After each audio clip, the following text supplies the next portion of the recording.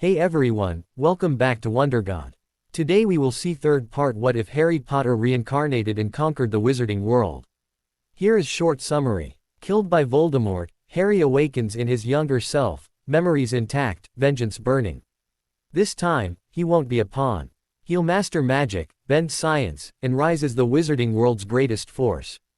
But before we begin, if you enjoy stories like this, make sure to subscribe to WonderGod and share it with your friends, because it really helps the channel grow. Now, let's begin the story. The Yule Ball was coming up and Harry's girls had insisted that Harry takes Luna, since she wasn't eligible to go otherwise. Neville had asked Hannah, who said yes instantly. The rest of the girls had gone to McGonagall to find out if they could take each other, or if Harry could take more than one date. But apparently it was frowned upon, since that would upset the numbers of the amount of people who would attend too much. In the end, the girls made it known that Harry already had a date and that they were available to ask. Harry suggested to Victor that he asks Hermione, and the rest of the girls all got dates, but they made Harry promise to dance with them all. Harry's dance card was getting full, though, since the Beauxbatons girls all had a similar request, as well as Minerva and Poppy. He'd humor them all, since he knew it meant so much to them, but he started to point people to Neville after that. He enjoyed dancing much more than Harry, after all. During McGonagall's dancing class, Neville helped her demonstrate. She had hoped Harry would assist, but realized he didn't want to draw any more attention to himself, so allowed it. Neville proved his worth quickly and many of the girls already had plans to ask him to dance. When Christmas arrived, Sirius had arranged for all the families to gather, as was becoming tradition, and Harry picked them up early in the morning so that they could spend the day together on the moon, again. The elves had been hard at work, and for the event, Harry had decided to relent and fix the gravity inside the warded area, so that they could enjoy the celebration without having to worry that their drinks will spill every time they toasted, which had happened the previous year. Sirius had even put down a plastic lawn, when he found them in a Muggle store, and the party was celebrated outdoors, with a small fireworks display, which Harry conjured as an illusion, since fireworks outside the boundary of the warded location would simply not work. Fire needed oxygen after all. Harry's gift to the ladies, this time around, were some necklaces he'd transfigured from the clear corundum. Since it was clear, they should go with everything. Harry had made them all unique and as intricate as he could imagine, while looking through brochures of such items, for inspiration. The silver, in which the gems were contained, had a spell on it, to change color as well, as an added feature, to suit the person wearing the item, so they could look like other colored gems. Neville had gotten a manly ring, with a large dark red ruby set in a dark silver metal. Luna's gift was a pair of new radish earrings, made of the same dark ruby. Harry received a bunch of gifts, mostly focused on magical knowledge, which were not necessarily useful, but definitely interesting. Theories and ideas, magical laws and principles that applied to certain magics, and even some stories and third-party accounts of things that had happened in the past, which Harry might use to help him in the planning phases of one of his many projects. Pansy had gotten him a ring, but warned that it was cursed. Apparently, once worn, it could never be taken off until a certain promise is fulfilled. It was apparently used in the old days as a promise to wed, and you'd wear it on your ring finger. Only once you married the person you promised to, would it be able to come off. It was still given sometimes, but never worn these days, as a symbol of the promise. The implication was clear. Her mother had likely suggested the ring. They were an old pureblood family with traditions, after all. The party only lasted a couple of hours, but by the time they had to leave to get ready for the ball, all the adults were glad that they had had time to see their family. After the Yule Ball there would still be 2 weeks holiday, and Harry had already promised to deliver a package for the Prime Minister that first week and to take a crew with him. Once they arrived back at Hogwarts, the girls rushed off to get ready. They all went to the Gryffindor girls' dorm, so that they could help each other. Harry's preparations were quick and easy. He'd decided on a single B-easted black tuxedo with a Chinese lapel. Screw traditional dress robes. He wore robes all year long, after all. He even took pity on Ron and transfigured his robes into something more appropriate. All those frills and the color simply didn't suit him. He was very grateful. Neville soon left, to go wait for Hannah by her dorm room, when he received a message from Hannah, saying she'd be ready in an hour.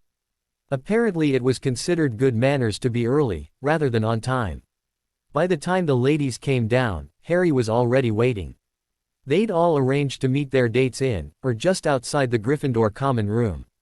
They all also looked fantastic, with their hair perfectly sculpted, minimalistic makeup and their dresses suitably outlining their salient features. They were all also wearing their new jewelry, which were colored to suit their dresses. A couple of boys were staring, as well, but when Harry looked around a couple of heads snapped up and away from their female attractions. He had realized that they looked beautiful before, but seeing them smiling at him in something other than what they had worn the last time around, just reminded him of how lucky he was. Luna had decided to go get dressed with the others and she looked fantastic in a dark blue dress, which hugged her slender form and accentuated her budding feminine curves.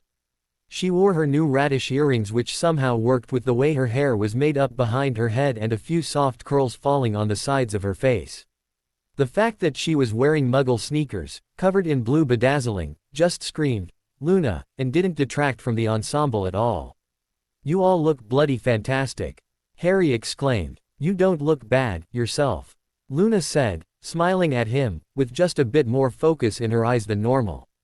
They all smiled prettily at him and he took Luna's arm, as he waited for the girls and their dates to get together and pleasantries to be exchanged, both in and outside of the common room, before they trooped down to the Great Hall, where the ball was set to be held.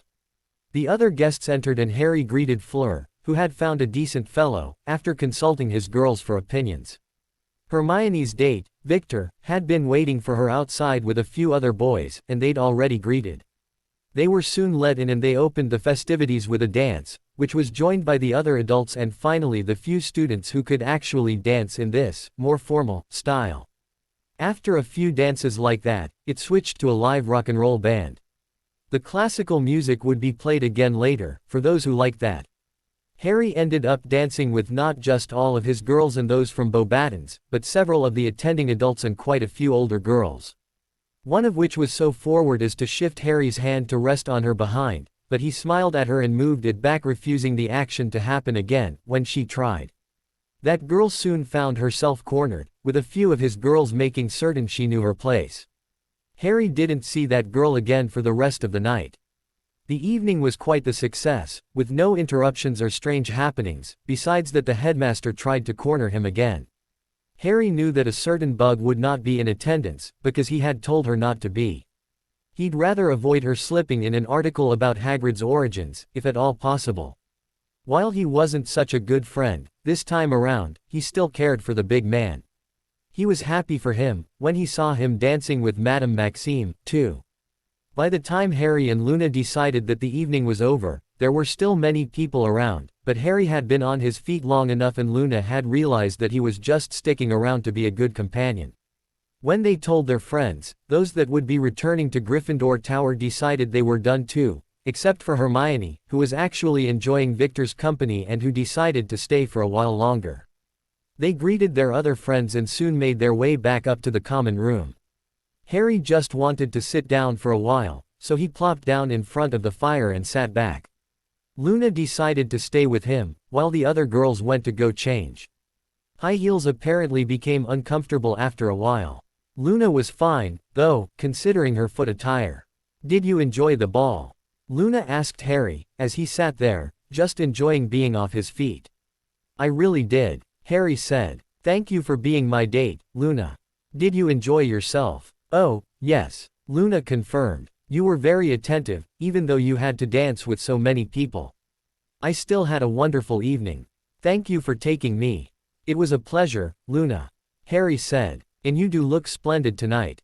"Parvati did my hair," Luna said. "She's good at that kind of stuff, especially now, with the tricks you taught us.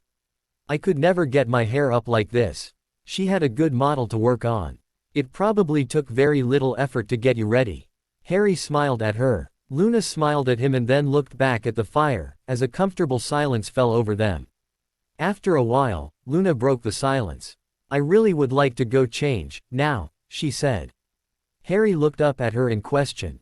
"Am I forgetting something?" he asked. "This was a date," Luna said. "You're supposed to walk me to the stairs and key me good night, if you enjoyed yourself." Harry wanted to remind her that they were not in an American movie, but decided to go with it, if that was what she wanted. He'd not ruin her first date by disappointing her, now. Of course, he said, as he got up and held a hand out for her to help her up. How rude of me, he apologized. He walked her to the stairs and she turned around, before asking again, did you enjoy the ball? Now Harry understood. She was trying to say goodnight, but she was probably shy and hoped he would initiate the key. I really did. Thank you for being my date, Luna. I hope we can do it again, sometime, he said, before stepping forward, and hugging her softly, while going in for the key. She tilted her head up and closed her eyes, as she had seen in all the romantic movies, and they keyed softly, for a couple of seconds, before she broke the key, and stepped back, with a smile. Her eyes were more focused than he could ever remember. I hope so too, she said. Good night, Harry. Then she turned around and walked up the steps, to her dorm. Harry smiled up at her, before turning and heading up to his room. He had no sooner entered the room, than his comm rang. He had left his comm in his room, to avoid being distracted. He hurried over and picked it up. It was Mr. Filch. Mr. Filch, is there a problem? He asked. Mr. Black. Mr. Filch said quickly. There's been an abduction. One of the students is missing and we can't find her. Who is it? Harry asked with a growing sensation of dread. It's Ginny Weasley. Filch said. There's a note, and it's addressed to you. Where are you? Harry asked, urgently. The note was left in the gardens. Filch said. We're here now. Harry didn't even respond. He ran over his bed and dived through the window, which opened for him as he approached. It was 10 seconds later that Harry landed next to Filch, and a couple of assembled professors. Filch didn't even seem shocked. He handed the note over to Harry. You will release all the prisoners in Lupin Penitentiary, or your pretty little friend dies. You have until sunrise. It wasn't signed, obviously. Harry shot back up into the sky, not speaking to anyone, and flew back to the Gryffindor common room, up the stairs to the girls' dorm and into Ginny's dorm, where Luna had just finished getting dressed, fortunately. Aren't you? Luna started. Sorry Luna. Ginny's been taken. Did she have her comm with her? He asked rapidly. She had a clutch. I think it was in there. Luna said, suddenly serious and adapting to the situation with a readiness that belied her normal dreamy behavior. Is she okay? She asked as Harry tried to summon for her comm with no response. She'd better be, Harry said darkly, before shooting out their window and flying for the ward line of the school. The moment he passed it, he stopped and apparated to Grimmauld Place, where he kept the index. He went looking for her name and found it, before starting to try and follow it to her current location. Hopefully she still had it on her. Harry, Remus said as he rushed into the room. What's going on? He asked as he saw the furious look on Harry's face. They abducted Ginny. Harry said. They want all the prisoners released, or she dies. Call J. Daniels. Harry heard Remus say. Harry had found it funny to find out Daniels' first name was actually Jack. Daniels didn't find it funny, though, so he used to be called J, before people started making the association anyway and he switched to Daniels. Daniels, get the security wolves here now. Harry is about to go looking for a person that abducted a friend. I don't know. Find out when you get here. Harry was finally able to connect to the device, but it had to be in a warded or hidden location, since he could not pick up where. He pulled up the image from the camera plate and sighed in relief. The comm was out of the bag and he couldn't hear sounds of any kind of torture or crying in the background. Hopefully the girl was just knocked out. He needed to connect the image to a plate he had on the bench where he kept the index for these kinds of things, but fortunately he didn't need to worry about them seeing or hearing him. Magicals had never heard about hacking, after all. Even though what he had just done wasn't considered hacking, since he owned the system and every connection to a degree. I've got an image. It looks like a stone roof. Harry said, looking at the image. Hold on Harry. Remus said urgently, knowing Harry was about to blindly apparate or make a portkey to where the image showed. We don't know what kind of opposition you'll be met with. The wolves will be here in just a minute. A minute for these people to realize that they could have some fun with her. I don't think so, Harry snarled. They both knew these people were very unlikely to release her, even if the demand was met. Remus placed a hand on Harry's shoulder. Harry, listen to me. Daniels and his team are trained for this kind of thing. Don't go making rash decisions. It could get her killed. That stopped Harry dead. He breathed hard for a few seconds, but then finally relented. Fine, he said. He wasn't idle though. If he had a minute, he had a minute to think. What did he need? He needed a better view, but he couldn't be heard or seen and he couldn't manipulate the view remotely. What did he have? How could he get a better view? Then an idea hit him. He quickly took a monitor plate and smashed it with his fist. He then took a thin shard and spelled it to be a recording disc connected to his giant high-quality recording diamond and started the recording. He then focused on what he saw and cast a portus on the shard, before flicking it and activating it. Hopefully the spin would see enough detail of the room. The quickly thought-out plan worked, fortunately, and the spinning recording disc appeared right over the comm. The disc landed face down on whatever surface it ended up on, but that hardly mattered. He had the recording, which he now stopped and rewound, before going through it in slow motion. It wasn't digital, though, so there were no flashes of moving pictures. It was in perfect quality and as the disc spun in the air, it got a thorough look at the room. That's about when Daniels and his security pack showed up, fully kitted out in combat gear and ready to act at a moment's notice. What do we have, sir? Daniels asked. One hostage, as far as I can tell. Remus said, as Harry looked through the footage and found a split second, where Ginny was visible, on the floor, through some bars. He didn't like seeing her passed out on stone. It reminded him of the chamber. The wolves looked at the image, from right behind Harry, who was manipulating the view. Harry was able to come up with a way to see in, but it was only for a moment, so we don't know if you'll appear with hostiles in the room. Your first priority is the hostage. Remus continued. Any hostiles you can take after that, is a bonus. Live captives are preferable. Get the hostage out first. Then, get the bastards and secure the location. Harry quickly grabbed Daniels by the arm and shoved a piece of the table he had broken off and turned into a portkey, to a location on the far side of the dungeon, to make as little noise as possible on entry. Send her back with this. It's two-way, he said. You get this done, and you get to help me hunt and kill a 1,000-year-old basilisk. Thank you, Mr. Black. Daniels said, with a wicked grin. The wolves like the hunt, even as humans. I'll be keeping you to it. Then he turned to his men and had them all touch the portkey, before Harry activated it.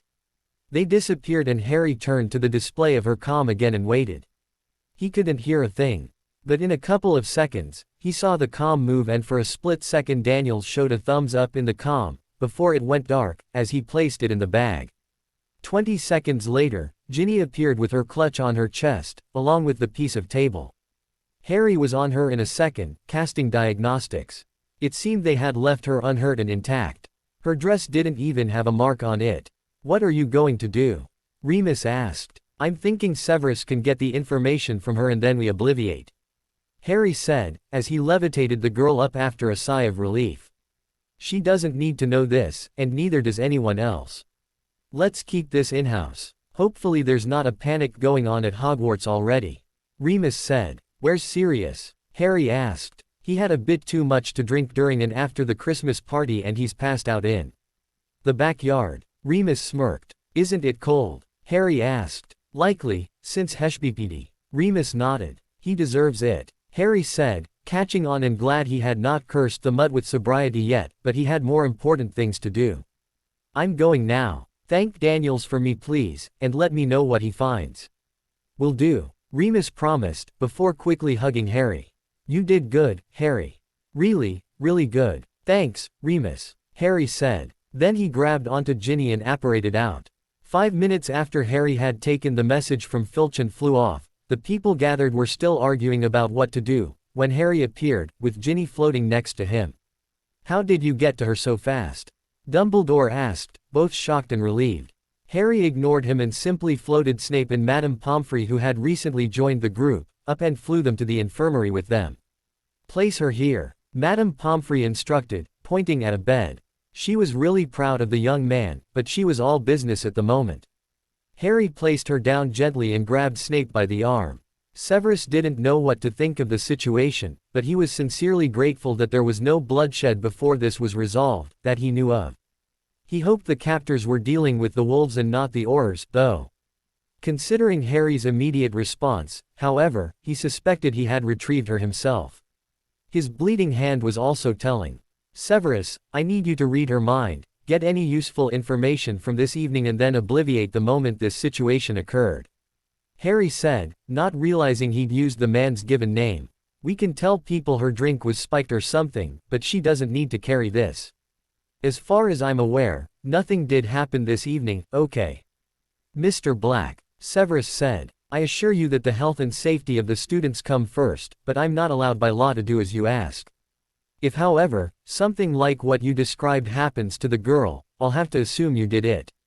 Are we clear? Crystal, Harry said, I did it. Whatever. He said. Then he took a breath and said, thank you, Professor Snape. She won't know that she owes you, but I will. And me, Madame Pomfrey said, but I agree with Harry. She doesn't need to carry that. Fine, Severus agreed, before he walked to the bed to do as requested. Harry made to turn around and leave, but Poppy would have none of it. She grabbed the boy in a hug and held him tight. You are that girl's hero, even if she'll never know that either. And you make me more proud than you know, she said as she squeezed him. Thank you, Auntie Poppy, Harry said, as his tension suddenly started to leave him. When he let go, she saw he had a bleeding hand. Let me fix that up, real quick, Poppy insisted as she took his hand and inspected it. You were careful, weren't you? She asked, summoning a small fragment of glass from his fist and repairing the damage with a simple spell for small cuts. The wolves handled the extraction. Harry said, I simply found the location and sent them along. Did Daniels lead? She asked conversationally as she cleaned up the remaining blood with a bit of conjured water and a kerchief from her pocket. He is head of security. Harry nodded. Good, Poppy said. There you go, she said as she finished with his hand after another diagnostic spell, just to be sure. Go off to bed now. We can handle things from here. Harry nodded and left, flying up to the tower again and to the girls' dorm, from where he had exited. Is she okay? Luna asked instantly. To Harry it seemed like she hadn't moved at all. Like she hadn't moved from the spot, since Harry departed. She's back at Hogwarts, Harry said. We're going to memory wipe her, so she won't remember this happening. Luna nodded after a couple of seconds and then smiled at him. You're a good friend to her, she said as she walked up to him and hugged his middle since he was floating, trying to avoid the wards that would detect him. Come down here, so that I can key you, silly, she said, as she let go and looked up at him. Harry obliged and went horizontal, so his face was before her. She grabbed onto his neck and keyed at him deeply. When she finally broke the key, she was blushing but smiling too. What was that for? Harry asked. Being who you are, Luna shrugged. Ginny won't remember to thank you, so I thought I should. Harry smiled at her for another second before waving goodbye and going out through the window again. Snape came through for them and found the culprit. He merely confirmed what the wolves had already found, though. While Ginny was taken to the Minister of Magic's vacation home, it was done by none other than Senior Undersecretary Dolores Umbridge. She had been hearing Fudge's complaints about how much power Marauders Inc. had been gathering, and the article that shamed Dumbledore was gaining a lot of support for Harry Black and those in his camp. Dolores Umbridge, after being arrested publicly by the wolves, was heard screaming obscenities, calling them cursed dark creatures who was not allowed to touch someone of her station. That didn't save her. She was dragged away kicking and screaming. The Aurors had shown up, but the wolves were an organization supported by the Crown, so they had no right to interfere. Dolores Umbridge was taken through the normal hearing. To ensure nobody could complain, Fudge had been invited publicly to attend the trial of his undersecretary and he was forced to go, to save face. The next day, the Daily Prophet released an article, where Fudge declared that he had no part in her plans to attack and capture, by means of an imperious curse, a pureblood girl, to free all the criminals in Lupin Penitentiary. Dolores had wormed her way into becoming the minister's guest and had acted alone, unfortunately, so the corrupt politician stayed in power, but he lost a lot of credibility, so the man quickly decided to fly the Marauders' banner and thanked them for their diligent work in assisting to stop the misdeeds of his misguided undersecretary. To hear him say it, he informed them himself to do what was necessary. Dolores was incarcerated for life imprisonment, for the unforgivable, taking a hostage and threatening her life in an attempt to free convicted criminals. Sirius, knowing how to play the game, allowed the man his moment, keeping that card in his hand, for the right moment. Remus's wolves had heard a fair deal of Fudge's corruption, but he was careful to keep his nose clean, never really ever saying anything that may come back and bite him. His campaign contributions may have swayed a vote or opinion here and there, but never did he cast the first vote, and his lackeys and supporters always knew which way the tide was meant to go, so that he could look like he was simply following said tide. Ginny Weasley was none the wiser and continued life as normal, thinking she had had a wonderful time at the ball, even though she didn't remember the end all that well. When Harry returned home the next day for the rest of the Christmas holiday, he was greeted by an enthusiastic pair of guardians. They celebrated his success with a sushi dinner, something Harry hadn't had in a while, but Remus's skills hadn't slipped in the slightest. In fact, it seemed they'd only improved. When Harry showed them his latest inventions, they were shocked to find out that his little gadget could, with a bit of training, increase their own wandless capabilities and extend their range even further. Harry didn't intend on using these items, but produced one for each of them. The laser was still not something he wanted too many people to have, and until he could somehow change its effect, to not threaten people's sight, when used, he'd not be making any more. He was still worried about Hagrid slipping up, but had to concede that the man was always careful to protect his students and, while he may not be someone to trust with your secrets, he was a gentle soul, who would ensure the steps were followed to protect the children. He soon fell back into his research on lasers and different kinds of gems to use for his laser. That's when he discovered something interesting. Blue diamonds were said to be the only conductive gem in the world. The problem was, you needed a specific element to make those. An element named boron, which was a chemical metal element, which only occurred in nature due to cosmic rays, which happened as a result of supernovas in distant stars. This all sounded like something that came from a comic book, so Harry had done the research and found that it was actually factual. The largest refiners of the element was based in Turkey, so Harry would either have to steal it, or he could ask his good friend, the Prime Minister, to try and procure a sample for him. The Prime Minister, having the pull he had, was able to procure the element, though Marauders Inc. had ended up paying for it. It wasn't cheap either. Harry would have to wait before he could apply the theory, since the element would still take a while to acquire. In the meanwhile, he was working on his new spacecraft.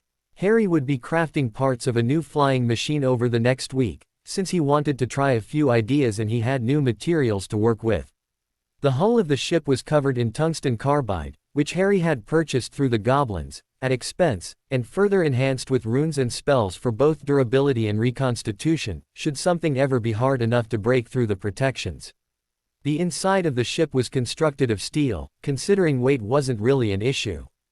The ship itself, while shrunk down, was already big on the outside and looked like a rectangular 2-meter thick, at its widest end, 4-meter wide, 15-meter long triangle, with no discernible windows, except for tiny pieces of reinforced diamond in strategic locations, which would be spelled to be used for an outside view.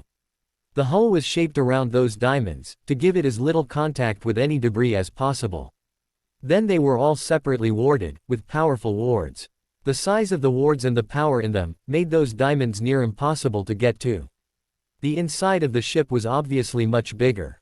Harry had actually built the thing 10 times larger than what the outside appeared, before it had been shrunk, allowing the inside to be expanded much further, not that he'd expanded it yet.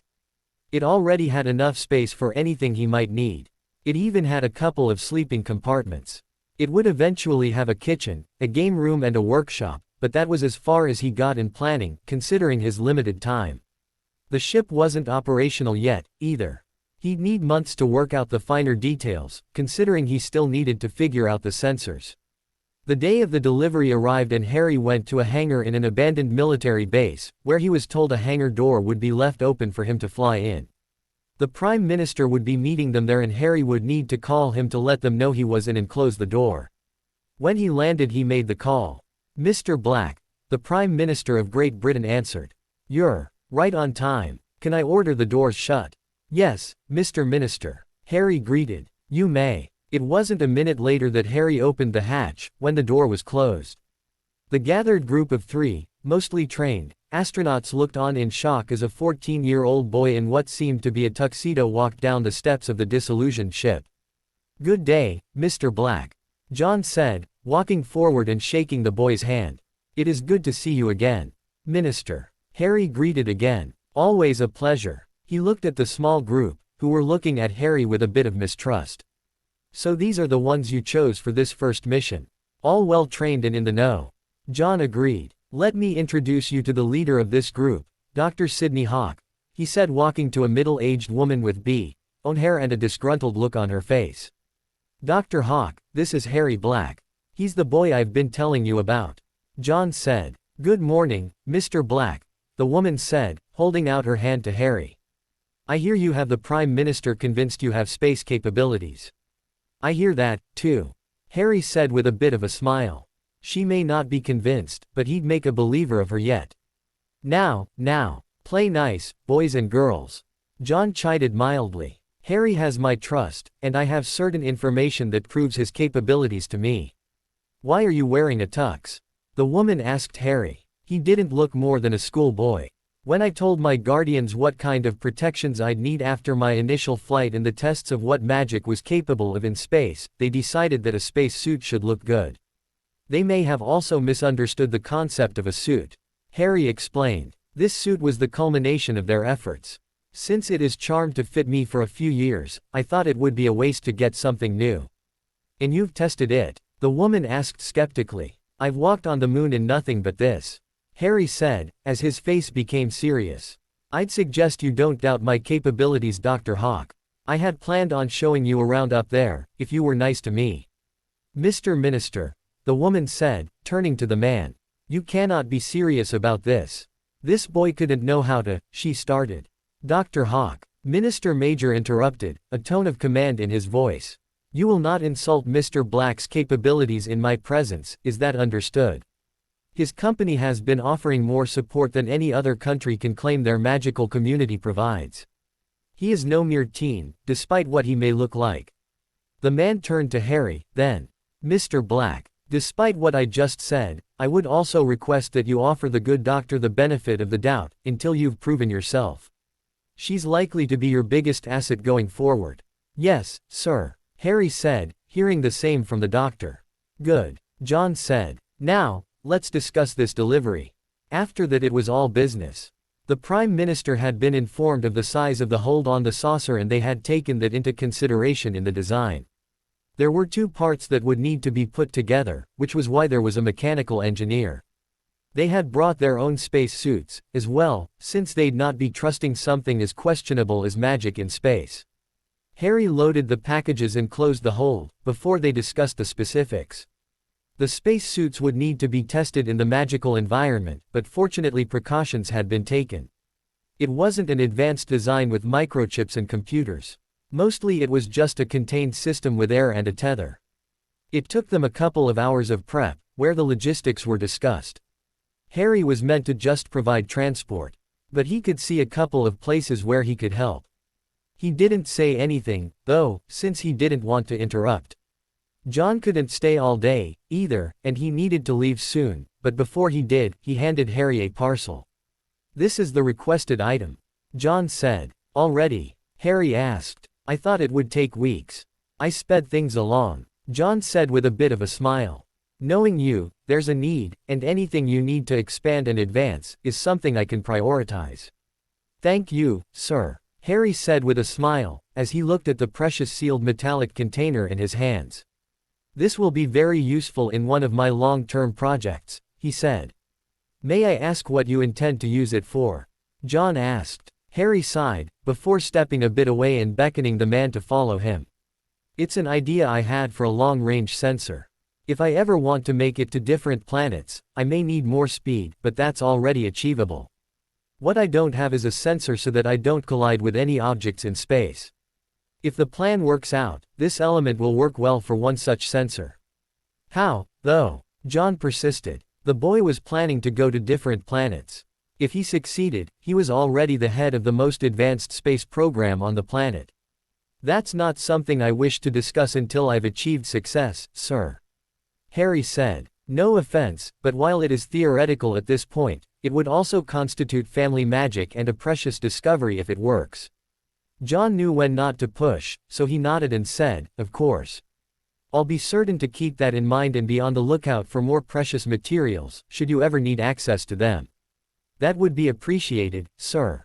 Harry said. Knowing where to find things when I need them would be very useful to me. He would not mention that he had other means to get most of what he needed and an actual plan to be able to produce, if not procure, his own materials. John left after that, thinking of how lucky he had been to meet the lad and befriend him. The things this boy could and would do excited him. Every meeting with him just had more surprises and possibilities. When they were finally ready to depart, Harry was tired of all the talking and led the way onto the still disillusioned ship. He went around and ensured everyone was buckled in, having to tell Dr. Hawk that she was going to have to take a seat with the rest, rather than observe him as he used the controls to pilot the ship. He was no idiot. He'd keep the actual operation of the ship to himself for the time being.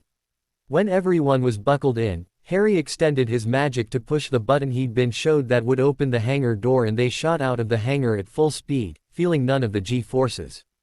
How is this possible? Dr. Hawk asked, in shock as they angled upward and felt nothing change in the gravity of the ship.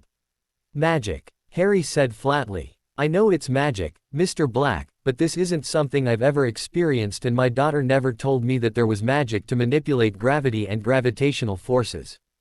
Dr. Hawk said. That's because I invented the system based off of an Egyptian magic that would flip gravity in their crypts, to separate and confuse people who came looking for buried treasure.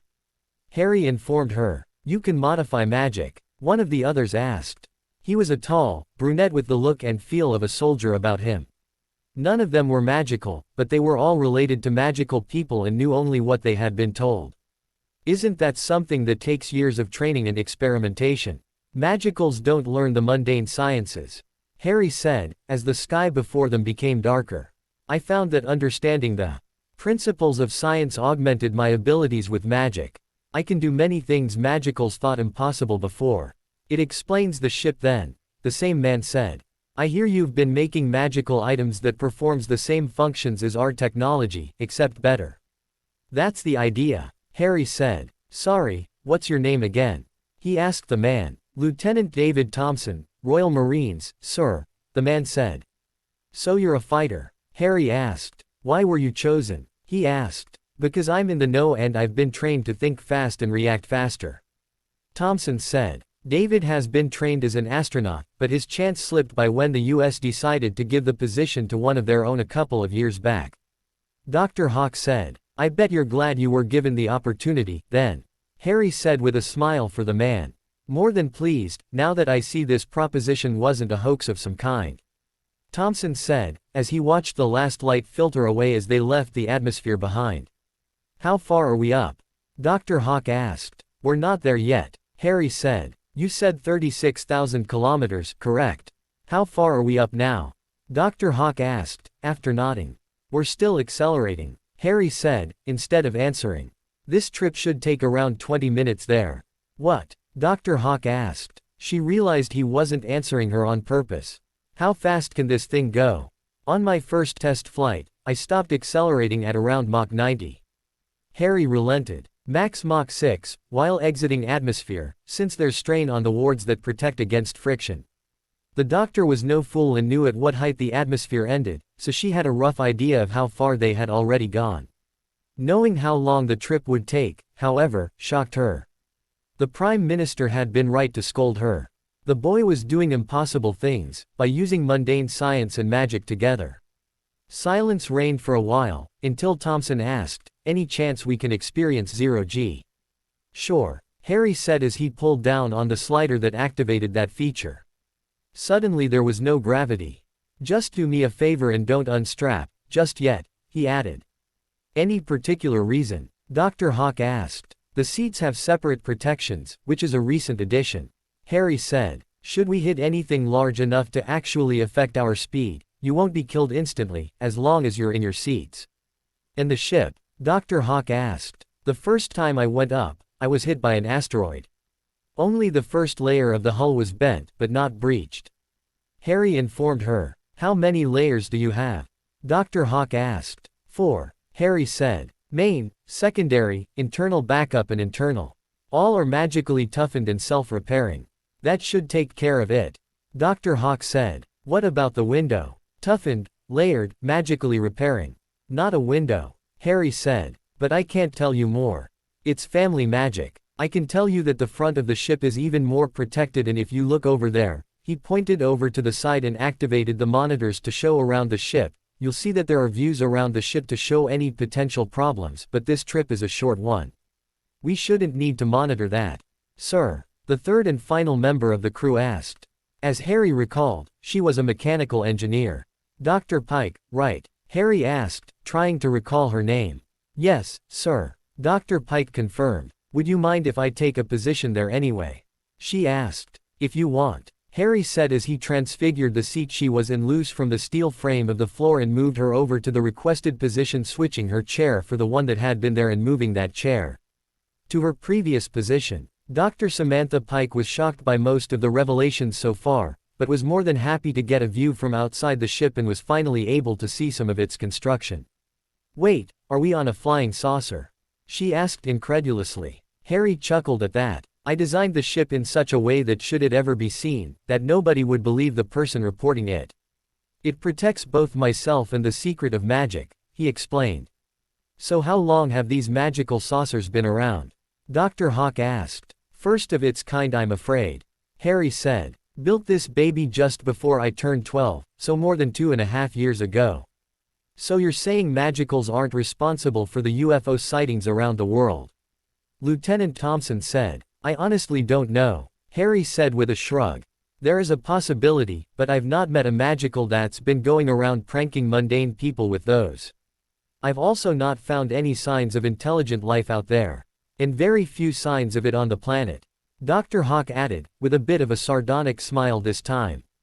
People have different interests, Harry said. They tend to excel at what they focus on. Just because people don't think like I do, doesn't mean I consider them stupid. That's not what I meant. Dr. Hawk said. People are killing the planet and most people know it, but nobody does anything about it. I agree, Harry said, but it would take very little effort to create a magical system to start countering the carbon dioxide in the air and start reducing the greenhouse effect. You can do that? Dr. Pike asked. Why aren't you? She demanded. Who says it's not in the plans? Harry countered. I just need to work out a way to get awareness out that it's being done, while keeping the ICW from figuring out it's a magical solution. Wouldn't want to be arrested for trying to save the planet, after all. Why raise awareness? Dr. Pike asked. To ensure that people don't continue as they have or start acting worse. Dr. Hawk said, with a calculating look. You're not just some smart kid, are you? Nope, Harry said. Care to elaborate on that? Dr. Hawk asked. Nope, Harry said again, still just focusing on the forward view and the odometer. Are you protecting secrets, or are you somehow already breaking laws that would get you arrested? Dr. Hawk pressed. Trade secret, Harry said. What would it take for you to tell us? Dr. Hawk asked, finally. Magically binding contracts, Harry said easily. He'd been working his way toward that for a while. Hermione had finally relented and told him her method, after making him promise not to abuse the power, and he'd made that promise easily. You can bind non-magicals by a magical contract. Dr. Hawk asked. Is that legal? Nope, Harry said, again. They were getting tired of that word rather quickly. Listen, we're all on this trip for a mission. How about we focus on that for a bit, yeah? He offered. The crew were not all happy about it, but nodded in acceptance and they soon arrived on the drop-off site. We're here, Harry said, as he stopped the ship and started turning them. Dr. Hawk, if you'd please join me and help me attain the correct speed. I believe you are the one in charge of trajectory and getting the satellite at the correct speed and in the right location.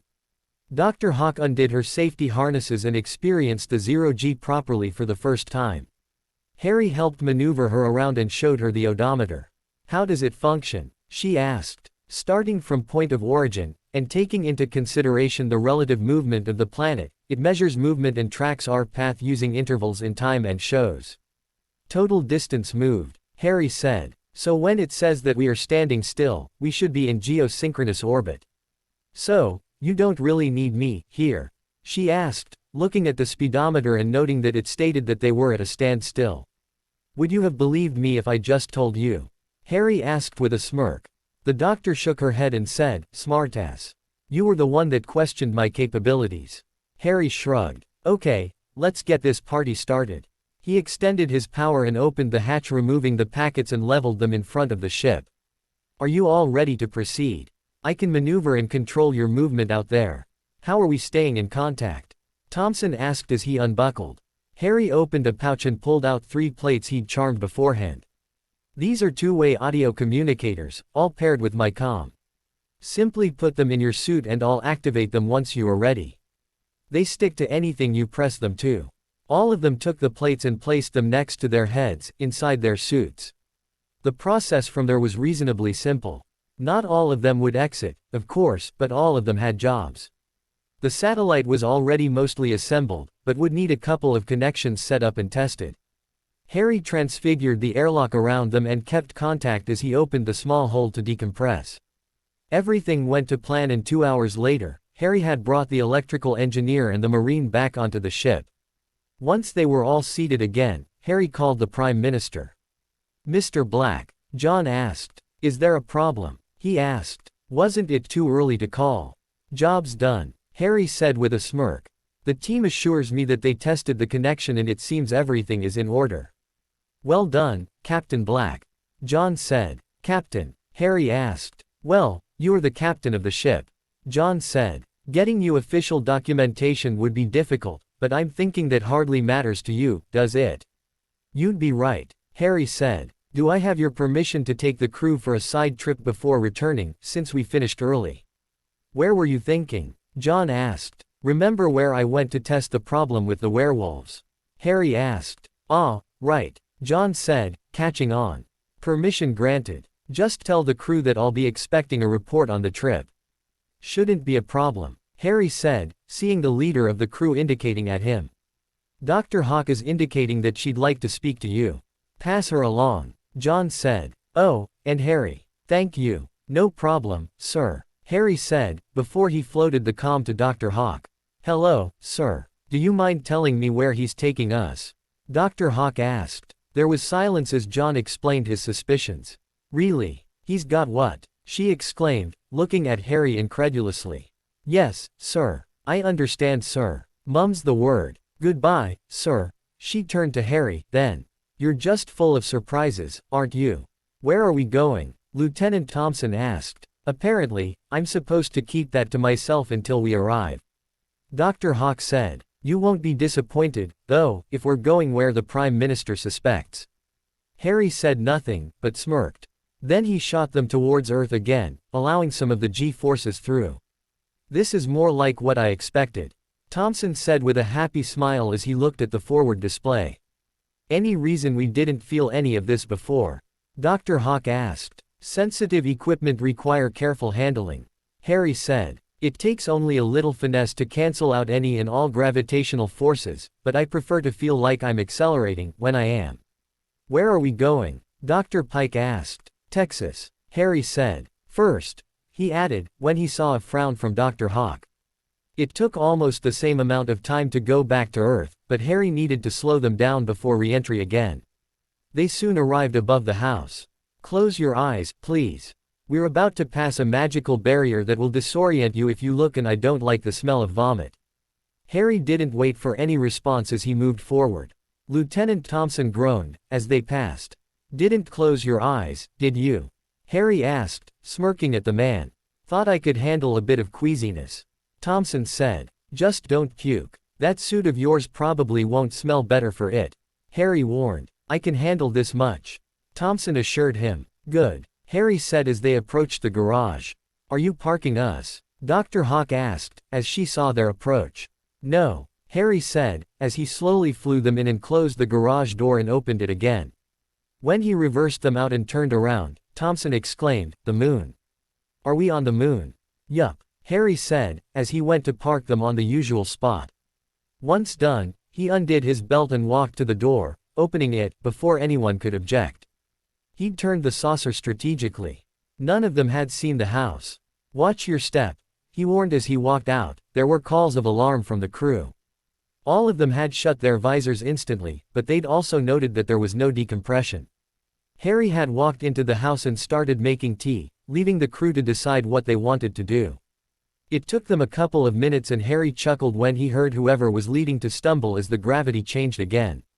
He'd returned the gravity on the property around the house back to the normal lunar gravity, after all. Ouch. Dr. Hawk said. I warned you to watch your step. Harry said. You could have warned us about the house having different gravity, too. Dr. Hawk said. Do you have any idea how much these suits weigh? Actually, I do. Harry said as he picked her up with one hand.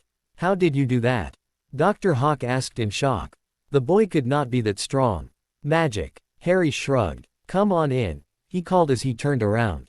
Gravity is 1g in here, so be careful, she called as she started following him.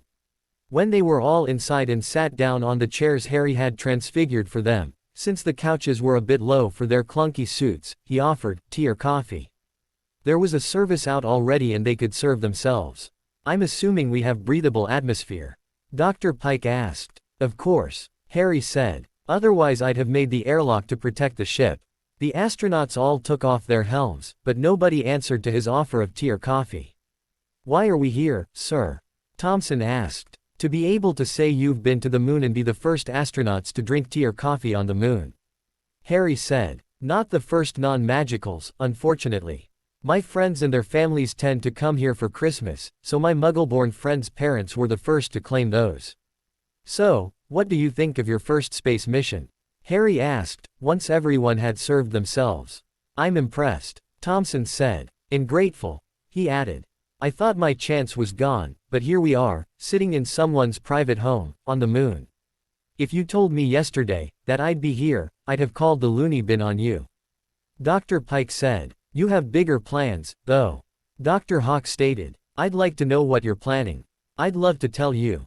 Harry said. Seriously. You all seem capable, and Dr. Hawk, you seem very intelligent, but I need to protect my family, so I can't tell you things that you may one day report on. And we have to report back to the Prime Minister.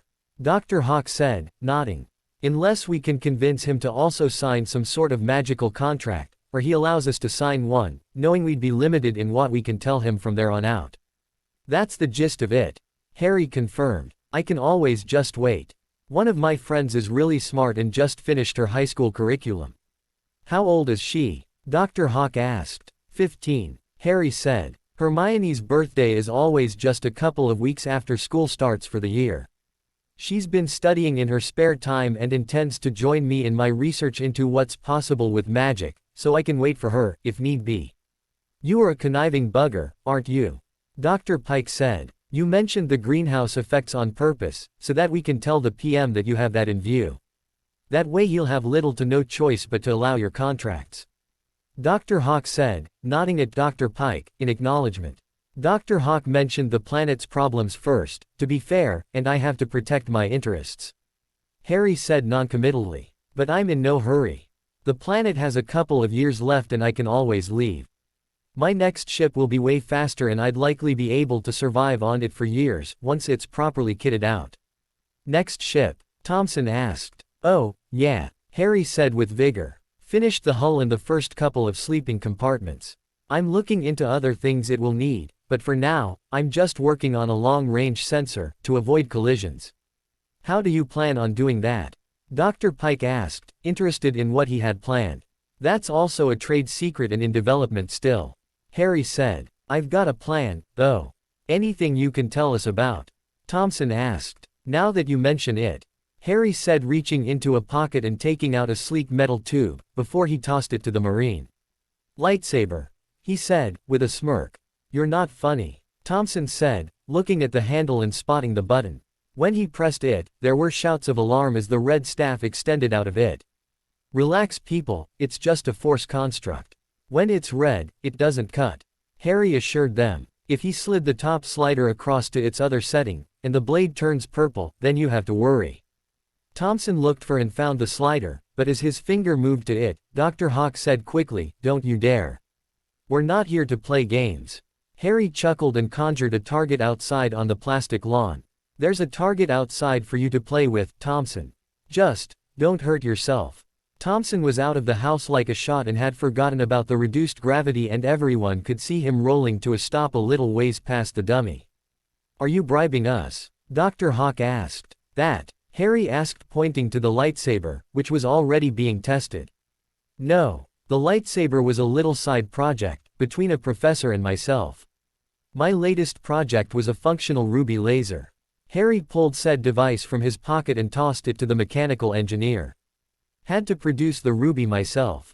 That took a bit of doing, but I've got the proper quantities down. Don't switch that on, Dr. Hawk instructed. I can't, Dr. Pike said. There's no buttons on this thing.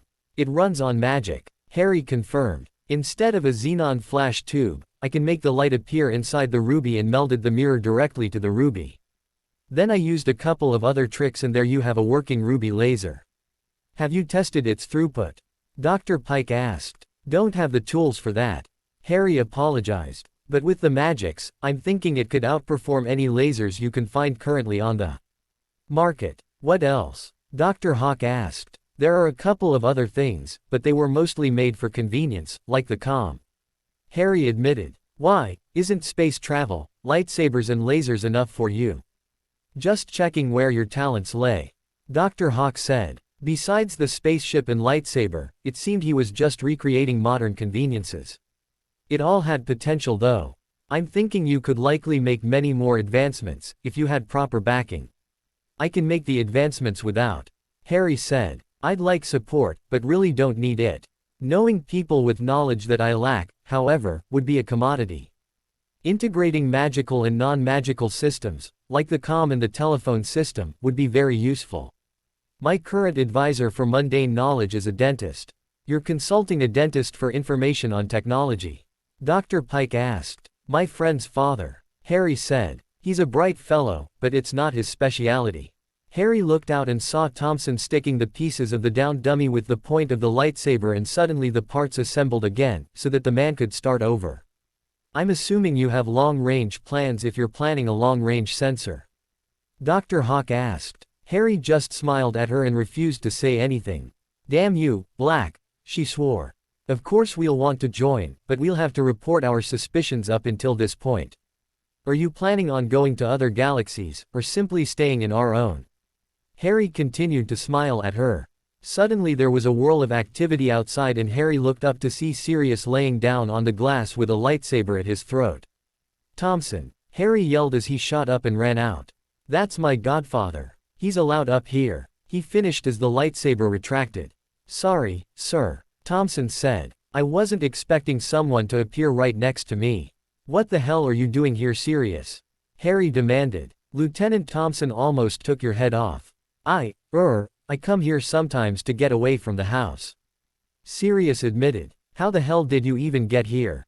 Harry demanded. Portkey. Sirius asked. And how did you know that it would work? Harry asked. I've been doing it for months. Sirius shrugged, once Harry stopped screaming at him. I know I promised not to experiment, but it's a portkey, right? Did you at least take precautions, in case the magic failed to go the distance? Harry asked exasperatedly. Of course, Sirius said. My current, oh, right. My other outfit was enchanted like your space suit. But I did wear it the first few times and I always have a return portkey in case I got stuck. He added quickly. Damn it, Sirius. Harry said, punching his shoulder, not too softly either. I warned you. We don't know what would happen if something unexpected happened mid-transport. You can't simply do these things.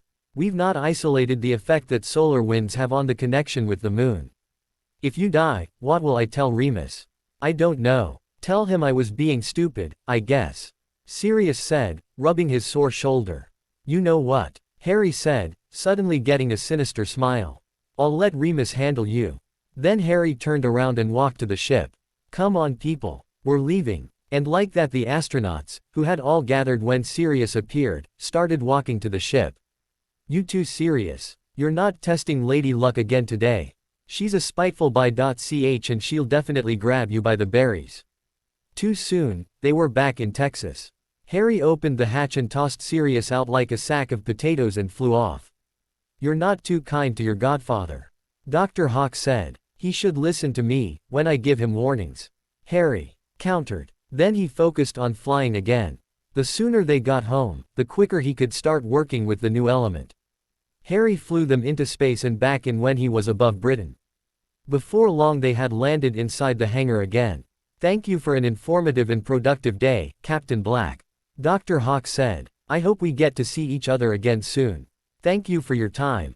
Harry returned. I'm hoping this will be the start of a productive working relationship. Harry greeted the other two and took back his lightsaber, when the Marine tried to walk away with it, shaking his head in amusement. Perhaps the man would like to meet Charlie. It seemed to him that they might get along, simply based on their love for the weapon. Harry then left, while the other three went to write up reports. Harry soon arrived back home and went straight to his workshop. He'd already purchased the required ingredient. He started as he had before. He made a diamond first. Despite what people may think, this wasn't a simple process. He couldn't just make a whole metric ton of the stuff as he wanted. He made a thin layer of diamond at a time, since the amounts of pressure and power needed to make diamond was immense. Then he'd make another layer, and so on, and so forth. Until he had enough to transfigure into one construct. Considering his experience with the rubies, Harry used the same amount of the boron as the chromium he'd needed to make the rubies. It was little more than a trace amount, meaning he'd have enough boron to make quite a few blue diamonds, if the process worked, which it did. He looked at the finished product and smiled. He could feel that this was different than the other gems he'd made. He hurriedly made a new laser and went through the vanishing room to Texas. Once there, he donned his glasses and took aim at a target. Casting the light spell with very little power, he got a visible blue laser dot. Pulsing the light heated the boulder up on the contact point, which was expected. A prolonged beam actually made the contact point melt after a while, and he wasn't even using a lot of power. Awesome, Harry whispered. Now, all he needed was to see if magic would be transported via the beam. Keeping the laser pointer on the boulder, he focused a tendril of his power in front of the laser and channeled a banishing spell into the beam. The boulder didn't roll away as expected. Instead it splintered into many pieces as the contact point was banished while the rest of the boulder stayed behind. Scientifically speaking, he'd just sent a bit of force, large enough to banish the waist-high boulder rolling back for a few meters, into a pinpoint. So, he'd made a gun. That was interesting. He cast a repair spell at the boulder normally and it reformed. Then he pointed the laser at the boulder again. A levitation charm seemed to work like normal, lifting the boulder at the contact point. It rolled first, till that point was pointing up, however, and lifted up from there. It seemed that the laser point became the focal point of the magic. Having a wild idea, he stopped feeding light into the gem and focused a spell directly into the gem. When the spell left the device this time, it looked like normal spell fire. Very interesting. His theory of how wands worked was holding water. Now, however, he needed a different test. He needed to see how distances fared, which was the whole point of the item after all. How to test though? He ended up calling Daniels. Mr. Black, Daniels asked as his face appeared above the comm. Hey Daniels, Harry said. Seriously, when are you going to start calling me by my name? I am. Daniels smirked. Fine. Harry sighed. Listen, do you by any chance have a pair of strong binoculars or a telescope for me? I can get you either. Daniels said. You're not planning on snooping, are you? It's for a test I'm running on a new tool. Harry said. Where are you? Daniels said. Texas end of the vanishing room. Harry said. I'll be there shortly. Daniels said, before ending the call. Daniels showed up with both items in hand, and when Harry explained to him what he had been doing, Daniels left again and came back with a scope, which looked like it belonged mounted on a sniper rifle. It turned out that that's exactly where it did come from. He wouldn't tell Harry where he'd gotten it from, though, so Harry suspected it wasn't necessarily legal. Daniels proceeded to mount the scope and then, having Harry add a bit of light to make the laser pointer appear, adjusted it till it was precisely on target at 100 meters. There you go, sir. He said as he handed it back to Harry. Mind if I stay for the test? He asked. Fine by me, Harry said. The farm was on a small hill, so they could see for quite a distance, and Harry picked a piece of wall that was part of the fencing from one of the neighboring farms. Do you see the dot? Harry asked as he steadied the laser magically. Not yet. Oh, there it is. Got it, sir. Daniels said as he looked through the binoculars. What are you expecting to happen? If the theory works, my spell should reach the target instantly when I cast it, by moving in, on, or around the beam of light.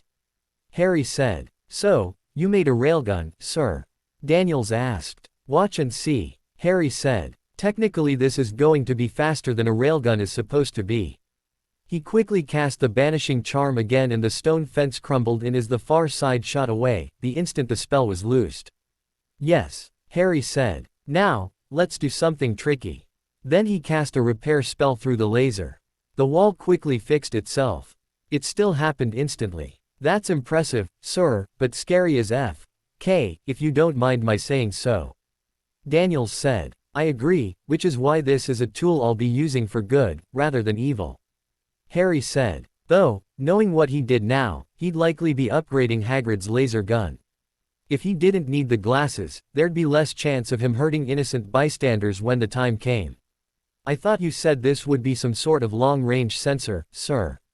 Daniels asked. That's the idea, Daniels. Harry said. Since magic can move through this at the speed of light, as long as I'm not, it will be able to send spells ahead of me, carried by the light. Fortunately the spell doesn't do more damage than the power I'm putting in, otherwise that fence and the property beyond it would have been destroyed by that simple spell. So, no extra power, just extra speed. Daniels asked. Why did the wall break apart, then? The whole spell hit the wall on the tiny spot where the light shone. Harry said. So, like a gun, then. Daniels confirmed. Smaller, but yes. That's the general concept. Harry agreed. That's even scarier, then. Daniels said. In making a new tool, you've probably created the world's most precise and deadly weapon as well. Lasers have been around for a while. Harry said. They just don't work as quick or as hard. Let's rather make sure this falls under family magic and hope your process never comes out. Daniels said. If this became common knowledge, you'd never see an attack coming. Let's be glad that our enemies aren't the ones with this then, right? Harry offered. That's a good point, sir. Daniels agreed. I'll probably make you one, though. Harry mused. A weapon, I mean. I like you with teeth. I'm fine with the lightsaber, sir. Daniels declined. Wolves aren't really long-distance assassins. You can choose to fire stunners, you know. Harry pointed out. Still, I'd rather not be tempted. Daniels persisted. Fair enough, Harry said. He was actually impressed by the man's persistence. Harry started working on another couple of projects after that, knowing he only had a week left, before school started again. The first thing he did was ask Bill to investigate how the ring Pansy had given him worked. He wanted to and could use that curse as a blessing, and he intended to do just that. Then he started working on a gift for Hagrid. It would be a replacement for his gun's ruby heart, with a new feature or 3. By the time school started, Harry had a few gifts to hand out to his girls. What's this? Parvati asked, looking at the small box in her hand. Before any of you open that, let me explain. Harry said quickly. Remember that device I made near the end of the year, which allows for easier control over wandless magic? He got nods all around. Well, I decided to play with that idea. Inside those boxes, you'll find what is commonly referred to in the Muggle world as a mood ring. What those do, is change color according to your mood. I looked around and found a spell that can actually do the same, but it's just as unreliable as the Muggle variety. Inside the stone on the ring, however, there's an EMF emitter, much like the one I made that time. They're just shrunken down and encased in the stone. The contact points to power the EMF emitter is under the stone and on the other side of your ring. All you should have to do, is learn the principle and then send power into the stone. Your magic will then circulate around the coil and exit on the bottom of the ring, back into you. The difference here is, I want you all to have these on you at all times, with no way for you to ever be disarmed, so, I had them cursed. Harry finished lamely. What do you mean cursed? Pansy asked, suspecting she knew where this was going. It's like the ring you got me. Harry said, confirming her suspicion. Except that the spell is set to whatever promise you make, instead of marriage. So if you say, for example, I promise to one day write my name backwards and sing the Hogwarts school song, all you'd have to do to remove the ring, is that. He finished. He'd considered using blue diamonds, but thought that that would make the ring too valuable. If people thought it was valuable, they'd cut the finger off to get the ring. Perhaps their wedding rings could be made that way. So, it's like a password, without which the ring cannot be removed. Hermione said in understanding. That's actually a very clever idea. Thanks for sounding shocked, Hermione. I love knowing that you feel that way about me. Harry joked. You know what I mean. Hermione said. It's really well thought out and gives us an advantage to protect ourselves. Thank you, Harry, she said as she opened the box and saw the plain-looking stainless steel ring with a black stone on top. The girls soon took out their rings and started discussing their passwords. I'd suggest you keep your passwords secret, too, Harry suggested. It's just better, in case one of us is ever compromised. Harry, Luna asked, would this not also block spells like that other one did? Low-powered ones, yes, actually. While you're channeling it, at least. Harry added, I found that stronger spells, like cutting and body-binding spells can go through, if cast with enough power. That's still useful, Luna pointed out, before she got up and excused herself to go to the bathroom. When she came back, she had her ring on. Hermione was the first to catch on and left soon after Luna arrived, followed by the rest of the girls as they all wanted to set their passwords. Neville had not received a ring and was feeling slightly left out, until Harry held out his hand. Pass me your ring, Neville, he said. I can modify yours and cast the curse on it for you. Neville smiled then and pulled off his ring. He really loved that ring. It was thick and heavy and made him feel manly and successful. He didn't really know why. It was actually something Harry had mentioned. He'd used a little suggestion to make Neville feel manlier when he wore it. The story Harry had spun was that knights of old and people of power often received rings like that as gifts for feats of strength and endurance. It was just a little confidence booster. When Harry was done modifying the ring and silently cursing it, he had a little piece of ruby left and handed it to Neville. That was what was ejected after I placed the EMF emitter in the ruby. I also added a reflective coating inside the ruby, so that people can't see the transmitter in there. I suggest you hold onto that and maybe someday, you can have it set in a gift for Hannah. Tell her it's from your ring and make it special that way. That's a brilliant idea, Neville enthused, before levitating his trunk down and placing the small ruby inside, along with other small knick-knacks he'd acquired over the years. Then he levitated it back up and went to the bathroom, to make his own promise. What about you, Harry? Hermione asked, looking for a ring on his hand and finding none. I've got something else, Harry said, putting his right pointer finger on his left middle finger's base, where a ring slipped from invisibility. This one uses a new trick I perfected over the holiday, he said. It was a simple stainless steel ring, with the Marauder's ink icon. What nobody could see was the needlepoint thin hole, right in the center of the moon. Inside it, there was a mirrored chamber, with a small blue diamond. What's it do? Pansy asked. I'll show you one day, Harry said. Pansy didn't like that answer, so she got up and leaned over him. Then she whispered in a husky voice, can I try and persuade you? Pansy. Hermione objected, having heard. It's my job to know how to seduce my man, Pansy said easily, as she turned and sat down in his lap, throwing an arm over his shoulders. And Harry is notoriously difficult to seduce, considering those pesky occlumency skills. Oh, I assure you, Pansy, the only reason I'm not feeling you up right now, is because of those skills, Harry said honestly. Her arm around his neck had pressed her chest up against his and he could feel that she was pressing into him on purpose. That's great to know, Pansy whispered again. I'd love to see your reaction without those protections in place one of these days. That's enough, Pansy, Harry said. I hear Neville approaching. Let's rather not scare him with your antics, he asked with a raised eyebrow. Not that I don't appreciate having a beautiful girl in my lap. She smiled at his words, but obediently got up and moved to her seat, before Neville came back, which happened a couple of seconds later. Did I miss anything? He asked. Actually, I was just about to show the girls a gift I made for Hagrid, Harry said. He stuck a hand into an expanded pocket, one he added specifically for this purpose, and pulled out the large wand he had crafted for the man. That's beautiful, most of the girls said. How is that a wand?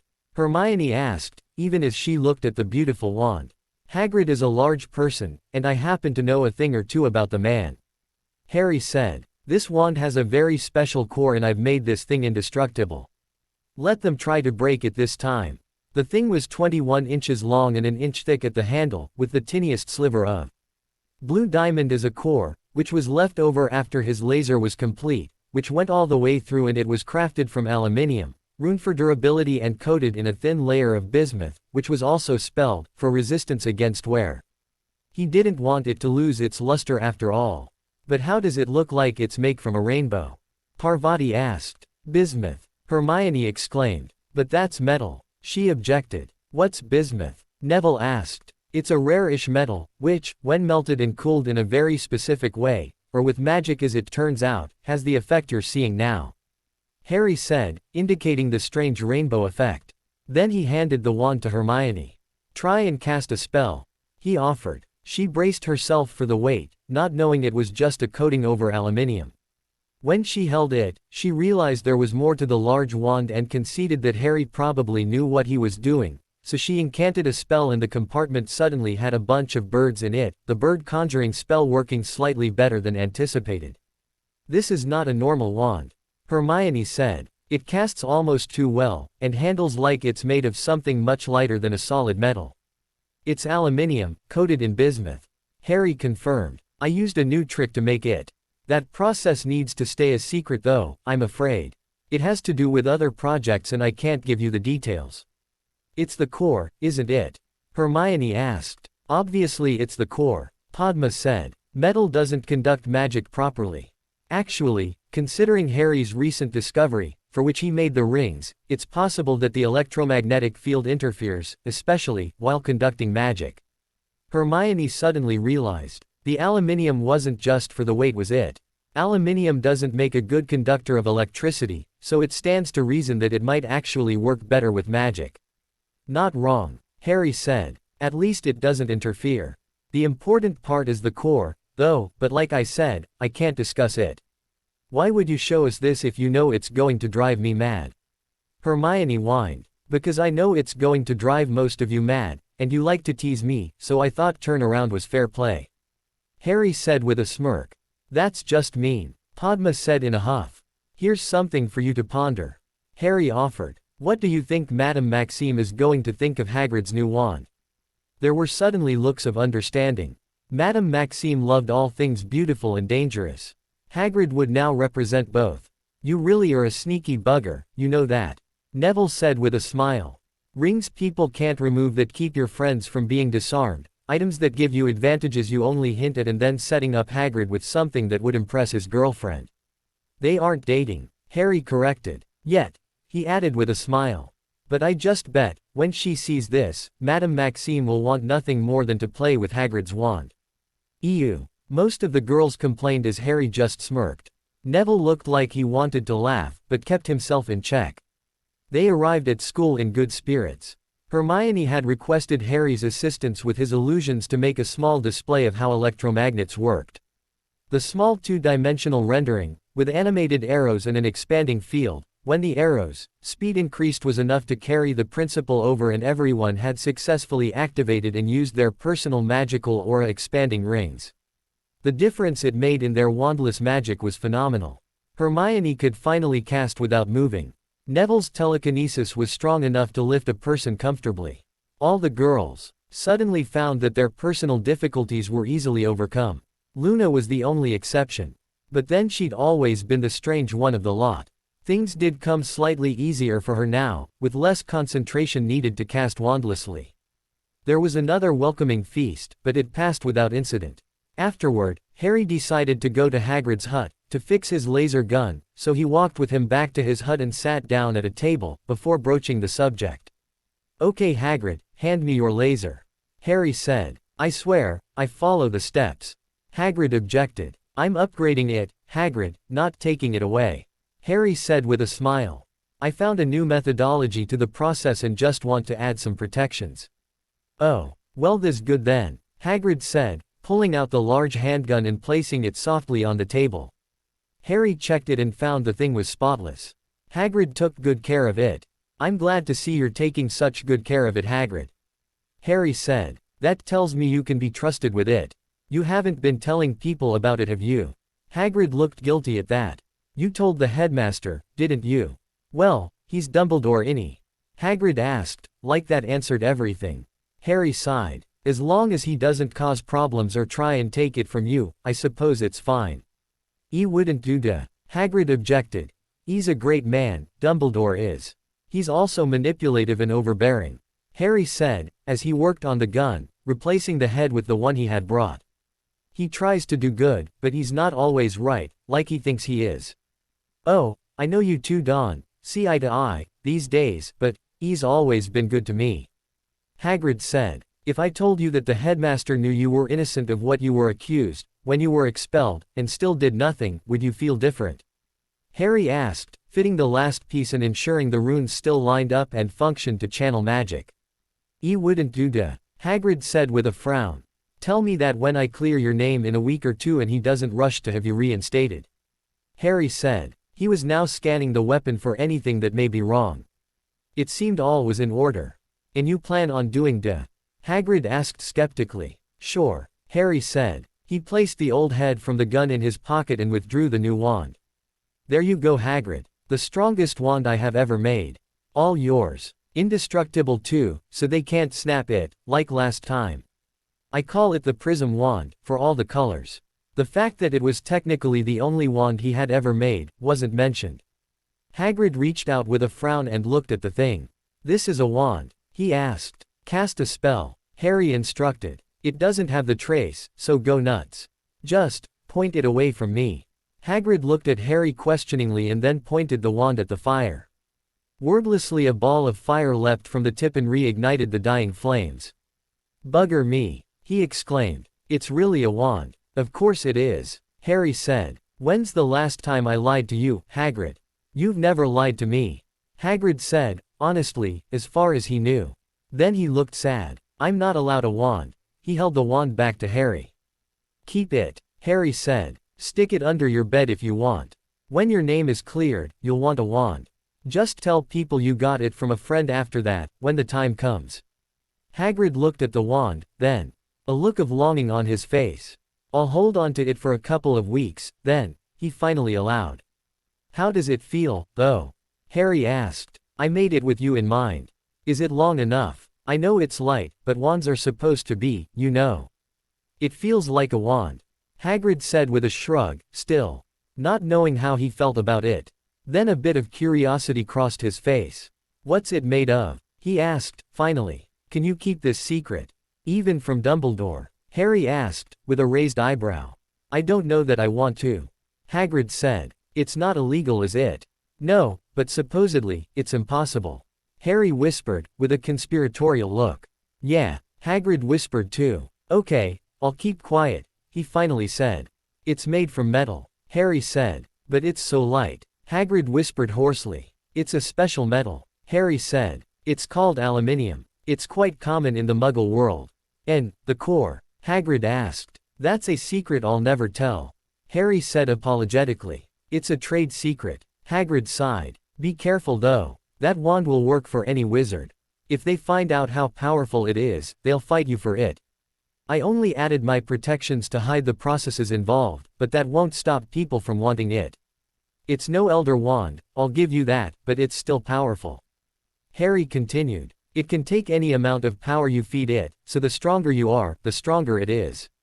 I also coated it in a very special metal to give it that rainbow effect in the light. It's called bismuth." The fact was that bismuth didn't normally look like that, unless it was allowed to cool in a very specific way, but Harry had found that magic was able to do just the trick, with the way he understood the structure of the atoms. He just had to heat it up in sections to allow for the different colors to manifest more prominently. "It sounds like you should have it," Hagrid said. "I don't need it," Harry said. "I've got better tools," he said with a wink. Then he changed the subject. "Do you want to test out the laser? I'm sure you'll love it. I added a couple of features." Hagrid was suddenly smiling again and quickly hid the wand under his bed as Harry had suggested. "Wah, new features?" he asked as they walked outside. "Try it and find out," Harry said, creating a new target for Hagrid. Hagrid went through his steps and Harry didn't put on his glasses, waiting to see if the man realized. He was very glad that he did. "Harry, why aren't you putting on your glasses?" he asked. "It's not necessary anymore," Harry said. "This new model can do a little more than the last. The new one is just as deadly and works the same way, but when you release the power, a small part of that power overlaps the light of the impact point with an illusion of complete darkness. That way, no light escapes and hurts the eyes. Hagrid nodded at that, aimed the laser dot, and fired the weapon. The target, at the moment of impact, grew a tiny bubble of darkness, which faded as the laser died. The target was nevertheless burning merrily as it had before. See? Harry asked. So I don't need the glasses anymore? Hagrid asked. Harry was glad to see the man looked saddened. You can still use them if you want. Harry said. I gave them to you. I think they look good on you. Madame Maxime thinks so too. Hagrid said with a smile. Says it makes me look mean. That they do. Harry said with a chuckle. Now, onto the other features. You'll see a new glider at the top. It's currently on red, for deadly. The next one is orange for less deadly and the last one is green for safe. Hagrid looked at the top and switched it down one setting to orange. Was it do? He asked. Try it and find out. Harry said. This one is continuous, though, so you want to hold in the trigger, while you channel the magic. Hagrid nodded and pointed the weapon. He pulled the trigger and started channeling his magic through the grip. A spout of continual flame shot out from the end of the weapon as a fire rune projected the power of Hagrid's magic. The sound as the fire shot out sounded like a high-pitched wail. Is that normal? Hagrid asked with a huge smile on his face. You're more powerful than I thought, but yes. Harry said. In the Muggle world this effect is called a flamethrower. If you want to warn creatures off, simply hold down the trigger and allow a little less magic through. It should scare off any wildlife, but be careful and practice that setting so you, once again, don't set the forest on fire. Hagrid finally let up. I feel like a dragon, he admitted as he looked at the gun. That was fun, but I can see it will be dangerous, so I'll practice. Fortunately the last setting will help you.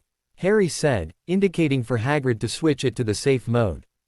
Hagrid switched it over and pointed the gun, channeling the same amount of power. This time a torrent of water shot out, not unlike a hose from a fire truck. Hagrid actually stumbled back for a moment. This is a powerful water spell. Hagrid said. It's a summoning spell. Harry said. It summons water from the ocean, so it's not for drinking, but it's a safe spell to use on boisterous students, if used carefully, or to push attackers away without killing them. You could also use it to put out fires. Is useful. Hagrid admitted. And likely the setting I'll be keeping it on, when I'm not playin' with fire, he added with a bit of a wink. On the bright side, you can forget all the steps, except for the first. Harry said. Check for people. Hagrid recited. Exactly. Harry said. You still don't want people in the line of fire. Or to see you playing with a weapon in school. I'll not want to get you in trouble for giving me this. Hagrid agreed. I'll be careful, promise. Good. Harry said. Hold on to that wand, okay. You'll be needing it soon. I wasn't planning on throwing it away. Hagrid objected, indignantly. Even if I never get to use it. It's still beautiful. And it was a present, he added belatedly. Good. Harry said. Okay, I'm off. Remember to practice with less power and how to control the settings, okay. Hagrid nodded vigorously and waved at Harry as he flew off. Harry finally had no projects to complete in any hurry. So he started falling into a routine of training in the room, sitting in on study sessions with the study groups, planning out his new ship's layout and new additions, and playing with the idea of the long-distance sensor. The rest of the time, he was thinking of his plans for the basilisk. Harry had already discovered his way of avoiding eye contact with the basilisk. X-ray goggles. He'd simply add the spell to his sunglasses and he wouldn't be able to see the thing's eyes. He was waiting for a good time, though. Since he was no Parselmouth, he'd need to use brute force, or so he thought, until he remembered opening the doors in the past. He might not remember what he had said, but he remembered saying it. He tried out the theory, by making an illusion of himself saying it, and was happily surprised to see the illusion speaking in the sibilant language.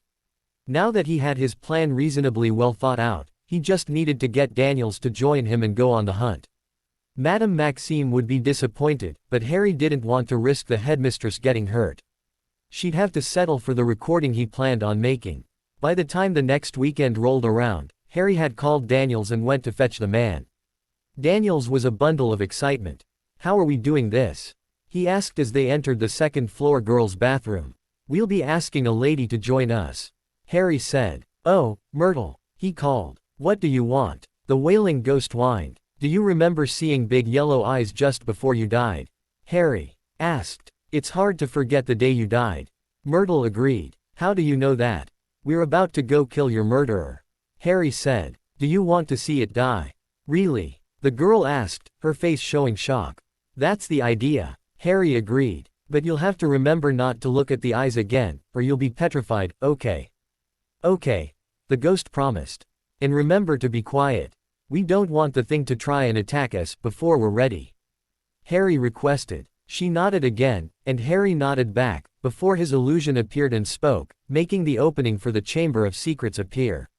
Harry flew them down the sewer pipe, with Myrtle floating along behind them, and they stopped to look at the molted skins laying in the chamber outside the chamber proper.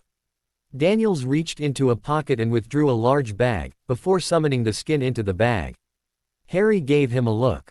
What? Daniels asked. This is valuable stuff. It does nobody any good, just laying here. How deep is that bag? Harry asked instead. Big enough for this and a 70-foot snake corpse. Daniels admitted. We'll be stripping the thing down and keeping the skeleton as decoration for one of the resorts. The potion's ingredients for basilisks are a controlled substance, so we'll have to go through third-party resellers to sell what we don't want to keep. Keep some of the venom for me. Harry suggested. I've got an idea of a use for that. Sure thing, Mr. Black. Daniels agreed easily as he stuffed the large bag into his pocket again. Harry moved forward and opened the last door, and soon they came face to face with the sculpture of Slytherin. Here, Harry said, passing the X-ray specs to Daniels. Daniels knew the plan and quickly donned the glasses. Are you ready? He asked Harry. I'll leave it to you in the beginning. Harry said. Just let me know if you need help. You're leaving it to me? Daniels asked. If I manipulate my lightsaber, I can easily kill the thing with one hit, directly to the brain. Harry explained. I did invite you to help, though, so I don't want you to be bored. That's mighty decent of you, sir. Daniels said with a wolfish grin. My pleasure. Harry said, before making the illusion of Tom Riddle to open the mouth for the snake to come out. Harry kept the illusion up, waiting for the snake to attack. As had happened before, the snake exited the mouth and slithered onto the path. That's when the illusion finally ended. The creature seemed confused, until it saw the large man rushing at it. This was its den, and it would not allow interlopers. Not with the master having been absent for so long, so it attacked. Daniels enjoyed the fight, dodging attacks and strikes, using his own lightsaber to strike glancing blows and to see how the snake moved, until he was ready. It was actually quite interesting watching the snake move, since its posture and movements were quite easy to follow by watching its skeleton. The snake lunged a final time and he jumped up and over the head, driving his lightsaber down into the dead center of the skull. The snake writhed and thrashed for a good couple of minutes as it went through its death rattle, before it finally lay dead still. Well, Myrtle? Harry asked, looking back at the girl. Myrtle. The ghost just hung there staring open-mouthed at the giant snake and the one that killed it. Harry had started wondering if she had looked at its eyes, but then a smile appeared and she sighed out, "Thank you," before starting to vanish slowly as she rose up, her spiritual form seeming to gain some color before she vanished completely. Huh, Harry said. Do you think she moved on? He asked Daniels, who was already stuffing the giant head of the snake into the similarly giant bag. Don't care, Daniels said. Come help me with this, will you? The snake is heavier than I thought. Right, sorry, Harry said as he went to assist. Harry ended up lifting the snake's body, while Daniels held the bag and it slipped right in. There you go, Harry said. Let's get out of here, he suggested. Daniels nodded to Harry and they left the chamber. That evening, during dinner, a sheet of white cloth unfurled behind the dining teachers as they ate dinner and the students looked up. Some whispering started around the hall until a voice was heard, from the speakers Harry had hidden next to the cloth, and an image appeared. Harry focused on the candles around the hall and snuffed them until it was dark. Harry had edited the recording, which was made from both his own site, and recording discs which had followed both him and Daniels around. Certain parts of the conversation, like mention of wandless magic for example, had been edited out. It followed them as they went into the girls' bathroom. Harry had cheated a bit and recorded an illusion of things being done differently, not wanting to reveal that he had used an illusion of using Parseltongue. He'd simply made it look like he had forced the opening to appear by brute strength. Ning Myrtle's appearance and agreement to follow left Dumbledore to worry. The giant skins were even more worrying. The students gasped at the sight of the giant ancient basilisk. Harry had needed to record an illusion of that fight, making it as close to the original as he could, but adding blacked out spots where the eyes were, so that people didn't worry about the recording killing them. The recording ended when Myrtle vanished. Then Harry appeared, sitting by a desk, with Daniels standing behind him, the hilt of his wolf-head pommeled lightsaber clearly visible. "Good evening, ladies and gentlemen," the Harry on the screen started, with a smile on his face. "What you just saw was a recording, slightly modified for your protection, of the head of security for Marauders Inc. taking down the monster inside the Chamber of Secrets. It was the same monster that killed Myrtle Elizabeth Warren when the chamber was first opened in 1943 by Tom Riddle. As you saw in the recording, Myrtle seems to have found peace, knowing her murderer has finally been brought to justice. Ladies, please feel free to use that bathroom again. That is all." Harry finished as the recording ended and the real Harry relit the candles around the room and went back to his dinner. There was stunned silence and everyone turned to Harry. He looked up with a mouth full of mashed potatoes. "Wah?" he asked past the food. There were some snickers and then a loud applause broke out, as people congratulated him on the victory. Harry then pointed out that Daniels had done the work. All he'd done is take the wolf to the chamber. Nobody doubted Harry could have done it, with how calmly he had stood on the other side of the chamber. His own lightsaber was in his hand at the time, and people had seen him using it a time or two. "Why did you not slay the beast?" Fleur asked. "Do I look like I need more attention?" Harry asked. "I already get all the attention I could want. But you don't deny that you could have killed it?" Fleur asked. Harry could kill it and probably fight a Dark Lord at the same time, with his hands tied behind his back. Neville scoffed. "Blindfolded," Hermione added. "While eating dinner." Ron added. "What is it with you and food?" Hermione asked, turning to Ron. "I like eating," Ron said with a shrug. He really did. "I'll not dignify that with a response," Harry said. He'd not even dignify the thought by pondering the possibility. Chances were, he could figure out how to do all that, but didn't want to consider it. It would probably also be best to discourage these kinds of thoughts. The professors were having a discussion about the implications of the revelation, but Snape was already on his way down to the boy. "Black," he said. "We need to harvest that creature. It's worth a fortune. Daniels already took it to have it harvested," Harry said. "But, what about the school?" Snape asked, a little disgruntled. "Did the headmaster not increase your budget recently?" Harry asked, looking over at the man. "I did set up a payment plan and everything. He's not hiding the money away, is he?"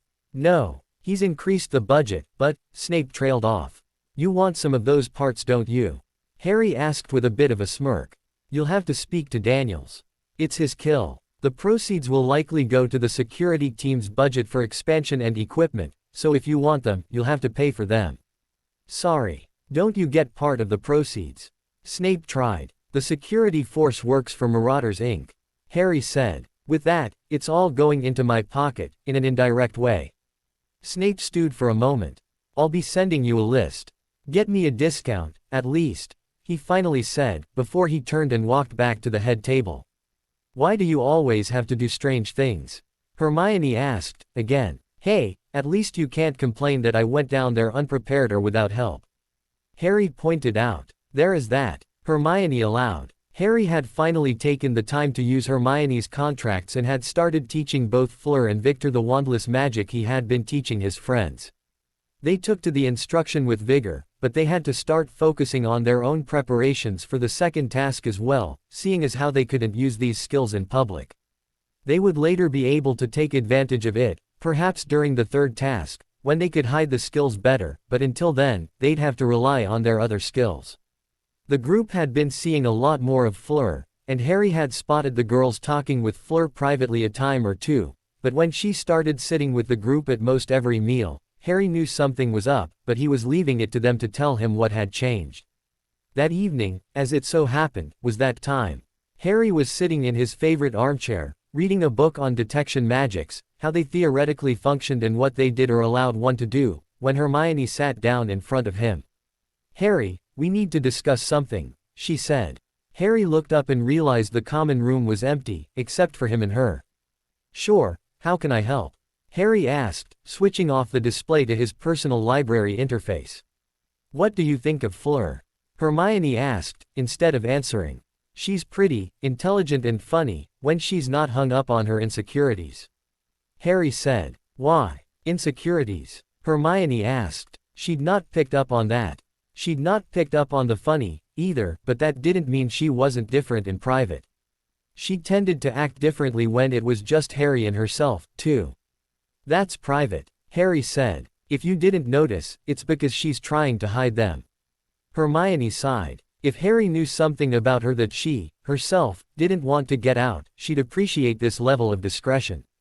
"Okay, so, the thing is, she wants to join us," she finally blurted. "She's already sitting at our table during meals and studying in the library." Harry said. "No, I mean as us," she said, pointing between the two of them. "She wants to be able to claim that she's one of your girlfriends." "Sure," Harry said. "Was that it?" he asked. "Just like that?" Hermione asked, slightly affronted. This was difficult for her. His easy acceptance hurt her, because it seemed like he didn't care as much as he should. "She wants to claim it, right? Not be one, but have the same protection," Harry clarified. "I'm not opposed to people having my protection, Hermione. That's why I started the plan in the first place. What I feel for you girls and who we say I'm involved with don't have to be mutually exclusive." Hermione felt better after that. "That sounds right," she said. "You'll likely have to start being more familiar with her, but nothing more than we normally do in public." Harry smiled at her and reached forward to pull her into his lap as he sat back, and she blushed as he put his arms around her. "Not like this, then?" he asked over her shoulder, as he held her around the middle. "No," she said back as Harry keyed at her on the neck, softly. "Definitely not like this," she breathed, bending her head away, to give him better access and closing her eyes as she did so. Harry held her for another moment, tightening his grip just a little, before he let her go. She didn't move, however. Instead she sat back against him. "That felt very nice," she finally said. "To me too," Harry said. "But I'm afraid you'll have to get up, before this goes any further. I'm finding you a little hard to resist, just now." He'd had to shove his emotions aside and was speaking very emotionlessly. Hermione felt very good in his arms, though. "Maybe," Hermione breathed and swallowed nervously, "maybe it's not such a bad thing. I love you, Harry. I like it when you show me you care. We're almost never close like this." She turned herself to the side and brought their faces together, dotting him deeply. Harry's control was being tested heavily, and his one hand held her flat belly, while the other moved over her hip and ran down her leg to the lower thigh. When the key finally broke, Harry said, "Hermione, you're really making it difficult for me to control myself." He squeezed her leg for emphasis. Hermione swallowed again as she considered what she was feeling, before she finally nodded and slipped from his lap. "Sorry," she said, before turning to leave, but Harry got up quickly and pulled her back in for another passionate key. "Don't ever say sorry for showing me how you feel for me," Harry said sternly after the key broke again. "It's not something I'm ashamed of, and neither should you be." "Okay," she said as he hugged her. "One day, when we're older, we'll be able to show each other more affection, but that day is not today." Harry said. "You understand, right? We're still young, and maybe a bit emotional." Hermione confirmed. "I still like it," she admitted. "We can do that again sometime, as long as the rest of the group is there to pull us away from each other, if we get too hot and heavy," Harry said. For emphasis, he slapped her ass lightly.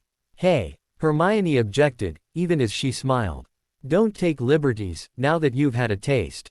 Can't blame a bloke for wanting to touch that perfect posterior," he smirked after her. She laughed, but continued on her way. Harry smiled. He was glad that hadn't gone further, intellectually at least. He'd still need a cold shower. He sighed then, recognizing the situation for what it was, and walked to the infirmary, to get the calming potion McGonagall had suggested a while back. Harry was keeping his emotions under control, as he asked his Auntie Poppy for the potion and she smiled knowingly at him. "I'm very proud of you, for realizing that you need it, and coming to me," Poppy said. "There is nothing wrong with showing affection and wanting to be close to your girls, but it is smart to control yourself in those situations. You could do irreparable damage to your relationship if things go too far, while you act in a moment of passion." "I know that, mentally," Harry said. "Emotionally, my mind is screaming at me to pour the potion down the drain," he admitted. "So, I'll be taking that immediately, if you don't mind." "Not in the slightest," Poppy said, handing him the potion. "If your girls knew that you were doing this for them, they'd be very happy that you're taking precautions for them. I'd suggest you send them my way, should their passions get the better of them, as well." "I don't know that I could have that conversation with them," Harry said. "It would be difficult to say such a thing without having them feel rejected, especially in a moment of passion. I'll remind Minerva to have a talk with the girls of the house," Poppy said, knowing why bringing it up would be difficult for Harry. She remembered a time in her own youth, when she had to tell a boy and he didn't react well, either. It is her duty as a head of house. The next task would take place on the 24th of February. That meant he had a little more than a month to work on his projects. He decided to prioritize the most recent edition and went to Poppy with what he had come up with. The next cinematic presentations were preceded by something new to the magical world. An informative commercial, or infomercial. Poppy Pomfrey appeared on the screen, with a smile. She informed in clinical terms, without specifics, but still with enough emphasis to get her point across, that there was a solution to emotional control issues. If anyone felt that they needed to speak to her about either their own problems or their partners, they simply needed to visit her in the infirmary. She also mentioned that she would keep any such discussions private, as they would be covered by her oaths of privacy.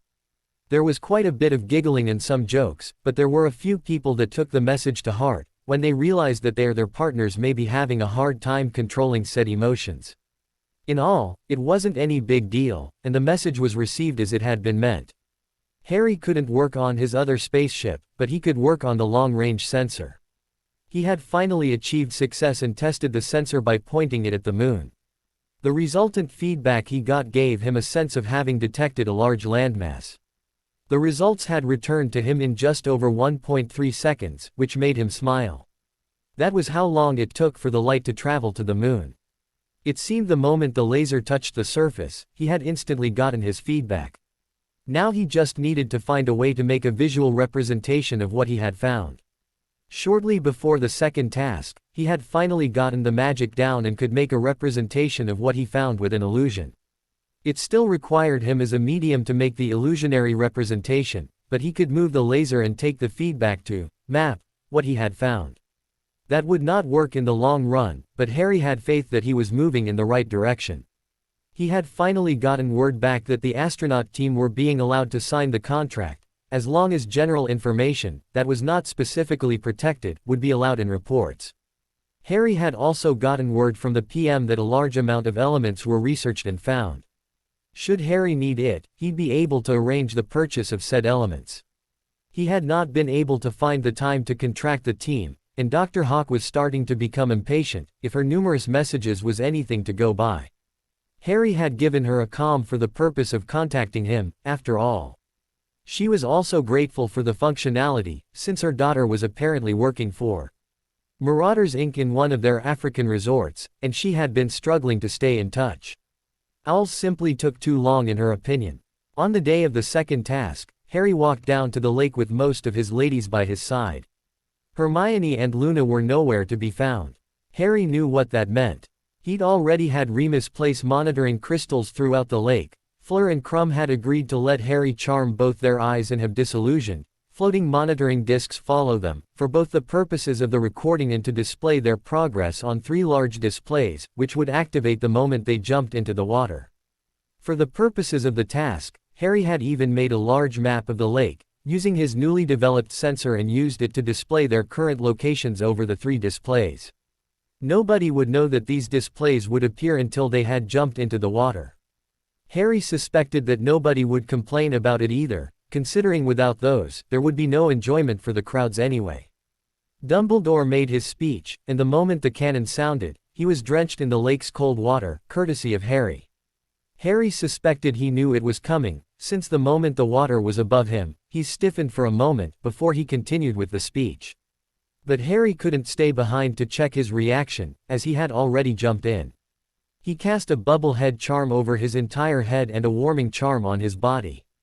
Then he propelled himself forward using his banishing charm method. Harry had warned Fleur to be prepared for the Grindylows, so he didn't stay behind to watch her. Instead he simply let his power direct him through where the Grindylows dwelled and made illusions of piranhas surround his body, scaring the creatures away, as the piranhas swam after them, and one or two actually biting down on the creatures, as Harry's telekinetic magic gave them some real substance. The piranhas didn't stop there. They cleared a path right through the weeds, biting and snapping through them easily as Harry went. When Harry arrived at the merfolk village, he laughed when he saw one of them peeking out of a structure, which likely served as a home, and quickly ducking away as the school of hundreds of piranhas circled around Harry hungrily. He saw Luna and Hermione there and sent a couple of piranha to snap the binding and pull Luna to him. He cast a warming charm on the girl and kept her by his side. Then he sank to the bottom of the pool, conjured a recliner and sat back. To the viewers outside, it looked like he had enlarged his bubble to make a private beach for himself and his unconscious guest, while the piranha circled the bubble protectively.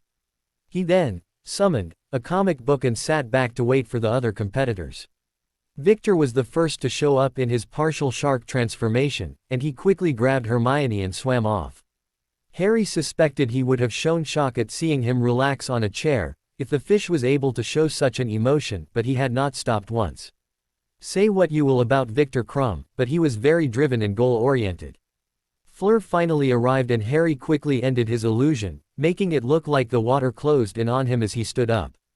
Then he moved himself to her side and smiled at her.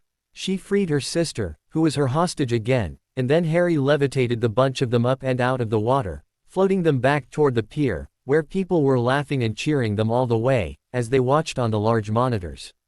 As they went, Harry cast a couple of drying charms all around and conjured a couple of thick warm bathrobes onto their shivering forms. "How are you doing, Luna?" Harry asked her as he held her to his side, for a little extra warmth. "Cold," Luna said. She wasn't even shivering. Rather, she was looking down at the water, with her head cocked to the side, as she tried to follow one long tentacle of the giant squid. "Thank you, Ari," Fleur said. "That was really cold. What took you so long?" Harry asked, casting a warming charm on her.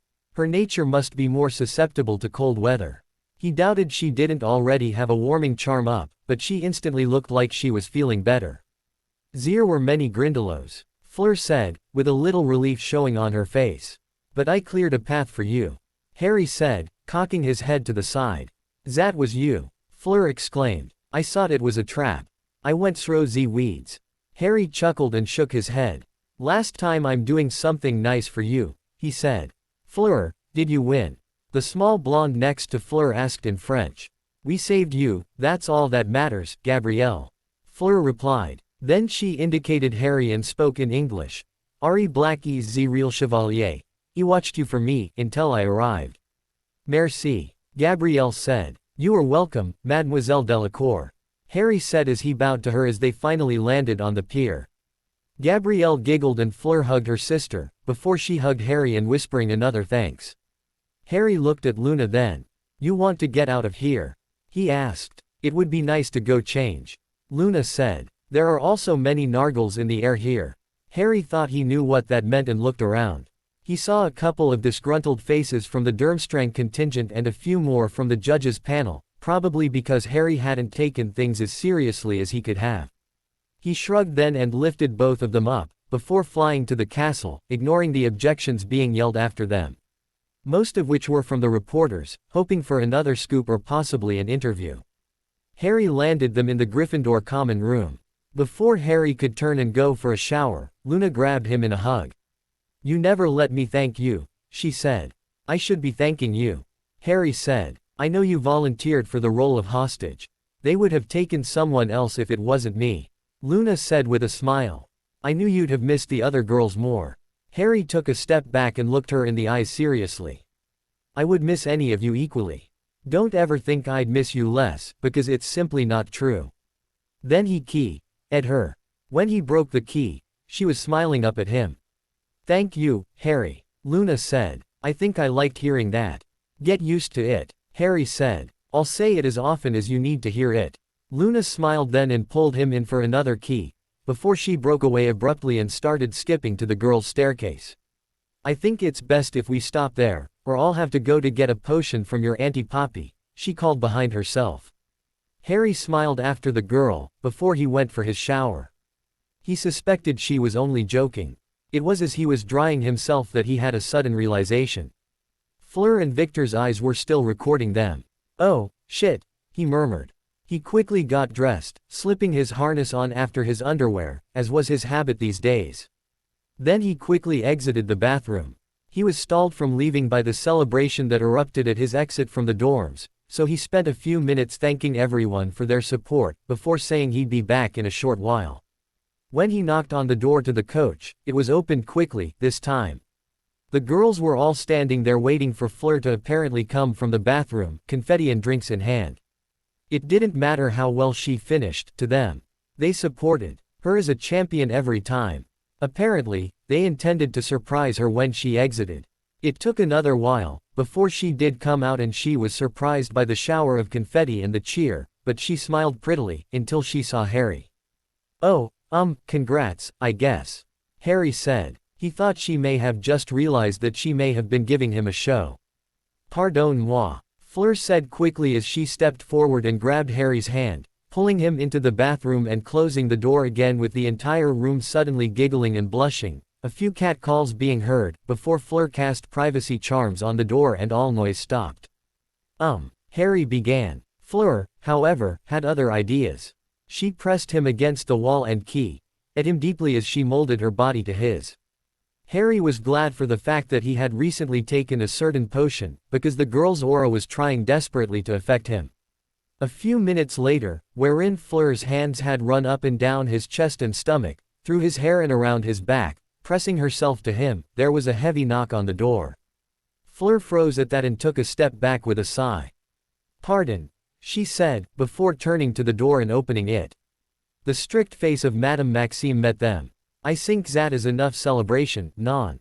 She asked. Oui, Fleur said unabashedly, as she walked out of the bathroom, leaving the emotional wreck, which was Harry, to stand there in shock.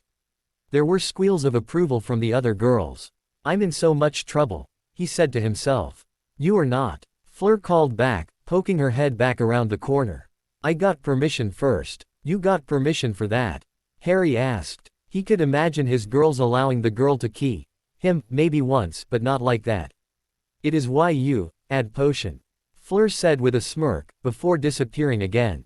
Harry was dumbfounded for a moment, until he remembered. Pansy and Daphne had cornered him the previous day after asking to speak to him for advice on how to do something with their wandless magic, and then, they set him up. They snogged the living daylights out of him, until he had no choice but to take the potion. Oh, you girls are going to pay for that, he mumbled. But first, Harry walked out of the bathroom, with a bit of a vindictive smile. Fleur, thinking she'd gotten one over on the biggest prankster in Hogwarts, saw the smile and realized there was retribution coming, as her own smile slowly slipped from her face. Harry walked up to her and snapped his fingers. Fleur felt magic doing something on her eye. Her eye. Sorry for being late, Fleur. I just needed to come stop that recording. I'll let you know when I'm done with the editing. Perhaps we'll show an unedited copy in the Great Hall tonight, so that the students can really get to know their champions, you know. Ari? Fleur asked a little apprehensively. Boy, I really hope that recording doesn't have anything inappropriate on it. Harry said as he turned and walked back to the door. Nah, I'm sure it's fine, as is. He finished as the door opened and he flew off. Ari? Fleur called after him. Come back. Harry didn't seem to hear her and he just continued on. Mon Dieu, she swore. What's wrong, Fleur? Madame Maxime asked in French. Fleur sighed. Harry decided it would be a good idea to record the task from the perspective of the champions, for a film he is making, she said. That sounds wonderful, Madame Maxime said. Why are you upset, though? Harry just stopped the recording, which was connected to my own site. Fleur said. And I just showered. Madame Maxime thought about it, then smirked. Well, it's not like you stare at yourself in the mirror or anything, right? She doubted Harry was the type to actually use such a recording. He was likely already planning on erasing it. Fleur blushed deep red as she remembered. She had inspected her inner thigh pretty thoroughly, after Madame Pomfrey healed a Grindylow bite there. She had inspected it while she was in the shower, too. Mon Dieu! She exclaimed again. Harry was already in Madame Pomfrey's office. He told her of what had happened and wanted a witness as he replayed the recording, till just after the task, and then erased the footage after that without looking through it. He remembered to stop Victor's recording as well and did the same with that. But you can't tell her, okay? Harry said. She and my girls are about to experience a dry spell, and I'm not taking that potion again, if they've been doing it on purpose. Madame Pomfrey sighed. The girls are just playing Harry, she scolded. Though, from your description, I think Fleur took advantage of the permission, which she likely did get. She couldn't tell Harry that Fleur had admitted to her that she was attracted to him, or what she had discussed and arranged with the other girls.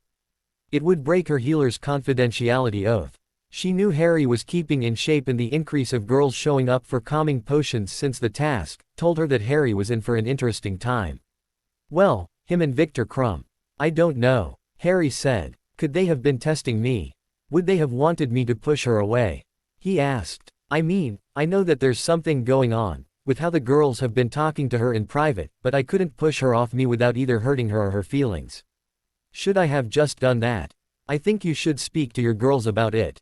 Madame Pomfrey said. Chances are, there's extenuating circumstances. Harry looked up at her, as her words rang in his head. She'd used those words before, when describing something she knew about, but couldn't say. So you know and can't talk about it. Harry sighed, then. Fine. I won't ask, so don't worry. I'll just have to take your advice, like I always do. Smart man, came a voice from the door. What do you want, you old goat? Harry asked the headmaster. He was still not happy with the old man for making him participate. Though he had to admit, he had said there'd be consequences if he was chosen as a fourth champion. He was chosen as the legitimate Hogwarts champion this time. The old man was using his political skills, but he had successfully pulled one over on Harry, who had basically given him permission, by not specifying that he didn't want to participate at all. That Sirius had attempted to do the same thing, as a prank, basically made it mandatory that he had to forgive that offense. The issue with the cover-ups and continued lapses of judgment, however, he didn't think he'd quickly forgive, if ever.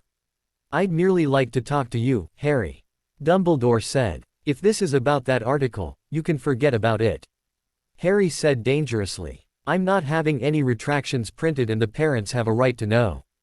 Covering for those boys makes you as bad as them. Dumbledore entered the office and softly closed the door, making sure to do it openly and not in the fashion of a person that wanted to trap someone inside.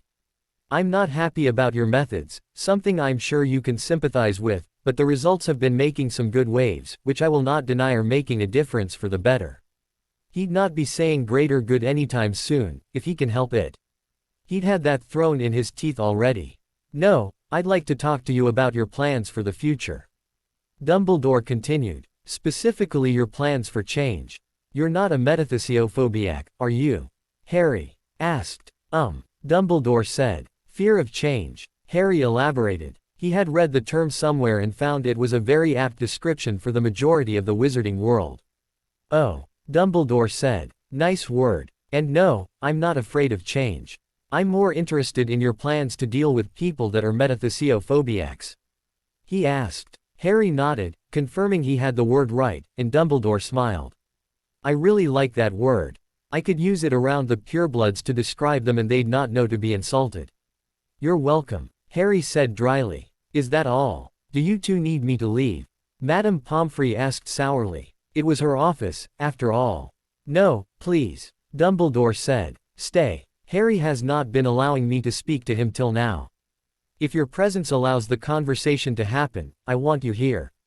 If you're not intent on talking to me about the article, we can talk somewhere else. Harry offered. Stay. Madame Pomfrey decided. She wanted to hear this. The headmaster was not on her good books these days. I insist. Fair enough, Dumbledore said. Harry conjured a chair for Dumbledore without looking or moving. "Thank you, Harry," he said graciously as he sat down. "Now, would you mind terribly telling me about your plans for the wizarding world?" "I have no plans for the magical world, except to sell them stuff." Harry shrugged. "But, what about the changes you've been making?"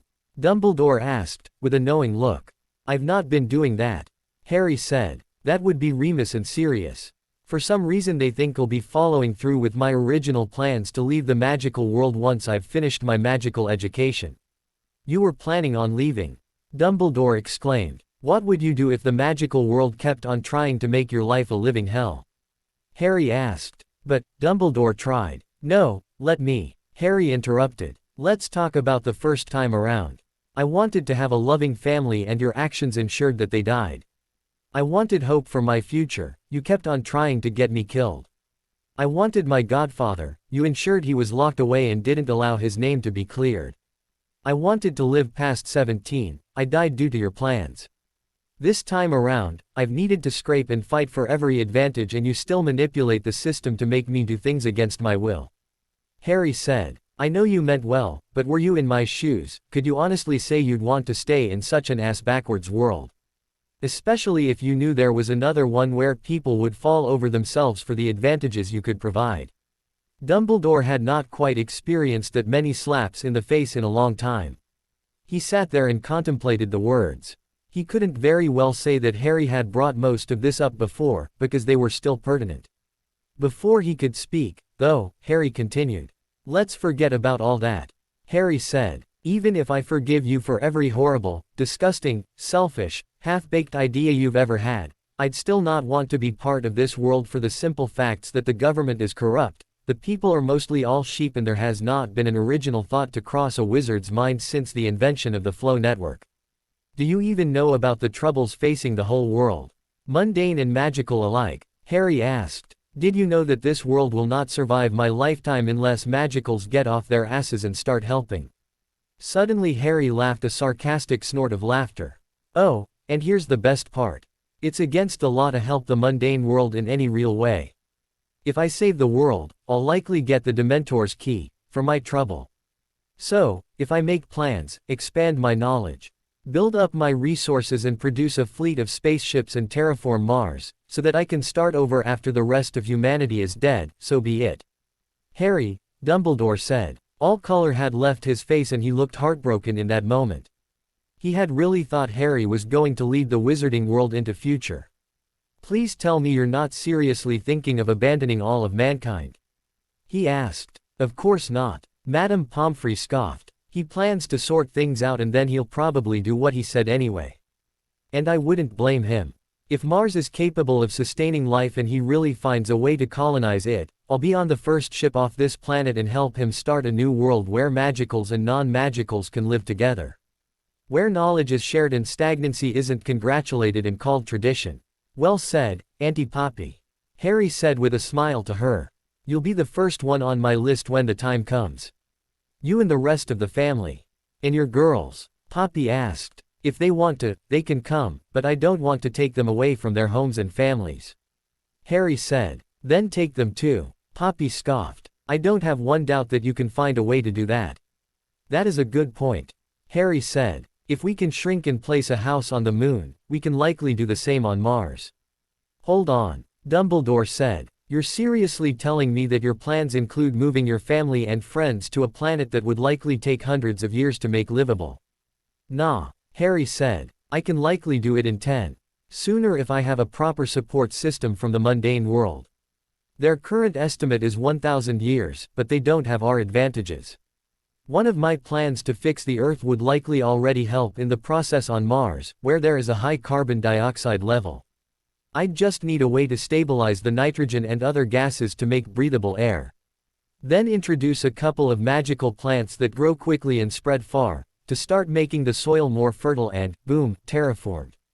"You're seriously planning this?" Dumbledore said in realization. "Well, I'm oversimplifying," Harry said. "There are thousands of things to take into consideration, but my research has recently uncovered a new magical principle that will make my life so much simpler." "New magical principle?" Dumbledore asked. "Family magic, old man." Harry said with a raised eyebrow. Dumbledore grumbled at that. Fine, but we have a couple of years to change your mind, right? He asked hopefully. I'll likely stick around for many more years. Harry said. Hell, I might even find a way to enable instantaneous travel between the planets at some point and be able to work on both, simultaneously. Are you serious? Dumbledore asked, again. The boy must be a certifiable genius. How do you even think of these ideas? I'm not very smart, to be honest. Harry said with a shrug. I just decided to learn a little bit of science. I'm barely into college-level stuff and I've already achieved things the magical world thinks impossible. Once Hermione gets started, that's when you will see real genius at work. I'll look like a footnote in history compared to her achievements. Hermione Granger. Dumbledore asked. But, her grades are below yours. Harry just raised an eyebrow. Dumbledore then nodded in understanding. Yes, of course. You're not exactly her age, are you? You really expect her to match and outshine your achievements. She's a real genius, Harry said. While I use the work of other smart people, she'll be able to outshine me on my best day, if she had only the knowledge I had. She'll be creating whole new fields of magic before she's done. I guarantee it, he said vehemently. I'll be keeping an eye on her, then. Dumbledore said. Maybe. Don't you dare, Harry said. She's mine. Don't even think of trying to take her from the course she is on. She'll achieve much more with me if she doesn't get pulled into your machinations. I wouldn't dream of it. Dumbledore said, lifting his hands in defense. You have given me much to think about. Could we continue this discussion on another occasion? I feel the need to think about what I have learned. Perhaps I can work out an exemption in the statute, for the purposes of saving the world. You could do that, Harry asked, for the first time hearing something useful from the old man. Well, I am the supreme mugwump of the ICW. Dumbledore said with a slight smile. His eyes were not twinkling though. His mind was suddenly burdened by the fact that he had lost the opportunity to turn Harry into the next leader of the light. And he had done so by his own actions. Those same laws you, correctly, said I flaunt to give people second chances, can be flaunted to make exceptions for other things. If you can do that, I'd actually have a use for you, for once. Harry said. If you can keep your word on that. Let me think on it first. We can discuss your requirements to help the world at our next meeting. Dumbledore said. When were you thinking to start that project? I've already started, Harry said. I've got a couple of scientists that have family in the magical world, already waiting for me to bring them my ideas so we can start. I'll need to establish a new agency, which has the right to operate in both worlds. Dumbledore's mouth fell slightly open for a moment as he tried to find the words. When had the boy started contracting muggles to start working on global issues? I'll start making plans, he said finally. Don't go looking for my people, Dumbledore. Harry warned. If one word of this gets out, you'll not be receiving second chances from me. You know that I can already withdraw from Hogwarts. I hear France is lovely this time of year. France is frozen this time of year, Harry. Madame Pomfrey stated, not reacting to his threat to the headmaster. That's not the point and the headmaster knows it. Harry shrugged. I'll not break my word. Dumbledore said as he got up, to leave. Harry wouldn't take any chances. Marauders Inc. was about to employ muggles and all of Harry's girls and friends. Even if it was only for a yearly wage of a sickle, to ensure they still appear on the books. I'm sorry, Albus, Harry finally said. Dumbledore turned around and looked at the boy. What for? He asked. I know you've never been malicious, but that doesn't mean I'll trust your judgment easily, without proof that you are not trying to manipulate me again. Harry said. As of this moment, all my friends and family are employed part-time at Marauders Inc. The scientists that I'll be working with and even the Prime Minister and his staff and the royal family are now under the employ of the company in the capacity of consultants. Your vow now protects the country from even your slightest manipulations. Dumbledore looked at Harry sadly. I'm truly sorry you feel that they need to be protected from me, but were I in your shoes, I suspect I'd do the same, he said. Then he left. The old man felt like a part of him had just died. He had so thoroughly betrayed the boy that he would think of him as an enemy to be protected from. When he got to his office, he pulled out a bottle of scotch and poured a drink. While he sat in his favorite chair and contemplated the flames of the fire, Tears started leaking from his eyes, and he broke down, weeping for the child he had failed so terribly. A child he would have loved to raise as a grandfather would have. That was very harsh, Harry. Madame Pomfrey said. What would you have done differently? Harry asked. He means well, but he always hurts the people he tries to help. It's like he's cursed or something. He looked up at the matron. You don't think? I'm almost certain the headmaster is just old and tired. Madame Pomfrey denied, with a sigh. If only he was cursed. That could excuse his many failings and maybe restore a little of the faith I had in him. We can always try. Harry asked. He hadn't liked seeing the old man so very sad.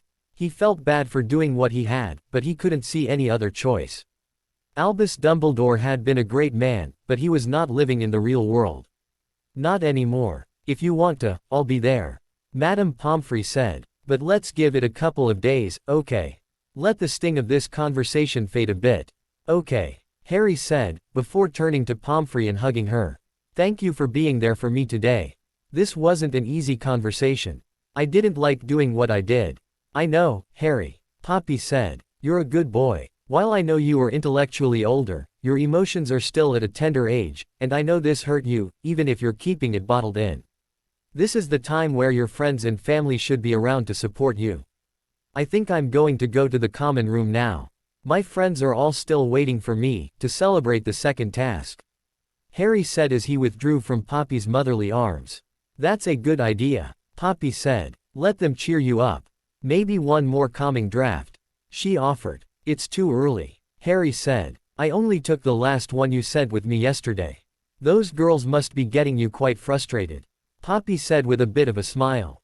Yeah, Harry said. It's come to my attention that they did the most recent one on purpose, to ensure I didn't get carried away with Fleur. The girls are playing with fire, then. Poppy said. I'll have to talk to them. Don't worry, I'll be careful not to mention specifics. Could you at least shed some light on why they'd allow Fleur to key me? Harry asked. I'd think they'd get jealous. Why would they allow this? I really can't tell you, but you might find a clue in the library, if you researched Vila. Poppy offered. This is some form of creature heritage thing. Harry asked. I really can't tell you. Poppy repeated, with a look stating that Harry should really look into it. Okay, Harry said. I'll do that before I discuss this with the girls, then. Good, Poppy said. Now go have fun, young man. And don't get carried away. I saw the twins sneak off earlier through one of the hidden passageways to Hogsmeade. Hopefully they didn't get their hands on anything too strong or intoxicating. Knowing them, they have a bottle of fire whiskey stashed somewhere already, for occasions, though I doubt they'd bring that out with so many students around. Harry said with a bit of a smile as he left. The party was what Harry needed at that moment. He decided to let go a bit and performed a couple of illusions for the entertainment and bewilderment of his fellow students. By the time people started heading off to dinner, Harry decided to stay in. Dobby soon appeared with a plate for him. Master Harry must not be going hungry. Dobby said. Old Goat Headmaster must be learning that Harry is not his toy. Thanks, Dobby. Harry said with a smile. Can you check on the old goat for me? He looked very sad when he left our meeting earlier today. Dobby knows. Dobby said. Dobby thought you'd ask, so Dobby went to see. And? Harry asked. The headmaster was crying, sir. Dobby said with downcast eyes. He looked very sad. He was crying. Harry asked, sitting upright. He was very sad. Dobby repeated. Damn it. Now I feel guilty. Harry exclaimed. Dobby is sorry. Dobby exclaimed, feeling he'd let Harry down. Dobby knows he mustn't, but Dobby wants to punish himself. And then we'd both feel bad and I'd feel worse because you hurt yourself for me. Harry asked. No, but I think I'll have to give the manipulative old bastard a bit of hope. Hope, sir? Dobby asked. Can you take him something to eat, if he's still in his office? Harry asked. Tell him it's from me. Of course, sir. Dobby said, before he vanished. Will I never escape his emotional manipulations? Harry asked himself, after a while. He'd been sitting there and watching the fire as he contemplated the headmaster. Not likely, a voice said. Harry looked up at the old man he had once crafted to allow himself to move around in the world. How are you? Harry trailed off, realizing he was speaking to himself. You fell asleep, the man said. This is your mind trying to come to terms with your emotional state, since you aren't allowing yourself to feel everything. Or, at least I think that's it. Either that or you're going insane. You can only know what I know, so I suppose it really is either. Harry aloud, before he concentrated and an ocean appeared before him, instead of the fire, and the sun shone down on him. Well, at least I know this isn't real. Don't people usually wake up when they realize they are asleep? You could be casting an illusion. The man offered. And I'm not the one unraveling at the seams, the man said. Not feeling your emotions is bad for you, you know. Yeah, I know, Harry said. I'm going to have to do something about that. I can't go through life not feeling anything. What would be the point of life, then? The man asked. You're here, and I'm not making you talk, so you're what, my subconscious? Harry asked, instead of answering. Makes sense, the man said. I suppose I should tell you that you're really frustrated and should probably get laid, but we both know you'll just suppress the urge again. The girls aren't ready for something like that. Harry agreed. I'm willing and able, but I don't want to ruin what we have. Intellectually, though, you've been withholding for 27 years, the man pointed out. Are you seriously going to tell me that my subconscious is only interested in say? Harry asked incredulously. Your emotions are too young to be bottled up, the man said. Don't look at me like that, you know it's true or I wouldn't have said it. And what do you want me to do about it? Harry asked. If I violate my girls at this age, they'd likely grow unnaturally attached or reject me because of their own emotional states. Doing something about my frustration with them would likely only backfire. Have you asked them? The man asked, obviously knowing the answer. Look, I'm not saying impregnate them. There are other things, though, right? You know the psychology here. Girls get frustrated just like boys. Even more so in some circumstances. They are likely waiting on you to make a move. Says the crazed subconscious of a 14-year-old boy. Harry mocked. You'd rather go insane. The man asked. You're not helping yourself and you need some form of release. Hugs and keys only go so far. At least speak to the girls. Who knows, maybe this all ties into what they had Fleur do. You think so? Harry asked, but the man was suddenly gone. Of course he thinks so, because suddenly I think so. Harry. A voice asked and Harry's eyes shot open with a start. Huh? He asked, looking blurrily around, until his eyes focused on Hermione. Hermione. How long was I out? A couple of hours. Hermione said. The rest of the dorm has gone to bed already. You should, too. That couch isn't made to be slept on. Okay. Harry said, still not completely awake. Sit with me for a bit, first. He asked, smiling up at her and holding a hand out to her. Hermione smiled at him and sat down in front of him and he pulled her in close, pulling her to lie down next to him, on the couch which had suddenly expanded. What are you doing, Harry? She asked. Cuddling. Harry said. I heard it's nice. Hermione didn't respond immediately, but Harry could feel she was tense, but the tension slowly left her and she finally relaxed. Is this a bad idea? Harry asked, then. Am I making you uncomfortable? He asked. No, Harry. Hermione denied with a sigh. I like this, she admitted. Can I ask you a question? Harry asked, still looking at her hair. What? Hermione asked softly, as Harry's fingers made small circles on her stomach. Am I frustrating you girls? Harry asked. Should I be trying harder to be more intimate? Hermione was quiet as she stiffened a bit. Then she took his hand and lifted it off her stomach. Harry worried that he had asked the wrong question, but she turned around and lay down again, so she could look at him, placing his hand around her. Did Fleur key you today? She asked. I'm assuming there was a purpose to that. Harry asked. I was worried that you girls were going to hate me for not rejecting her. We were actually hoping you wouldn't. Hermione said. No straight man should be able to reject the full allure of Avila, especially if they like the man. So, the dream I just had, it was somehow caused by her key.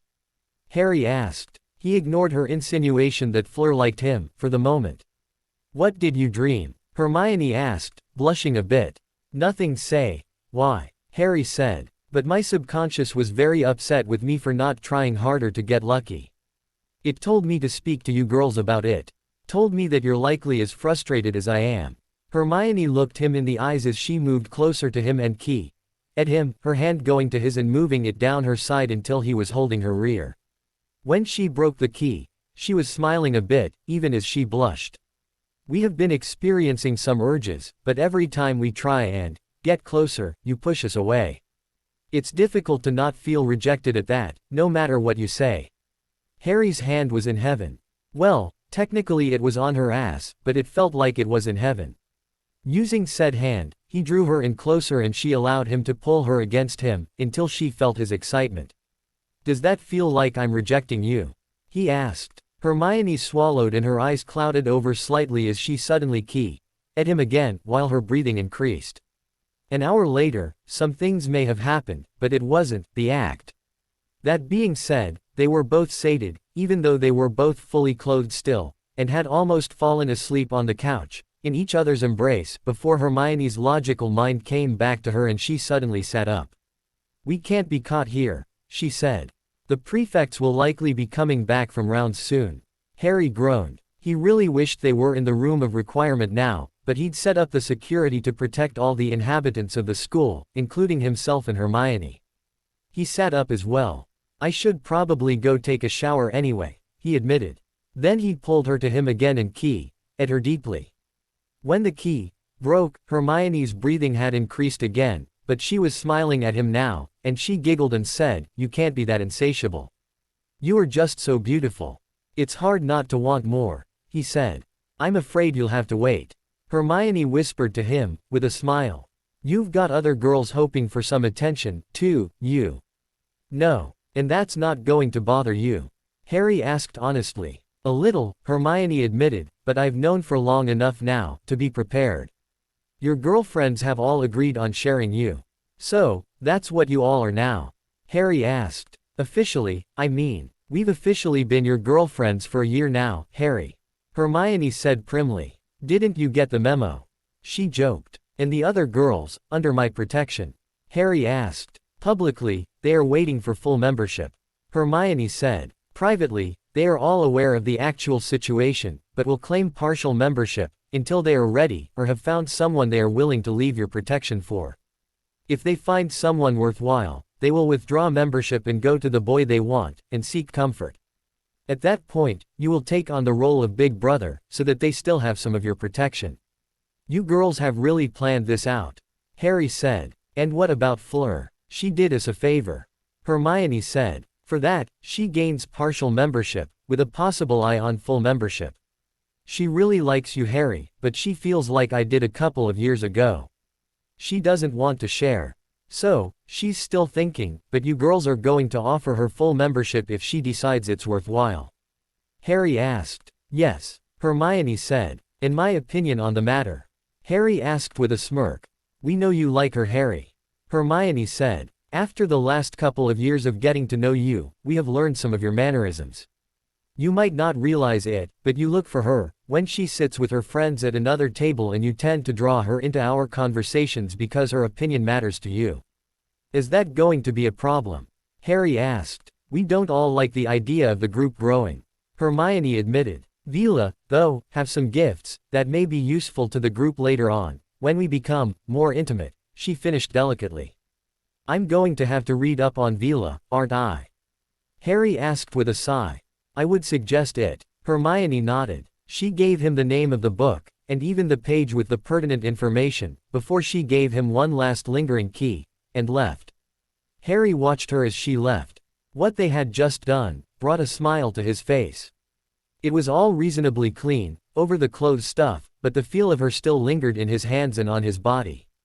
The next morning, his girlfriends were all gathered at the Gryffindor table and they were all speaking in whispers as Hermione blushed. Fleur was sitting off by her friends, but she sent him a knowing smile as he arrived. When Harry approached, the other girls all blushed, except for Luna, but she had a new kind of dreamy smile. They stopped talking when he joined them. "Anything interesting?" Harry asked, with a smile, and the girls smiled back at him. Harry, though he actually saw relief on some of their faces. Just for the fun of it, 7 hairy illusions appeared behind his girls and Fleur and put their hands on each girl's shoulder, reminding them that he had talents that may yet prove useful in the future. "Anything interesting?" All the copies repeated as Harry dished up. It wasn't something he could do without concentration, but his years of practice made it reasonably simple. "Ari," Fleur asked as she turned around, looking at her own copy. How are you? Trade secret. All the copies in most of the hall said. This led to a bunch of laughter and Harry made the copies walk around to him, before seeming to get on the same bench as him and sliding into his own form. Anything I should be aware of? A message from Minerva McGonagall asked on his comm. It's a private matter. Nothing to worry about, Harry replied. Were you safe? She asked. McGonagall had seen many couples come through Hogwarts. She knew the signs, but she also knew Harry would not allow things to go too far, but needed to be sure. We didn't need to be. Harry replied as he blushed, like a schoolboy. Good, came the final reply. Who are you talking to? Hermione asked. She hadn't seen the message, but she had seen the blush. Instead of answering, Harry held out the comm, so only she could see. Hermione soon joined him in the blush. She doesn't need to know that. She whispered harshly. She's only being a good aunt and head of house. Harry whispered. She's not going to make this public, but she needs to know that things are under control. Still, Hermione whispered indignantly. It's private. She probably knows every single couple in this school, Hermione. Harry whispered. She has a lot of experience, as you might know. The fact that she knows who all my girlfriends are, and you were all whispering excitedly, means she already knew. Hermione still looked unhappy, until Harry leaned over and placed a key on her cheek. She blushed again, but smiled at him, feeling better. What about us? Parvati asked. Harry smiled at her and blew her a key, which turned into an actual heart and made physical contact, with both the feel and sound of a key. Then he repeated the action with all of the girls, when they pouted at being left out. I say, brother mine. Fred said in a posh tone. I believe I see it too, brother. George added. Could it be that our dear master has finally upgraded his relationships to official status? Fred asked. I do believe he has, brother. George agreed. Bully. They both exclaimed. Jolly well done, old chap.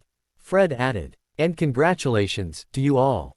George said to the girls, finishing their little show. Thank you, old bean, a Harry copy said from their other side. But I dare say, my twin is not too happy at all the attention you are drawing to them. I'd be careful, as he doesn't seem to be in a mood for your shenanigans. Indeed. Yet another Harry said. Harry seems the type who would pull some sort of prank, while you are distracted by his twins. The Weasley twins looked at each other, then, and realized that Harry had somehow made them look like himself, while they were distracted. We're quintuplets, they exclaimed together. Seriously, how do you do that? One of the Harrys asked. It's not like they could have trained that. You must be a fraud. Fred said. Real twins would know, one of the copies added, while George found he was muted and his illusionary face just smiled. Fred looked shocked and looked between the two Harrys on either side of him. Wait, I'm confused, now, he said. Who's who? I'm Fred, of course. The copy said again. But, Fred said as he stood up and took a step out of his seat. I don't like this, Harry. Please stop. Instantly the copies were gone and they looked like themselves. Fred sighed in relief and sat back down. Thanks, Harry. George said. But that was really creepy. How did you know what you would say? Harry asked, smirking at them as he turned into one of them. Elementary, my dear brothers. I used logic. He must be a fake. Fred said aloud. No Weasley would be caught dead using logic. Hear, hear. Both George and Harry said. Seriously, stop that. George complained. There was a lot of laughter around after Harry's addition to the show. It was weekend, so people were not in any hurry to leave, but Harry had to go check up on the headmaster and sent him a message. He had not come down to breakfast. How are you doing, Albus? Harry's message read. There was no immediate response, though, so Harry decided to do something. He walked to the gargoyle and said, move aside or I'll make you. Surprising Harry, the gargoyle jumped aside instantly. Shrugging, Harry walked up the steps and to the door of the office. He knocked, but there was no answer, so Harry opened the door and entered. On the floor, in front of the fire, lay Albus Dumbledore snoring, with a nearly empty bottle of scotch clutched in his hand. Sighing, Harry walked up to the man. He'd found Sirius in this position a time or two, after all. Harry had no idea where the headmaster's personal chambers were, so he conjured a bed and placed the man in it. When Dumbledore awoke a couple of hours later, he was surprised that he felt rather good. He looked up and realized he was in a bed, which was in his office. Next to his bed, there was a nightstand, with a glass of water and a letter, with the words, "Olive Branch," written on it. He got up slowly and took the glass, drinking some water, before he took the letter and opened it. "Dear Albus, I may not know what caused your departure from the path you were on, but I'll try and offer you one last chance to prove yourself to me. Firstly, the reason you are dead sober is due to an Egyptian sobering charm. It lasts a year, so you'll be quite unable to get the slightest buzz for that time. Secondly, I'll be taking you someplace this evening, so we can eliminate the chances that you are being compelled or manipulated in some way. Meet me after dinner by the Quidditch pitch. Sincerely, Harry Black. P.S. Hagrid has been waiting patiently for you to realize that his name has been cleared, so that he can start learning to use magic again. I suggest you don't wait too much longer, or I'll be forced to help him myself." Dumbledore read the letter a few times, as a little flame of hope burned in his heart, suddenly. He had not squandered his last chance, after all. A smile stretched on his face as he lay back again, with his eyes closing as he sent a prayer of thanks out into the universe. Harry's day was an eventful one. No sooner had he returned than he was dragged off by his girls, to the Quidditch pitch. He was told to bring out the saucer and to take them up, for a bit of alone time. By the time dinner arrived, Harry was tired, but elated. All his girls, except for Luna, had insisted on some private time, so Harry had to make a separated chamber with the piece of wall dedicated to the airlock. The fact that all the girls were wearing dresses, unlike Hermione, who was wearing her favorite jeans the previous evening, meant that some things happened differently, but it was still mostly clean, if not necessarily dry. They had all felt the need to clean up, before dinner. Dinner was spent in reasonable peace, but the ladies knew Harry had plans this evening. He had also sent a message to his aunts Minerva and Poppy, stating that they were going on a field trip. Nobody else was invited this time. An hour after dinner, they were all standing in the Moon House, which had become its official name. "Let me see if I have this right," Dumbledore said. "You're going to kill me and bring me back from the dead, to release me from any curses I may be under. And any unbreakable vows, yes," Harry said with a nod. They had done the research and tested the theory, with a vow made with lesser consequences. "What about vows made by people to me?" Dumbledore asked. "They'll be released, but they'll not know," Harry said. "Since they'd have to test the vow by breaking it, they will likely never find out." Madame Pomfrey said. "But you'll need to take a vow directly after, to not interfere with Marauders Inc. again." Harry said. "No offense, Albus, but I still need that assurance." Dumbledore pondered that. How long had Harry been able to do this? What a marvelous power to wield. Unfortunately, he didn't know of any curses he was under. That didn't mean it didn't exist, but he still doubted he was under the influence of such things. Still, if it would gain him some freedom from some of his oaths, he'd definitely go for it. Dumbledore looked at Madame Pomfrey. "You're sure this is safe? We've not tested the process on someone as old as you, if that's what you mean, but from what I've seen, age shouldn't matter." Madame Pomfrey replied. "If you are being affected by magics that you don't know about, this is a good way of countering them." McGonagall agreed. "And you are all hoping that I am, in fact, affected by something?" Dumbledore asked. He felt a surge of relief at their communal nod. If they were hoping for this, he'd not lost all their faith in him. Not completely, anyway. He just hoped that they were right. "Very well, then," he said, before turning to Harry. "Mr. Black, would you please kill me?" he asked. "With pleasure," Harry said, with just a hint of mischief.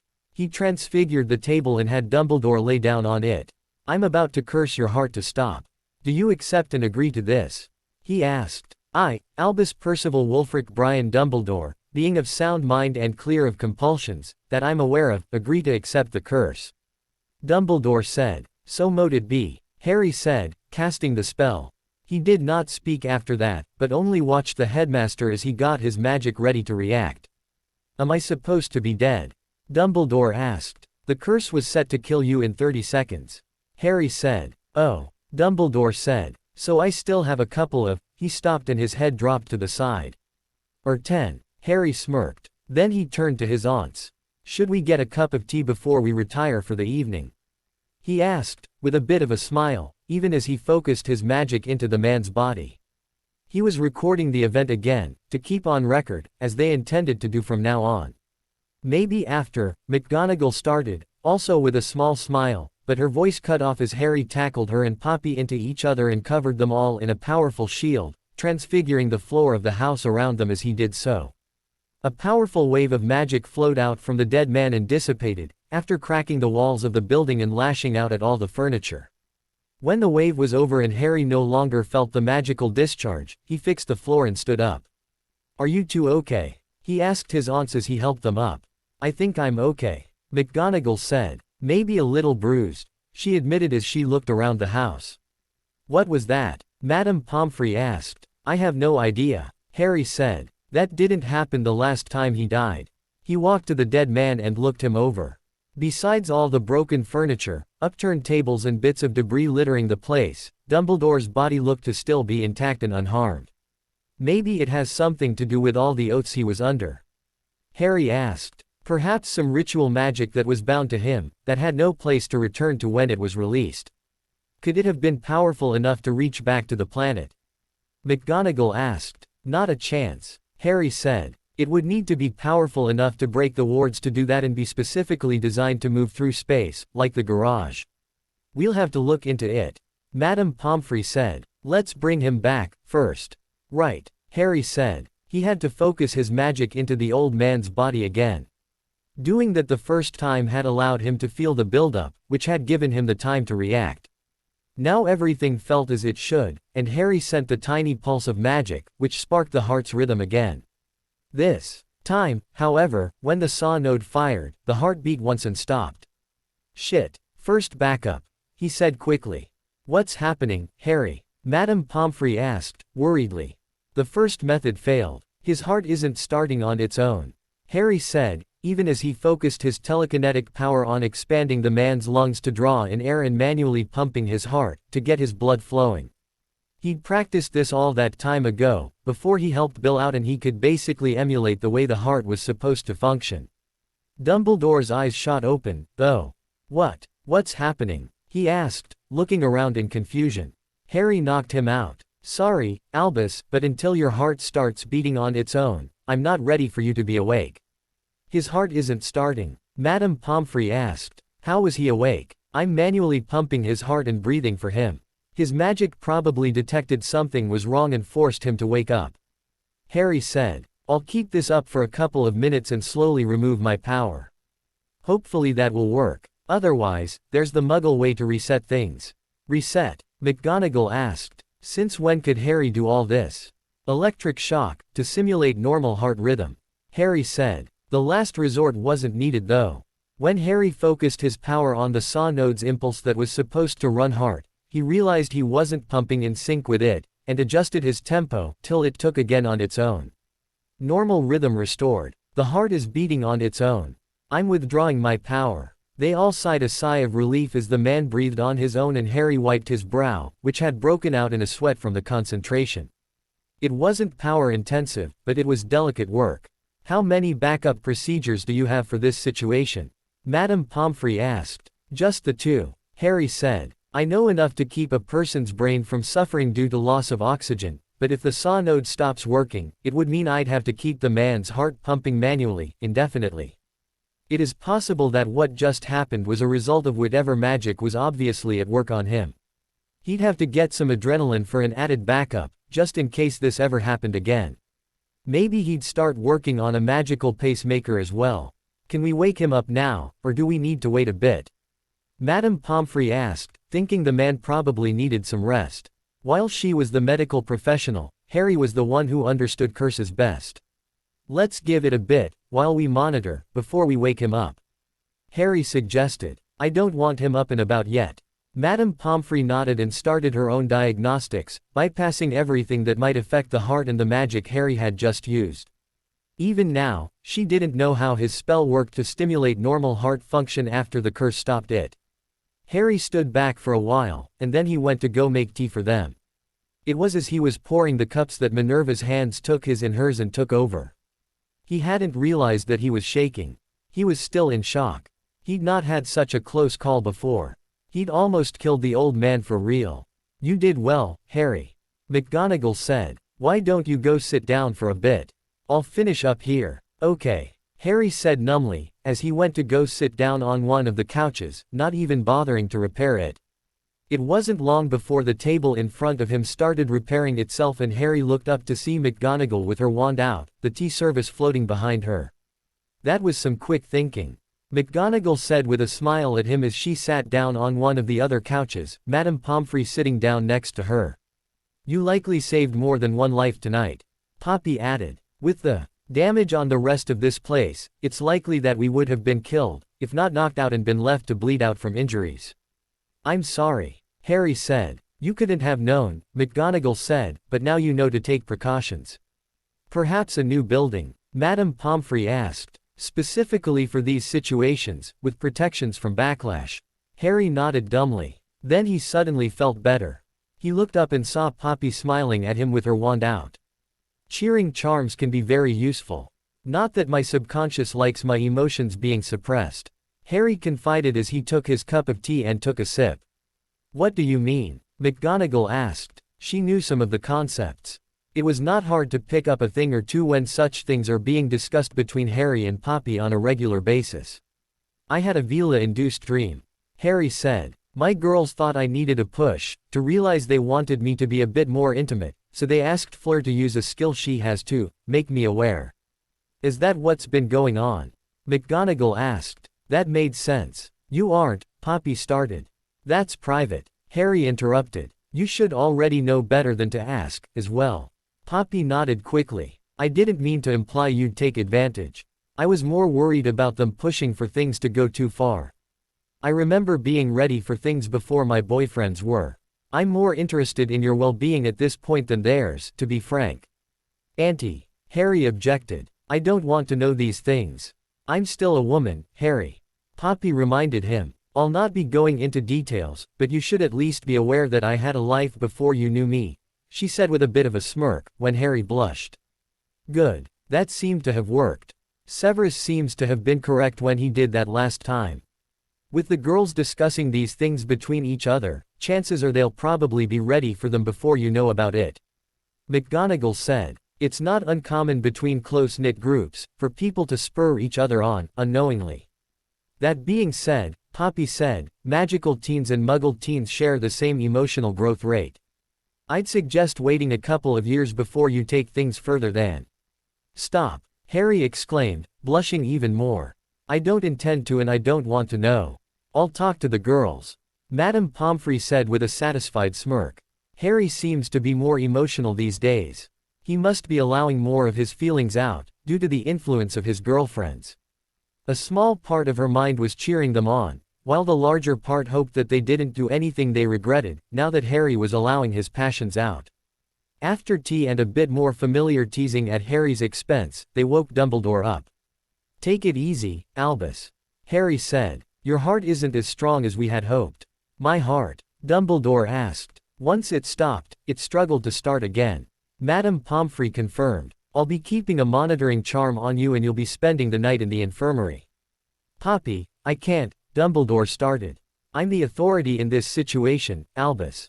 Madame Pomfrey said firmly. We can tell the students that you are away on business and section you off with some privacy spells, if you need to stay longer, but I'm not letting you out of my sight until I know you are well. Dumbledore finally nodded. He felt fine, though. In fact, he felt better than fine. He looked up at Harry. It worked then? He asked hopefully. We can't know for sure what it was doing, but you had some powerful magic on you. Harry confirmed. How do you know? Dumbledore asked. Harry pulled out his comm and played back the magical backlash for him. That does seem like powerful magic, he admitted. That hasn't happened before, then. Not once. Harry confirmed. I don't know what it was, but I suggest keeping an eye out for people who act differently around you, or perhaps some sort of repercussion to the spells being broken.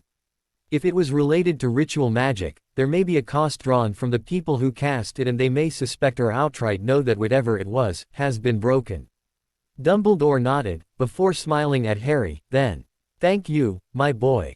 I know you didn't really know if something was going on, but your willingness to try really means the world to me, he said. You're welcome, Albus, Harry said. Let's hope that whatever it is, or was causing your recent mistakes. Dumbledore knew he was being offered a free chance to claim just that, but for him to truly grasp the offer, he'd need to be honest. I can't know that I'd have done things differently, but I'll try and be honest with you from now on. That being said, I'm going to admit that I am glad you are the Hogwarts champion. At Harry's raised eyebrow, he continued. You are the most powerful and knowledgeable student at the school at the moment. The chances of you getting hurt is much smaller than if someone else was chosen. It also gives you more respect and support among the people. So you wanted me to do it, to protect the students and for the eternal glory? Harry asked. Not for the prestige, but for the support of your real skills. Dumbledore said. I know you hate fame, specifically for the things that you don't feel you earned. You have the chance to really earn the respect of people here. To build your own chosen name and image. You'd never have escaped fame, but you have the chance to earn people's respect as well, rather than their wavering enthusiasm. And the assaults within the school. Harry pressed. Do you still feel that rapists and murderers deserve clear slates? Dumbledore thought about that as he sat upright on the table. It was true that he thought people deserved the chance to redeem themselves, but he truly didn't know why he wouldn't want to set examples, so that people didn't attempt to emulate them. I don't know why I went that far, to be honest. I should have simply let the DMLE handle the cases as they should. My support wouldn't have suffered. Rather, I'd probably be putting people's minds at rest, knowing that these things were being stopped. I can't know that my mind wasn't changed by recent events, though, so I can't tell you that I was being manipulated there, he admitted, with his head hanging in shame. Well, that's good enough for me. Harry said. Welcome back to the light, he said. Just like that. Dumbledore asked, looking up at him. If you were your old self, would you have admitted to the possibility that you may have made a mistake yourself, without being manipulated, for the chance to fix your mistakes? Harry asked, with a raised eyebrow. Dumbledore suddenly realized it was true. Very insightful, Harry. You are, of course, right. But I think I'll try not to just accept that so easily. I have much I would like to make up for. Perhaps there is still time for me to redeem myself, as well. Harry nodded at the man. And Hagrid? He asked. I'll be taking him to Ollivanders in the next week, after I arrange his paperwork. He deserves justice, Dumbledore said firmly. No need, Harry said. I already made him a wand. Since when can you make wands? McGonagall asked. Harry smirked at her, deciding to quote her to herself. Auntie Minerva, a lot goes on that we don't tell you about. McGonagall knew that she had once described a situation at Hogwarts with a student they had caught in the act, that way. But you usually tell me these things, she said with a huff. Harry chuckled and held up his hand and pulled off his ring, which had only become visible at his touch. Put that on and cast a spell through it, he instructed. McGonagall took the ring and examined it, curiously. It's a focus, she asked. But it's metal. Harry just cocked a brow at her and she placed the ring on her finger. Then she pointed the hand at the coffee table. The table abruptly turned into a pig and started sniffing around. My word, it works better than my own wand. How is this possible? Dumbledore asked, wanting nothing more than to try the ring himself, but knowing not to ask. It would obviously be a trade secret or even family magic. Science, old man, Harry said with a bit of mocking in his voice. Science has a lot of interesting effects on magic, once you know the right principles. I even made items recently that allows for more easy control over wandless magic, but without a certain amount of knowledge on how the scientific principle works, you couldn't use it, even if you had the item. So, Muggle knowledge can make magicals stronger? Dumbledore asked. What a novel idea. I can't imagine the purebloods ever accepting such things, which probably makes this an advantage they'd never accept, to their own detriment. Is the ring what gives you your wandless magic? He asked then. No, Harry admitted. And before we discuss anything else, I'm thinking it's time for that vow, now. Harry, are you sure that's still necessary? McGonagall asked. No, he's right, Dumbledore said. If this situation proves anything, it's that I'm not immune to influence. I think I'm going to have to insist on taking the vow, if only to protect the world from what I may become due to such influences. Very well said, Harry said, as he thought the wording through. In short order, Dumbledore had sworn the only vow he was now bound by, and happily so, knowing that the young man before him could be at least a failsafe, should he ever be compromised again. They made their way to the ship after that, but McGonagall got his attention. "Harry, I think we may have a problem," she said, pointing to the garage. Its door was split in two and Harry knew instantly that the binding magic would have been broken. "That is a problem," Harry said as he looked at it. "We can take the ship back the long way. I'll have to fix the magic on this later. If I may ask, why not just turn the ship into a portkey?" Dumbledore asked in interest. Harry was dumbstruck. Why didn't they do that? They already knew Sirius could do that, after all, and if the connection was interrupted for some reason, they could just do it again, to go the rest of the way. "You know what, Albus? I'm thinking I like you better already," he said with a smirk. Dumbledore smiled at the boy. He was feeling lighter than he could remember ever feeling. The boy's words also touched him deeply. Perhaps he still had a chance to have a relationship with him. "You are more than welcome, my boy," he said fondly. Dumbledore cast the portus on the ship himself, so when it reappeared inside the wards of Hogwarts, at the Quidditch pitch, over the hedge maze, which was being grown there, Harry was not really surprised. "That saves us some time," Harry said, as he flew them to the hospital wing. He dropped the people off and then went up to the Gryffindor common room, where Luna was sitting and watching the fire, while talking to nobody again. At his arrival, Luna looked up and smiled at him. "Welcome back, Harry," she said. "Were you able to get rid of the Raxperts?" she asked. "Some," Harry admitted. "The headmaster had a large infestation. Still does, I'm afraid," Luna said. "Not all Raxperts dwell in magic, after all." "Fair point," Harry said. "But he'll have to work the rest of the infestation off himself." "Most people do," Luna said with a nod. She looked off to the side and nodded, continuing her conversation in that nonsensical language. "I'm sorry to interrupt, Luna," Harry said after a couple of minutes of watching this. "Yes," Luna asked, turning back to him after a second. "May I ask who you are talking to?" he asked. "That's a secret," Luna said. "I'll tell you when we are married. Family magic, you understand. It's not something I have to worry about, though," Harry asked. Luna smiled at him. "You can worry about anything you want to, Harry, but you don't need to worry about this," she said. "Okay," Harry said. "Would your friend mind if I key-ed you good night?" he asked then, with a bit of a smile. "I'm sure that would be fine." Luna smiled back, but she actually blushed this time, like she was embarrassed to key-him in front of whoever she was talking to. He quickly got up and gave her a peck on the cheek, not wanting to embarrass her. He didn't know why, but he was starting to suspect there really was someone there that he couldn't see. Luna seemed fine though, so whatever it was likely benign. "Good night, Luna," Harry said with a bit of a smile, before leaving for bed. The next day was a Sunday and Harry had a couple of errands to run. After breakfast, however, before he could leave, Harry received a message from Dumbledore. "Good morning, Harry. Would you mind accompanying me to Hagrid's hut after breakfast, so that I can see this wand you made him?" Dumbledore's message read, "This wouldn't happen to have anything to do with the other item I gave him, would it?" Harry asked back. "While I was displeased, at first, to learn of the power of the item, I don't deny that Hagrid would find something like that quite useful in defense of both himself and others. I just worry for accidents," Dumbledore said. "I took care of that. And sure, I'll go with. Mind if I invited my friends?" Harry wrote back. "The more the merrier." Dumbledore sent back. "What did Auntie Poppy say about your heart? Are you allowed to leave the castle at this point?" Harry asked. "Fit as a fiddle, though not as pretty," Dumbledore joked. "Hey, do any of you want to join me and Dumbledore for a visit with Hagrid?" Apparently Dumbledore's going to give him the good news. Harry sent on the group. Hermione was sitting next to him, with Parvati on his other side, but the rest of the group was sitting by their house tables. All of the group responded positively.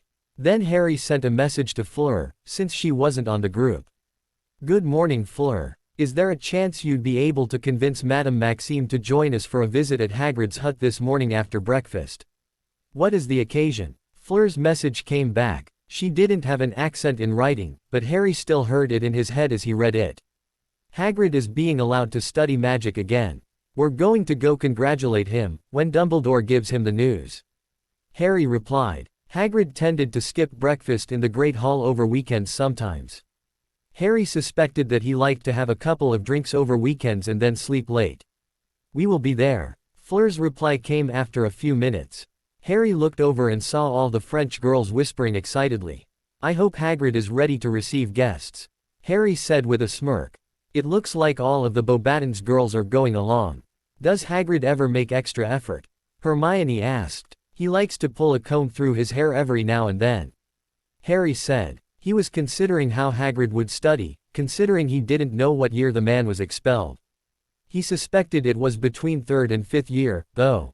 Considering the spells he'd seen him use, the few times he'd used them. One idea led to another, though, and Harry smiled when he realized he'd already put what Hagrid would need in place. He just needed to get the man a TV. Hey, Bill. Harry wrote on the comm. Care to put a TV in the box for me? I want to gift it to Hagrid. What package? Bill's answer came. Child-friendly, I think, so basic. Harry sent. Done. Bill wrote. It'll be in the box in a couple of minutes. Are you ready to start with sales? Harry added as a mild curiosity. Demand has increased after the second task. Bill wrote. People are wondering if they can get their hands on the display devices.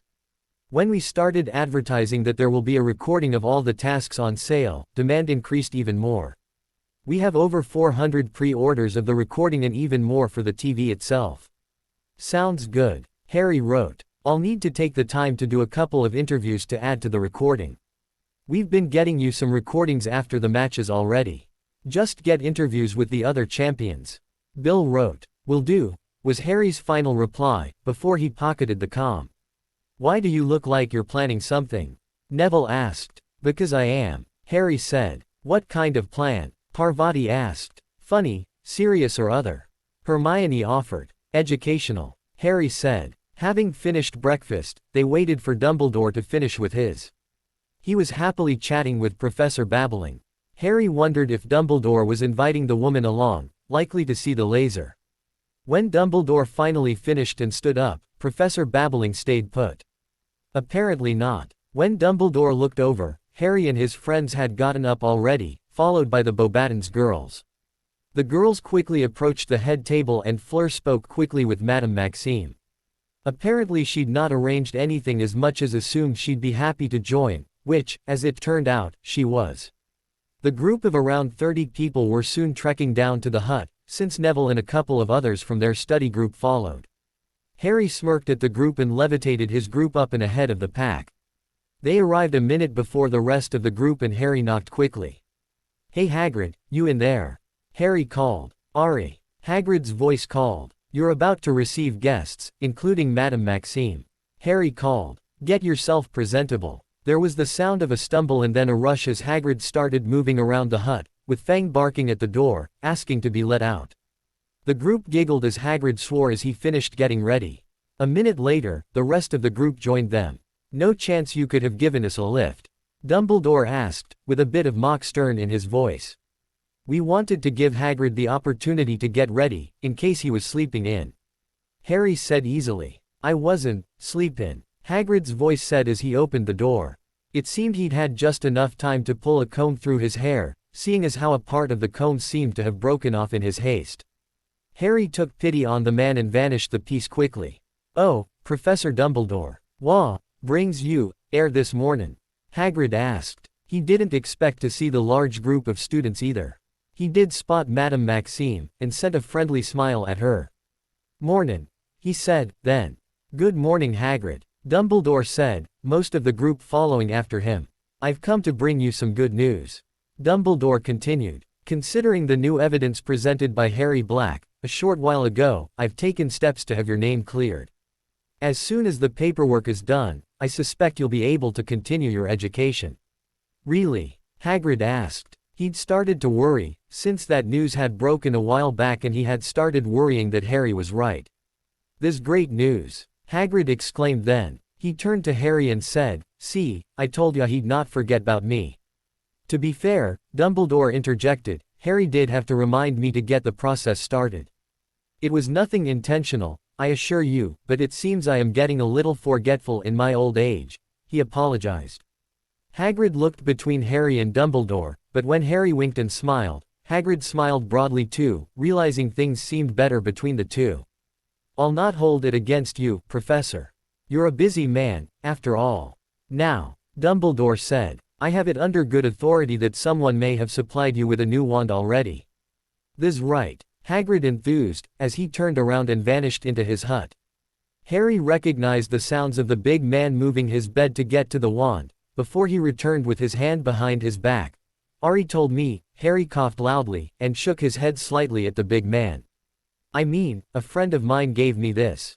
Clever fellow, he is, can't recall, his name Rai, now for some reason. He told me it was a special wand. Called it the Prism Wand. Strongest wand he ever made. Hagrid removed the 21-inch, metallic rainbow-colored wand from behind his back and showed it to the assembled group. 21 inches long, aluminium, coated in, That looks like it might be bismuth. Hermione asked, interestedly. She'd caught on quickly enough to act surprised. This what he called it. Aluminium, with bismuth coating and a special one of a kind core. Hagrid finished with a broad smile. The man gave it to me, said it was special made, just fair me. Said it was indestructible too. C'est magnifique. Madame Maxime exclaimed as she rushed forward and held her hands out, longingly, just moving it over the long rod, but never actually touching it. It was considered rude to touch someone's wand without permission, apparently. A wand that is made from metal. EET looks like EET as was made inside a rainbow. Haven't you never seen such a beautiful wand? She finished in a whisper, awe in her voice. It was made for you. Dumbledore asked. Was it a good match? He tried. Hagrid was not listening though. The awe and the smile on Madame Maxime's face had completely captivated him, apparently. Hagrid. Dumbledore tried again. Hagrid finally looked up. Is it a good match for you? He asked again. Hagrid shrugged and lifted the wand, pointing it at one of the smaller pumpkins that was not being grown for Halloween. Reducto. He incanted. Harry had the forethought to cast a shielding charm over himself and his friends, as the pumpkin exploded spectacularly. Seems to work just fine, Professor. Hagrid said, even as Madame Maxime blocked the raining debris of exploded pumpkin from landing on either of them. Leave it to a half-giant to make an example of a redactor curse. I'd have cast an Avis, myself. Harry said. A flock of birds is a little less messy and they serve as good target practice. You attack conjured birds? Dumbledore asked. I change their color and try to get every one of them before they fly away. Helps with accuracy and speed. Harry corrected. It was how he practiced those things on the Room of Requirement, but it felt like cheating with his wandless magic, since he could hit an entire flock at once these days. That was a powerful spell. Madame Maxime smiled at Hagrid. Or perhaps, a powerful wand? She asked. Hagrid shrugged and held the handle out to her. Want to give it a try? He asked. Are you sure? Madame Maxime asked, even as her fingers enfolded the metallic handle. It's so light, she exclaimed. How easy it so light? She asked. It's a property of aluminium. Harry said. I use it myself, for that property in the things I make, he elaborated. The person that made the wand must have recognized that and used it for that reason. Madame Maxime, however, wasn't listening anymore. She had started conjuring a rain of rose petals. Z wand, EET works like EET wants to cast. EET is easy, like breathing, she said. Merveilleux, she added, still in wonder, before reluctantly returning the wand to Hagrid. You, Avenue a good friend. You should treasure Z's wand. EET is simply magnifique. Hagrid smiled as he took the wand, his eyes flashing at Harry in gratitude. Unfortunately Madame Maxime seemed to catch the look. As her head snapped to Harry with incredulity, he shook his head fractionally, hoping she would catch on. She did and turned back to Hagrid. I am happy for you, monsieur, agreed. Now you can study your magic again.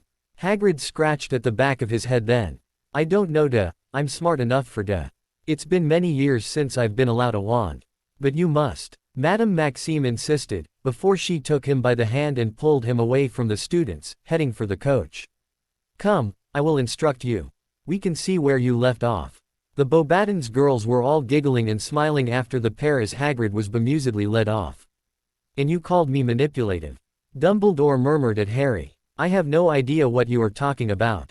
Harry denied, before he too turned and led the girls off. Come on girls. I've got a treat for you, he called over to the Bobatons girls. You too Neville. Bring Hannah. We're visiting my, other home. You're going now? Neville asked as he pulled out his comm to send a message to Hannah.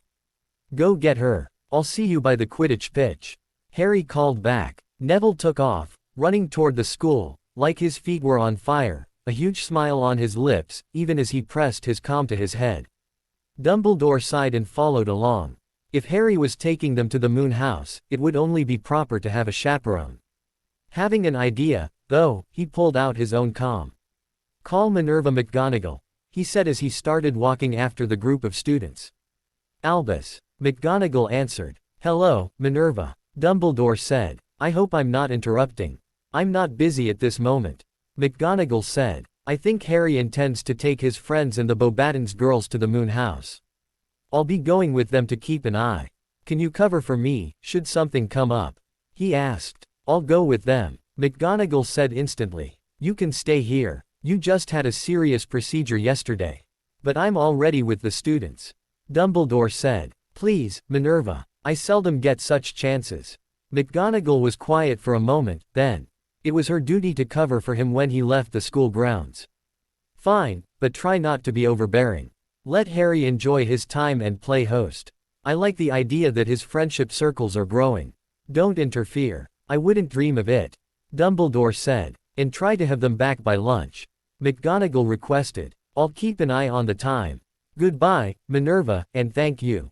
Dumbledore said as he ended the call, wondering if the Tempest spell would work on the moon. It was supposed to keep track of the time of day in whatever time zone you were in. By the time Neville and Hannah showed up, Harry had taken out the ship already, ignoring the TV, since it seemed setting Hagrid up with copies of lessons from the teachers over the last year would interrupt his private tutoring session with Madame Maxime. He could still set him up with that later. Harry opened the hatch for the fully visible ship, since he didn't keep it stored disillusioned, and waved the guests in. Welcome to the saucer, Harry said. I'll arrange seating in a moment. I'll sort that out, if you want. Dumbledore offered, as he walked on board as well. Thank you, Professor, Harry said, not really certain if he wanted the old man along, but giving him the benefit of the doubt. Before Harry could close the hatch, however, he spotted Krum running toward them full tilt, with a string of other Durmstrang students struggling to keep pace. He chuckled, but waited. He was not happy to see Karkaroff following quickly behind his students, but decided he could use the opportunity. So he pulled out his comm. Call Severus Snape. Mr. Black. Snape answered. Would you mind joining us on the Quidditch pitch? Harry asked. I'm about to go to the Moon House and I just realized Karkaroff is going to insist on joining his students, who are all currently rushing toward the ship. Leave them behind then. Snape scoffed. I can't offer one of the schools a ride and not the other. Harry said. I was also thinking we can use this opportunity, if you know what I mean. You intend to show him? Snape asked. Of course you are. You're you. Fine, I'm on my way.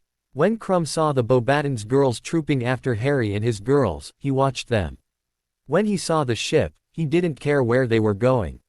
He just knew he wanted to go with. The Durmstrang students had no idea what the silver thing was towards which Krum was running, but knowing him well and seeing the look on his face, before he took off like a bat out of hell, meant it was probably something amazing, or dangerous, or both. Being who they were, they followed. Karkaroff had been completely ignored, as he called after them, and had no choice but to follow. Harry was standing in the door and smiled at Krum as he waved the boy on board. The other students, however, he stopped, with a raised hand. Okay, guys. If you want to join us, you have to know the rules. On this ship, I'm the captain. When I tell you to do something, that's what you'll do. I'll not be unreasonable. I just want you to be civil. And you, Harry said, pointing at the cocky bloke from earlier in the year. You will respect my authority and not make any of the girls uncomfortable, or I leave you behind. Who are you to make demands? The boy asked. I'm the one that owns this ship. On it, I make the rules.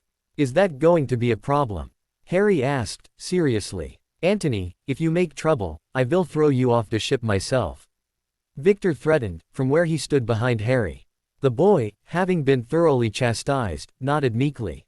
Of course. Sorry. He muttered. Wait. Karkaroff exclaimed as he finally caught up. Get out of that thing.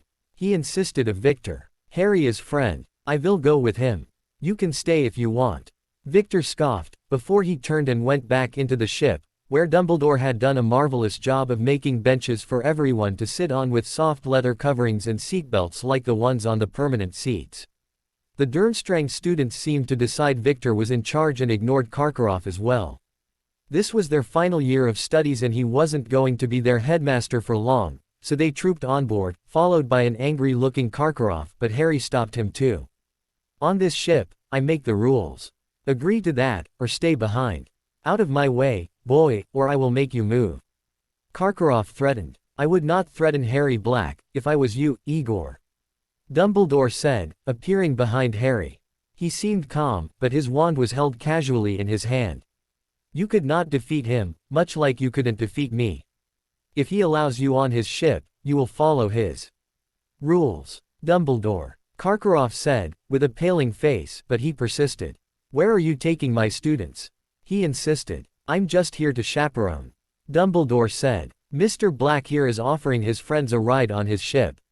Your students were welcomed under the condition that they follow his rules and they accepted. If you decide to join, you will have to follow his rules, just as I will. Karkaroff steamed for a bit, before he nodded, and Harry allowed him to pass. Snape didn't take long to show up and Harry allowed him on board without a word. Dumbledore greeted him and showed him to a seat, while Harry closed the door and activated the disillusionment function, before finally looking around at all the gathered students. He walked to stand in front of them, then. Okay, so there are quite a few of you here. More than I had planned, in fact, but that's not really a problem. Let me just quickly give you a rundown of what's about to happen and where you are. This is a flying ship. It was made, well, you'll soon see what it was made for, but I'm going to tell you now to please refrain from casting spells while we're in transit. This is for your own security. I've done this many times, so you don't have to worry that I don't know what I'm doing either. What you are about to experience is not a secret, but I would appreciate it if you didn't go telling everyone about it, since I really don't want to take every single student in Hogwarts. Consider yourself fortunate that you can call yourself friends of my friends, at the least. Finally, enjoy the trip. That is all. Harry finished. He didn't really mind if some of his capabilities came to light. He intended to add the recording that he was making right now to the recording of the Triwizard. Let people find out on his own terms. He also realized that people would not believe them, since most wizarding people didn't even know about space flight. If Dumbledore's smirk was anything to go by, he'd already realized this. Harry went to the captain's seat and lifted them up slowly, giving them a view of the school from above as he slowly circled the castle.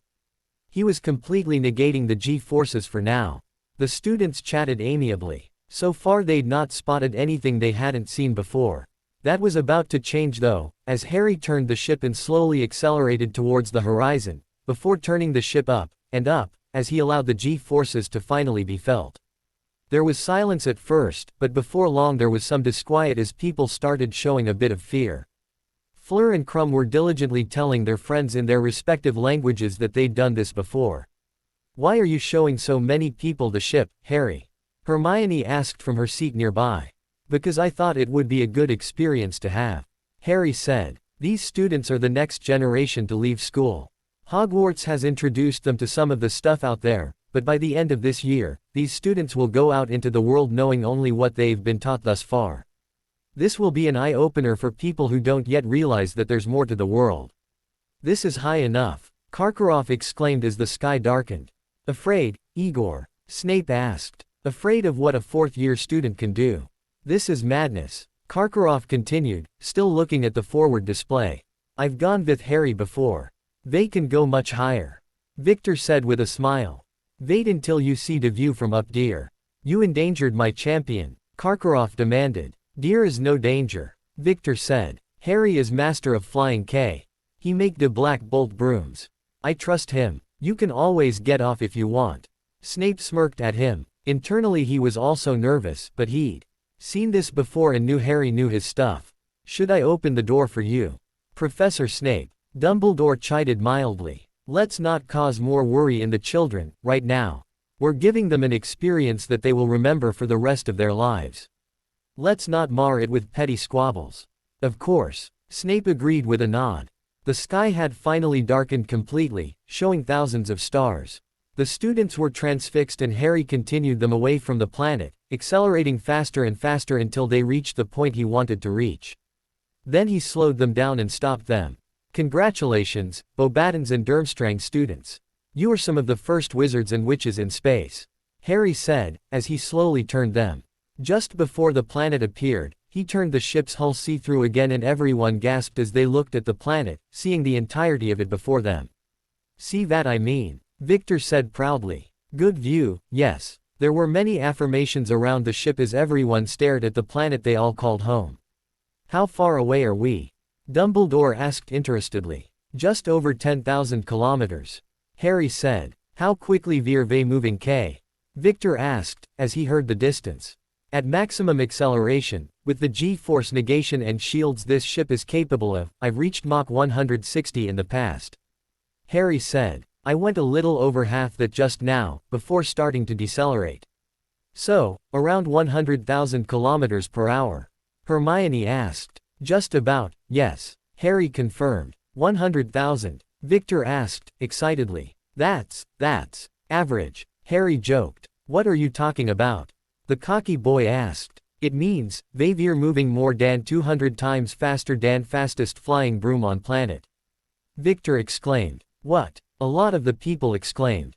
To be fair, there really was no way to know, considering everything Harry had done to negate the effects of acceleration. Well, not all of them. Harry reminded the boy. Sure, but you are von dat make brooms. Victor scoffed. Then I am done with career in Quidditch, I will come work for you and then you will teach me to fly ship, like this. Sure thing, Victor. Harry said easily. Okay people, don't be shocked, I'm about to portkey the ship to the next destination. Before anyone could react, Harry had already cast and activated the portkey to just above the moon house. Everyone noticed the transparency of the ship disappear and looked out the window to see the planet had become even smaller. Where did you take us? Karkaroff asked. Harry ignored him and felt for the wards to park them in the correct location. When they landed, Dumbledore was the first to unbuckle, as many of the students looked at the barren terrain of the moon. He walked to the front of the ship, getting everyone's attention. You may now unbuckle your seatbelts and follow Mr. Black from the ship. He had said it with a little smirk. When Harry unsealed and opened the hatch, there were only a few people that responded. Not many magical people knew of the dangers of space. The property is warded, but don't try to exit the boundaries. They are there to protect you. Harry said. I cannot stress enough how dangerous it could be to interrupt those wards. Keep spell casting to a minimum, please, he instructed as he got up and walked out the door. Also beware of the gravitational difference. You will be much lighter here, so watch your step. Padma spoke up. Ladies, keep your dresses in check as well. Parvati remembered to add. The students slowly started to unbuckle and walk to the door.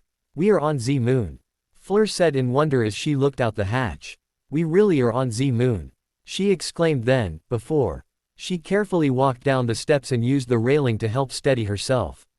Harry had already gone into the house. They had a large water supply, but they hadn't really restocked the moon house after the last Christmas party, but he had enough to prepare some snacks and put those out on a long transfigured table outside, along with everything they'd need to prepare some coffee and tea. Most of the students were just standing by the railing, looking at the Earth from the moon. Even Karkaroff had finally exited the ship. His mind seemed to be blown as he looked at the impossibility he was living. He is no ordinary boy, is he? He finally asked. Harry Black is anything but ordinary. Dumbledore confirmed, as he happily bounced by, toward the table with the snacks and drinks. Seeing him bounce like that, led to some of the male students discovering the joy of near weightlessness, and soon they were bouncing around happily, tacking their friends and laughing as they went. I should probably mention, the reason why I transfigure and don't conjure, is to not mess with the available air here. Harry informed Dumbledore. Please ensure that, should people decide to use magic, that they not start conjuring things, since that uses air. I understand, Dumbledore said. He was a transfiguration teacher after all. He knew the principles. Are you going to step away for a bit? He asked. I have to fix the garage. Harry confirmed. I'd like to be able to use it again. I'll keep an eye out. Dumbledore promised. Harry walked to the garage and fixed the physical problems. The real problem was, the magic had been completely interrupted on this side. Fortunately, he had a new toy. He smirked as he took off his ring and put a bit of power into a lumos inside the diamond. When the laser dot appeared, he focused a tendril of power into the beam and cast a point me spell. He thought that really should teach Hermione her own spell at some point, if she hadn't already invented it again. Last time, she'd come up with it, just before the third task and taught it to Harry so that he could use it to navigate the maze. Now, however, Harry let the laser point directly toward the linked garage, which was his target. Or, he wanted it to, but the ring continued pointing down. Harry pondered that for a moment, before shrugging and pointing the laser towards the planet, as close as he could to where he knew the house was. Then he cast the point me again. Instantly, the ring changed direction and stayed in that orientation. Perfect, Harry said with a smile. That would be useful. Maybe he should modify the ring to allow the laser free movement, like an eye. He'd try that later, he decided. The laser light wasn't visible at the low output he had it at, but that hardly mattered. He just wanted it to stay on target. Focusing his magic through the light, he quickly felt the connected garage on the other side and focused its magic to connect to the garage, which he touched with his free hand. It took a couple of minutes, but soon the garage was linked again as it had been. This is so bloody cool, Harry said to himself. Instant spell casting, long-distance spell casting, magical manipulation of distant objects. Hell, with the portkeys, chances were, he could have a house on Mars before the next school year. To celebrate his success he went back to the house and the guests. He walked up to the closest of his ladies, which just happened to be Padma. He hugged and kissed her, before lifting her up and twirling her around. She laughed at his antics, but asked anyway, what was that for? Oh, I'll need to tell you girls about my latest success soon. Harry said. Let's just say, my magical long-range sensor is already paying off. I'm glad you found something that makes you so happy, Harry. Padma said honestly, as she hugged him again. She loved that he'd become so demonstrative with his affections. What did I miss? Parvati asked as she walked up to join them. The other girls were walking around and explaining everything to the guests, and Hermione was currently inside showing one of the Beauxbatons girls to the facilities. Harry is happy, because he figured something really big out. Padma said, even as Harry picked Parvati up and gave her much the same treatment. Knowing you, that means quite a bit, Dumbledore said, having approached. He didn't mean to interrupt the moment, but he was curious. You have no idea, Harry said as he beckoned him closer. I just cast a spell from the moon to the earth and re-established the garage's connection without needing to detach it and take it back to the other one to do so. Harry whispered in his ear. Just now, Dumbledore whispered back incredulously. How is that? Let me guess. Trade secret. Yup, Harry said with a smug smile. But you'll tell your girlfriends, right? Padma asked, with a pout. You guys get an all-access pass. Harry smiled happily at her. I did tell you I'd tell you after all. Your business is protected by my vow. Dumbledore tried, hoping for more. But I didn't promise to tell you everything. Harry disagreed. Also, this secret could have consequences that would change the world for better or worse. I don't want that kind of information out there. It's just too dangerous. I'll not push, but I'll have to get used to being in this position, it seems. Dumbledore grumbled good-naturedly. I used to be the one with the important, life or death secrets. He thought about that for a while. You know what? Keep the secret. I suddenly find that I don't need it. I've carried enough of them in my life. Good on you, Albus. Harry said, winking at the man. The old man was finally experiencing the freedom that came with ignorance. Especially when it came to such important information. Okay. I need to go make one more stop to set something up. You're going to him? Dumbledore asked. I'm going to set things up so that Igor can see what happened to his old master. Maybe have a word or two. Harry said. Are you sure that's wise? Dumbledore asked. Karkaroff has truly reformed. Harry said. I know. The way he said it had Dumbledore nod in acceptance. It was obviously future knowledge. What Harry didn't say, was that the man would have to be an idiot to turn on the person that basically guaranteed him his freedom, even if he was still marked. I'll keep an eye here, Dumbledore said again. Harry didn't take long to make a portkey to the other Fidelius protected location. You have come to visit? Tom asked as he became visible. I've got one of your old followers at the other location, Harry said as he transfigured a stand behind the projection of the movies that were still playing, to attach a camera disc. He'd be disconnecting that at the Moon House, so that he could see and be seen by Tom. He'd not be bringing Karkaroff here, after all. Do you want a throne to sit on or something? Harry asked as he transfigured a chair in front of the projection. Are you trying to impress the man? Tom asked. He'd given up on ever being rescued. Now his only connection to the planet was the movies Harry put on for him. The only people he saw were in those movies. If he wanted new material, he needed to play nice. That was the deal. I'm trying to give you a simple comfort, Harry said. If you want to impress the man, now would be the time to speak up. A throne would impress him. Tom finally agreed. I could sit here in my misery and tell him not to. What's the vernacular? F.K. with you. Harry nodded and expanded the chair into something more impressive, covered in skulls and with deep red velvet cushions. How's that? Harry asked. The skulls are a bit much, Tom said as he looked critically at the throne. Harry removed the skulls and changed the material of the throne to be pitch black and shiny. That's better. Tom nodded. Do you need anything? Harry asked. Then, besides new entertainment, Tom asked. I wouldn't mind walls and a roof, he admitted. Not completely closed, but enough to block the sun. The feed becomes a little difficult to see at times. Fair enough, Harry said as he concentrated and 4 walls with windows grew up out of the surface of the moon. Harry had long since buried the items that Tom's essence was trapped in, just in case something could actually affect them on the surface. It wasn't deep, but it was encased in solid stone and warded against tampering. Does the sun come from back there?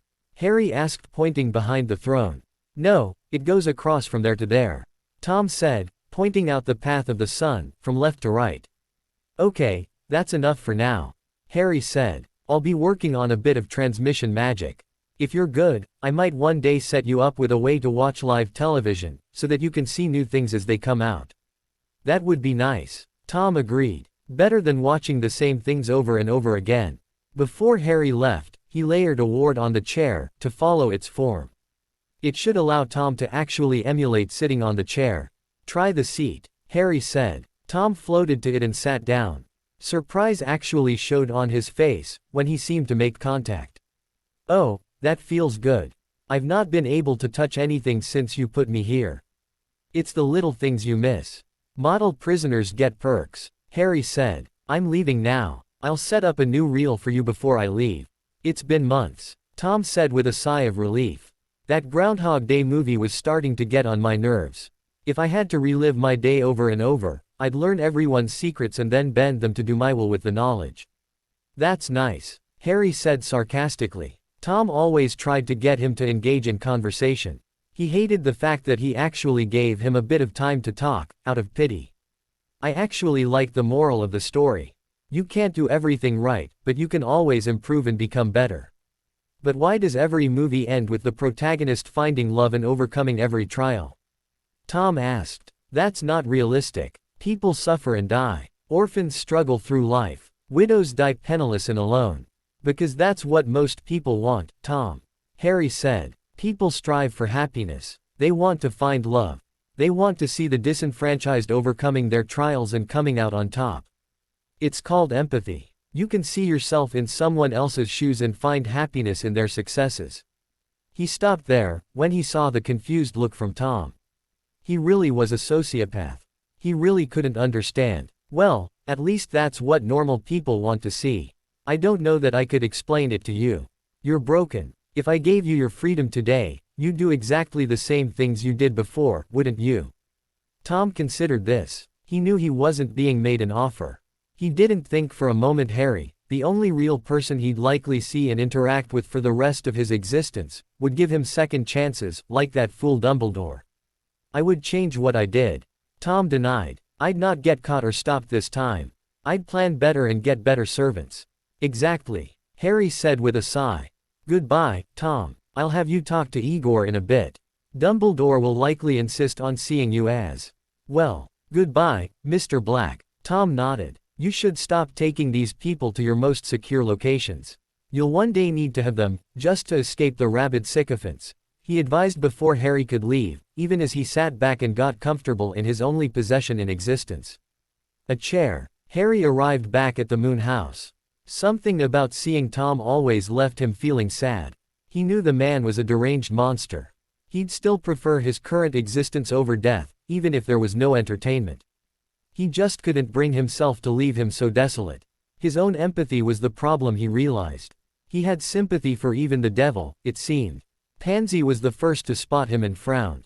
She'd seen that look before. She walked up to him. You saw him again, didn't you? She asked. Needed to set things up so that Karkaroff can see what became of his old master. Harry confirmed. You were too caring, Pansy said as she enfolded him in a tight hug. For someone that keeps his emotions in check, you decide to feel at the worst of times. Can't help it, Harry said. He and I have some things in common. If I didn't have the people I cared for, I could have easily become like him. Pansy broke the hug and stepped back, before slapping him through the face. Don't you dare say that about yourself, she exclaimed. You're nothing like that man. Pansy, Hermione said as she rushed to them. What's going on here? Harry just said that he and Voldemort were alike. Daphne said. She was within earshot and had heard the exchange. She looked at Harry, who was still too stunned to say or do much of anything. You really shouldn't compare the two of you, she said, then. You're not alike in the slightest. Come, Pansy, Hermione said, leading her off. The girl was both angry that anyone, even Harry himself, could say such a thing, and ashamed of what she had done. She cares a great deal for you, Dumbledore said as he approached. And she's right. Don't let the similarities of your past make you think you share anything of substance. You have enough character to both attack and defend people, when you think there's a sliver of hope for them. As the most recent recipient of your compassion, let me vouch for the fundamental difference between you. You always say that the difference between us is love, Harry said, with his hand on his cheek. I have it. He lacks it. Psychologically I can understand that. I even pointed it out to him, before I left. Empathy is something he completely lacks. He couldn't understand it, even if he had eternity to try to. He sighed, then. I should go apologize, he said. She was just shocked that you think so little of yourself, Dumbledore said. I dare say, she'll likely feel that she owes you an apology. I suggest you give her a moment, but don't ever speak of yourself like that again. She's starting to build one of the foundations of her life on who you are. You offended her sense of self, by saying what you did. Harry looked at the wizened old man, then. You know, you're wiser than you've been acting of late. I'm realizing that, Dumbledore agreed. Let's get this unpleasantness over with, Harry said as he headed into the house, ignoring the many staring faces. The slap and the exclamation had drawn all their attention. Harry walked into the house and to the most recently added room. The basement. In it was the movie that was currently being shown to Tom. Harry didn't take long to set things up so that they could see Tom and vice versa. When he was done, he walked back out and waved Dumbledore in, seeing as how he knew the old man wanted to talk to him. Then he went back upstairs. He saw Snape and Karkaroff talking off to the side, while they looked at the earth, and he walked up to them.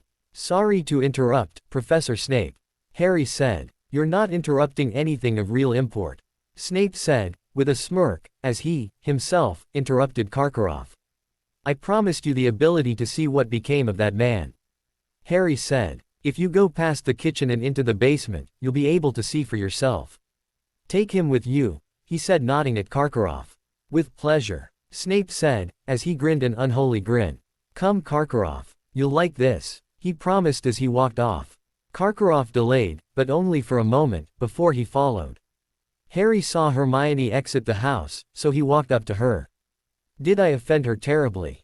He asked. I think she's more upset with her reaction to your words, Hermione confessed. I think you should go speak to her.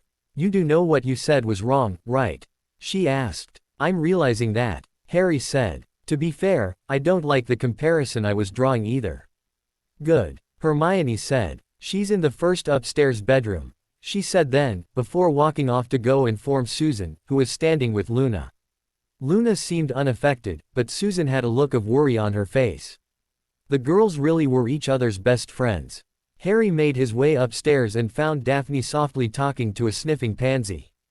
Harry made sure they heard him approach, though, and the talking stopped. Daphne got up and walked to him, before inclining her head to the bedroom and leaving. Harry entered the bedroom and closed the door. Pansy wasn't looking up, though. "Thank you, Pansy," Harry said. That got her attention. She looked up quickly. "You're thanking me?" she asked incredulously. She was worried she'd done something unforgivable.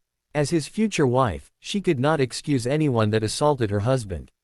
Not even herself. "Yes," Harry said as he walked to her and sat next to her on the bed.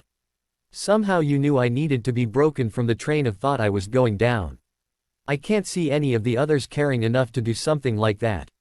"Caring?" she asked. "As long as it comes from a place of love, you can't hurt me, as much as I think I hurt you, by saying what I did."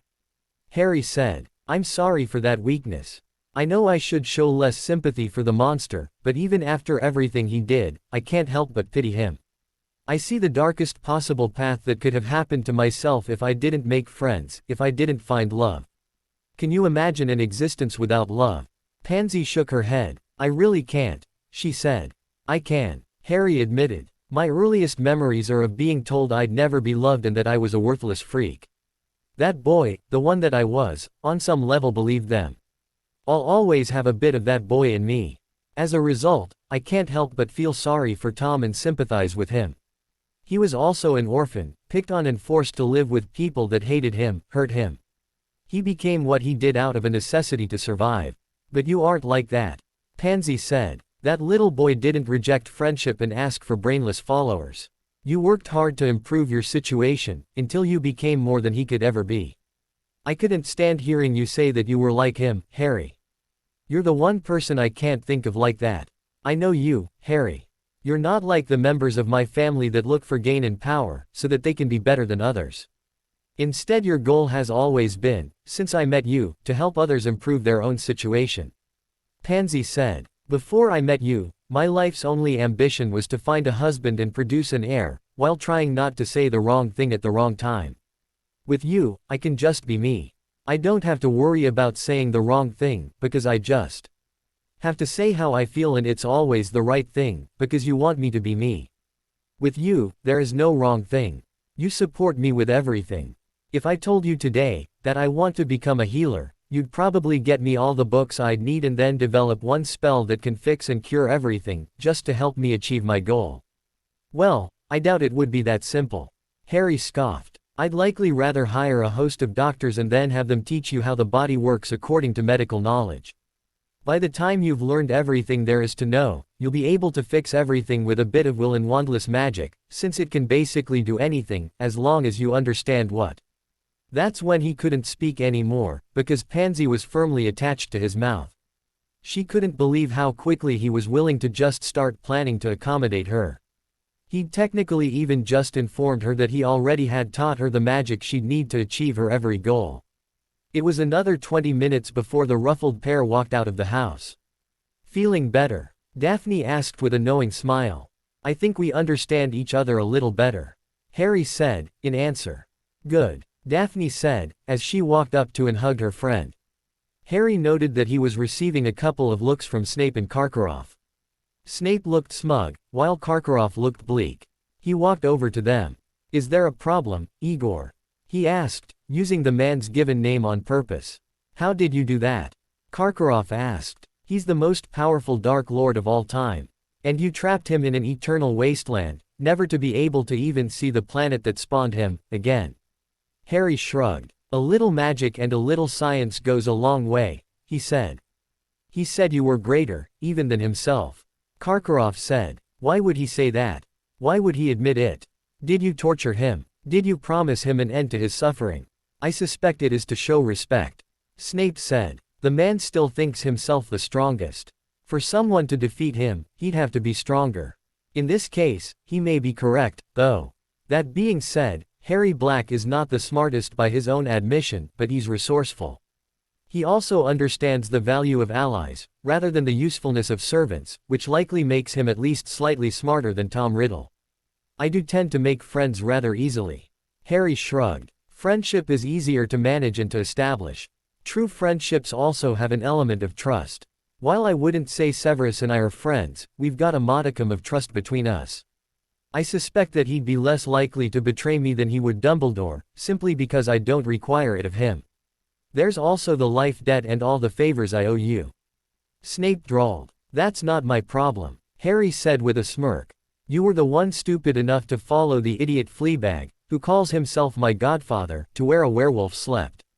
I didn't make you do that. I shall bear the shame for all time.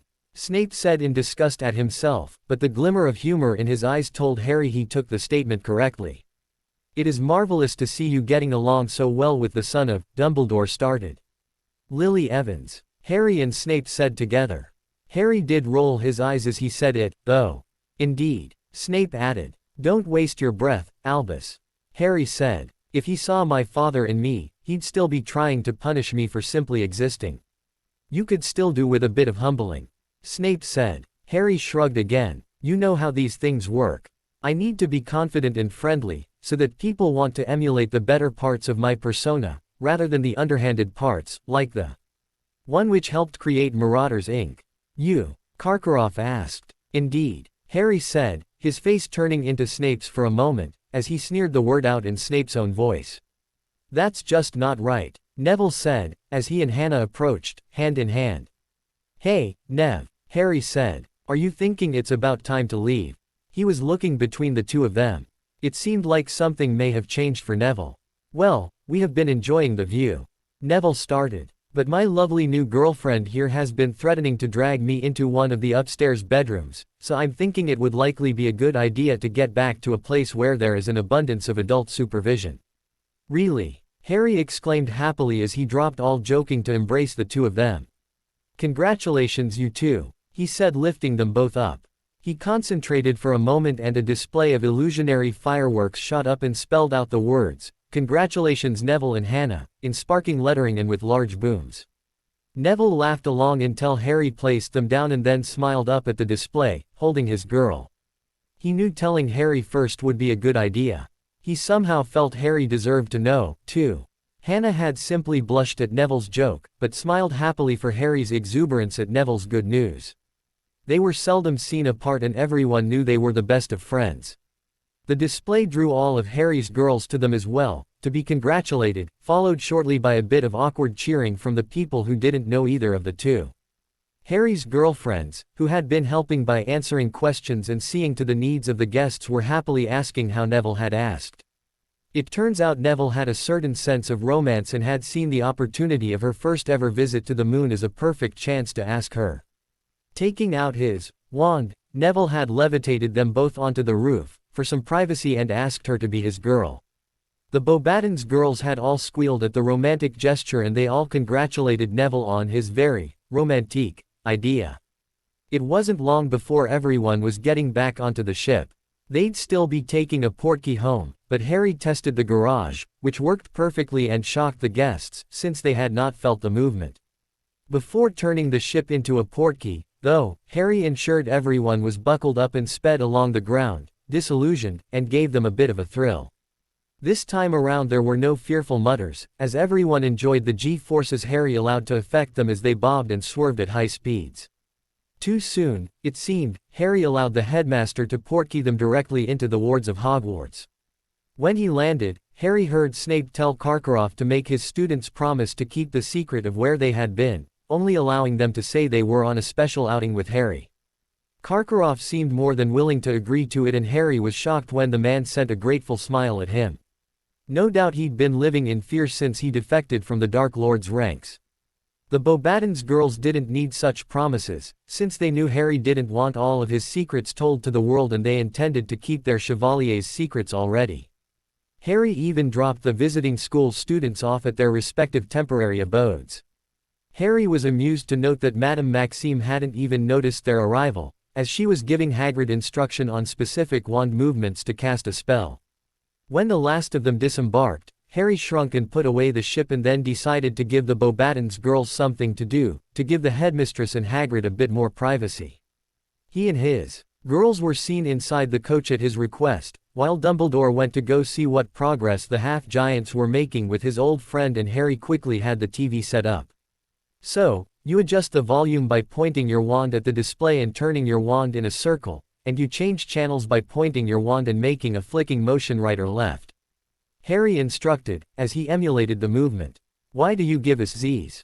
Fleur asked. Well, he couldn't consider himself a good friend if he didn't help Hagrid get some alone time with his new teacher, could he? Neville asked. He had realized what Harry was doing the moment he did it. There is also the fact that this will likely help with your English. Hermione stated. More exposure and all. Though, I suggest you check the music channels as well. Harry said. I really enjoy those for when I work and they are less distracting.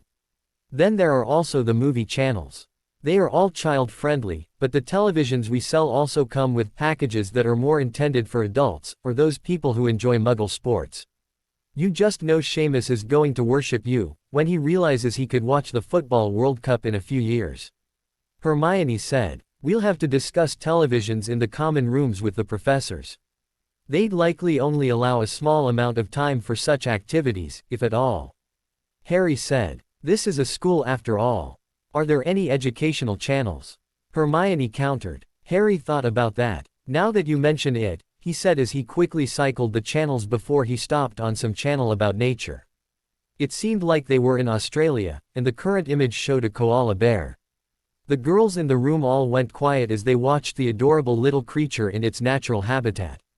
Suddenly the volume increased and Harry saw Fleur with her wand out and pointed at the display, as the girls all seemed mesmerized and made themselves comfortable.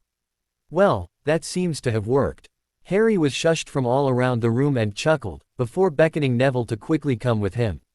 When they were outside, he said, I have to go take care of my weekend responsibilities back home and have a few chores finish. Can you tell the girls I said goodbye? Sure thing, Harry. Neville said with a smile. Harry could tell the boy also wanted to watch the show they were all watching, so Harry waved him back towards the door and went to go greet the three adults, who were discussing magic while explaining some concept to Hagrid. Before long he had left to go take care of his private business. That boy is going to change the world, one day. Madame Maxime said. He already has. Dumbledore nodded. I, for one, couldn't be happier. He's a good boy. Hagrid agreed. He'd already confided in Madame Maxime that Harry had made the wand for him, but she had already known, so Harry wouldn't mind when he found out. He even fixed my laser, so I couldn't accidentally hurt no one. He did. Madame Maxime asked. Ow. She asked. Hagrid smirked at that, as he concentrated and conjured a target for himself a bit away from them. It was a simple construct, but he was proud of himself for emulating Harry's usual target reasonably well. Me show you, he said, before he pulled out the impressive weapon, after switching it to the laser setting and pointed it at the target, charging it up, even as he drew it, and fired at the target, almost hitting dead center in the space of 2 seconds, from the moment he had created the target, which was now burning merrily, hiding the small spot of illusionary darkness inside the flames. He made EET cast a spell to hide the light. Madame Maxime asked. He did more than Hagrid said, as he used his offhand to switch the setting. Then he pointed the weapon again and a huge gout of flame engulfed the target. Then he switched it to the last setting and, using a little less power than last time, even though this setting could still flatten normal humans, he doused the flames and sent the target rolling along in the torrent of water. Madame Maxime was speechless, but Dumbledore smiled proudly. Harry had certainly fixed the problems the weapon had. It was now not just a deadly weapon, but also a deterrent and a useful tool. How marvelous! He exclaimed. He's made it into a defensive tool, as well, instead of just a deadly weapon. The water's salt water, though. Hagrid said. But it's not meant for drinkin', anyway. I keep it on setting most o' the time. I've been practicing to control the fire and laser better, though. Zz's a weapon of great power. Madame Maxime exclaimed, her fingers itching to try the weapon, herself. I dunno I'd say Hagrid said with a frown. Ari was real worried I would hurt someone, on accident, so he fixed it so it's not just a weapon. Does it have a name? Dumbledore asked interestedly. Ari calls it my laser, but, Hagrid started. It's not just a laser anymore. Dumbledore nodded along. How about, Le solutionnaire de problèmes. Madame Maxime asked. The problem solver. Dumbledore asked with a bit of a smirk. I think I like it. Hagrid said with a nod, as he looked at the weapon. It starts fires, but then also puts 'em out. The problem solver, he said, trying the words out and nodding along with himself, with a bit of a nod. Better than dragon breath, Dumbledore said. That's what he'd been thinking, after hearing the sound it made, but Madame Maxime was right. That would have sounded like an offensive weapon only. I dunno. I could still call the setting that. Hagrid said. I like the sound it makes. It did sound impressionnant. Madame Maxime agreed. I wonder how it works, though. Dumbledore said. He'd already sent a scan into the weapon, but every part if it was heavily charmed to protect its secrets. Now Don, go get an ideas. Hagrid said, quickly stashing the weapon in its holster. Ari trusts me to keep it safe. I wasn't going to ask you for it, Hagrid. Dumbledore assured him. I'm merely expressing interest. Harry makes all these impressive implements and I can't help but wonder. He's told me how he comes up with the ideas, but I suspect that I'm supposed to keep that to myself. Hagrid nodded in understanding. This good. Ari wouldn't want his secrets getting out. He warned me that this weapon, with enough power, could burn hotter than the sun. Said I had to take good care of it, because something like that could have bad results. Something about setting the atmosphere on fire and the end of all life as we know it. What? Dumbledore exclaimed. How could the boy be so careless? That's when Dumbledore saw the smile on Hagrid's face. You tricked me, he asked hopefully. Ari said to say that, if you ever start poking around. Hagrid admitted. Said that, before he fixed it, it was possible, but unlikely that I could give it enough power to do that. Dumbledore sighed in relief. So that couldn't happen now? He asked. No, though I suspect if Ari ever turned dark, we'll be in serious trouble. Hagrid said seriously. I wouldn't worry about that. Madame Maxime said, rejoining the conversation. Ari is in no danger of ever turning dark, as long as is family and girlfriends. If they are ever taken, though, I would not want to be near man stupid enough to do that. That person better, he's not near me when he tries, either. Hagrid said darkly. The girls often accompanied Harry when he visited. They all treated him with respect, but also a bit of friendly camaraderie. He considered them all his friends and would protect them if there was ever a need. Dumbledore smiled at Hagrid's stance. You and me both, Hagrid. That boy doesn't need to go through any more trauma. I'm hoping he has the opportunity to just be a boy for a while yet. Maybe experience some of the normal troubles of a teenage boy. Dumbledore's wish for Harry would be granted, but only for a while. In the meanwhile, Harry had met up with the astronauts. They finally signed the contracts and Harry decided to let them have access to the Hogwarts library. Not the restricted section of course, but still. He confirmed that they could all use the devices and ensured all of them had comms too. That would help them when he explained some of his plans for attacking the carbon dioxide problem. Transfiguration. Dr. Hawk asked. But isn't that temporary? Normally, yes. Harry allowed. Let me make an example for you.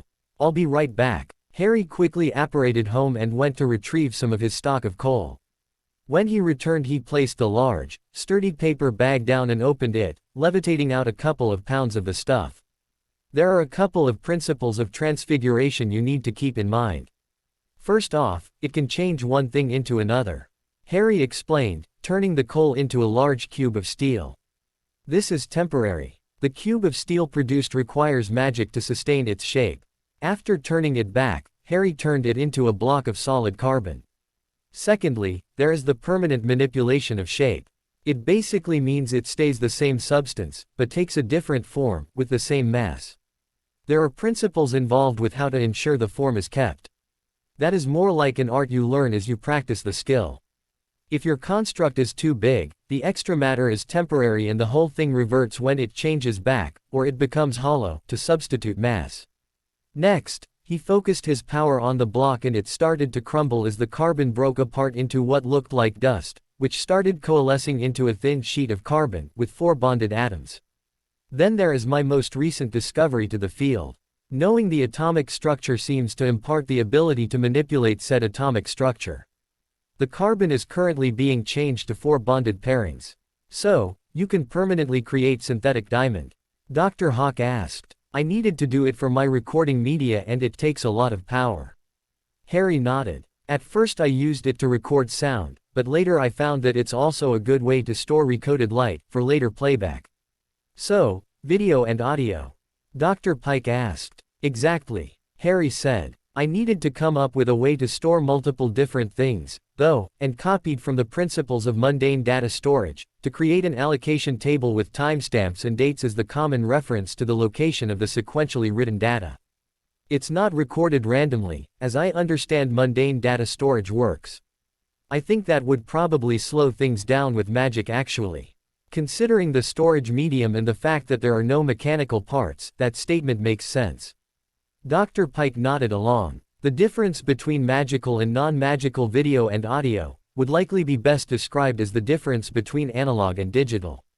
There is no frame rate with magic, so there is the possibility of perfect recall, versus what I understand as the frames per second from mundane recordings.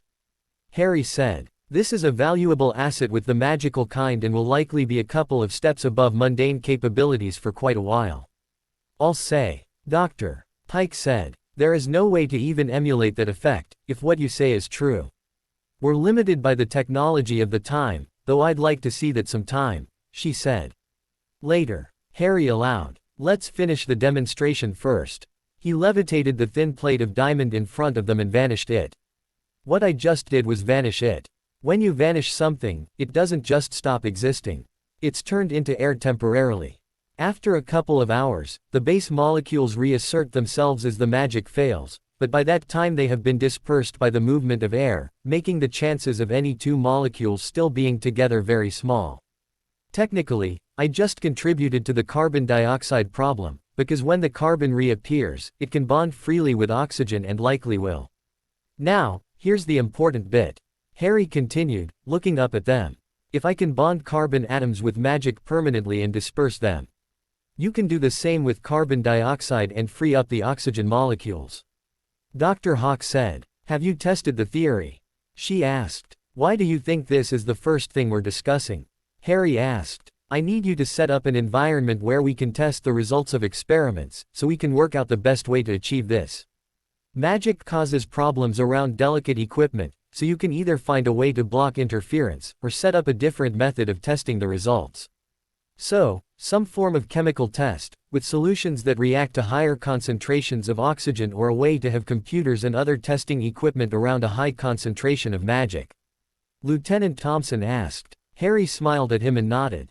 You didn't think I was here only because I'm a Marine, did you? Thompson asked with a smirk. That being said, I'll be asking you for one of those lightsabers and likely ask that you make a laser weapon for me at some point. I already made one, but it requires innate magic to function at this point. Maybe you or the doctors can come up with a way of storing magical energy long enough to make that a viable option, though. Harry asked, looking at the doctors. My current method works with a buffered power rune set and that is only good enough for short periods. The buffer I use for the comms works on a different principle to store the information on the comms and different platforms. Not until we understand a lot more about magic. Dr. Hawk said. It would be good to equip the man to protect them better. Until they could convince Harry and the PM to increase their staff, he was their only line of defense and they were still working out of the hangar they had originally met at. Fortunately he had normal weaponry, but she had to concede that it would be better to have a magical means of defense as well. So that's the first mission then? Dr. Pike asked. To test results when you do things manually and see where to go from there. Not exactly. Harry countered. I need to create a device that does this without me around. For that we'll need storage for the separated carbon, locations for storage and probably a mechanical function to separate built-up diatomic carbon particles. I'll need you on design, for a device that has both a lot of surface area and that can perform this function. I'll help you build it. All you need is to get me a list of the base materials you'll need. You'll produce it. All I have to do is help with design. Dr. Pike asked. Something in her manner screamed at him that he had just become her personal hero. That's the idea, Harry said. I'll transfigure what you need, since I can bypass potential months of construction by simply making the magic do the work. This is the whole reason we needed people in the know about magic on The team. This has just become my favorite job. Dr. Pike said. When I found out about magic, I was disappointed that I wasn't allowed access to it. This will make development of new techniques and production so much simpler. The only problem being that everything you come up with, you need to share with someone else, who has both the right knowledge and the ability to use your designs from then on. Harry said with a bit of a smirk. I don't care. It's not like I'm designing atomic bombs or fission reactors. Dr. Pike scoffed. Knowing what you know, there's a higher likelihood of your experiments causing problems than my designs. Well, I don't intend to cause mass destruction. Harry allowed. Last time you were telling us that you had a design on a long-range sensor. Dr. Hawk interjected. Can you tell us about that now? She asked. What do you know about blue diamonds and EMF? Harry asked. Dr. Hawk looked at him for a moment as she thought about what he was saying. After a minute of contemplation, she admitted, I know a few things, but I don't see them intersecting. I'm assuming it has something to do with magic. Harry smirked. I recently found out that increasing my personal EMF increases my magical influence in my immediate area, making a good argument for the idea that magic functions in the EM spectrum somewhere. That also explains the difficulties with magic in space and why my personal wandless magic struggles, but can permeate the void. Now, what do you think I was working on lasers for, and why would I need a blue diamond? Harry asked. Dr. Hawk thought again, but Dr. Pike answered. You replaced the ruby with the diamond, probably because the ruby didn't function for something you were trying. I'm assuming you were trying to channel magic through the light. Harry nodded. You were using some sort of detection magic for the sensor and needed the magic to permeate the vacuum, and it needed to be able to range out ahead of you faster than your EMF could travel ahead at high speed to give you time to respond, or correct your course. Dr. Hawk theorized. Got it in one, Harry said in satisfaction. You guys are going to work out fantastically. Did you know not one magical besides me knows all this? Seriously, thousands of years spent studying magic and I just apply the slightest of scientific theories and come up with the principles I'd need to assist in interstellar flight. Idiots. Dr. Hawk said. Science is the foundation of understanding everything. Why would they think magic is exempt? Normal magicals think that science is the mundane way of trying to overcome not having magic. Harry said. They don't even try to understand it, because they already have magic. Arrogant. Dr. Hawk scoffed. You really can't blame a society that still thinks they are advanced, while they function under a law that was created in the 1600s. Harry defended the magical world. That being said, we have whole fields of knowledge to expand on, and I for one am excited to take advantage of the opportunity. Did you achieve success? Dr. Pike asked. With the diamond, I mean. Harry smirked, made a fist, pointing the still invisible ring off to the side and making a blue dot appear, before a plume of fire shot up from the light, even as he moved the laser dot around. What do you think? He asked. Was that laser-induced plasma, or did you cast a spell from the point of contact? Dr. Hawk asked. If it was the prior, they should all be blind. Spell, Harry said. He turned to Thompson. Blue diamond is the only diamond on the planet that can conduct a current. My theory was that, since a normal ruby laser couldn't conduct magic, as I had hoped, I needed something that could. That's what the boron was for. Dr. Hawk said. She had seen the package Harry had received from the PM. You needed it for the diamond. But the amount you'd need is very little. You've still got a lot of that to work with, don't you? Dr. Pike asked. Harry just smiled. Maybe you can bring us a sample of one of those diamonds to set up some experiments with. She asked. Sure, Harry allowed. But only a small one. I don't want to waste any of the rare element. I found out that it also functions as a universal channeling medium for magic.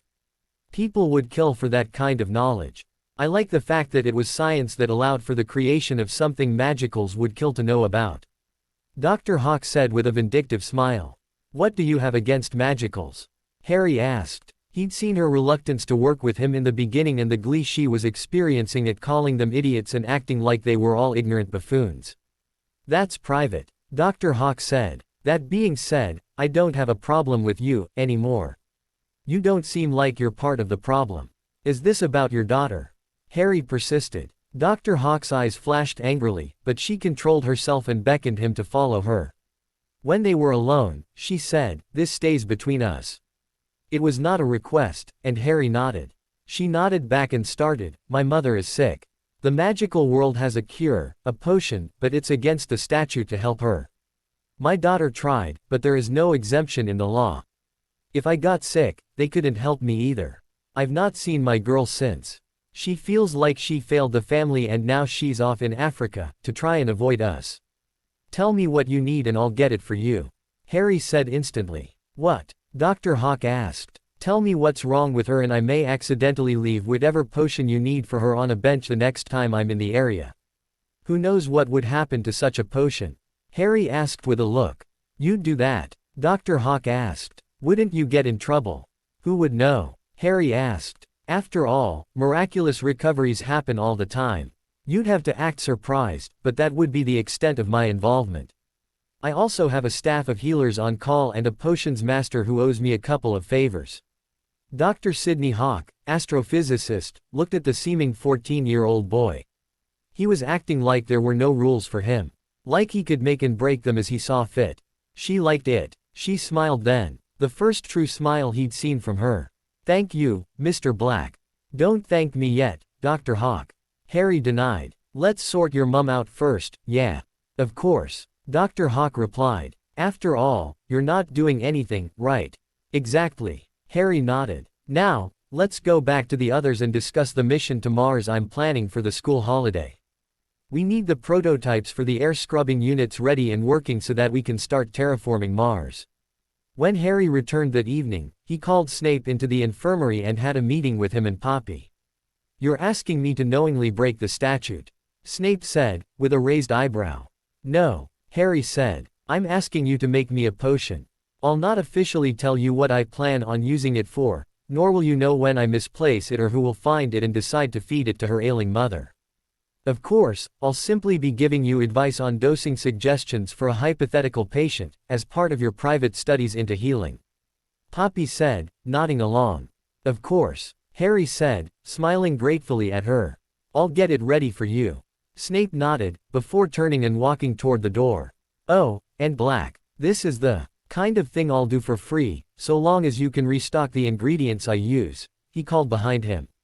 "I'll keep that in mind," Harry called after him. "Thank you, sir." When Snape was gone, Poppy said, "I am proud of you for doing this. You're not going to complain about me breaking the statute or try and change my mind?" Harry asked. "Would it work?" Poppy asked with a smile. "No," Harry said honestly. "I'll ask you to be careful, but besides that, I know you can take care of yourself. Just protect the people that work for you as well," Poppy warned. "This Dr. Hawk seems like a good person to have in your corner. She'll need to be careful, too. I'll be sure to give her a warning." Harry allowed. Madame Pomfrey took the time to give him instructions on what he needed to do and then Harry went to dinner. On his walk to the Great Hall, Harry sent Dr. Hawk a message, stating that he'd be stopping by to bring the first shipment of materials the next morning. She'd know what he meant. She was arranging her mother visiting her for a few days and would be bringing her to the base, to see what she's been up to, but it would give them the chance to give her the first doses and get her signed into the contract. On entering the hall, Harry spotted his girls all sitting at the Gryffindor table, surrounded by the students from the other schools. Apparently they were all interested in sticking close by, for undisclosed reasons. The Ravenclaws and Hufflepuffs had graciously had no other choice moved up space at their tables to allow the guests seats close by the spot where Harry normally sat. "This isn't conspicuous at all," Harry muttered. "What did you do?" Fred asked as he and George approached. "They won't tell us," George explained. "That would be a trade secret," Harry said aloud. Then he whispered, "I took them for a flight on a certain device of mine." "Hey, why weren't we invited?" Fred complained. "Why are your devoted followers never invited?" George agreed. "It was kind of a spur-of-the-moment situation," Harry said, as they made it to his seat. He was happily surprised that someone had already dished up a plate for him. It even had all his usual picks. He wasn't a picky eater, but he was taking care not to overindulge, even though he usually ate a bit more than was strictly necessary, just in case his body decided to go through a growth spurt. "How was your meeting?" Pansy asked. She was seated on the one side of the space they had kept open for him, with Susan on the other side, today.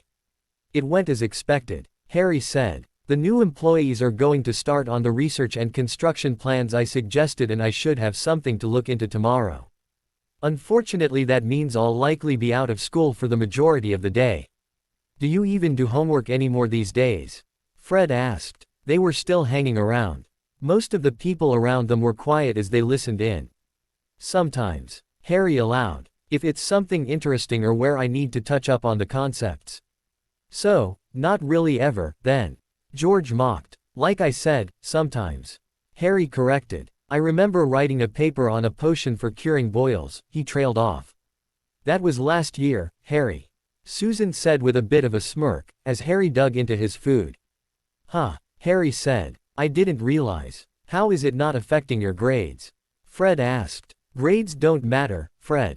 Harry said. As long as you do well in the Owls and Newts, it doesn't even matter if you're in Hogwarts the rest of the year. It's not like there's a scoring system that takes into consideration how well you do during classes. The entirety of your grade comes from only those tests. Brother, dear. Fred started. I think I know what you're thinking, Fred. Harry interrupted. There is also one other factor you're not considering. As a member of staff, I don't get detention. If you're thinking of skipping class, you'll still need to go to detention, otherwise there is a chance of being suspended for ignoring school rules. But, George started, there's also the fact that the professors all know he's already studied to Newt level. Padma said. They tested me and everything. Harry agreed. The Weasley twins stewed for a bit. It was just so damn tempting, but Harry had the convenient excuse of having already finished everything. They couldn't just skip class and still learn. Instead, Fred changed tactics. Well then, Master. If we accompany you during your excursions from Hogwarts, surely you can give us instruction on what we'd need to learn. As an instructor, you do have the knowledge to teach us. We'd probably learn better from your personal instruction too. George added with a nod. He's not a qualified professor, though. Hermione added. Technically, you'd learn better from Hermione. Harry agreed. She's been trying to hide the fact that she's studying ahead from me, since she finished her Muggle high school education. Hey, Hermione objected. That was meant to be a surprise. Sorry, Hermione. Harry said. I realized it when I saw you mouthing the Langlock curse the other day, while the rest of the girls were still on their herbology homework. Hermione crossed her arms and pouted. Hey, I'm actually impressed. You're up to 6th year level spells already and, knowing you, you've been studying the other subjects ahead as well. I'm only trying to catch up. Hermione defended. You keep on going at your current pace, and you'll finish school before the twins here. Harry said, pointing over his shoulder at the Weasley boys. That won't be difficult. Ginny piped up from next to Luna. They'll likely take 3 years still to finish their Newts. Next year is their Newt year. Harry nodded. We wouldn't want to finish before you. Fred said, with a smirk, not rising to the bait. What kind of Padawans would leave their master alone? George agreed. We still have much to learn, they said together. That is Padawan? Victor asked. Blasphemy. Harry exclaimed. You need to be educated, he decided. He stood up then and announced. Special screening of Star Wars in both the cinemas, from tomorrow, for the next 3 nights, for students who gain permission from all their professors. There was a cheer from the students and many lightsabers made an appearance at this point. The popularity had never really decreased, since the lightsabers were still being produced and sold at the cinemas. You're going to make me face a whole bunch of challengers again, aren't you? Neville asked with a sigh, but a bit of a smile. You wanted to be the reigning champion. Harry countered. Neville had been hard at practice and had finally defeated the 7th year who had been in the lead for the last year. It was no surprise to Harry that it had been Cedric. Harry suspected, though, that Neville had cheated some. And it is only proper for the current leading Jedi in the school to set an example, since I am the undefeated leader of the dark side. Neville did not mention cheating, since he had been doing some of that, recently, but mostly for intimidation. He'd used his wandless magic to propel himself through the air and do some spectacular, if nearly impossible, aerial acrobatics. He'd asked for permission from Harry to make it seem like he wielded the Force, for the sake of appearances, which Harry had easily allowed. He'd really enjoyed that show. Neville's dueling class was currently very popular and the boy had been gaining some muscle for all his exertions. Hannah was very proud of her boyfriend. Shouldn't you ask for permission before announcing things like that? Neville asked, instead. Don't need to, Harry said, since students will need permission from their professors. Chances are, we'll be seeing more studious students for the next 3 days as everyone tries their best to prove to the professors that they are up to date enough to watch the movies. Those that like the movies anyway. There were some who didn't really like the movies, but those students would probably do the same, to spend time with their friends. Harry looked up and saw a twinkle in Dumbledore's eyes. No doubt he'd either had the same thought, or overheard them using some monitoring charms. Professor McGonagall was sighing, but Harry thought he detected a bit of humor in her eyes. At least, she didn't look upset. I'll set up some forms. Hermione volunteered. We can have the professors sign permission for the students that are eligible. We'll help handing them out tomorrow morning. Parvati volunteered. Isn't there an easier way? Padma asked. Set up one form and then just copy them, or have the professors specify who isn't eligible. Harry offered. I suspect it will be easier than having them sign so many forms. There were a couple of nods around. How easy it is that you can just do these things? Fleur asked, from where she sat across the table at a neighboring table, behind Hermione, who was across from Harry. Harry shrugged. Hermione volunteered the answer. Harry likes to do strange and unusual things. He finds routine boring, so he needs to blow off some steam every now and then. And the professors? Fleur asked. Harry's considered staff. Daphne said. He has some freedoms for that, as far as we can tell. Dumbledore never really told him what rights he has, since Harry refused to hear them, so he makes them up as he goes. I'm just the flying instructor. Harry corrected. That's not really a professorial position. Still, Fleur said, in thought. I can see why, he placed you in that position. Who could say they, avenue a better understanding of the subject? There were some nods around. Aren't all staff allowed staff rooms, though? Harry looked up at that. You know what? I never thought of that, though, I'd likely never use them anyway. I could commute to school if I wanted to, after all. The next morning, Harry went to pick up some scrap metal and repaired and transfigured said metal into solid blocks, so that he could more easily carry the shrunken block in his feather-light and expanded backpack.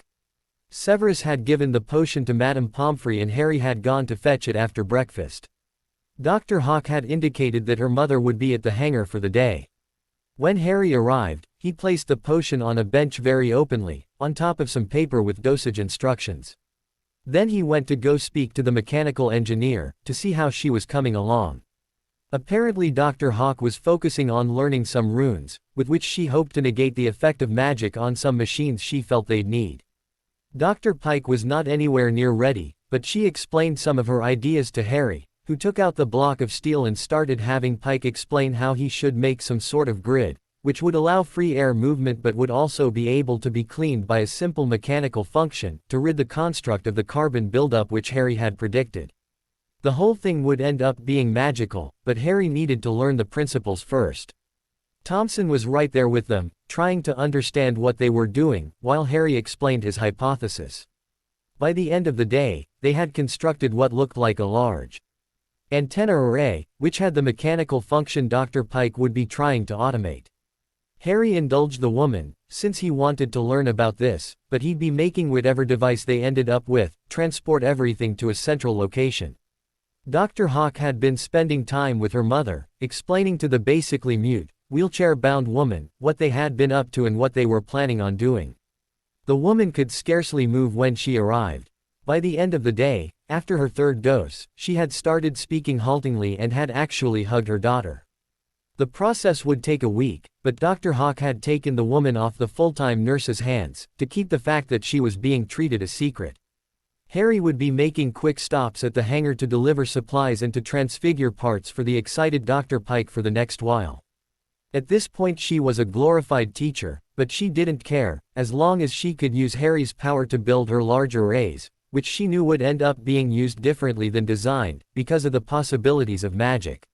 She'd be focusing on learning about his magic as he learned about the principles she was using. The next 3 days were fun for Harry. Having seen the movies a few times now, Harry decided to add a little feature to the cinemas. Gravity runes. When the fast-paced flying scenes happened, Harry would manipulate the runes to add a bit of G-force and turbulence, making the experience much more realistic for the students. He also manipulated the temperature at times, and when large explosions happened, the rooms would shake slightly, making it a real experience for the students.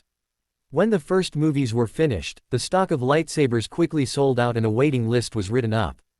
The morning of the second movie, there was a bit of an exhibition match between Neville and Harry, with Neville in traditional Jedi robes and Harry in black ones.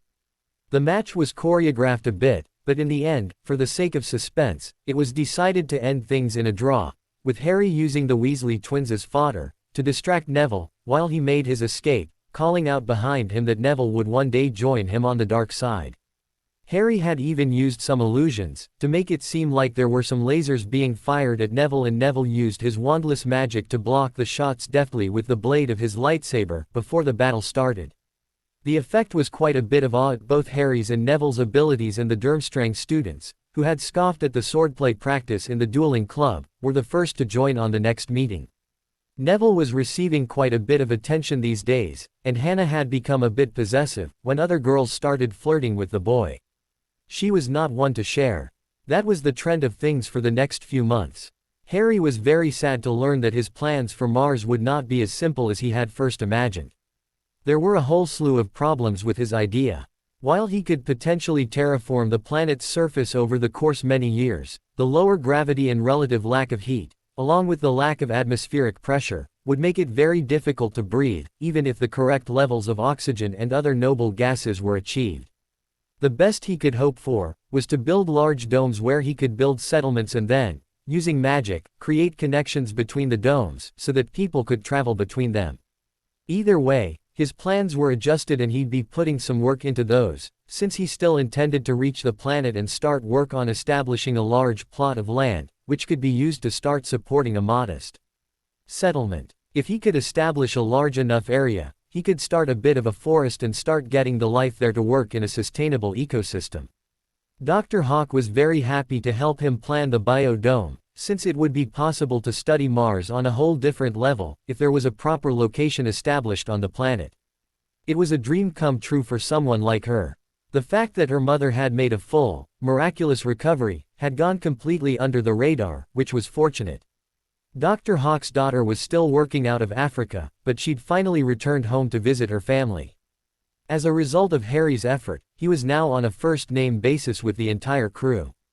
When the day of the final task arrived a few months after the second, Harry had almost forgotten to prepare for it, since he was so busy working on stocking the now slightly expanded spaceship with the required materials for the new location of their Martian base. The task would take place on the evening of the 24th of June. Harry spent the day quickly putting a plan together, which it turned out he had more than enough skills and preparation for, when the evening finally fell upon them. The champions gathered by the entrance to the maze, and Harry was informed that he had quite a lead. He had refused to hear of the standings, since he still maintained that he was not supposed to even be in the tournament. He decided to do as he had initially intended. When the tournament started, Harry walked in and brute forced his way through every challenge. The boggart had no choice but to flee, when Harry destroyed the antique dresser it had been hiding in. Harry found it funny that it still thought his greatest fear was a Dementor. The Sphinx tried to give him a riddle, but Harry walked straight to the creature, which shrugged and attacked back. It stood no chance, and Harry soon had it grappled into submission. Harry took a bit of time with the spider, ripping off all its legs and kicking it so hard, its torso shot off into the distance. At least, that's what it looked like. He'd actually given it a telekinetic push, to get it all the way into the Forbidden Forest. Hopefully it survived and told its brothers and sisters about its ordeal, as it slowly regrew its legs. Acromantula could do that, right? Maybe the legs could be used for potions ingredients. Harry banished them back to the entrance of the maze. There were a couple of other traps and inconveniences, like Hagrid's blast-ended scroots. Harry knew the trick with them though and simply disabled the poor thing. Harry seriously contemplated killing it. It was the last of its kind, though, so Harry wouldn't do that to Hagrid. It took him all of 10 minutes to reach the cup, but he erected a ward to hide it and left a duplicate close by, which was stuck to a conjured pedestal of pure gold. It would be unmovable until the pedestal vanished in an hour or so. Then Harry went down another path, to go look for his friends. He found Victor moving slowly through an enchanted field which blinded the person that entered it. Harry summoned Victor through it. "Hey, Victor," Harry said, helping the boy up. "Mind coming to look for Fleur with me? V, are you looking K for her?" Victor asked. "I already know where the cup is," Harry said. "Hid it. Now I want us all to get to it together." "You want a draw?" Victor asked. "Yeah, sure," Harry said as he turned around, back the way he had come. "You guys did face the challenges too, after all." Victor noted a few disabled traps and an unconscious mountain troll. Harry didn't even look at the thing. It had been as simple to disable as first year. Harry wouldn't even be surprised if it was the same troll as from the third floor. When they reached the fake cup, Harry was pleased when Victor didn't even look at it twice. Rather, he followed Harry down the other path. Fleur had done quite well and had almost made it to the end of the maze. She had just bowed to the hippogriff and it bowed back, when Harry and Victor joined her. "Hey Fleur," Harry called, as he walked right up to Buckbeak and stroked his feathers. "You seem to have gotten the easy path." He looked at Buckbeak, then, "Hey Buckbeak, I'll make sure Hagrid feeds you an extra bit tonight. Thanks for helping out." "Ari, Victor, what are you two doing, Fleur asked. "Harry wants us to finish together," Victor said with a shake of his head and a defeated smile. "East should, Avenue just finished," Fleur argued, even as a bit of a smile tugged at her lips.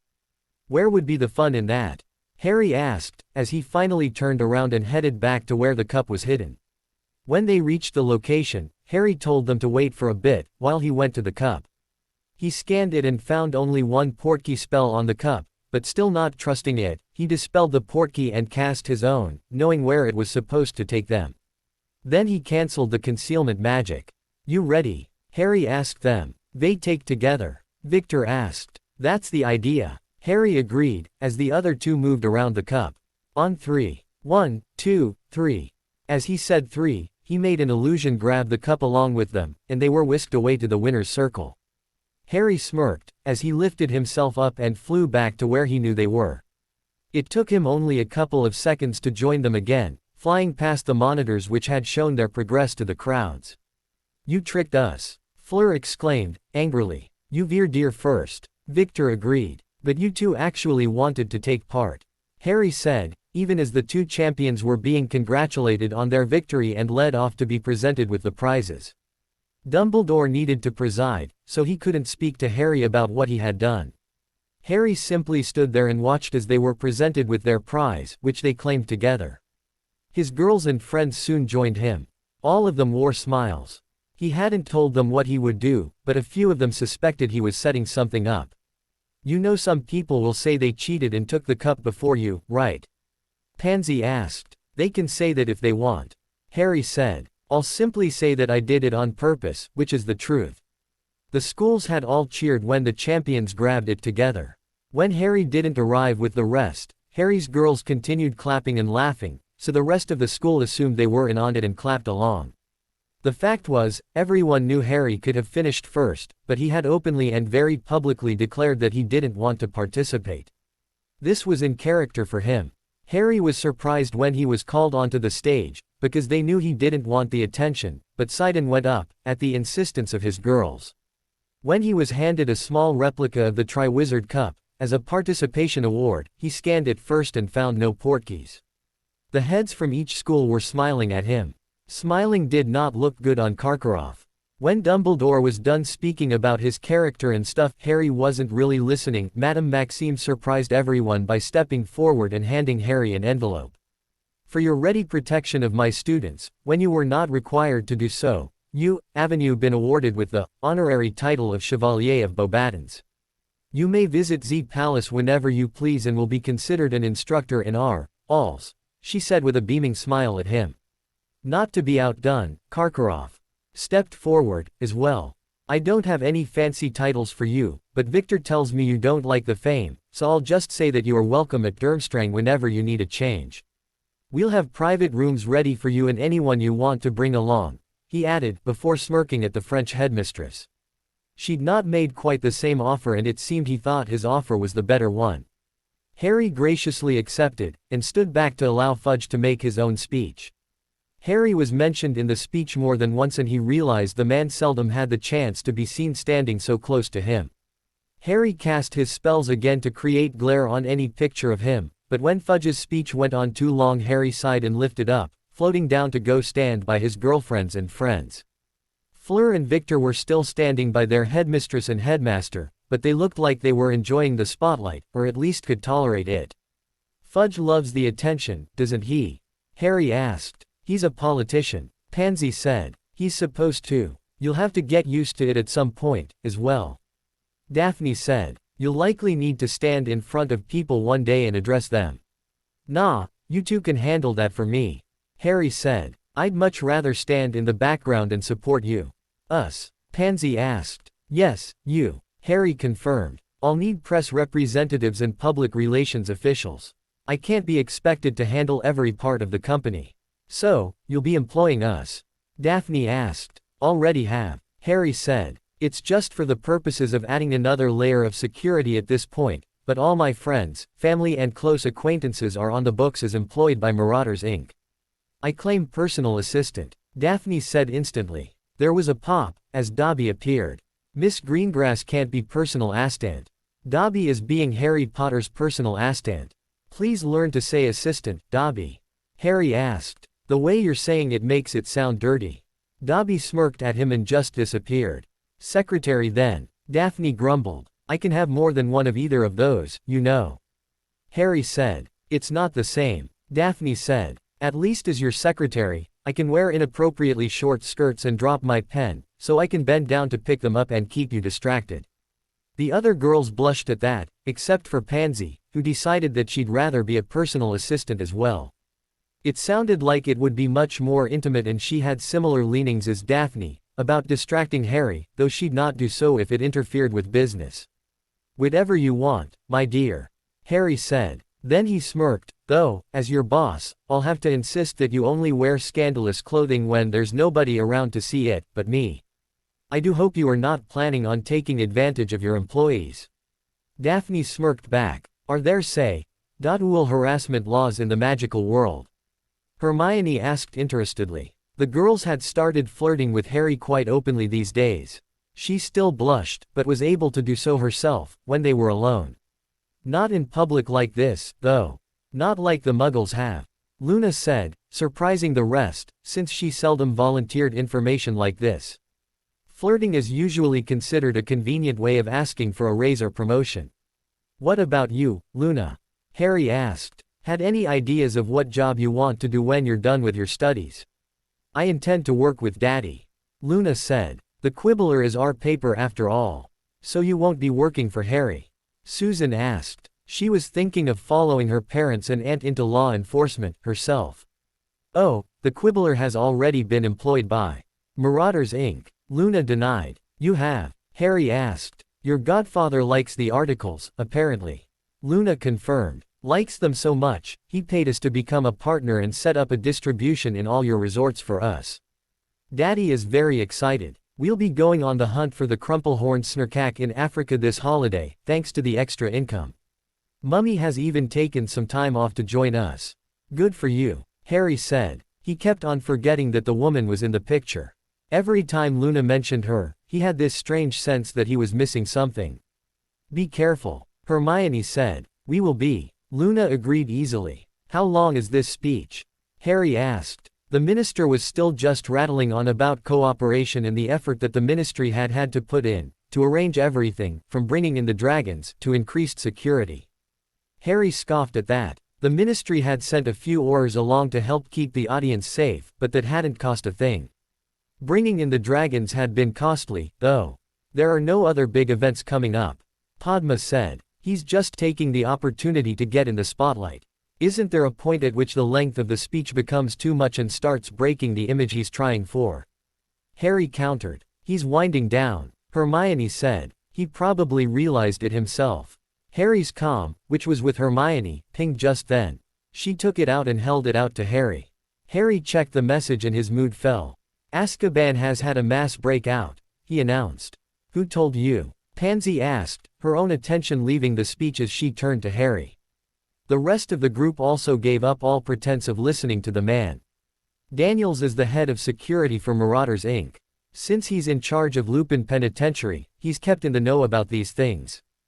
Harry said. This will affect our lives, I suspect. Convicted and proud Death Eaters, murderers, rapists and all manner of evil men and women were on the loose. Then there was the question about what happened to the Dementors. If they were in place, doing their jobs, there'd be no chance of anyone escaping. No shit, Neville said. The Lestrange family will likely try to continue where they left off. He had lost a bit of color, but his eyes held a spark of danger. His increased skill and confidence had turned his fear into righteous anger, and he was actually hoping to meet the people who had tortured his parents into insanity. He'd cut their heads off with his lightsaber or simply crush their heads in with his wandless telekinetic ability. For now, I think it's time we informed the right people, Harry said as he turned and walked away. He called the Prime Minister. It took a minute, but John finally answered. Mr. Black, he asked, weren't we scheduled for a call tomorrow? I'm sorry to interrupt your evening, Mr. Minister. Harry apologized. I have just received some distressing news. It seems there has been a mass breakout from Azkaban. I don't have all the details now, but you should expect people from our security force to show up soon.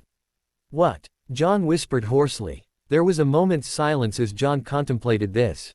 What's being done? He asked. Like I said, I just found out, so I don't have all the details.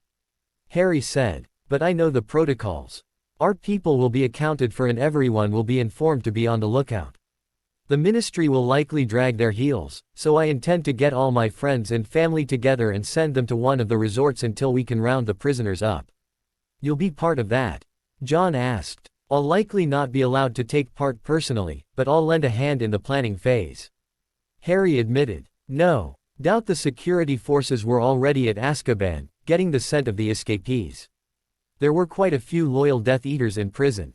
They'd stop at nothing to see their master again. Then get your people to safety. John insisted. If they somehow find out that you have their master, they'll likely try to abduct them to get to you. Only people I trust are in the know, Harry said, thinking he'd likely need to invite Karkaroff to a secure location as well.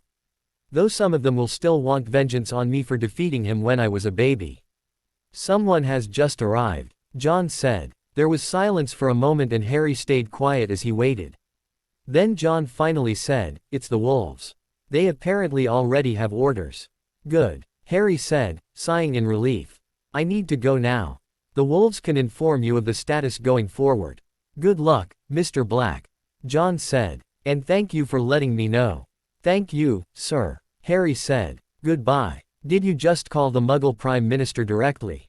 Neville asked, in shock. Oh, that's right, Harry said. I haven't told you that I'm working with the Prime Minister, have I? He asked with a bit of a smirk. I think I'd remember that conversation. Neville said. I mean, I know I can be slow, but I'm almost positive I'd be able to remember you mentioning that, even in passing. Well, it's not something I advertise, Harry said. In fact, I'm almost certain it's a state secret, so please keep it to yourselves, he said, looking around his friends, who all nodded somberly.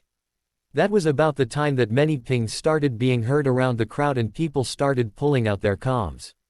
Okay, I suggest you call your families and have them get ready. I'm relocating the lot of you to a safe location. You're taking all our families away from their lives, Hermione asked. My friends and family will be the first targets of Death Eaters out for vengeance, Harry said. I'll need to protect you. There were a few more nods about as nearly everyone pulled out their comms, except for a few who quickly walked to the crowd to go speak to their relatives, who were watching the speech. There had already been a couple of exclamations of both fear and objection as the news broke and word started to spread. Harry walked back to the stage and approached the other two champions. That is going on? Victor asked. He'd noted the reaction of the people who were all on their comms. Azkaban has had a breakout, Harry said aloud, not caring that everyone had gone quiet at his approach. I'm afraid we'll need to arrange a safe location for all my friends, since you'll be targeted, simply because you are publicly my friends. And our friends and family? Fleur asked, even as Madame Maxime stood behind her and placed a hand on her shoulder. Your families will be welcome to join us, Harry said. We have secure resorts and housing for allies of Marauders Inc., while our security forces make plans to recapture the criminals. What about me? Cornelius Fudge exclaimed, having heard the situation and having received an update on his own comm. Surely they'll come for me. I demand the protection of Marauders Inc. You have no right to make demands. Harry said, turning to the man. What about the Aurors? Cornelius Fudge was sweating bullets, now. Since the Wolves had been doing such a good job, he'd cut funding for the Aurors, stating that there was no need for such a large force. The fact that the dismissed Aurors had all been recruited by the Wolves, was something he had been made blatantly aware of. The fact that the ministry didn't support the Wolves, was also very publicly known. But, he tried, not being able to come up with a good enough reason. Ask Professor Dumbledore, Harry said. I've got other things on my mind. He indicated to all the foreign officials and waved them along. The French and Bulgarian ministers stood up and followed Harry without even questioning it. If you don't have secure transport, I'll arrange it for you this evening still. Headmaster Karkaroff, Headmistress Maxime, I'll need you to call your students. I suggest we get everyone back to your schools. I'd prefer you don't use your current transports, since I can get you home much quicker. Get your students to gather their belongings and wait by the coach and ship. I'll be taking you all home on the saucer, tonight still. Harry finished. Chances are, the breakout was planned for tonight, since so many of the remaining Aurors were brought here to make a false impression of their numbers. Hermione piped up. Her parents were informed and were packing already. Apparently Daniels had already started making plans to collect and house the families of Harry's friends and girlfriends. Harry, not knowing this, asked about it, as Karkaroff and Maxime went off to go inform their students. His other friends soon came back to the group and they all confirmed that their families were also getting ready for the security forces to pick up. Is everyone in agreement about the plan? Harry asked, looking around at the large gathered group. When everyone nodded, Harry summoned his trunk from his bedroom and took out the box, from which he pulled out the saucer. Harry, Dumbledore asked as he approached. What's the plan? I'm taking the guests back home, and we'll be offering all of my friends or family safe places to stay at one of the resorts. Harry said, as the saucer was enlarged and opened up. Mind getting the seats ready for the guests? Dumbledore nodded at this. It was a good idea to get everyone back home. The majority of the prisoners in Azkaban were British, after all. It was best to be seen doing something to safeguard the foreign dignitaries first. Of course, he said as he went in, leading the foreign dignitaries into the strange contraption. He immediately started telling them that the saucer was a properly tested and secure device. Ari? Fleur asked, as her sister, who had come for the final task, ran over to them, followed by her father. What about my Mauser? She asked. Her mother was still back home. We can pick her up. Harry said. I'm thinking we start with Durmstrang first and finish up with Beauxbatons. The rest of the evening was a whirlwind of activity. Harry picked up all the students and guests and Dumbledore accompanied them, even though he was on his comm most of the time, since they took off. He had many people calling on him for information and planning. The Minister of Magic had been offered sanctuary in Hogwarts, something Harry didn't necessarily approve of, but suspected Dumbledore did, to get the minister and his debt. It was a smart move, politically. Harry did just as he had planned. The Bulgarian contingent all disembarked at Durmstrang, which was located in the northern parts of Norway. They could either make arrangements or apparate from there, apparently. The French all disembarked at Beauxbatons. All except for Fleur and her father and sister, since they were probably already targets, due to her close association with Harry. Fleur was officially one of his girlfriends, even though they'd not keyed since that first time. She'd been giving him a look the last while though, that said she wouldn't wait forever, but Harry wouldn't make any moves without his girls bringing it up first. He'd learned from that first time. Even though they had arranged it, he had learned something new. He didn't like the idea of letting them down. Fleur's father gave directions to their family home, and Fleur's mother, a beautiful woman with blonde hair and a figure that would likely have serious hump her leg, not to mention what he'd do in dog form, was waiting by the door with a few packed bags. The father had not necessarily liked the idea of his daughter being in a relationship with the younger boy, but having seen the ship and the command with which Harry had arranged the schools and dignitaries and their delivery to safety, had him starting to contemplate things. The boy was definitely more than he seemed. Harry had then taken them to one of the French resorts. It had come as both shock and relief to them, to know they'd not needed to move too far.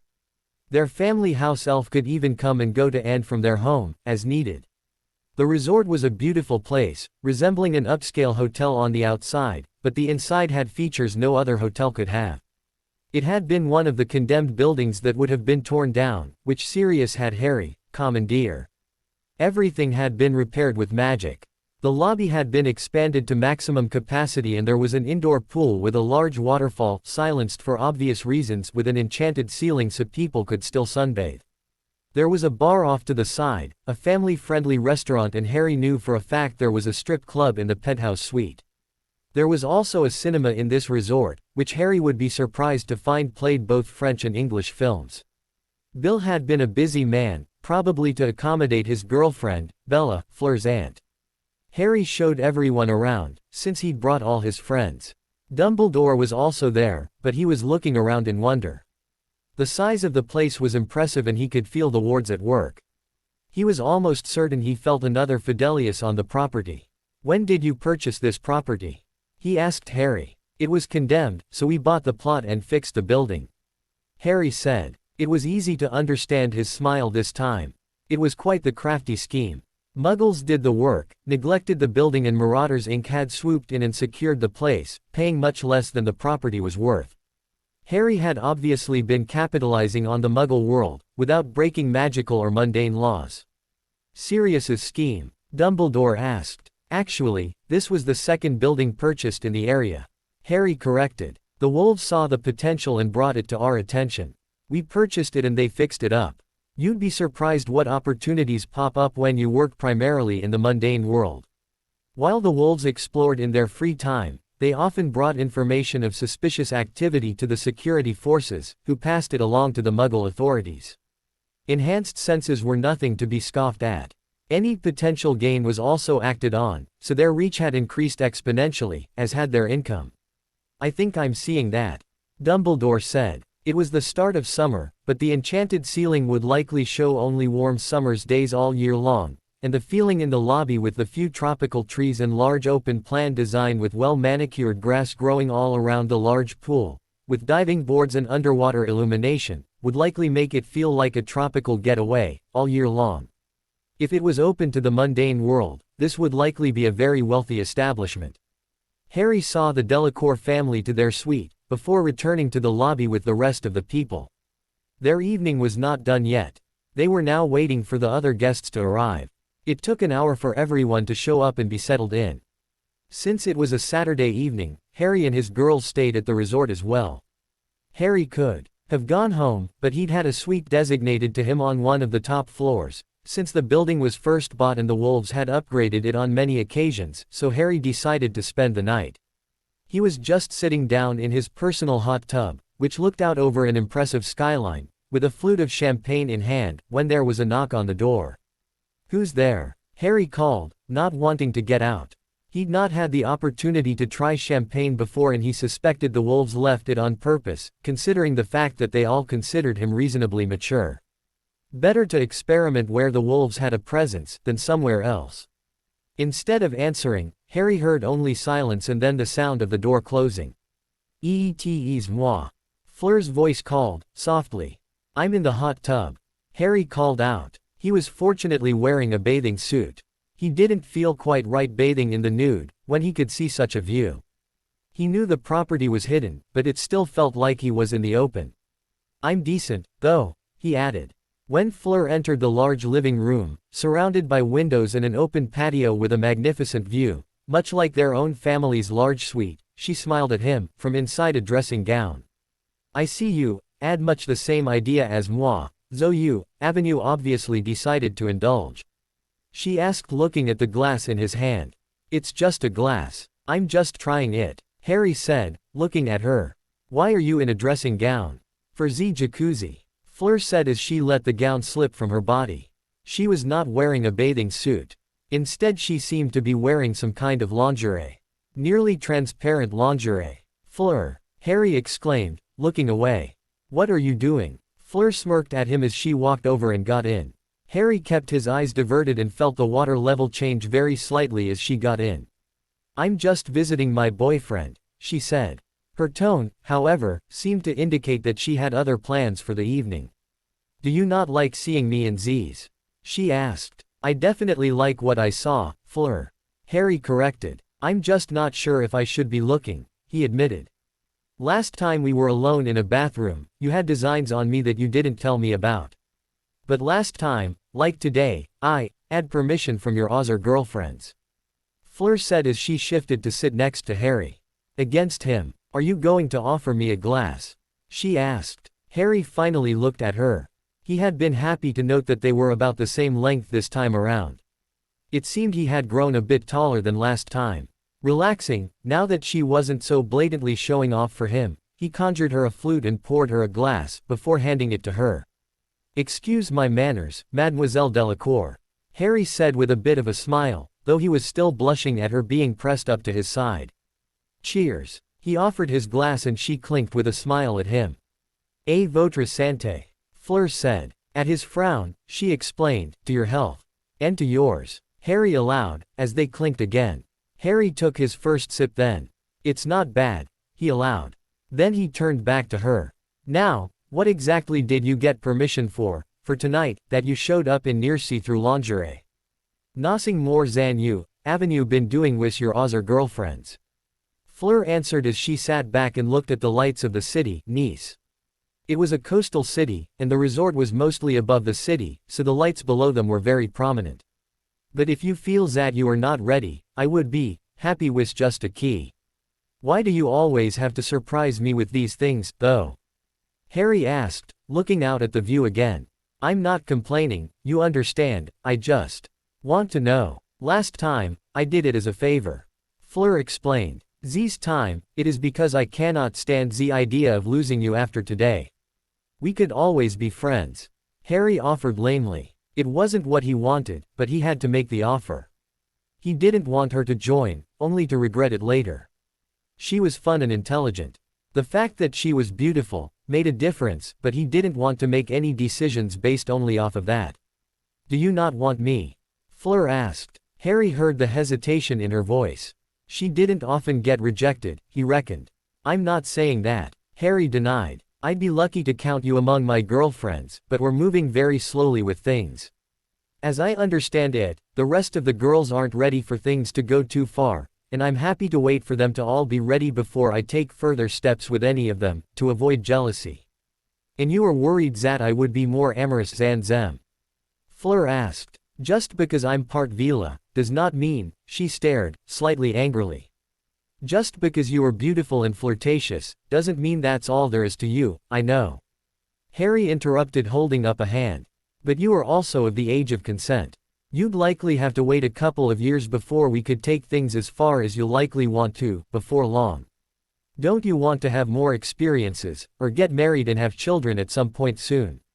He asked, knowing that she and Bill had been going in that direction by the time he was sent back. Fleur looked at him like she was seeing him for the first time. How old are you, really? She asked then. Why do you ask? Harry returned. He wasn't certain he could answer her honestly just yet. It took him 2 years to trust his friends. You asked the same question as Papa, she said. He also worries about the future and asked me if I was willing to wait for you. I thought you were smart and had a strong will, but you are speaking about say, like an adult, not blushing about it like a boy should. I'm more mature than boys my age. Harry allowed. It wasn't technically a lie. He was mentally more mature than even her. Non. Fleur denied. Something else is happening, air. Are you keeping secrets? She asked. Harry sighed. He really didn't think he was ready to tell her this. I am, he finally said. Then he took another sip of his champagne and looked out the window again. Is it horrible, or are you protecting someone? She persisted. Yes, Harry said. I'm not trying to be difficult, Fleur. I am protecting people, including myself. My closest friends all know my biggest secret, but I could only trust them with that after they really knew me. Fleur looked at him calculatingly. Then she spoke again. What if I make the unbreakable promise? She offered. She needed to know this. She'd rather not think that he'd tricked her somehow, but right now she was starting to worry what horrible things she may be exposing her family to, as worst-case scenarios started flying through her mind. What if he was some sort of dark lord? What if he planned to do horrible things? What if he was just keeping the girls to perform some sort ritual that required the blood of willing pures? Are you sure? Harry asked. If I must. Fleur agreed. That's good enough for me, then. Harry said with a sigh. I won't require the vow from you, Fleur. I despise the unbreakable vow. So many secrets that could help in many situations, hidden behind the veil of one stupid magically binding promise. I just needed to know that you were willing to promise. I think I know you well enough to know who you are. Fleur looked slightly relieved at that. For a moment, she had also wondered if he was playing along. If he didn't really know her, it could explain his hesitance as well. So you will tell me? She asked. What I am about to tell you will need to stay between us. Harry started. He told her a story of a boy coming to the magical world for the first time at age 11, who he met, what he discovered, what friendships he made, what hopes he had. Then he told her of how quickly the world had become a dark place, who he had lost, what he had seen and how he had died for everyone he cared for, including her and her new husband, Bill Weasley.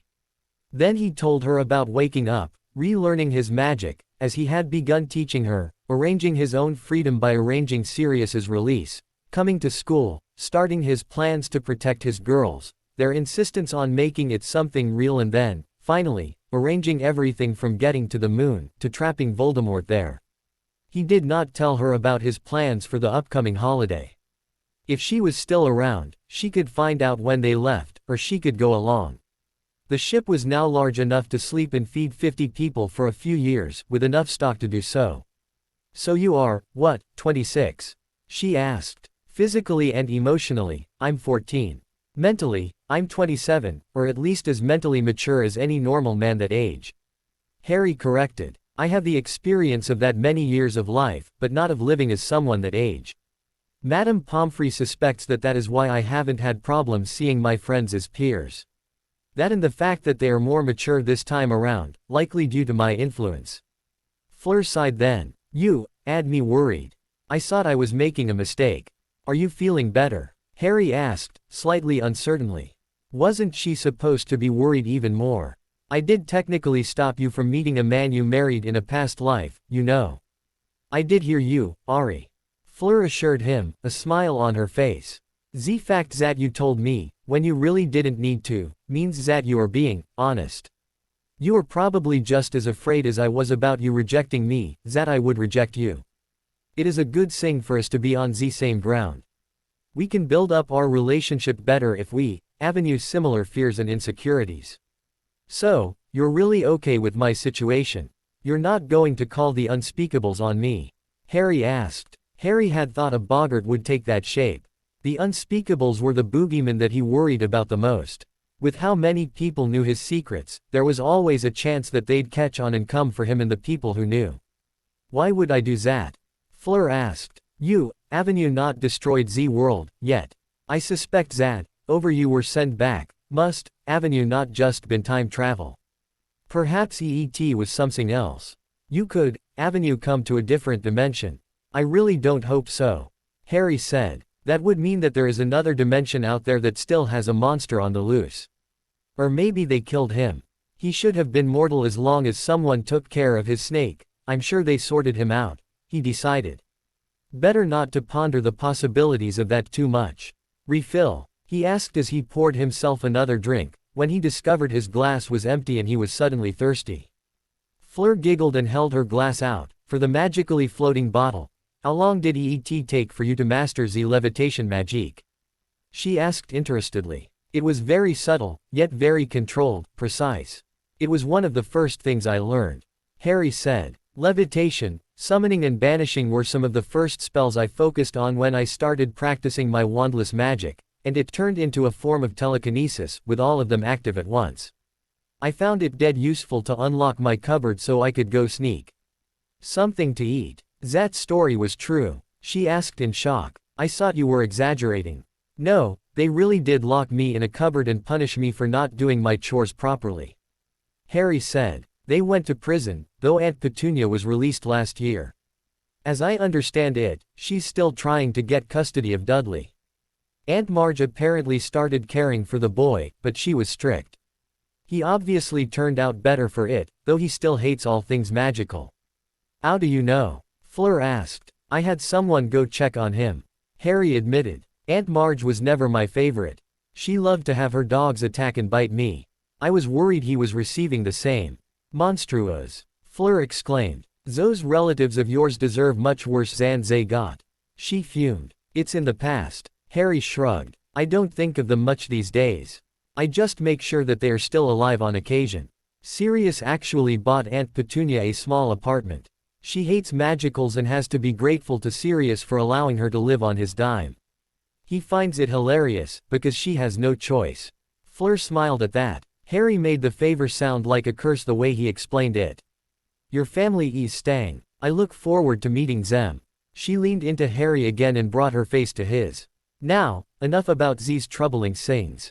I avenue permission from your girlfriends, but not from you. I'll not key. You again wise out your permission. Harry looked her in the eyes and leaned the last inch forward, to key her. It was a couple of minutes before they stopped. Fleur really put the French, in French key, ing. Wow, he said. Fleur smiled prettily at him, from where she had basically mounted him as she key, at him. He looked down and realized her almost see-through lingerie was now completely see-through. In fact, where did your underwear go? Harry asked. Over there, Fleur said, pointing to where the garments were drifting in the middle of the hot tub. There are some things that are true for all Vila. We love the attention. Did you get permission for that? Harry asked as he blushed, when he realized his eyes had not strayed from her gravity-defying beasts before going up to her eyes. She seemed to get a thrill out of it. They know my nature. Fleur scoffed, before she stood up. Are you offended by seeing me like these? She asked, smirking all the while, as Harry kept his eyes on hers, with some effort this time. I'm definitely a fan of your form, Fleur, but I don't want you to think that I said yes, only because you are beautiful. Harry said. You don't need to apologize for looking, Ari. Fleur said. I am yours, but only when you are ready. Until then, I believe our evening is not done yet, and I would like to see your bedroom still. She walked out of the tub, completely beat and picked up the bucket, with the champagne bottle still in the ice. If you don't, Uri, I'll be finishing these on my own. Harry smiled after her, not able to resist looking at her sculpted rear, swaying as she went. The next morning, he awoke in an empty bed. He looked next to him, to find Fleur had left a note. I can't be found here in the morning. Mother and father would not approve.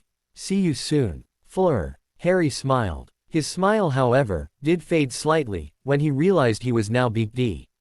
He didn't get drunk, though, and after a moment, he realized he had fallen asleep with pants on. She must have decided to either take a look or play a prank on him. He smirked then. He had only good memories of the previous evening, but he was glad he had stayed in control. There was a moment or two, where he almost went too far, in the heat of the moment, but they stayed within the predetermined limits, for which he was very happy. She, however, had not put her clothes back on, and really appreciated his attention, especially when he started playing with his wandless magic. Drawing himself away from those memories with a bit of effort, he went to go catch a shower, before he got dressed and left the apartment, when he realized it was almost time for breakfast. He did note a couple of messages on his comm as he walked, and read through them as he made his way to the elevator, which had been retrofitted to magical standards. The messages were mostly just updates on what the security forces had found. There were apparently already a few arrests. Not many, but the wolves had been fanning out around the coast to pick up on any scents that they had picked up from Azkaban. The Dementors were still completely unaccounted for, which was worrying. Muggles would not be able to see them coming or even be able to defend from them. Morning, Harry. A voice interrupted his thoughts. Remus had apparently been on his way up and met him in the elevator. Did you have a good evening? He asked with a knowing smirk. Oh, sod off, Harry said. He knew the old wolf could probably smell Fleur all over him. And not one word about this, he warned. About what? Remus asked, even as his smirk stayed in place. The fact that Harry still had all his hair and no burns, meant he'd not tried anything he shouldn't, like Sirius often did. Vila were not pretty when angered. Anything I should know? He asked, then. Fleur is now officially one of my girlfriends. She knows my secrets, Harry said. All of them, or just the big one? Remus asked, suddenly serious. The big one, and a few others. Harry confirmed. She visited last night. Thanks for the champagne, by the way. It was appreciated. Is that where Dobby disappeared off to with that? Remus asked, conversationally. I was wondering if he was developing a bad habit. Only a habit of spoiling me, it seems. Harry said with a smile, as he realized it wasn't the wolves after all. It's probably best that I had company. Champagne is strong. Not as strong as some of the other stuff gets. Remus corrected. You're still a bit young for fire whiskey, I suspect. Don't let your Auntie Poppy find out, though. She'll be all over me about my being irresponsible. Speaking of which, how is your love life doing these days? Harry asked with a mischievous smile. Bad, Harry. Remus admonished. She was my school nurse too, you know. I actually think she's interested in Daniels, to be honest. Really? Harry asked in shock. She doesn't seem the type. It takes all sorts. Remus shrugged. At least you know Daniels will be respectful. Poppy is family. Harry thought about it, then. On the few times they had met, Poppy did seem to send the big wolf a smile or two. He liked the idea of them together as well, for some reason. They do seem the right ages for each other. Harry allowed. Age isn't all that matters, Harry. Remus chided. If they do decide to go out or something, I'll be happy for Poppy. He's a good man, and she's a good woman. Harry agreed. How many people are already at breakfast? He asked, changing the subject. Most are down there already. Remus said. I was on my way to get you, when they started dishing up. They serve breakfast buffet style, here. Better get in there before it's all gone, then. Harry agreed as the elevator opened. Harry was greeted with smiles all around, and a few blushes from his girlfriends. No doubt Fleur had been added to the group on the comms and she'd likely given a recitation of the events from the previous evening. None of his girls had been BPD with him, yet, so they were likely responding to that. Fleur was smiling calmly, like nothing had happened. She'd definitely be in Slytherin, Harry decided. Her face was far too innocent. He supposed his was too, considering he was keeping his own emotions in check. After breakfast was over, there was a quick discussion about what would follow. Harry and the other students would be returning to Hogwarts for the day, but Harry would be dropping Fleur off at Beauxbatons to finish out her term. She still had one of her newts to sit, while the Hogwarts students had basically finished the year. Harry didn't envy her that after the year she just had, but had no doubt she'd do well. She was studying with them most of the time and it seemed like she was a bit ahead of her peerage. Susan's aunt had come with them, as well. Amelia would be flying back with them, since she had not yet arranged permanent international portkeys. Harry would set something up for her, though, likely at the Bones estate.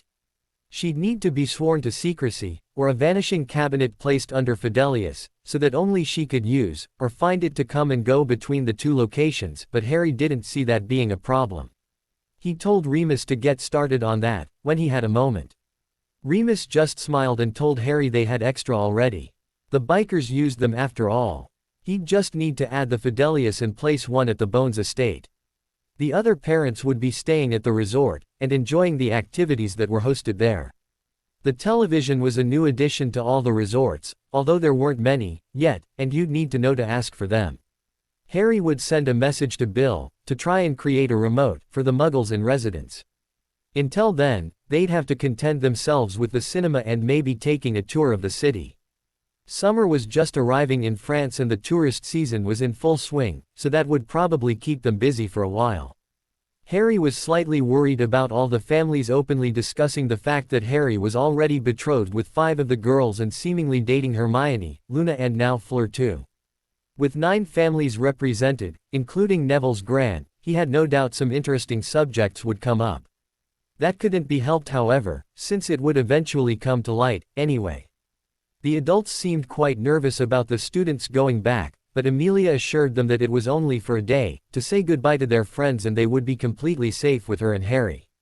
The fact that she had called him Harry, and not Mr. Black, had also carried a bit of weight.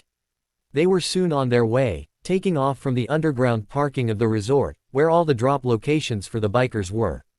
Many long boxes with doors on hinges with bikes parked in front of them, their doors propped open, since they didn't want someone, somehow, accidentally transporting themselves away. The wolves had already gone to their rooms for the evening. The trip wasn't a long one, considering the max speed of the current craft. They took it rather slowly and made it there in half an hour, after dropping Fleur off at Beauxbatons. It still impressed all the passengers. When they disembarked, it was to a couple of quick farewells to Amelia Bones and then a lot of greetings. It seemed most of the student body had been waiting for them, though it turned out that it was just a nice day out, and since the end-of-year feast was the last thing they were waiting for, except for the 7th years, who still had an exam to write, it was mostly just a coincidence. Except for the twins. The twins were waiting for their master. The next year would be their final one, and they fully intended to start working for Marauders Inc., until they had enough money to buy a joke shop, which was still their dream. Now, though, they fully intended on working part-time for the Marauders as well. "Welcome back, Harry," Fred said. "You left so quickly yesterday, we had no chance to say goodbye." George said. "Or sneak aboard," Fred said. "And stow away," George said. "To visit far-off galaxies," Fred said. "And take them over," George said. "And rule them with an iron fist," they finished together. "Ah, but you are at least 2 years too early for that," Harry said sagely. "We really should finish taking over this galaxy, don't you think?" "Quite right," Fred said. "Wise plan, Master," George added. Then they all laughed. Well, Harry and his friends did. There were a few students, who had gathered, who looked speculatively between Harry, the twins, his girlfriends and the saucer. None of them worried, but many of them didn't think it outside the realm of possibility for Harry Black. "Ah, it's good to see you safe," Dumbledore said as he walked up to them. He had taken a portkey Remus had provided, back to Grimmauld Place the previous evening. "The people you collected are all in good health, I take it?" "Safe and sound, Albus," Harry said. "You could have told me that Remus would be assisting me back. Before I knew it, you were nowhere to be found," Dumbledore reprimanded, ignoring Harry's smirk at the familiar address. "You were in capable hands," Harry said. "I was tired and needed a bath, after the tournament. Madame Maxime has sent me a message," Dumbledore said, changing the subject. "She thinks very highly of you, which is why she requested you to return the coach and the ship to their rightful owners." "Sure," Harry said. "I just need to go fetch my other ship for that." "Other ship?" Dumbledore asked. "Sure," Harry said easily. "The saucer was never meant for anything more than a short-range transport vehicle. The Prometheus is the real long-distance ship I've been making." He turned to the Weasley twins. "That's the ship I intend to take to visit other stars and galaxies," he explained. The twins were dumbstruck, as were most of the students. "Galaxies?" Dumbledore finally asked. "Sure," Harry said, before he shrunk the saucer and starting off toward the castle. "Coming girls?" he asked. The girls all quickly followed, leaving stunned people behind. "Why did you tell them that?" Hermione asked. "The best lie is the truth," Harry said easily. "They'll start thinking of the absurdity of the statement and start assuming it was a joke. When I really do find a viable way of traveling the stars, many years from now, most likely, people will be more willing to accept it, because the idea will have had time to settle in." "You really should have been in Slytherin," Pansy said proudly. "The Sorting Hat wanted to put me there, you know," Harry admitted. "I told it that I didn't want to have the stigma that went with it. You all know my story. Imagine all that, and being sorted into Slytherin on top of it." There were a few nods in understanding. "Still, it would have been nice to have you around," Daphne grumbled. "It's not like we see him a lot more than you do." Parvati piped up. "He's so busy these days, we barely see him as it is."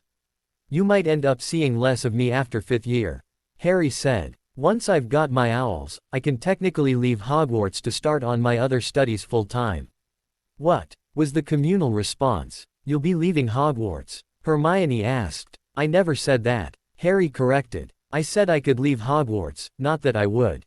I've come up with a plan to help me advance my own studies, without needing to actually go to college or university." "The recordings," Hermione exclaimed, in realization. Harry had been having the Hogwarts teachers record all of their classes for almost 2 years. He already had copies of everything as it was. He could likely give his friends all the classes they intended to sit through for the next 3 years and have them practice at home, giving them a massive advantage in the next 3 years. "Got it in one, Hermione." Harry smiled at her. I'll be going to a couple of places and set up recording devices so that I can sit in on any college class one want to from this holiday. I'll likely record everything so that I have those classes on record, for in case anyone wants to go through the studies as well, in the future. So, you'll be able to host any Hogwarts and any college class in the privacy of your home. Hermione asked. Her eyes were shining in an unholy gleam.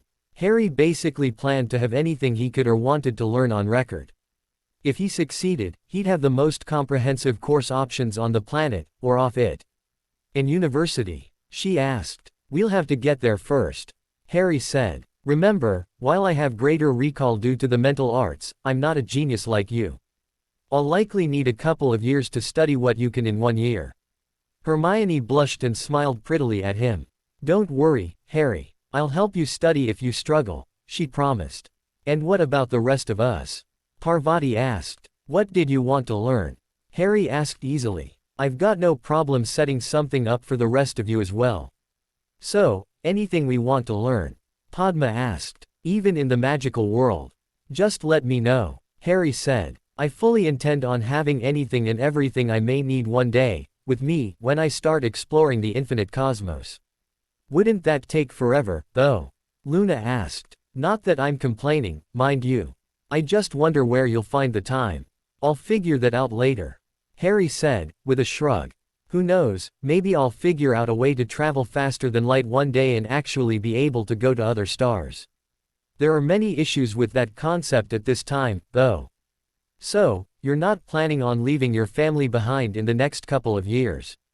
Susan asked. Of course not, Harry said, stopping in his tracks, to turn and smile at them. When my preparations are done, I intend to take all of you with me. The fact that he had just called them family had sent a certain thrill up most of their spines. What about me, and Hannah? Neville asked. And the Weasley twins, for that matter. The more the merrier, Harry said easily as he continued on his way. He hadn't even realized he was on his way to the 7th floor, toward the room of requirement, until he was standing in front of it. Why are we here? Neville asked. The common room is that way, he said, pointing off to the side. Neville, I want you to walk back and forth right there, 3 times, and think about something you really want or need. Harry said, indicating the spot. Neville, not knowing what to expect, did as instructed. On the 3rd pass, a door appeared. Neville stopped and looked at the door. Go on, look inside. Harry encouraged. Neville reached out and slowly opened the door. Whoa, there's a pool in Hogwarts.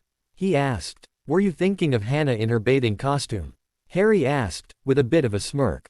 Neville, having been the butt end of these kinds of jokes since they started going out, was used to it. Well, I am now, he said easily. Then he smiled. I wonder if she brought hers along. Harry, is this the room of requirement? Hermione asked. You read about it, in Hogwarts, a history. Harry said for her. And yes, this is the come and go room, otherwise known as the room of requirement. It's also where I do most of my work, when I'm not with you. Damn, Pansy said, then, my bathing suit is at the resort. If you require it, Harry said, as he led them in, and a dressing room appeared. There's a likelihood that the room can provide it. The girls wasted no time in running off to the changing room. Delighted exclamations were soon heard. Do you want to go fetch Hannah? Harry asked. Just remember, I'm trying to keep this place secret. It's too much of an advantage to share it around too much. As long as you don't mind my using it every now and then. Neville countered. I can see myself coming here to see what the room can really do. Do you think the room can make one of those large bubbling bath things from the resort? I really liked using that last night. Gran had me get out after a short bit. I wanted to enjoy it. A jacuzzi is made for relaxation. Your Gran should have let you enjoy it. Harry said. I think she wanted me to go to bed so she could enjoy it herself, to be honest. Neville said, shaking his head. I'll sort you out with a private room, if there's one to spare. Harry promised. Just, don't talk about your Gran in a hot tub again, please. It's a mental image I don't need. You and me both, mate. You and me both, Neville said as he spotted another changing room appear, when Harry though about it. Neville soon went to fetch Hannah. He couldn't tell her in a message where to come, in case she was around her friends, so he went to go meet her. 3 hours later, they were all tired of playing in the pool and were just relaxing in the artificial sunlight. You know, I really need to find out how this room works, Harry said conversationally. If I can have one of these on Prometheus, it would mean that there would never need to be a dull moment. Do you think we can find out instructions on how to make one? Hermione asked. The room was likely created by the founders. I honestly don't have the foggiest idea of how one would make something like this, Harry said. Finally, something he doesn't know, Padma exclaimed. Hey, that doesn't mean I can't eventually figure it out. Harry defended himself. I'm just too busy with other things. I'll see if there is any mention somewhere in the library, Hermione said. Any chance you've worked out a way to search for information through the library? Actually, I had an idea about that, Harry said, but I'll have to tell you later, he said apologetically. Hannah wasn't in on his secrets after all. They didn't have a problem with Neville having his girlfriend around. After all, Hannah was a nice girl. Her practice with Neville had started sculpting her into a bit of an athletic form. She really wanted to be the best female sword fighter in the school, to stand next to her boyfriend at the top. She wasn't an idiot either, though. Do you want me to leave?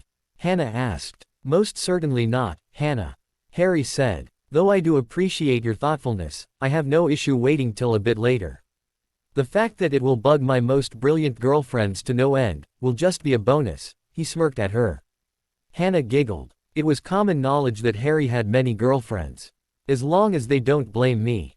Why would they blame you? Neville asked. Harry knows what he's doing. They'd likely rather blame him. He's not wrong, Hermione said with narrowed eyes at Harry, who smirked back unrepentantly. I'll show you later, Harry said. After all, you're all staying at the resort. Since it's protected, you'll be able to train your magic all you want. That's right, Hermione said in realization. The resort is all magical. Hermione instantly started adapting her plans for the holiday. By the time they left the room of requirement, Hermione had a couple of ideas she wanted to try and she asked for the rest to leave her there, so that she could try them. Pansy and Daphne elected to stay with her on the off chance that something happened. Chances were small, but they were still there. Harry had received a message for a quick discussion from Dumbledore, so he went to meet him by the Great Hall, where the 7th-year students were almost finished with their final exams. Those that were not writing the exam were also gathered. Dumbledore saw Harry and walked over to him. "Ah, Harry my boy, I was hoping to ask you a favor," he said as he walked past Harry, indicating for him to follow. When they were out of earshot, even though the rest of Harry's girls had followed, he continued. "I was thinking, since you intend to offer opportunities to Muggle-born students and those not of the elite houses," he said delicately, "what do you think of taking the graduates on the same trip you did with the Beauxbatons and Durmstrang students? It would show them the possibilities of what your company may offer, and open your recruitment options some." Harry considered that. Dumbledore seemed to be making a real effort to not be part of the problem anymore. "That's not a bad idea, Professor Dumbledore," he said respectfully, trying to use the opportunity to encourage such thoughtfulness. Dumbledore didn't know how he felt at the obvious attempt to manipulate him. On one hand, he liked the personal relationship the boy was fostering by being more familiar, but he also liked the fact that Harry was showing him respect in front of the other students. He completely refused to listen to the little voice that said he was actually happy that the lad had endorsed the thought. "If we leave after the exam, we'll be late for the feast," Harry warned, though. "I was thinking we could wait for the students to depart, and then take the 7th years on the trip, before arranging to be back at the platform when the train arrives," Dumbledore offered. "I was actually hoping to take the saucer to the resort, with my friends, when the other students left," Harry said. "Oh," Dumbledore said, slightly downcast. "Well, maybe we can make it a short trip." He tried. "I'll sort something out," Harry said with a sigh. "How long do I have?" he asked. "About half an hour," Dumbledore said. "That should be fine, I suppose." Harry allowed. "I'll be leaving the school, while I set things up. Will you let Professor McGonagall know?" "I'll do that, Harry," Luna said. "I know Daphne is your secretary, but she's not here and I wanted to talk to Professor McGonagall anyway." "Thank you, Luna." Harry smiled at her, as she skipped off. "Girls, stick together, okay? And please inform Hermione, Daphne and Pansy." "Already done," Padma said with a smile, as her calm went back into her pocket. I may not want to be your personal assistant or secretary, but I'm not a Ravenclaw for nothing. 10 points to Ravenclaw. Harry called, jokingly, after her. Well said. Dumbledore said. You haven't been giving your girls too many points, I hope. He asked. I can give points. Harry asked. You didn't know. Dumbledore asked, slightly smugly. You really should have listened to me back when I tried to tell you, don't you think? Harry just smirked. 5,000 points from Gryffindor, he said, then. Dumbledore sighed. I suppose I should have seen that coming, he lamented. No doubt Minerva would blame him for this. Gryffindor was set to win the cup this year around, as well. Harry was soon off. Setting things up took only about 10 minutes. He quickly picked up a few ward stones he had already charmed with a Fidelius. He usually had a few sets set up beforehand, since they take quite a bit of power, and returned to Hogwarts. He had everything set up, just in time, as he received a message that the students were all gathered and waiting. When Dumbledore received a message back, his smile grew and he spoke up. 7th years, please follow me. We have a bit of a surprise for you, in celebration of finishing your final exams, he said, leading the way to the main doors. When they exited, it was to the sight of Harry's saucer, door open and waiting, with Harry just inside the hatch. Come on in, Harry said. We've got everything sorted out and set up, he said as he turned and disappeared into the ship. When everyone was aboard, Harry took them to the new Fidelius hidden garage, next to the broom shed, which was linked with the new one next to the one on their Texas property. The process was very similar to the one he'd used for the other students, except for the fact that there was no long trip involved. If they had time, Harry would take them on a quick spin around Scotland. Harry had taken the opportunity to have Dobby grab some snacks and something to drink, and to set everything up for the students before they could even exit the ship. Dobby did his job so well, it looked like the celebration had been set up beforehand. Welcome to the Moon House, Harry said as he opened the door and invited everyone to follow him out. Dumbledore took the role of Master of Ceremonies and made an impromptu speech about the possibilities of magic and not giving up hope, if it seemed your dreams were dashed, since there were always other options, if you decide to look a bit further. The message was clear. Harry had been mentioning the way the magical world tended to favor purebloods over anyone else. Marauders Inc. had been very openly hiring any people who wished to join, since they could always use more magical help. The resorts were expanding, the influence of Muggle technology growing, and the amount of capital flowing through the company was staggering. It was just increasing more and more, every year as well. Harry wasn't certain, but he suspected he was probably the richest kid in Europe at this point. He never really cared for money, though, since he preferred to make things instead of buying them. Maybe a nice private island, though. There was champagne on the tables and everyone toasted to the possibilities of the future, since they were all of age. There were a few who still preferred sparkling grape juice, though, which was also provided. Harry had been able to get Remus to throw together a large batch of sushi, on the fly, as well. The Muggle-born students were the first to try that, and pretty soon everyone was asking where it came from, but Harry simply said it was a trade secret. He'd rather not have Remus inundated with requests, after all. The snacks were not enough to fill anyone up and they were reminded that there was a feast still coming. By the time they left, the soon-to-be ex-students were all talking about the experience. Dumbledore did request that they don't spread word, but Harry didn't care. With the foreign dignitaries having seen it the previous day, and the amount of people who knew about his space capabilities, he didn't imagine this would stay a secret for much longer anyway. Harry didn't see them trying to emulate him either, when he finally told the magical world that he used Muggle concepts to achieve the feat. By the time the magical world figured out what he was doing, he'd already be way more advanced, especially with his scientific department starting up. He'd already been in contact with them again. The Carbon Isolation and Transportation Array, or CETA, was almost ready for application, with the first tests running smoothly, except for a few hiccups. They would likely be able to apply the technology to do things like siphon water out of the air on Mars as well, not to mention the usefulness of such an invention in third world countries. Before they could go that far, though, they'd need to be allowed to do so, and the magical world was far from ready for them to start doing something like that. The leaving feast was the usual affair, but Harry noted that Gryffindor still won the House Cup. No doubt Dumbledore had countered his point deduction on purpose, to avoid the ire of his anti-min. He understood that at least and celebrated internally at the fact that Dumbledore had basically proven his point that the points system meant very little. People said their farewells, but as there were no long, sad farewells. Most of the student body had comms at this point and nobody would need to miss their friends, when they could simply call them and see them face to face. Harry then went back home, to go fetch the Prometheus. It would be her inaugural flight. The large, even when it was shrunk down, ship had a much larger display and the seats had been made from the boardroom chairs he had Dobby steal. They had been modified, of course, but they were still just as comfortable.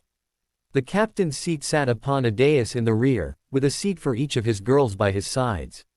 They all had access to smaller displays, projected on glass, which they could maneuver thanks to mechanical arms. Said displays were connected to every form of recording and communication he had built to date, including his comm recording crystal system. There were a few other functions, like an actual control system for a co-pilot at a close-by position. Harry suspected Bill would be taking that seat, when he was shown the ship for the first time. Then there were another couple of features, like the laser-based long-range sensor array, with multiple strafing movable lasers mounted next to the monitoring diamonds, and an actual designated one for a blue diamond laser, set up with multiple light and banishment runes and a designated gunner's post. Harry had that one hidden and under a lockdown system, which he controlled. He'd also be able to manipulate that manually with his wandless magic, which was the idea. The feature he was going to need this ship for, however, were 4 blue diamond lasers with rune-based levitation and suspension added. His very own tractor beams. If push comes to shove, he'd be able to add disillusionment magic through the beams manually, as well, which he'd need to do as he transported the ship. He'd likely need to keep powering the runes up on occasion, since he'd not yet figured out how to store so large a charge of power in the runes. The suspension function was fortunately a different feature that would use less power, since it functioned on keeping something in place, rather than exerting power like a constant levitation or repelling force. When Harry arrived back at Hogwarts, he had allowed the disillusionment to fade away, to allow them to see his latest invention. The ship was not an oval as they had expected. It was flat on the bottom, with the front making an almost sharp point and went up at a 30-degree angle until it came to an abrupt end, with a flat rear, where the large door to ship was located. They looked up at the 4-meter wide, 2-meter high, at its highest point, and 15-meter long ship as it came to a stop and hovered, before it started expanding as the shrinking magic was allowed to end. It was rune-based, for various reasons, including, but not limited to, the ability to shrink and unshrink it using the control system onboard the ship. The only problem with this, was that Harry had to keep the project in a large Fidelius hidden location on their Texas plot. When it was done expanding, they were looking at a construct 10 times the original size. The ship was huge, 20 meters high, 40 meters wide and 150 meters long, in fact. Then Harry slowly set her down. This ship could hover, using the functionality of the 4 tractor beams to suspend the ship at the correct height. A large door opened in the back and Harry walked out with a huge smile on his face, as a ramp extended out to go to the ground. "What do you think?" he asked the people who were going with him. His friends, along with a few professors, including Dumbledore, McGonagall, Flitwick, Pomfrey, Babbling, Hagrid and Snape, stared at the giant ship, hovering before them, seemingly completely unassisted. "When you said this one was bigger, you really meant it, didn't you?" Hermione asked, as she walked around the back, to look into the ship, and seeing the saucer standing in the docking bay, for which the large door was easily big enough, when it was in its normal size. She couldn't see much further, since the docking bay was meant to be sealed and recompressed, before someone could enter the ship proper. She did note that the dock had enough space for 4 of the saucer-sized ships, inside the bay. "How big is this thing on the inside?" she exclaimed. "It's big," Harry said proudly. "But how can you do that?" Hermione persisted as the other people also looked inside at her shock. "The shrinking and growing magics should not be compatible.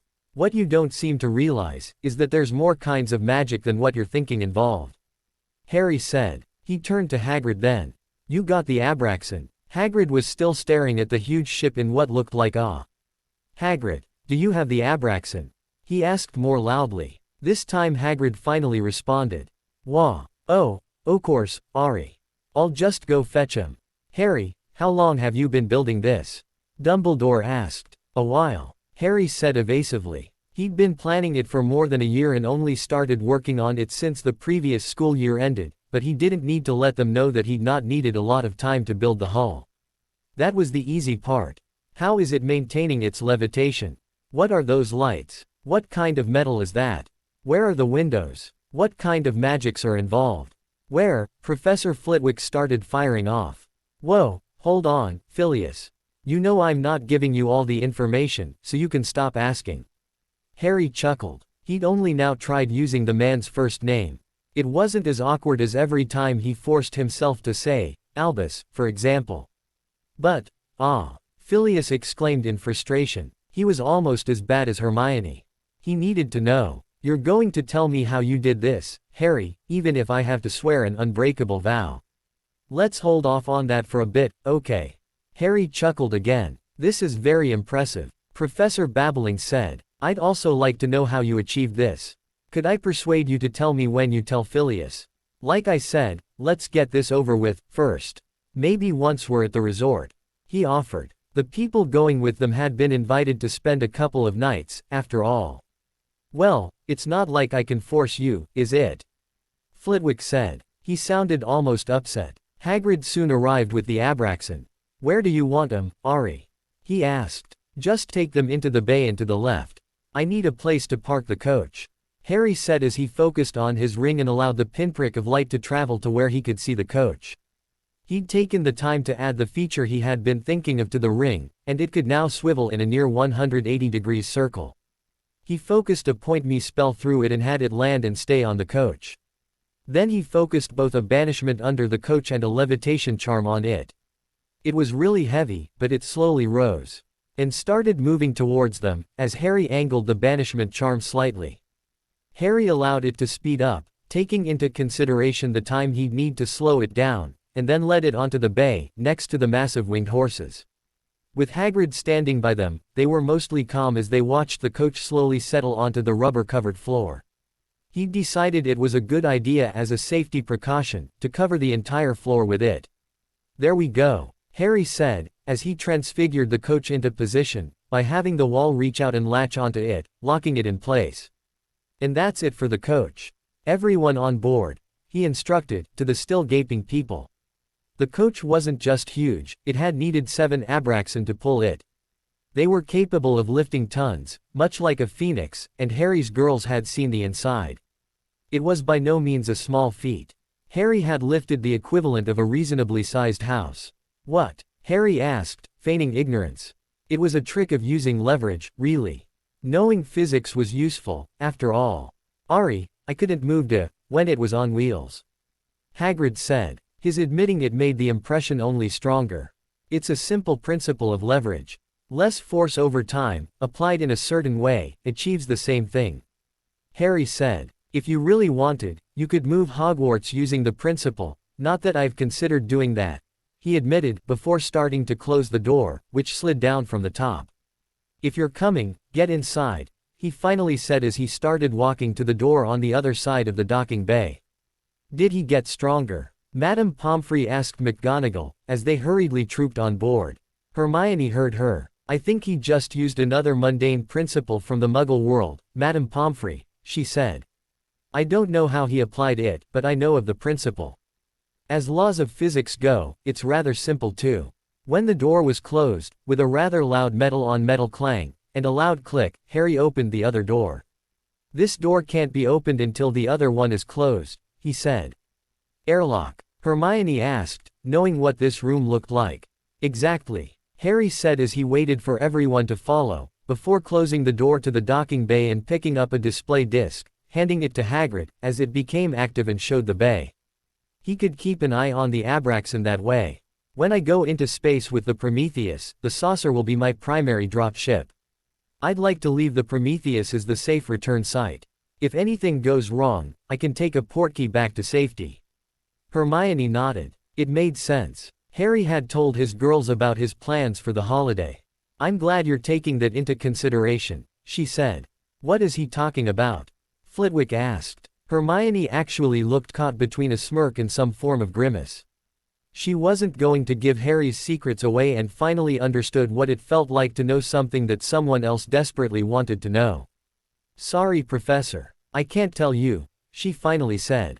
What are you planning, Harry? Dumbledore asked as he walked along the long, dimly lit corridor with Harry and the rest of the group. And really, just how long is this ship on the inside? He asked, incredulously. Long enough, Harry said mysteriously, as he clicked his fingers and the low illumination switched from the normal nighttime setting to daytime. He had made those functions specifically for if he took the ship on a long trip. Everyone froze as their eyes adjusted and then they finally saw the interior for what it was. The inside was a bit bigger than the outside currently was, but Harry had expanded it in such a way that it looked longer and wider, rather than higher.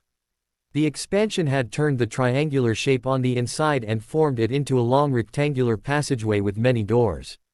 The expansion left me with more space than I could need, and I can still expand it a lot more, and I can still shrink items. Harry smirked. The rooms on the sides here are to store stock for long voyages.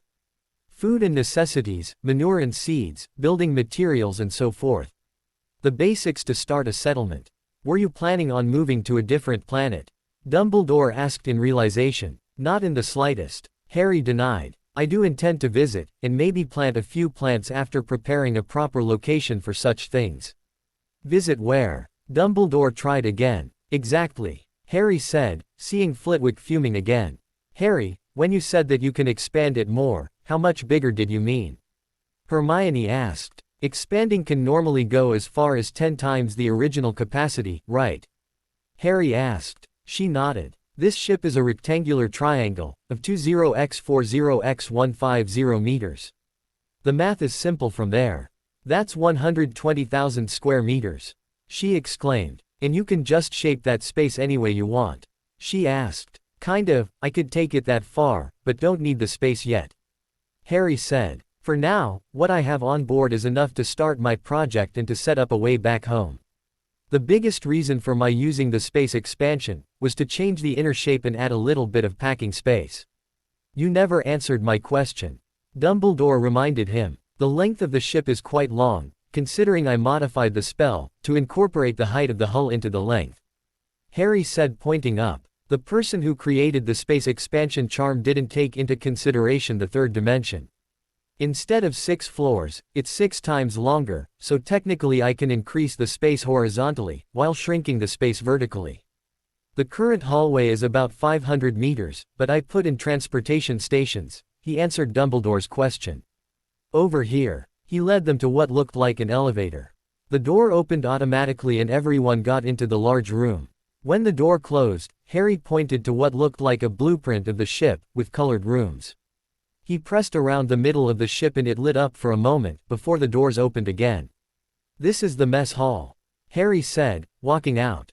It's basically a common room, with a kitchen over there, a silenced mini cinema over there, a couple of pool tables and a few other activities, with some comfortable couches and basically anything I could think to pass the time in reasonable comfort. There's even a bar area over there, for Sirius. I just know he's going to insist.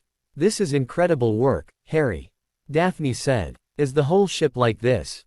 I did put a bit of extra work into this area, since I wanted people to want to spend time here. Harry admitted. I can see myself enjoying this room. Padma said, looking over to a large bookcase, with books and a few library tablets. The other girls were also nodding as they looked at the various games and attractions in the room.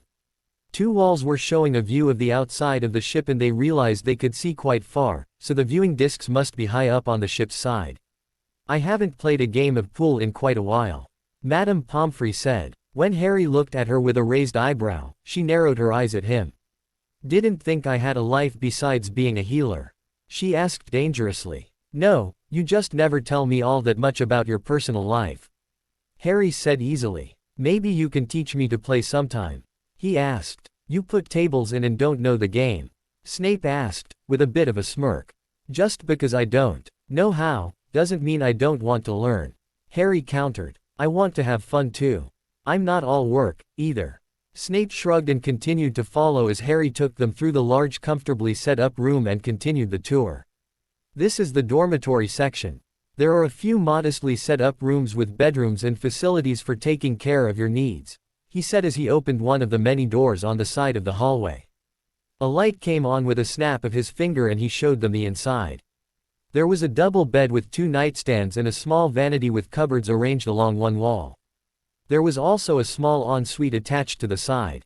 It was simplistic, but would be quiet and private. It was a place meant for rest and taking care of your needs, but not much else. Harry was still planning on putting televisions in every room. It wasn't necessary, but he also realized people needed their alone time. Harry finally took them to the bridge, which he was quite proud of. It looked like a futuristic spacecraft should. There were displays along the sides and a large curved display in the front, showing the front of the ship, from about midway up the slant of the craft's front. This is the bridge. This is where all the controls for the ship is. Everything from navigation and scanner array, to monitoring and weapons systems. Harry said, knowing what the last statement would do. Weapons? McGonagall asked. Why would you need weapons? Do you expect to be attacked in space? It's more for destroying approaching asteroids and possibly other things. Harry said. Who knows, we may even find hostile life out there. You cannot be serious. Snape asked, incredulously. You're watching too many movies. I'm just saying. Harry said. Life existed on one planet. With how much space is out there, do you really think there's not even the smallest chance for it to happen again? I'd have to be pretty arrogant to believe Earth could be the only planet with life, let alone intelligent life. The chances are still very small, Harry. Hermione reminded him. I know, and that wasn't the only reason for the weapons system. Harry admitted. There's also the possibility of some country deciding to attack me if they discover me. Some missiles can be shot into space and carry a payload that would destroy entire cities. I can't be too careful, especially if I have people with me. He turned to McGonagall then.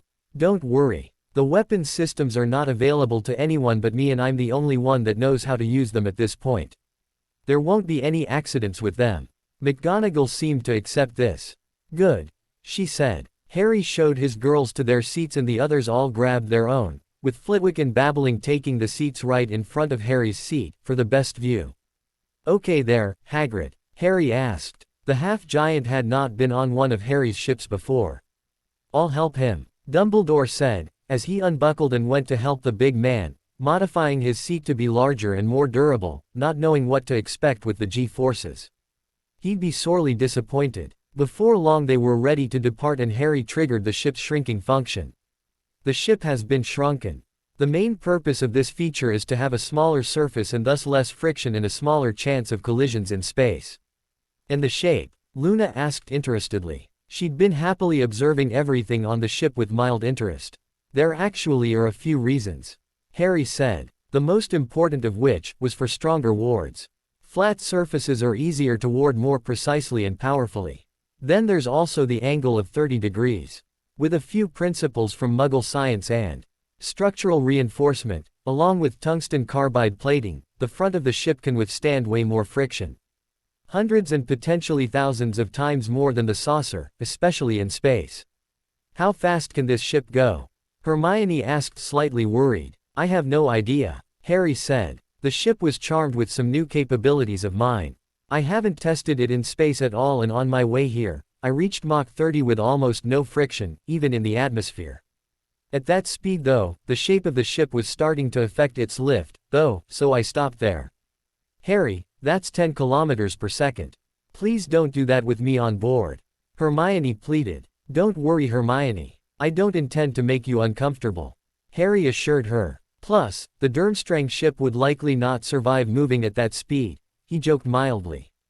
How are you going to take the ship? McGonagall asked. Harry looked over to her and noticed Flitwick studiously looking away. He had just been speaking to McGonagall. Oh, you sneaky bugger. Harry exclaimed. Using my aunt to ask your questions is not playing fair. Flitwick dropped all pretense and smirked at Harry. I'll have my answers one way or another, he said defiantly. Harry just chuckled and lifted the ship up. You'll note that you don't feel any movement. The Prometheus's inertial dampening has been hard set to always counter gravitational forces. Since we can't always know if something will hit, or when an accident might happen, I took the time to create a device that finally adjusts the G-forces automatically, up to a certain amount of acceleration or deceleration," he said as they floated over to the ship. To prove his point, he put on a burst of speed, till they were right above the ship and stopped them dead. That would have been impossible before, but the new device works on a gravity manipulation excluded section of the ship, where a system with instruments of different sensitivity all react and affect the rest of the ship's gravitational countering. Harry said, even as he pulled up a display of the bottom of the ship on the forward display and manipulated the 4 tractor beams to different parts of the Durmstrang ship and activated their function. The guests all watched as what looked pretty accurately like 4 tractor beams attached to the ship below them. When the Durmstrang ship easily lifted up with them as they ascended, not allowing it to move an inch and basically standing still from their perspective, the people looked around at Harry again, questions on most of their faces. Hermione just shook her head with a bemused smile. Of course Harry would design those at some point. You'll have to remember that the ship below us is not designed to be lifted up like this, which is why the means by which it is being lifted functions not only like levitation, but also includes structural integrity support and an inclusion field, while applying suspension across the entire structure of the targeted vessel. Harry continued as he made the forward display show forward again and pulled up a smaller display to the side to show the ship below them, to keep track. We'll be able to go slightly faster with that in place, but we'll still be flying over places where muggles might see. Fortunately it's evening and standard disillusionment should cover us more than adequately. Harry finished, as they all watched the ship below them shimmer slightly, but not vanish. I can still see it. Dumbledore said. All of us can. Snape said. It's how I cast it. Harry said. From the bottom it's disillusioned. I still want to see it, for my peace of mind. Is that another modified spell? Hermione asked. How did Harry always have something new? Actually, I think I have the answer to this one. Dumbledore asked. Go for it. Harry allowed as he started accelerating them until he started feeling strain on the structural support of the Durmstrang ship. They were still going at a decent clip, though it would likely take an hour to fly there at this pace. Some spells, like stealth and certain forms of tracking, enable the caster to include others in what they cast, or exclude certain people from knowing, depending on the will of the caster. Dumbledore said, I could, for example, cast a certain tracking spell and, if I told someone what to look for they'd be able to pick up on the magic. Similarly, the disillusionment charm can be cast to work in one direction, allowing you and your allies to see each other, while blocking someone you are observing from seeing you. That makes sense, Hermione said with some relief. At least Harry wasn't suddenly making up spells as he went, though sometimes she suspected that that was exactly what he was doing, especially since wandless magic was so pliable. Thank you for explaining, Professor Dumbledore. It is a pleasure, Miss Granger. Dumbledore said. I recently realized that I've not really been teaching anyone for quite a few years. It's good to know I've not lost the knack, if Hagrid's progress is anything to go by. Thank you, Professor. Hagrid thanked him again. I've been practicing, I'm still struggling, with some of the smaller things.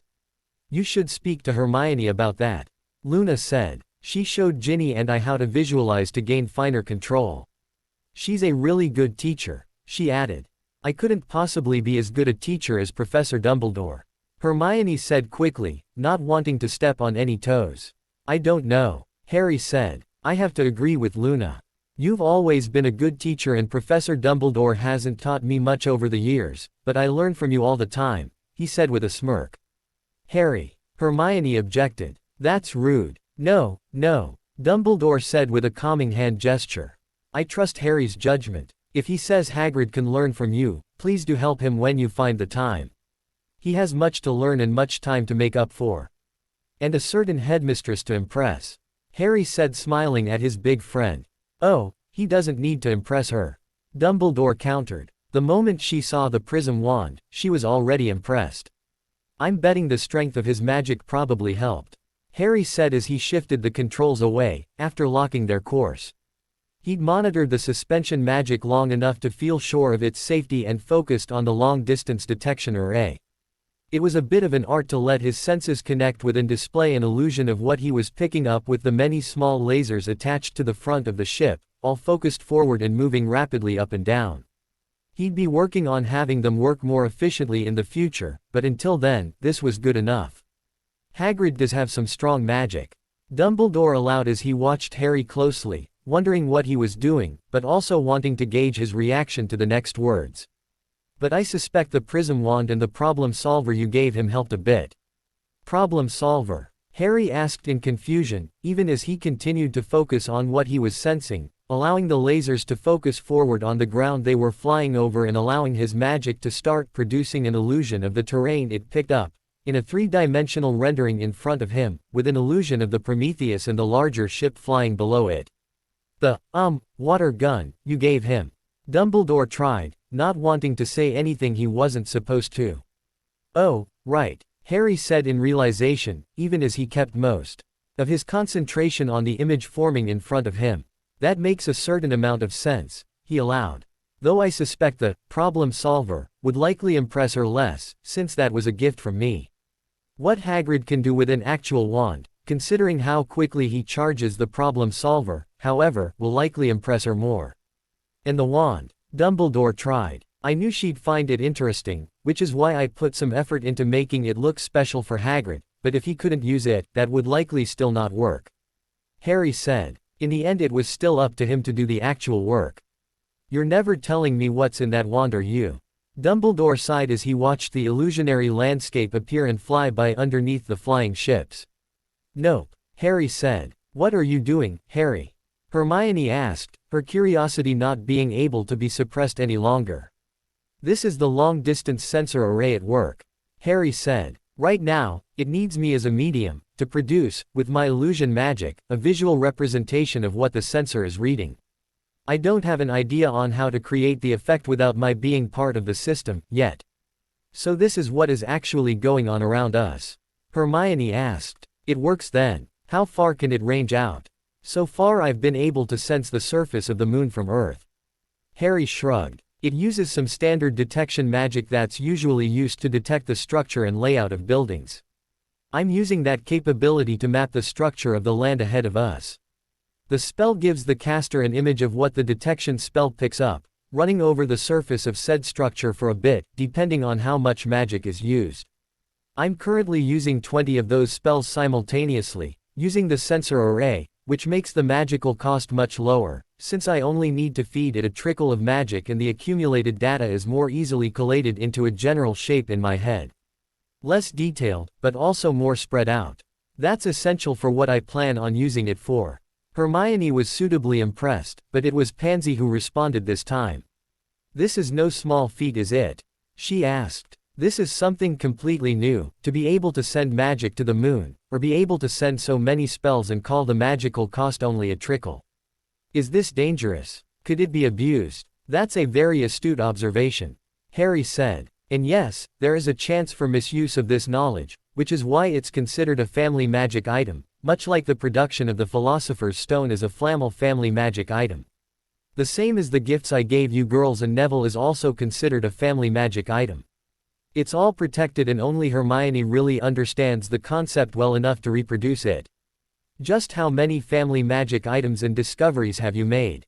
Dumbledore asked. He quickly raised his hand and said, no specifics. I just want a number, if you're willing to share it. Harry sighed, before he ran a quick summary in his head. Rune-based flight, which he had to modify for his needs, wind shielding wards, gravity manipulation for inertial dampening, the EMF emitter, blue diamond lasers, the multiple uses of blue diamond and the lasers they produce, ruby lasers, his wandless magic method, illusion magic, family magic curse and unbreakable vow removal, the magical charging block for the wolves, mirror magic, link-based magic, diamond recordings, magical speakers, illusion-based video feedback, the new Marauders map, the new vanishing cabinet applications, molecular manipulation of crystal structures and the other possible applications of that, the calm and all the things that went into that, the spells that protect a person in a vacuum, the planned new family curse, the process they are creating to clean up the atmosphere and then, finally, all the other family magics that had been gathered. Though Harry considered that one thing, as it was something he intended to look into but hadn't really used yet. The lightsaber was a collaboration and not really unique to only him, though he could count the effects he had mastered, he supposed. I'm standing at about 25 unique things, rounded down, considering the other applications that many of the new fields of discovery are leading to. Harry said. And you discovered all these things in your time at Hogwarts? Dumbledore asked, after his eyes had almost popped out of his head at hearing this. About half of them, Harry said. Though, to be fair, most of them come from my personal research and extra studies, beyond the scope of things taught at Hogwarts. This left most of the people shocked at the discovery that the boy had already achieved more than they had in their entire lives. Harry's friends were all beaming proudly at him, though. You're still not an animagus. McGonagall finally broke the silence, petulantly. It's still on my list, okay. Harry said with a sigh. I can't help that I've not discovered what, if any, kind of animal I'll become. Maybe I'll just invent something new. A different kind of self-transfiguration. Maybe I'll become the first ever magical that can turn into any animal. Have you thought of that? Merlin save us all. Snape drawled. Harry smiled at that. See, even Professor Snape gets it. I can do anything I set my mind to, so there. He finished, sticking his tongue out at his Auntie Min. It was not meant as encouragement. Snape said, if your power becomes any more unrivaled, you might as well declare yourself the king of the world and move on to other planets to conquer. The prior isn't really on my list, but the latter definitely is. Harry said, smiling happily. Becoming the king of the world will likely have too much paperwork. Parvati said with a bit of humor. Harry dislikes paperwork. That is why he lets Professor Dumbledore pretend he runs the school. Oh, Dumbledore asked, smiling at the girl. Of course, Susan added. Harry rarely has the time for his girlfriends, these days. We couldn't let him take on so much more. He's already planning on saving the whole planet, for goodness sakes. Susan, that's supposed to stay in the family. Harry admonished lightly, with a wink at her. Oh, what are they going to do? Stop you. Susan scoffed. The people here would rather let you continue as you are than spreading the word that you've already come up with a method to fix the mess the planet is currently facing. To be fair, it's just one of quite a few things, and I can't do much without getting the ICW on my back for potentially exposing the secret of magic. Harry allowed. And until there is enough backing for Marauders Inc. internationally, I can't force anyone's hands. We wouldn't want the world's magical governments to all send their hit wizards after you for being who you are. Pansy added. You're likely already going to have your hands full with all your fans and the purebloods out for your blood. As your betrothed, it is my duty to dissuade you from doing such a reckless thing as trying to help the ignorant people, who would use any excuse to see you fall. Betrothed? Professor Snape asked. He'd not heard of any formal engagements. 5 of my girlfriend's parents and guardians have formalized it with my godfather. For more I'll need to acquire new titles first. Harry said. 6. Luna interrupted. Mummy and Daddy informed me last month, shortly before Sirius bought a partnership in the paper. I've officially joined your harem. What? Harry exclaimed as he lost concentration on the illusion and it unraveled. Sirius was going to have some explaining to do. You really shouldn't be upset with Sirius. Luna said. He didn't get you any more titles without your knowledge, as he promised. Instead, he got them for himself and Remus, and they bequeathed a couple to your girls, after abolishing the family names and assigning the new noble titles onto our future titles as your wives. I'll be Lady Lovegood, first of the noble house of Lovegood. He can do that? Harry asked as he tried to get enough focus into the array and creating the illusion again. He didn't need to see it to know what he was sensing, but working the magic was useful, to get to know it better. If he was going to create a system for it, he'd need to understand it better than anyone else alive. Actually, it is a very old and mostly disused law, but I suspect it's still valid and within the law, though I have to wonder at which families he abolished. Dumbledore said in thought. With all the purebloods in the Lupin Penitentiary, he had no doubt that there would be quite a few without families or much to lose. Most likely Sirius offered them freedom if they won in a duel, though the magic of such duels would require no cheating, or it would have a backlash. When had Sirius Black become strong enough to acquire so many titles, fairly? And how did the Lovegood girl know? How do you know about this? He gave voice to his thought. Luna just smiled at him, giving nothing away. You can give up trying to get a straight answer from her. Harry chuckled, feeling relieved for some reason that the girl was still the same as she'd always been. My lovely Lady Lovegood is a font of mysterious knowledge and intrigue. I like that, Luna said, smiling at Harry. You can call me that. I intend to, Harry said, smiling at her. Then he turned to the Pottle twins. Did you know about this? He asked, wondering what they would be called, since there would already be a Lord Pottle. They shook their heads. We assumed we'd be Ladies Potter, Black or Peverell, if it turns out that was a line that was still acknowledged. Padma said, it is likely that you are also Lord Slytherin, or Gaunt, due to defeating the last of that line. Dumbledore said, Slytherin, Pansy exclaimed. For the first time ever, she wished she was not an heiress, so she could claim that title. It is very possible, Dumbledore said. It's not, Harry said. I'm no Parseltongue. Not all skills are inherited, Harry. Dumbledore said, with a knowing smile. You may need to earn it, by claiming the title. No thanks, Harry said instantly. I'd rather abolish that line if it turns out to be true. There's no way I'd want to be known as the heir of Slytherin. I'd rather stay Harry Black, strange, but funny. If I was a Slytherin, I'd be strange and run for your lives. I'd never get half as much done, either. The conversation continued on that trend, the people speculating on the consequences of what titles would mean to which ladies, and before they knew it they were approaching Durmstrang. It was, thankfully, a clear evening, even though there was quite a layer of snow on the ground. It was always cold this far up north, no matter what time of year. Dumbledore had the forethought to call ahead, and when they arrived, he sent a message to say that they were there. Harry saw a line of light spells being ejected and hovering in an arrow, pointing to a large dock, where some people were already waiting to secure the ship. They were looking out on the water for signs of the ship, wearing thick, warm-looking coats. Harry allowed the ship he was bringing along to become visible and laughed when one of the people actually slipped and fell over as he spotted the ship, coming in for a landing. He did not allow the Prometheus to become visible, but suspended it at the dock and changed the disillusionment for an invisibility spell, remembering at the last moment to add a shield from the weather, to not give its location away, by having snow or rain fall on it. They would not be staying long, but intended to at least show their faces. Hagrid decided to stay with the Abraxan. When the large door of the Prometheus materialized and opened, there was another shocked exclamation, followed by a shouted reprimand from the quickly approaching Karkaroff. Harry had invited the man to the safe abode of the resort, along with Victor, and they'd both accepted, but they needed to wait their school year out. Both Beauxbatons and Durmstrang would only close in another week. Mr. Black, Karkaroff greeted as he made his way to them, watching as the door behind them disappeared after closing. He only barely noticed the saucer standing inside the door and to the right. Headmaster Karkaroff, Harry greeted. Sorry for scaring your people, he said. They are not used to the impossible. Karkaroff grinned. Much like I am not used to it, though you have a talent for shock and awe.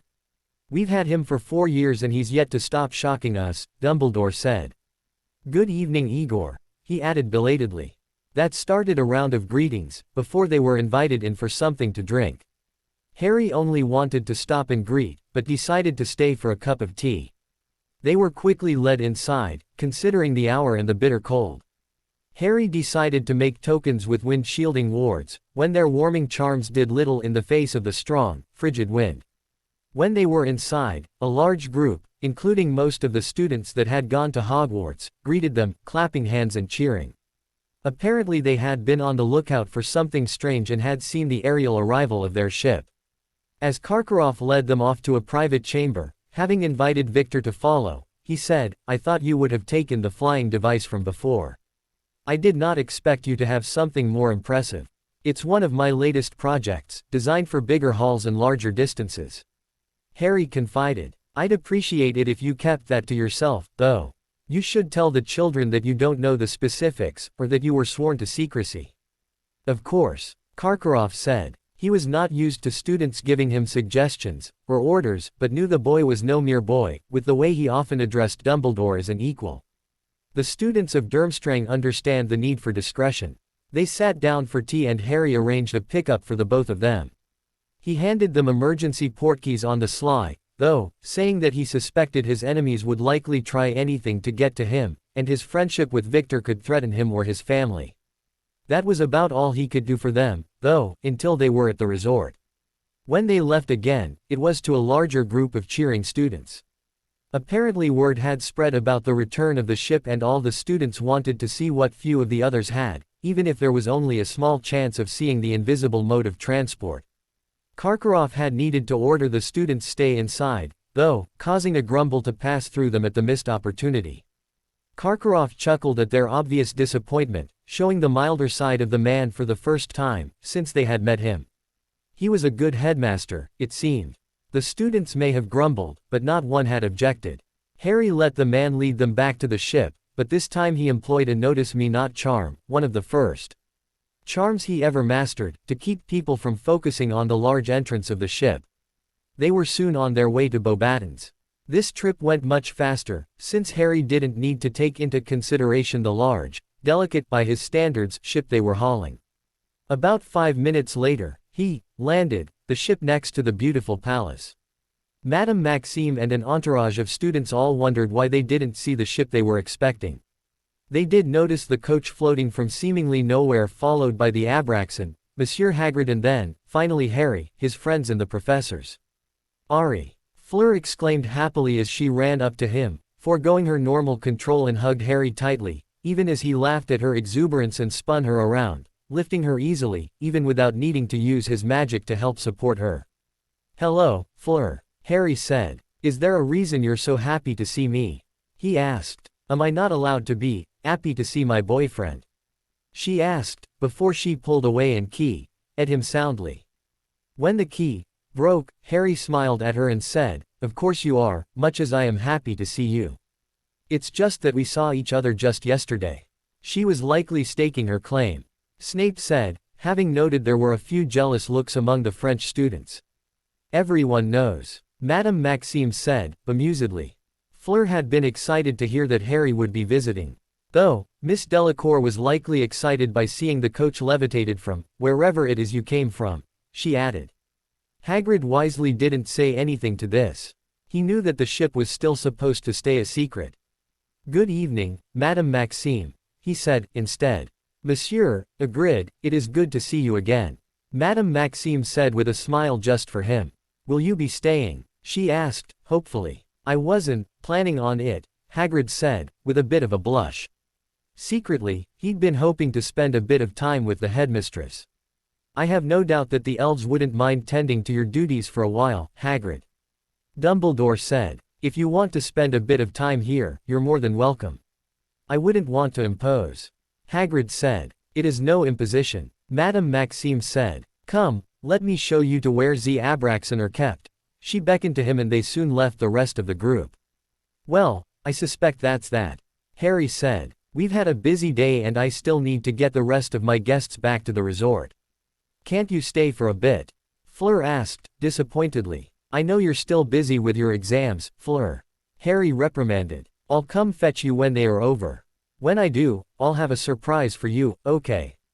"Surprise?" Fleur asked. "Yes, a surprise," Harry confirmed, sticking a hand into a pocket and removing a button. "In the meanwhile, keep this on you. It's an emergency portkey. Activation phrase is sécurité. It was the French word for safety.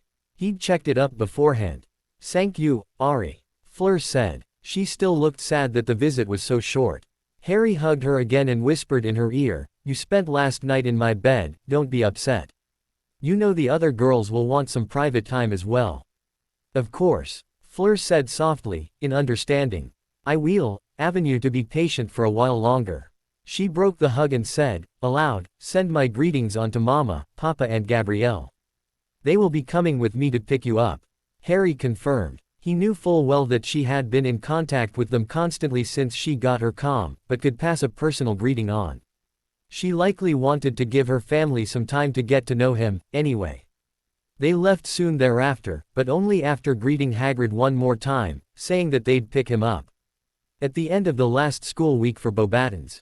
Harry then led the group back onto the ship. When they were seated again, Harry shrunk the ship and made them visible for the people still standing there. It would give them a false impression of the size of the ship, but that was necessary. To them it still looked large and strange, which was perfect. That's when he shot off at a truly inspired clip. It was dark out, but with the lights of the tractor beams on the bottom of the ship which he had lit up on purpose they could track the movement of the Prometheus for a couple of seconds, before it vanished, even in the clear sky. How did you work it out? Hermione asked. What? Harry asked. Inertial dampening. Hermione said. Oh, right. Turns out I was overthinking it. Harry said. I didn't need a system that adjusts by some sort of understanding or be able to react to things intelligently. I only needed to use the inertia. It can apply its own counterbalance by weight and inertia, adjusting gravity instantly as it affects the system, like a weight on a string. You move forward, and it moves back from resting position. The distance it moves indicates the force applied, so I just needed to use a similar concept to apply the counter-gravity, like I would have, except, infinitely more accurately. What did you end up using? Hermione asked. The concept was simple, but application took a while longer. Harry said. Once they were on course, he started creating his illusion of the information he was receiving and started producing another illusion on the side. It was very simple, since he needed to concentrate on the very demanding long-range sensor and the construct he was making. The illusion looked like a see-through bubble, with a golf ball at the center. When the outer ball, which moves like the ship does, moves forward, the center ball needs to move along to keep up. Harry made the outer ball move, but the inner ball stood still. The inner ball, in this example, is manipulated by the same inertia as what the rest of the ship experiences, except that its gravity should remain zero, while the system applies normal 1g of gravity for the rest of the ship. When the outer ball moves, it instantly affects gravity to put the inner ball back in the center. Harry said as the outer ball moved and the inner one moved back to the center slowly. What force is applied to put it back in its normal position, is applied to the rest of the ship, meaning whenever we turn and the ball would normally go to the side. It applies gravity sideways to put the ball back, but also applies the same gravity to the rest of the ship, which affects how we experience gravity. Hermione said, nodding along. That made sense, but, isn't the ball going to be affected by the air inside the bigger ball, creating friction at higher acceleration? Very astute observation. Harry nodded. How would you fix that, even though the amount of acceleration would have to be truly phenomenal to be affected by the friction? A vacuum. Dumbledore surprised Harry by asking. You've been doing a bit of reading. Harry said with a nod of approval. Yes, without air inside the system, there is no interference, he said as he allowed the secondary illusion to fade and focused primarily on the long-range sensor, adjusting their path as he discovered an aeroplane about to intersect their flight path. Look there. He pointed to the display, before they could even see it, but Hermione had seen the image and noted they were on a collision course, until Harry aimed them down, to fly underneath. Everyone looked out the window and a couple of seconds later, they flew underneath the large passenger aircraft. That was an aeroplane, Dumbledore said, interestedly. He had also noted the image displayed in Harry's illusion. Well done, Harry, he congratulated. I would say that is a very good demonstration of the efficacy of the sensor. I still need to work out how to make it detect smaller debris, and test it at a distance. The smaller an object, the more chance of it slipping through the sensor array. Harry said. Refraction. Hermione said instantly. It works on, oh, right. I'm not supposed to talk about that, am I? She asked. That's brilliant, Harry exclaimed anyway. Why didn't I think of that? He asked himself. He'd have to test what would be viable refraction ratio, but this was a very good solution to the issue. Hermione, I'm going to key you when we land. Hard. Hermione blushed crimson, as everyone on the bridge, besides Snape, smiled at her. What are you talking about? Flitwick exclaimed again. Harry made to answer but Flitwick glared at him.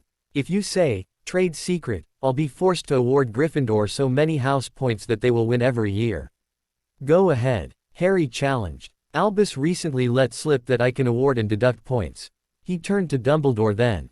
How is it that Gryffindor still won? He asked with a raised eyebrow. I have no idea what you are talking about, Dumbledore said, turning away from the boy. Albus, McGonagall asked dangerously. He deducted 5,000 points from Gryffindor the moment he found out. Dumbledore defended himself. I simply put them back. If you want to be angry at him. You still won fair and square.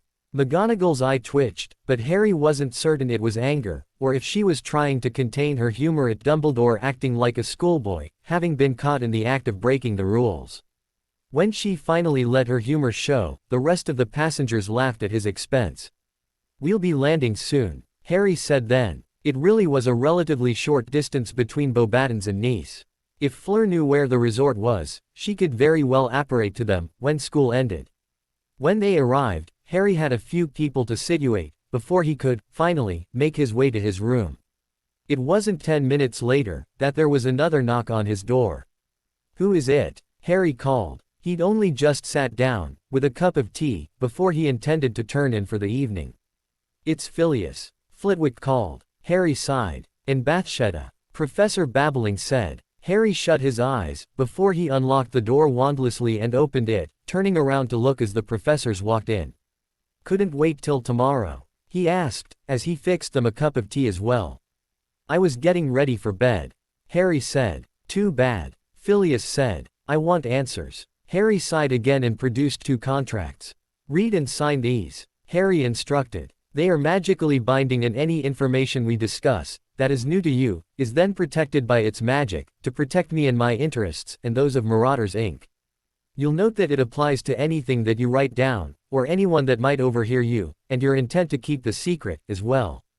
Harry didn't get a lot of sleep that night, and he was woken up early the next morning, to more knocking on his door.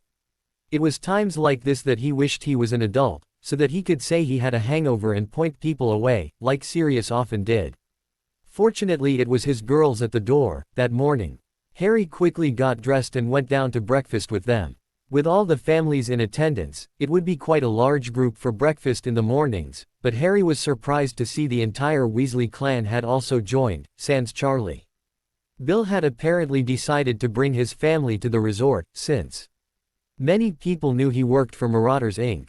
Mr. Weasley would still be going to work in the mornings, with Bill taking him through one of the vanishing rooms to one set up in an alternate location in London. All the families sat in their respective groups, but still close by, so that everyone could easily chat. Harry didn't know where to start, so when he was waved over to the table where Sirius sat with Remus, he sighed in relief. He didn't want to play favorites, by going to one of his girls' families first. "How you doing, pup?" Sirius asked. "You never even came to greet me, when you arrived. You knew I was here," Harry said. "You also know where my room is." "Where were you?" he asked. "Penthouse," Sirius said with a smirk. "And you expected me to come to you?" Harry asked. "It's nothing you haven't seen before," Sirius scoffed. "And it's not like they would stop you." "That's not the point, and you know it," Remus interjected. "Good morning, Harry." "Morning, Remus." Harry smiled at the wolf. "So, what's on your schedule for this holiday?" Sirius asked. "There are a couple of things," Harry said. "For now, I'm working on that thing for the wolves first, and then I'm going to be taking the Prometheus to its temporary home."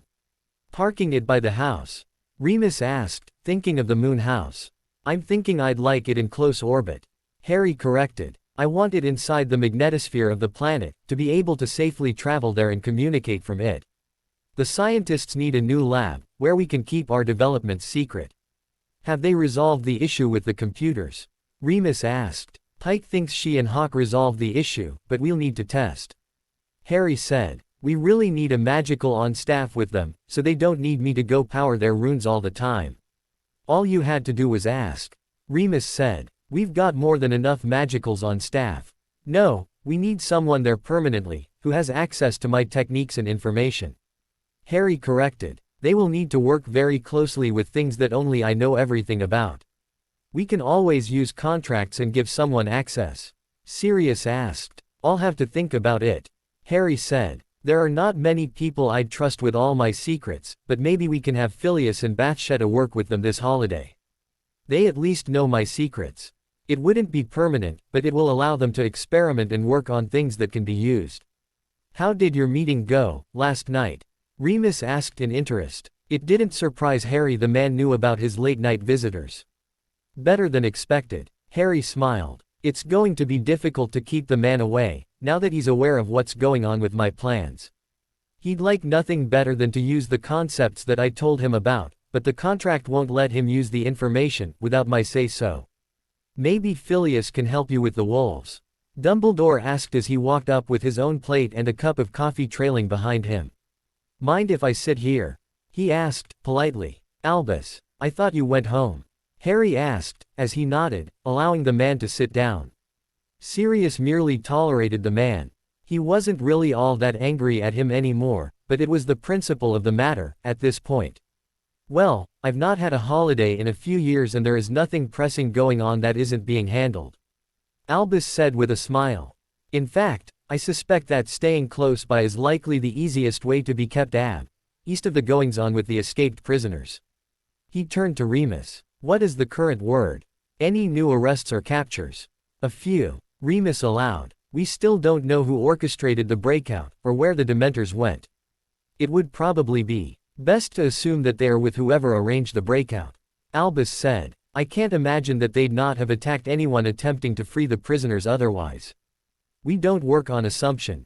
Remus countered. It is entirely likely that they decided to simply leave, with how few Aurors were standing guard. The Dementors were never really all that easy to control and the Ministry deciding to cut funding of the Aurors didn't help matters. I'm told there were 3 Aurors on duty when the breakout occurred.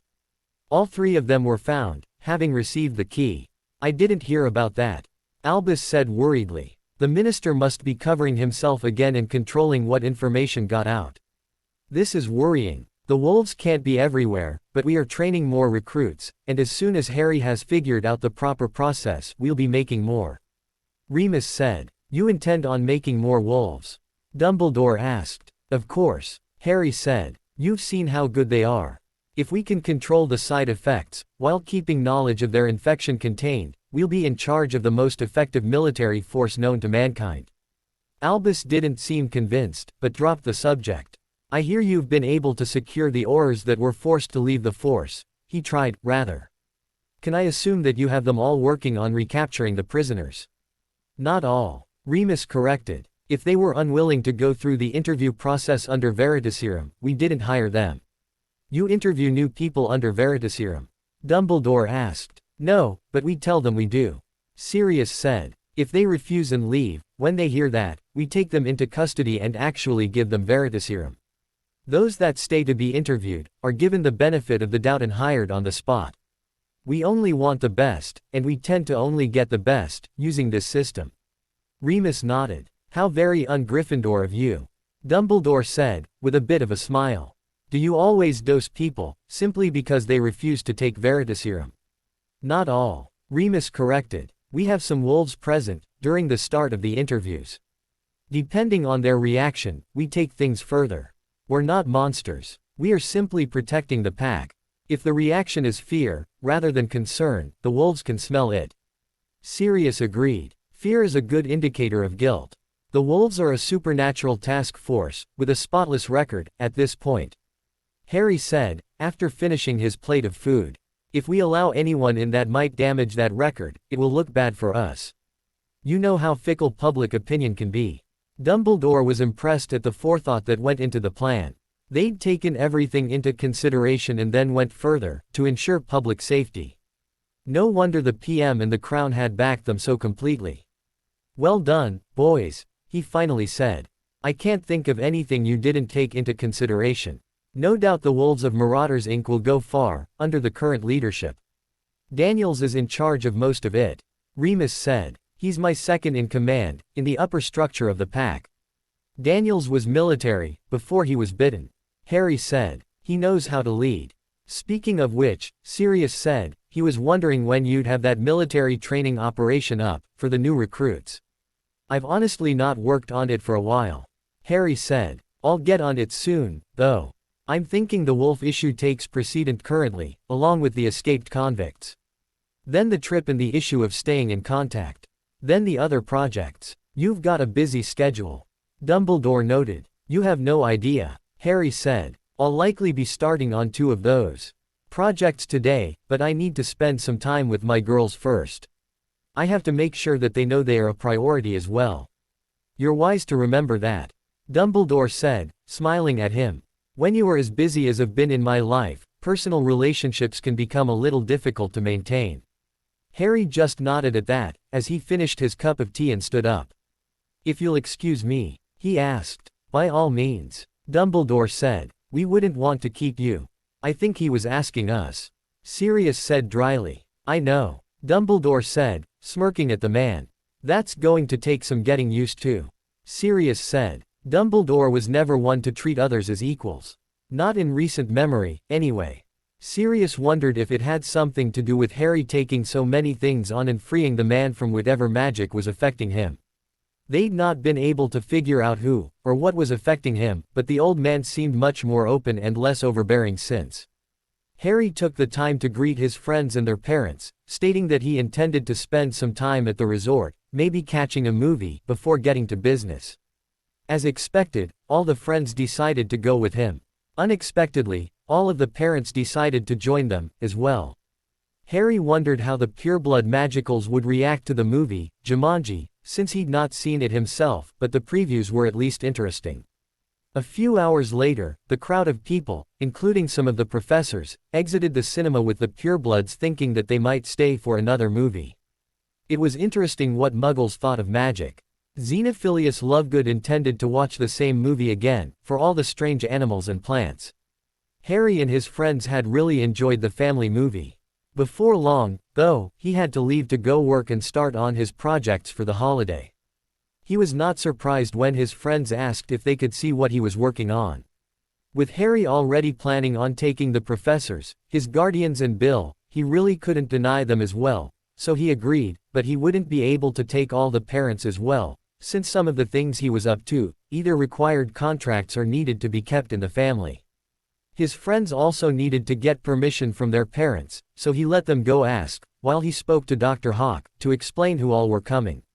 She grumbled about not bringing school kids to a scientific research facility, but finally agreed, knowing she really couldn't deny him, though Harry suspected her next report to the PM would make for some interesting reading.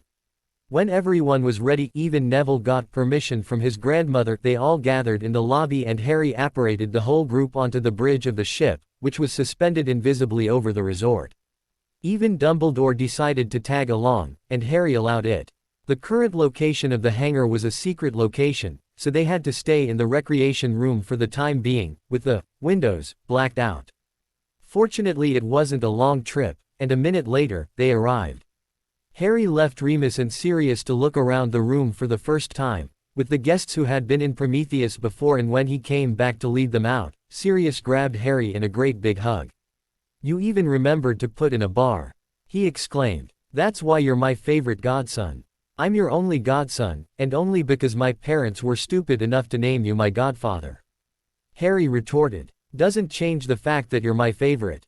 Sirius insisted. Whatever, Harry said. You'll need to stock it yourself, and if you intend to get drunk around here, you'll have to remember, there's no stepping outside for some fresh air. I'm thinking it would be best to hit him with that charm again, before you go on any long trips. Remus suggested. Hey, Sirius complained. I've still got months to go, before I can enjoy a drink again. Don't go joking about that. Harry had finally gotten around to acting on his threat, shortly after Christmas.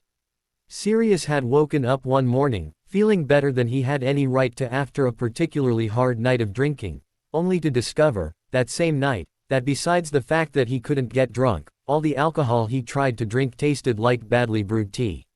What charm? Dumbledore asked in interest. Egyptian sobriety charm, Harry said. Same one as I cast on you. It was Sirius's punishment for modifying my ward over the goblet to change all the names that my ward changed, back to what it was. I added something else for his, though. As a reminder. Apparently the charm was designed shortly after the Egyptians invented beer. They were trying to make some sort of drinkable bread, so that they could drink that while fasting, and it accidentally fermented.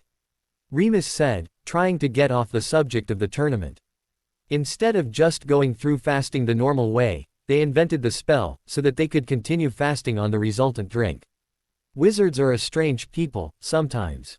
Harry lamented. Come on, you have some people to meet, he said, leading them to the transport room, which he used to bypass most of the ship, so that they could exit by the hatch. Dr. Hawk was busy reading over a rune's text, when her comm pinged. It could only be one of a few people at this time of day, and she was expecting Harry, along with some of his professors and a gaggle of girlfriends to visit their temporary lab. They had 2 experiments to complete, before the promised move to the new permanent location could be allowed, and both those experiments were awaiting the burgeoning magical scientist. She checked her comm and confirmed that it was Harry, before standing up and pressing the button to open the hangar door. It was standard protocol, now that everyone aware of their little operation had the comms. When the door opened, it was to allow a large group of people in. Dr. Hawk wasn't necessarily happy about playing host to so many people, but would at least meet the Granger girl. Harry always spoke of her as a prodigy, and she hoped to see for herself if it was mere infatuation, or if the boy was being objective. Thompson and Pike were in her lab, working on getting the second experiment ready for when, if the first one worked. The assembled group consisted of Harry and his guardians Remus Lupin and Sirius Black, his girlfriends Hermione Granger, Susan Bones, Daphne Greengrass, Luna Lovegood, Pansy Parkinson and Padma and Parvati Patil, his friend Neville Longbottom, a healer Poppy Pomfrey, his company head of R&D Bill Weasley, whom she had wanted to meet for a while now, and finally a few of his professors Albus Dumbledore, Minerva McGonagall, Bathsheba Babbling, Phileas Flitwick and Severus Snape. Harry made the introductions and saw the group to where Lieutenant Thompson and Dr. Pike were working on some sort of large tank, connected with pipes, valves and belts. Harry knew what it was supposed to do, since he had helped make it, so he also knew that he needed to finish the first test. After introductions, he and Dr. Hawk saw them to another section of the building, where her station was located. So what we have here is, hopefully, a way to eliminate the effect of EMF generated by magicals and in the presence of an abundance of magic on technological devices. Dr. Hawk said, "Would this be your first test?" Hermione asked. "We have tested a few other techniques, and found one that would likely work, but application is not ideal, since the initial test showed that casting the required spell might still cause problems in the casting itself." Dr. Hawk said, Harry's magical charging block shield, which he used to block the werewolf transformation, seemed to function quite well in blocking magical input after all. "And you're using runes, now?" Professor Babbling asked as she inspected the workstation, looking at the rune diagrams, which seemed far too complicated. She'd need some time to figure out what they did, and it seemed like they worked on excluding something by allowing only certain things to enter the designated area. "Runes work on formulae that we can work with, without needing Harry here to power them all the time." Dr. Hawk agreed. "The long and the short of it is that we're trying to insulate the machines from magic, using magic." "How are we testing today?" Harry asked, looking at the table. There was a box with a few lights on it that were shining. Harry suspected that the runes he could see on the sides were supposed to take the ambient magic and use it, by making it protect from magic itself. "Just send a low-powered spell toward the box," Dr. Hawk said. Harry was about to send a bit of magic to it, when a spell sailed toward the box. It looked like a tickling charm. Hermione hadn't lifted a finger, but the spell had definitely come from her. "Well done, Hermione," Harry congratulated. "That was very quick." She seemed to be getting used to the EMF emitter in her ring. "Thank you, Harry," Hermione said, beaming at him. "You can cast magic by intent, like Harry?" Dumbledore asked. "Trade secret," Hermione said. "Not you, too," Dumbledore whined. "Everything that happens here today is trade secret. This is both Marauder's business, and, as I understand it, likely a state secret." Bill said. He'd also like to know how Hermione had done that, since he didn't know everything that Harry did, but knew there were quite a few secrets not even Sirius and Remus knew about, though they knew more than most. "Sorry, Albus," Harry said, as Dr. Hawk inspected the device. A few of the lights had gone off, but one had actually come on. Much like the Statute of Secrecy, these secrets are in place to protect people, both mundane and magical. He turned to the woman, then. "And?" he asked. "It seems some of the functions worked." Dr. Hawk confirmed. "Another idea I had seems to have paid off as well. I'll tell you later." Harry smiled, realizing it was likely something she didn't want to share with the current supreme mugwump of the ICW. "I understand completely. Is this enough to test the second device?" Harry asked. "Then, the second device has less that can break." Dr. Hawk confirmed. "It's a mostly thermodynamic reaction, with no sensitive parts. Powering the runes should have no detrimental effects." "That's all I needed to hear." Harry said, smiling in anticipation. Shall we? He asked the doctor. I know it will work, she denied. I have something else to work on. Go ahead. Harry shrugged and led his guests back to the other lab. These tests were just quick ones. He still had some things he needed to get done, but he'd show off a bit and then take his people back to the resort. Dr. Hawk said that we're good for the initial test of the device. Harry announced as they walked into the other lab again. Awesome. Thompson cheered. I can't wait to see if this works out, he said. Over here. Dr. Pike instructed. Let's test it first. We don't want the oil to get too warm, she said, as she indicated to a simple rune cluster, engraved in a plate of steel, which was connected to a low-tech thermostat. Harry ran his fingers over the rune cluster as indicated. He felt the magic leave him and the plate started to heat up the moment he was done. The runes heat the plate to a certain degree, likely around 100 degrees Celsius. Babbling said as she looked at the plate. Exactly. Pike said. Warm enough to slowly bring water to a boil, at normal air pressure at sea level. What does sea level have to do with boiling water? Neville asked. The less pressure on a substance, the lower its boiling point. Hermione said, instantly. That's why special protections are required in space, otherwise your blood would boil and you'd die almost instantly. The higher you go, the less pressure. Neville lost some color at that. I didn't know that, he admitted. Why do you think we tested things before the moon mission? Harry asked. And why there are so many things to take into consideration before anything new is tried. I just thought you were very careful. Neville said. Well, I am, but only because I know that many things can go wrong if I try new things without knowing everything I can beforehand. Harry said. How's the temp? Staying stable? He asked Dr. Pike. So far. Pike said, watching as the thermostat stopped at the correct temperature. Your runes aren't efficient. Babbling said. You are using too much power and losing some to magical overload. What? Pike asked. Your runes are set to use the power given to increase heat and then blocks the temperature from rising over a certain temperature. Babbling said. The problem is, your block is also taking power. More power than the heat-generating part of the rune script. I'd suggest rewriting the runes to only generate the correct temperature. That will save power and allow the runes to stay active longer with the power in the buffer. Here, she said, pointing at the buffer part of the script. But we wanted the rune to heat to the correct temperature quickly. Pike countered. We also need the block to act quickly, so that the metal cools and doesn't affect the rest of the project anymore from the moment we shut it down. She pointed at another part. See here, this is how we want the metal affected. Babbling looked at it for a moment, before nodding. I can see what you were trying for, but your process is flawed. Let me show you, she said, walking over to a desk and starting a diagram. I'm thinking this will take a while. Harry said, smirking at the two, who were currently going over the options and possibilities. He'd love to stand there and take part, but he had guests to see too. Let's go look at one of my other projects, he said, leading them off again. The Muggles are doing work with runes. Snape asked, once they were out of earshot. That's illegal, you know. They all have family in the magical world. Harry countered. I say, if they are allowed to know about magic, without having their memories wiped, they can learn about application all they like. Professor Snape is right, Harry. Dumbledore warned. If the wrong people learned of this, your friends will be in danger of having their memories removed. Harry would likely be sent to Azkaban, for not only knowing, but also introducing them to the practice. Not after today, they won't. Harry challenged. What do you mean? Dumbledore asked. You'll find out, Harry said. He showed them to a large bin, which stood in a corner. It was very deep and wide, and they had to climb up a flight of stairs to a pedestal, to be able to see in. What they saw inside was the large expanded space of the bin and what seemed like a fine rain of dark flakes that fell constantly from just beneath the rim of the bin. What's that? Hermione asked. Diatomic carbon, Harry replied. From the carbon isolation and transportation array.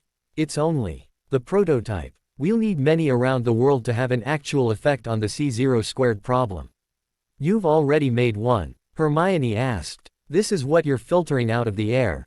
Dumbledore asked, looking at the black flakes still raining down into the giant container. Kind of, Harry allowed. He lifted a hand and a two-dimensional image of a human appeared with blue vapor to represent oxygen around it. When a human being breathes, he takes in oxygen. The little representation opened its mouth and the lungs expanded as some of the vapor flew in. The oxygen goes into your blood through the lungs and combines with carbon, during the normal functions of the body. When you expel the oxygen again, it's combined with carbon, making carbon dioxide.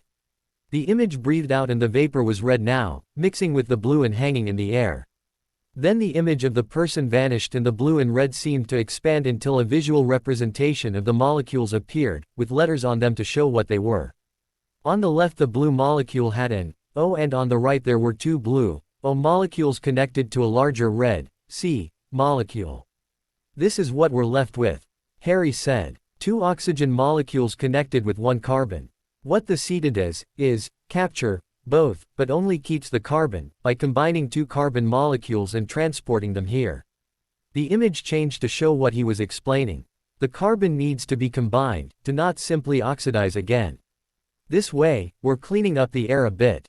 The problem is, humans breathing isn't the only source. All living beings do it, and then there's anything that runs on petrol and industrial influences and many more things. How efficient is this? Hermione asked. Could you give me an estimate, based on the amount of trees your device represents?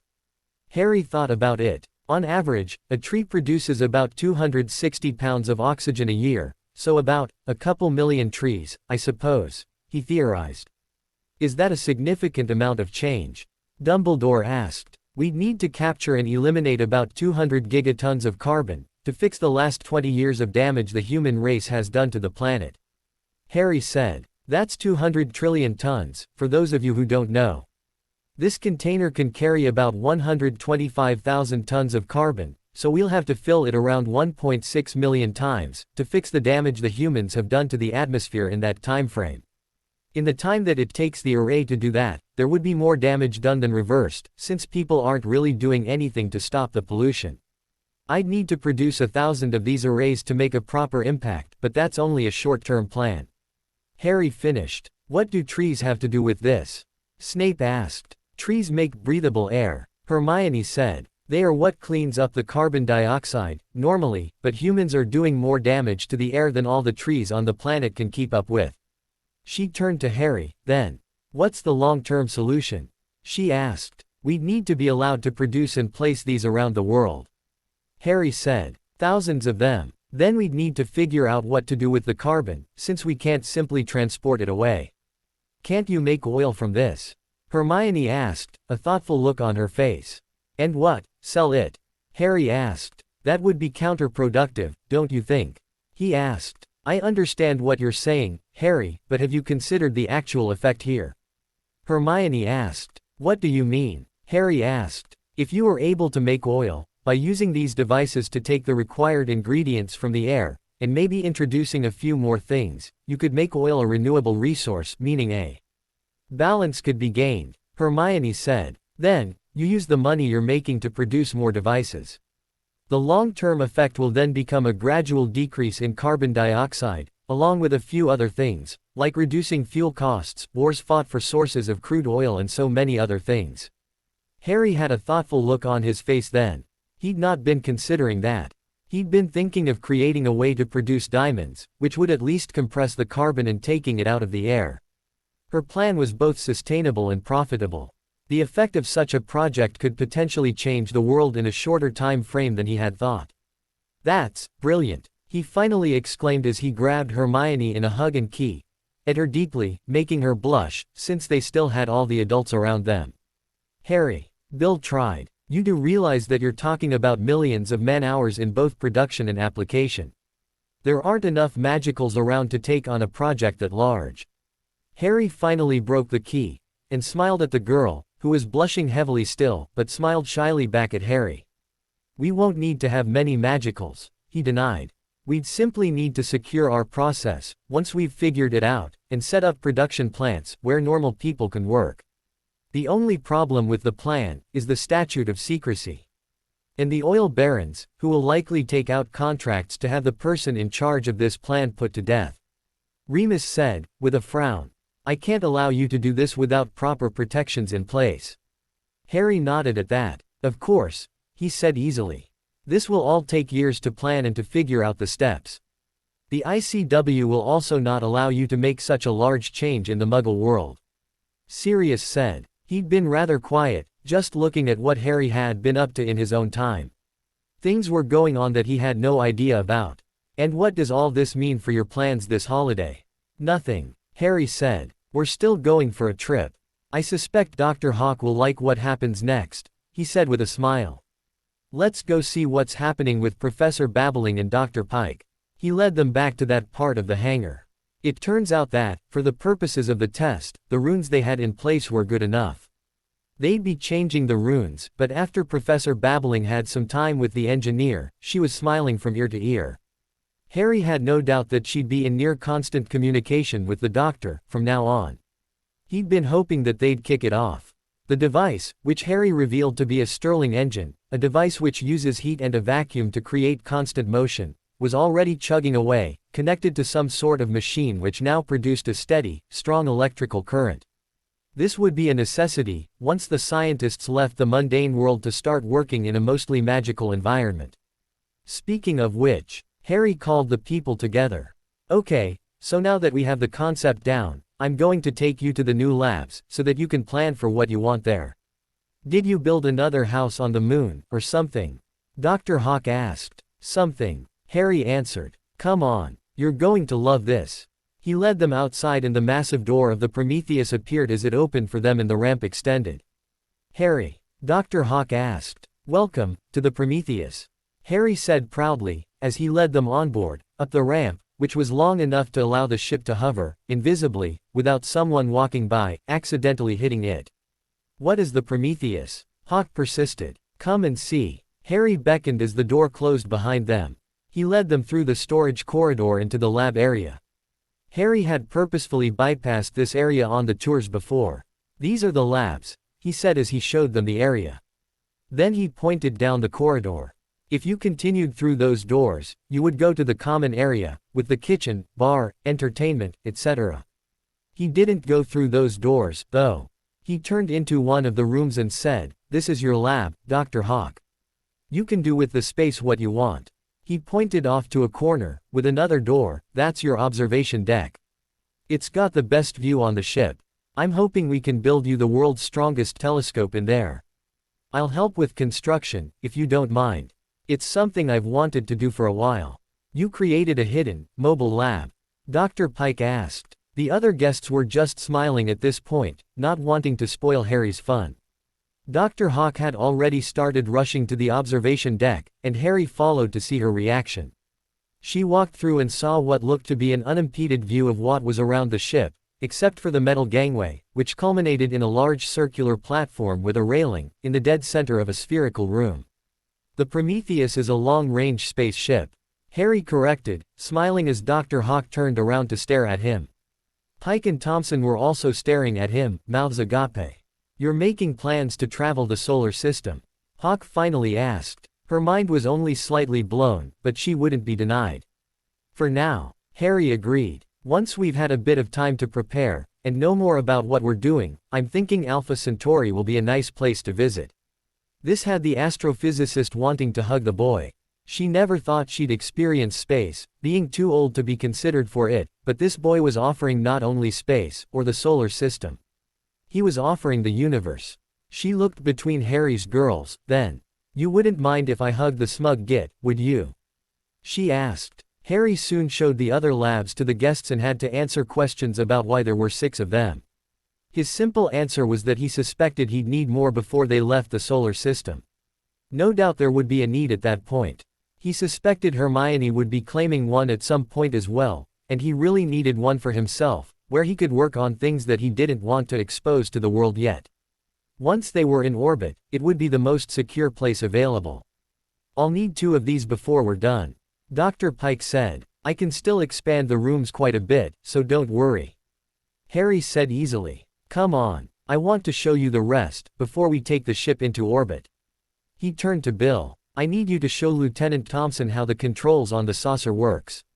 He'll be training to be my co-pilot. I can't be the only one that knows how these things work, and he's proven himself to me. Me? Lieutenant Thompson asked. Wouldn't Dr. Pike be the better choice? You aren't just her helper, David. Harry denied. I want someone on board who knows how to control the systems. When I'm piloting, I also intend to have Dr. Pike on monitoring duty. You're also the most qualified to be in control of the weapons system, but I won't be giving you access to them until we've figured out some things.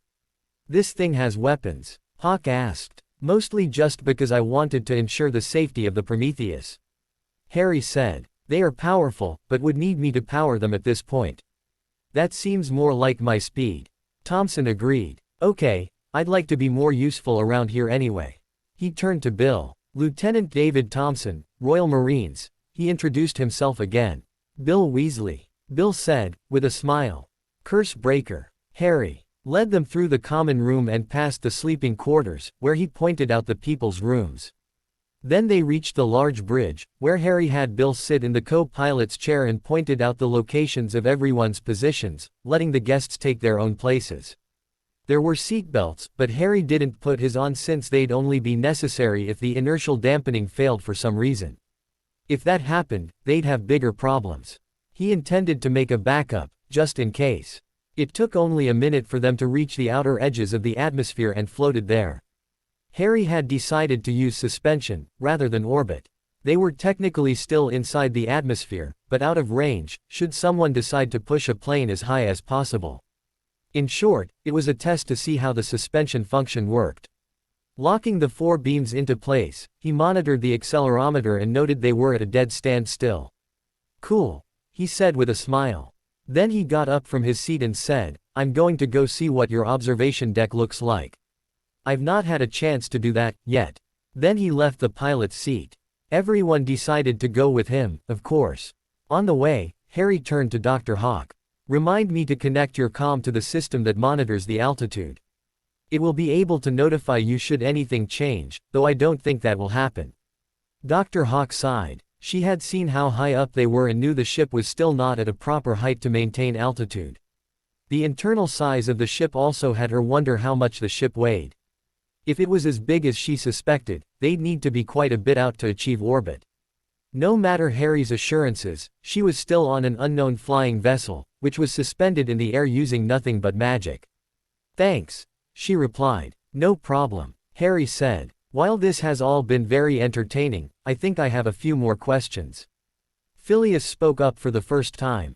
Harry had been overloading them with more information and he had questions bubbling in his brain. Let's get everything sorted first, okay? Harry asked. No doubt this would be another long conversation. When they arrived at the observation deck, it was to a completely unimpeded view of space, when they looked up, and a wonderful view of the planet, when they looked down. How did you make it so that we don't see the ship? Remus asked. The ship has a lot of recording discs. Harry said. They are all connected to a central system, which I can access to add to any display on the ship. I just used ones that look outward and connected them here. Why are there no lines, where the displays connect? Pike asked. It's magic, Harry said with a smile and a shrug. I just make them function that way. Wouldn't want an impeded view, after all. How stupid would it be to make an observation deck that you can't trust to give you a proper view? I can see the sun, though. Hawk said. Why am I not blind? Tinting charm, Harry said. Harry invented it, back in first year. Hermione said. When he was still designing the saucer. 3 years, Hawk said. It was still a marvel to think that the boy had invented a means and applied said means to reach space in such a short time. Not to mention the new ship they were currently on. A little bit more, Harry corrected. That doesn't matter though. The needed spells and applications would take me a year to teach someone, so that they could safely produce a ship like this. I'd been studying my mundane subjects before first year, though. He indicated Hermione, then. Hermione, however, has caught up with me in less than 3 years and she's been studying more subjects than me in that time. Are you interested in the sciences? Hawk asked. Not as much as Harry, but I do intend to work with him, when we finish school, so that I can help him stay safe. Hermione said. Some of us have been studying Muggle high school subjects, with Hermione's help. Daphne said. We'd like to stay with him as well. Pansy said, nodding along. We can't spend all the time he'd likely spend experimenting and building things, sitting on our hands. When the time comes, we'll be glad for the help. Dr. Pike said. With the help Harry has given us, we've been able to do months of work in days. If we had dedicated magical assistants, we could achieve lifetimes of work in a few short years. What kind of help? Neville asked, interestedly. Making things and changing them, for me. Pike said. My job is much simpler, now that I just have to help in construction and working on design. Transfiguration. McGonagall asked. That's what I've been helping her with, yes. Harry said. Though, Dr. Hawk will likely need a wider range of help. Her qualifications makes her an expert on anything to do with space. That's what my doctorate is for. Dr. Hawk agreed. It's not the limit of my knowledge though. I could, for example, help with runes and arithmancy, since my experience with a knowledge of mathematics gives me quite the insight into how some of the functions work and affect each other. Muggles, practicing the magical arts. Snape said. They likely have a better understanding of runes than you do, Severus. Professor Babbling said. Don't scoff, simply because you don't know. You think you're better than me, just because you have magic. Dr. Hawk asked hotly. Not in the slightest. Snape defended. I'm more amazed, really. I was never given the opportunity to really get to know any good muggles in my life. He was thinking of his own family and Harry's aunt. He'd scarcely had good influences from the muggles. Well, don't sound so shocked. Dr. Hawk said. I know things that could make you feel insignificant in the grand scheme of the universe. I wouldn't tempt her, Professor. Harry said. She once gave me a lecture on particle physics that nearly blew my mind. Did you know that if you removed all the space between the particles, the entire human race would fit inside a sugar cube? Snape's eyebrows lifted up at hearing that. Really? He asked. He knew some things about chemistry, but he'd never gone quite that far. Perhaps he could learn something from the Muggle scientist, which could help even him with his potions. That's just the tip of the iceberg. Harry scoffed. Then he sighed. Okay, I think this is enough talk about this. We have one more thing to do. He led them off to the docking bay, but took the transport room for the first time, shocking the astronauts again. Really? A transporter? Pike asked incredulously. How many things did this boy know, which could revolutionize the mundane world? You like that, do you? Harry smirked. Wait until you see what I have planned, next. They took the saucer back to the hangar. It was a quick trip, since Harry made the ship a portkey. When they appeared in the hangar, Harry landed them softly and they disembarked. He walked to the corner of the hangar, where his own station was, and pulled out a box from his pocket. He placed it in the corner and expanded it. When it was done, they realized it was another transporter room, identical to the ones on the ship. This one would transport them to the labs, where there was another transporter, with a special display for the hangar. Ta-da! Harry exclaimed. Instant transport between the Prometheus and the hangar. I'll be placing it under protections, of course, but you'll be able to come and go between the two, whenever you want. So, we'll be spending the next couple of days setting up our labs on the ship. Thompson asked, with a sigh. As the only man in the group, he'd be doing a lot of physical labor, he suspected. I'll help you out, while I teach you how the saucer works. Bill volunteered. He turned to Harry. I'm assuming you'll give me a way to come here? He asked. Harry reached into a pocket and tossed him a ring. There you go. Just activate it. It's two-way. I'll be adding an inertial dampener to the saucer in the next couple of days, and changing the layout of the controls so that they are the same as on the Prometheus. He turned to Thompson, then. I'm afraid the information and training you receive on this will be completely off the record. Nothing personal. I trust you, but I don't necessarily trust any government with what I've made. If you're asked or forced to reveal how this works, you'll lose the information. I completely understand, Harry. Thompson said. I worked for the government, as you know. While their intentions may be noble, some parts of government would not be able to resist the temptation of owning something like the saucer, not to mention the Prometheus. We also know your character, having worked with you for a while now. Pike added, you're doing good work. I wouldn't mind losing the knowledge, if it guarantees that you can continue your efforts. Can we tell the PM of the existence of the Prometheus? Dr. Hawk asked. I don't have a problem with that. Harry agreed. In fact, if he wants to see it himself, I'd not object, but he'll need to know that it's not going on any written reports. Nothing can get out. The wolves recently got wind of the Russians trying to get information about the new satellite. We can't leave a paper trail. The Russians. Thompson asked, his face becoming serious. If they caught wind of their work, their families may not be safe. He'd seen and heard of some of the stuff they could or would do to get information. Should we be on alert? He asked. The wolves have been monitoring the hangar. Harry said. He'd put a couple of charms in place to dissuade aggressive actions both at the hangar and at his people's homes. It wasn't strictly legal, but Harry didn't really care. His people's safety was paramount. Your homes and the homes of your families also have a few added magical protections. When did you do that? Hawk asked. 2 weeks after meeting you. Harry said with a shrug. I had the wolves handle it. Remus said. They are trained for stealth, so they were able to put everything in place without raising suspicions. Thank you, Mr. Lupin. Hawk said. Her mother was staying at her house, since she was healed. It was not a pleasant thought to think that she might come home one day, just to find her gone, or invaders waiting for her. It's a pleasure, Remus said. And call me Remus. We'll be working together for the foreseeable future, after all. Sydney, then. Dr. Hawk insisted. The introduction part of the day was done, but before they left, Hermione asked if Harry could take some of the collected carbon, so that she could start working on trying to understand some of the work he was doing. He was happy to fill a bag for her and she shrunk it and placed it in her pocket. It's still amazing to see you do that, without a wand. Dumbledore said. It's still a trade secret. Harry said. Stop trying to get her to slip you some information. I really wasn't trying for that. Dumbledore said, honestly. I'm just impressed. I've never seen such casual command of magic, as what you do. Now I find out that another fourth-year student, who you trained, can also do it. It speaks highly of both your ability as an instructor and the ability and intelligence of Miss Granger, here. She's a quick study. Harry agreed, smiling at her.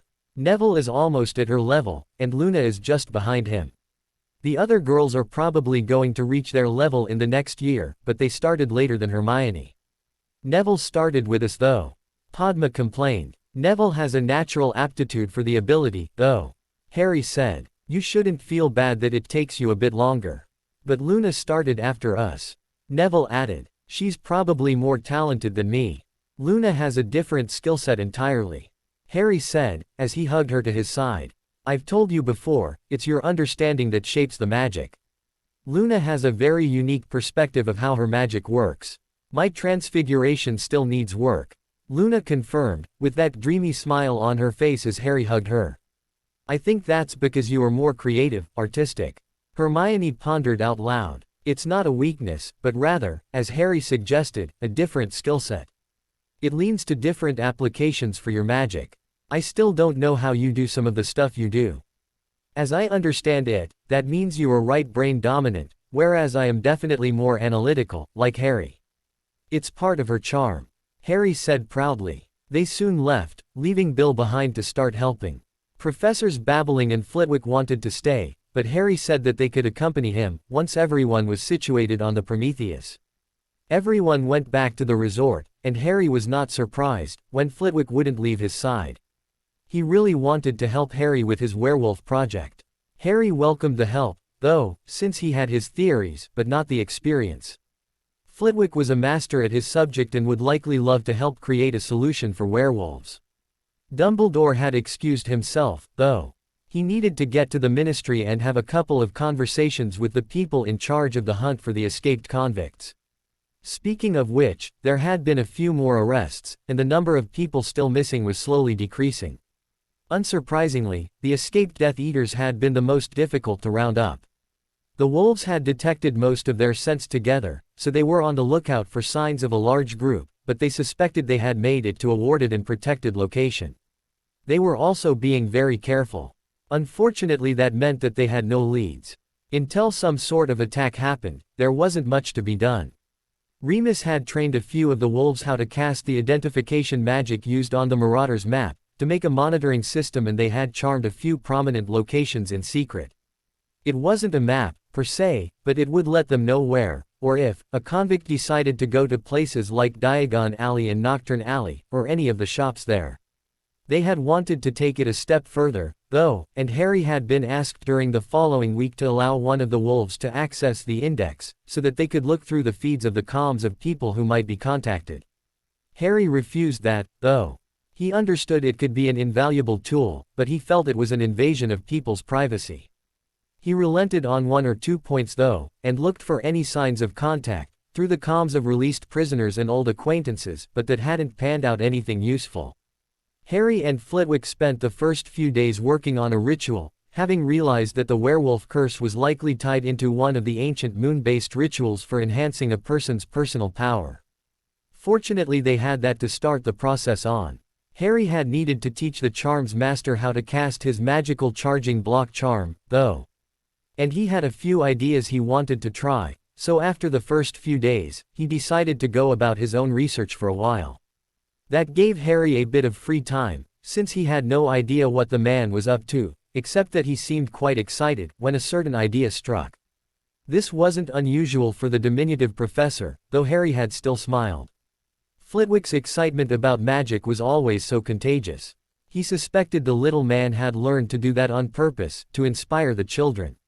When Phileas started working on that, Harry decided to treat his friends and their families. They spent a few days at Disney World in Orlando, taking the saucer to the location. Bill and Thompson had finished the move to the new labs, so they took them there in the morning, and picked them up in the evenings. Money wasn't really a problem for Harry and they had spent a lot of time enjoying all the attractions of the theme park. The pureblood parents in attendance had been mostly amazed at what the Muggles had made and achieved. The rides, unfortunately, scared most of them and they refused to take one, after their first experience. Instead they waited and watched as the children enjoyed themselves. Harry had even invited Hannah and her family, for Neville. When the Beauxbatons and Durmstrang terms finally ended, Harry went to pick up Victor and his family, along with Karkaroff. Fleur had decided to apparate to them, much as Harry had suspected she might. He had not expected Madame Maxime and Hagrid to join her, but he was more than happy to have them there. That night, there was a large celebration for the two, who were now considered fully trained adults in the magical world. That night ended up with all his girls gathered in his room, talking and laughing and simply enjoying the fact that they were all together. It was the first time that they could all gather and simply spend time together. Fleur was slightly upset that they had gone to Disney World, without her, but decided to capitalize on it by claiming the next evening for a date with Harry. The other girls grumbled about having to go to bed, when Fleur had no plans to leave his room, when it became too late. That evening, Harry and Fleur enjoyed the hot tub again, while chatting about the future and her plans for what she would like to do with her time. Fleur had stated that she was going to be helping Harry and that she would be accompanying him from now on, to see where she could be useful. She also wanted to learn about the Muggle sciences, since she'd realized what Harry was doing was groundbreaking and would likely lead the way into the future for the magical world. It was for that reason that Harry set her up with a library index, with all the Muggle textbooks he and Hermione had been studying. Unfortunately, he didn't have recordings of high school classes for her, but he suspected that that might be a good idea and decided to, rather than recording the chaos which was the mundane high school experience, hire her a couple of tutors over the next year, to bring her up to speed. He'd record those sessions, and then have a record for future studies. He also started giving Fleur some training in occlumency, to help her study and memorize the material better and faster. After the initial discussion, Harry was distracted, when he noticed Fleur's bathing costume was drifting in the water again. The next day, he woke up with a very beeped and squirming Fleur attached to his side. It was a very good way to wake up, though he needed to take another shower afterward, which Fleur joined him for. It took a while for the two to finish, and it had almost gone too far again. Her Vila heritage may not drive her to acts of intimacy, but they were both still teenagers and their passion was only barely held in check, when Harry forced his emotions back under control, against the urgings of his young libido. That day, they went out on the town, since Molly Weasley really needed to go do some shopping. She tended to make food for her family and often invited Harry and his guardians to dinner. She was not subtle in her attempts to have Harry spend time with Ginny, so he ended up telling her, more often than not, that he already had plans or was busy with projects. Molly wasn't happy about it, but Harry had encouraged the youngest Weasley for years now, to see him as only a friend, and his efforts seemed to have paid off. She was more interested in Neville, actually, and had been quite upset that he already had a girlfriend. Harry couldn't be happier, for himself, that is. Poor Neville had to deal with her pouting whenever Hannah was around. The date that evening was a new experience for Harry, and he had amazed Fleur by making himself look older, so that they didn't look like a strange couple while they were out on the town. The mood was slightly hampered by the fact that Sirius and McGonagall had insisted on accompanying them. It wasn't that they didn't trust them, but more to do with the fact that there were still Death Eaters on the loose. The holiday started falling into that routine. Harry would spend the start of every day with his friends, doing whatever activities they came up with.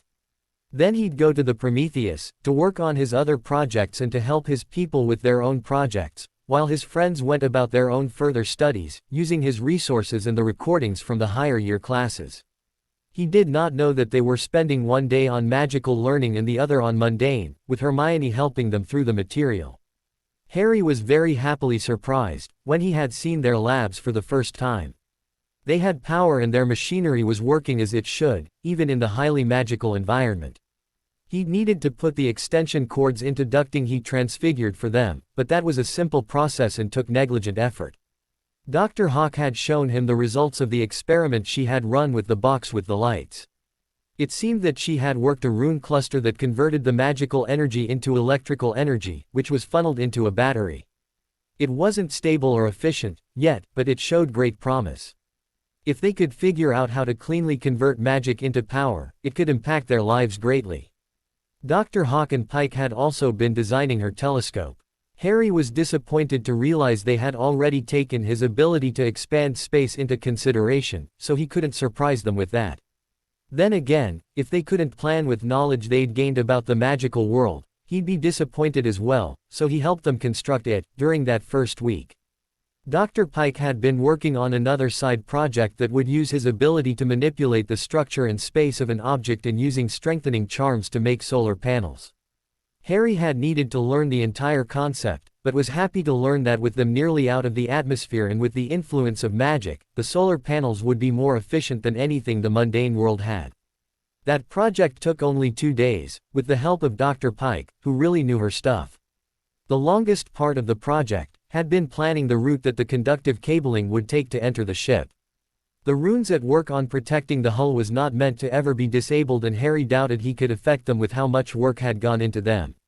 In the end, they'd needed to run it along the hull, to the docking bay and back through the ship from there. That wouldn't be optimal, though, and Harry had plans to experiment with his blue diamond lasers, to see if he could use the light to transport the current. After all, if you could transport magic, and it was a form of energy, why not electricity? He couldn't focus on that theory for long, though, since Professor Flitwick contacted him with news about the research he had been working on. Harry went to pick him up, and the moment they were back on the Prometheus, the Charms Master started telling him about his findings. "I was wondering why the moon affected the wolves in the first place, and your research into the scientific effects of the moon on the Earth actually helped there." Flitwick started, as Harry poured them something to drink. He would have a butterbeer, while Flitwick looked like he needed some coffee. "What did you find?" Harry asked. "As you suspected, the magic of the moon was related to the protection the Earth gave the moon during the full moon, but that's not all," Phileas said. "Your revelation about the ability of magic to move through light, with your blue diamond laser, gave me the largest clue. It has been speculated for a long time about what made magic work in the first place. What exactly is it that makes us magical? The biggest and most researched theory was that magic and life had a correlation, giving credence to how blood magic was so powerful, even with blood from animals and in some horrible cases, humans. I don't know if you knew this, but the younger such a sacrifice is, the more powerful the magic," Flitwick said with a bit of a scowl. "That is why pure and child sacrifices in the Dark Ages held such power. Especially willing ones. That's not the point though," Phileas said, shaking himself from the dark thoughts. "The point is that without life, there would be no magic. If that was true, then what about where that life came from?" "The sun," Harry said easily. It was a commonly accepted fact that without the light and the heat from the sun, there could be no life on the planet. "Exactly," Flitwick exclaimed. "But it doesn't just carry heat and light, does it?" he asked, almost echoing Harry's previous thought. "No," Harry agreed. "It generates all kinds of radiation. The light and heat are just a large part of what is required to sustain life. I've got a new theory." Flitwick said with a bit of a smile. Have you ever heard of the Incan Empire, from South America? Yes, Harry allowed. They were an empire built on the worship of the sun god, Inti. Flitwick explained. Now, Muggle history doesn't know this, but their priests were all magicals and they believed the power of magic came from the sun, which was placed there to give them both life and power by their god. They were some of the strongest magicals in recorded history, and their rituals all, supposedly, took power from both the sun and the moon. Your research has led me to believe that the sun is not just giving us life, through light and heat, Phileas started. It also radiates magic, Harry finally exclaimed in realization. Exactly, Phileas said excitedly. But if that's true, Harry said, as he pondered the theory. The implications were very large. Immense, in fact. Wait, we need to try something, he said as he put his drink down. What are you thinking, Harry? Flitwick asked. He'd not finished his findings. Harry beckoned to him and led him to the transporter. When they exited the hangar back on Earth, Harry focused on his ring. He had never considered the fact that the sun might be responsible for magic. If it was true, he just needed to focus on connecting to the light, which would obviously already contain magic, much like his lasers did. He'd inadvertently created a device that should already be able to harness the power. As he focused, he became aware of a definite trickle of magic. It's there, he said in wonder. It's just a little, but, ah, he yelled, before he lost consciousness. When Harry woke up, he was in bed. He came to wakefulness slowly, to the sound of whispering around him. He recognized those voices, though, so he wasn't worried that he'd been ambushed. His last memory was of exiting the hangar and, ouch, he said hoarsely as the memory came back to him. He hadn't opened his eyes yet. Harry, a chorus of voices exclaimed from around him. I said, ouch, Harry repeated. Don't yell, my head is pounding. Harry, the voice of his Aunt Poppy asked.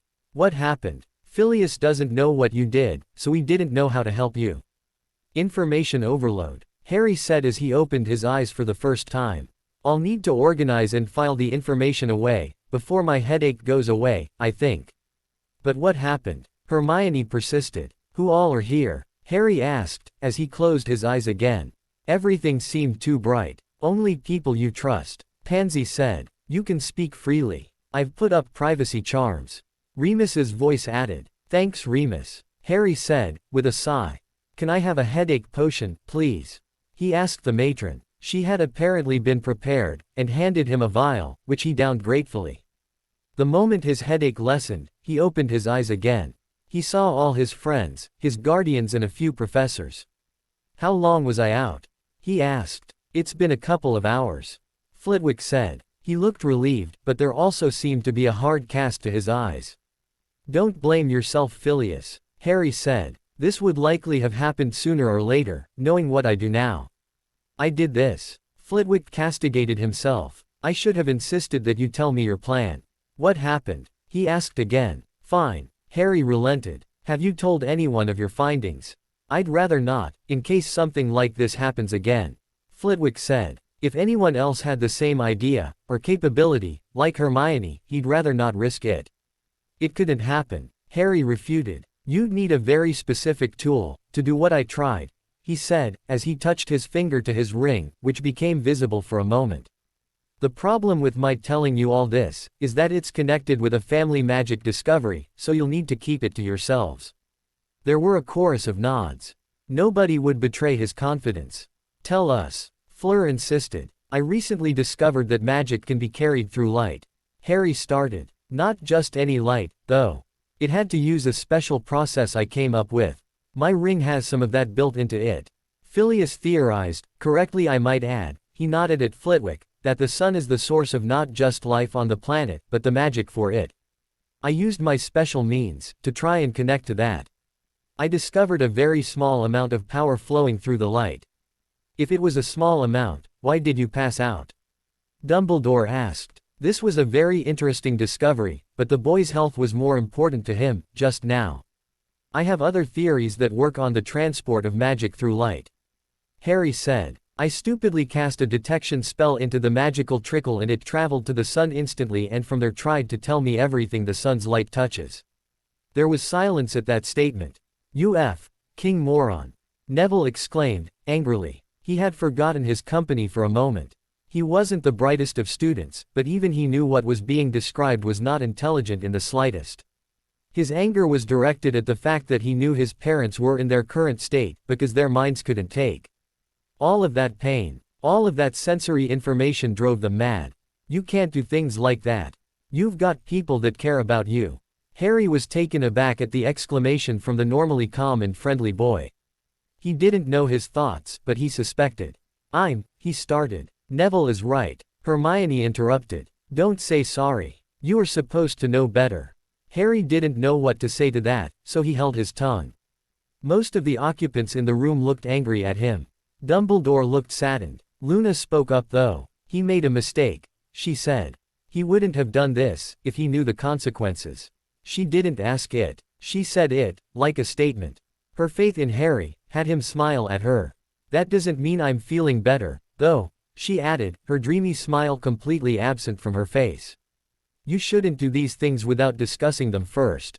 What if the sun decided to send you power through the connection? You'd likely be dead. Harry's face went pale at that. Why hadn't he considered that? I'm sorry for worrying you all, he finally said. I'll not do something like that, without discussing them first. You're normally so careful, Harry. McGonagall said. We trusted you to take care of yourself, because you always do. I was there and did nothing to stop him. Flitwick continued his thought from before. People might trust Harry, but they also trusted him to protect the student he was with. He'd caused this situation. I said, don't blame yourself, Phileas. Harry reprimanded. Like I said, even if I had known this was a possibility, I'd likely still have done it at some point. I'd take more precautions, of course, but I'd have done it anyway. Knowing what I do now, interstellar travel just became a real possibility. There was another stunned silence at that, before Hermione asked worriedly, you will be careful, though, right? You'll plan it properly and test it on a smaller scale, to ensure that you don't hurt yourself. Or others, Sirius said. If the sun had somehow suddenly transferred power to Harry, there was a likelihood he'd have done damage to the planet, if what he'd learned from Harry over the years was true. If one flame from the sun could envelop the entire planet many times over, what would happen if just a portion of that power had somehow transferred to Harry? Overwatch Protocol, Remus said. Confirmed. A voice said from the corner, where Daniel stood. Harry had not even noticed the wolf there. What's Overwatch Protocol? Harry asked. In case you become a liability, or if you ever showed signs of becoming a danger to yourself or those around you, we planned for an escort to accompany you. Remus said. This wasn't something he had wanted to do, or considered doing, but Harry was a powerful young man. He already knew enough to pose a threat to all mankind, even though they knew he wouldn't do anything on purpose. Yet, Harry considered that for a moment. He understood the need. Remus was taking his responsibility to the pack and all they protected seriously. If he ever became charmed or lost his moral compass, it would be their responsibility to contain him, or take him out. He finally nodded. Agreed. He said. He didn't think he'd ever be a threat to anyone that wasn't a threat, themselves, but neither did Dumbledore, and look what happened to him.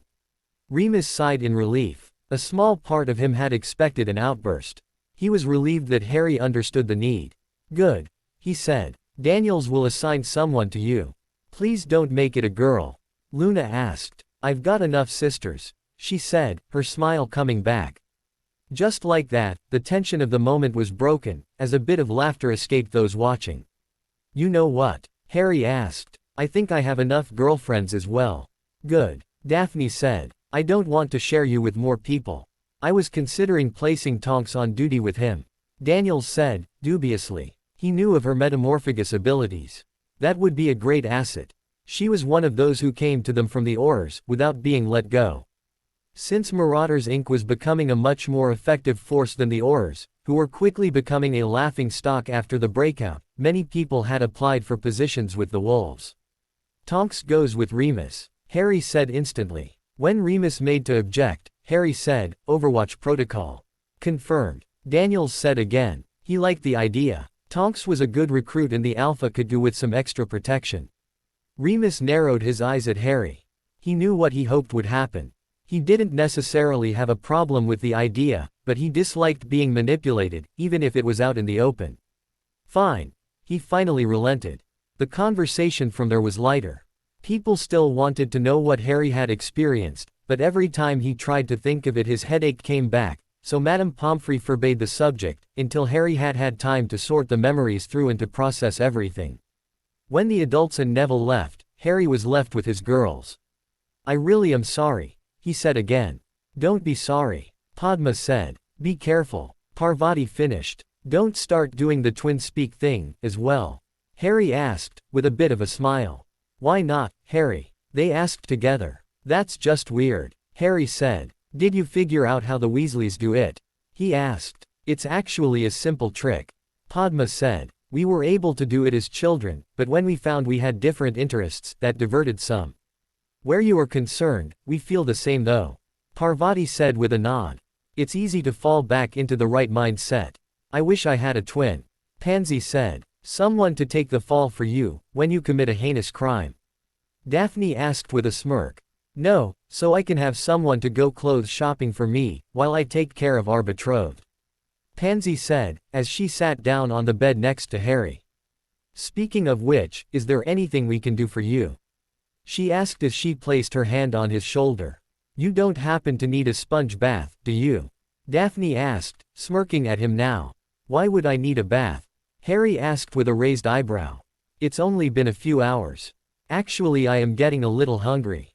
There was a pop, as Dobby appeared with a bowl of grapes. "For the misuses, to feed you," he said with a smirk. "You've been getting instructions from Sirius, haven't you?" Harry asked with narrowed eyes. He could see Sirius teaching Dobby to have his girls feed him grapes, while he lounged about. "I's not supposed to be saying," Dobby said, as he placed the bowl down and popped away again. "You know that I know that you can still hear me, right?" Harry asked the room. There was no response, though.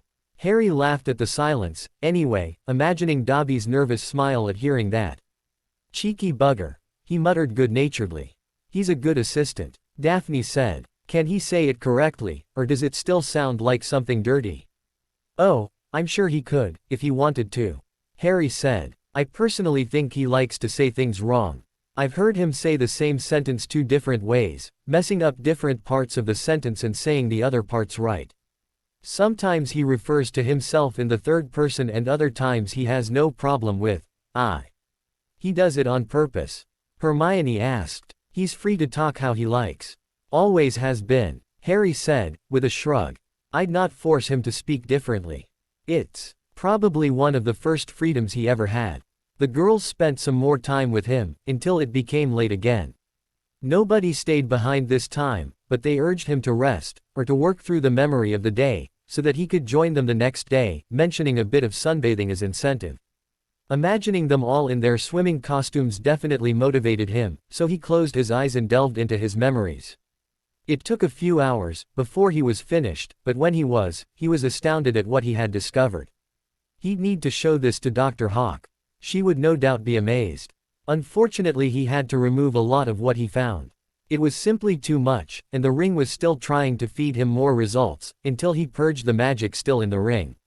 So it was that Harry spent the next day in relative comfort, playing by the pool and teasing his girls. By the time that he left for the Prometheus, he had Flitwick and a wolf, by the name of Cooper with him.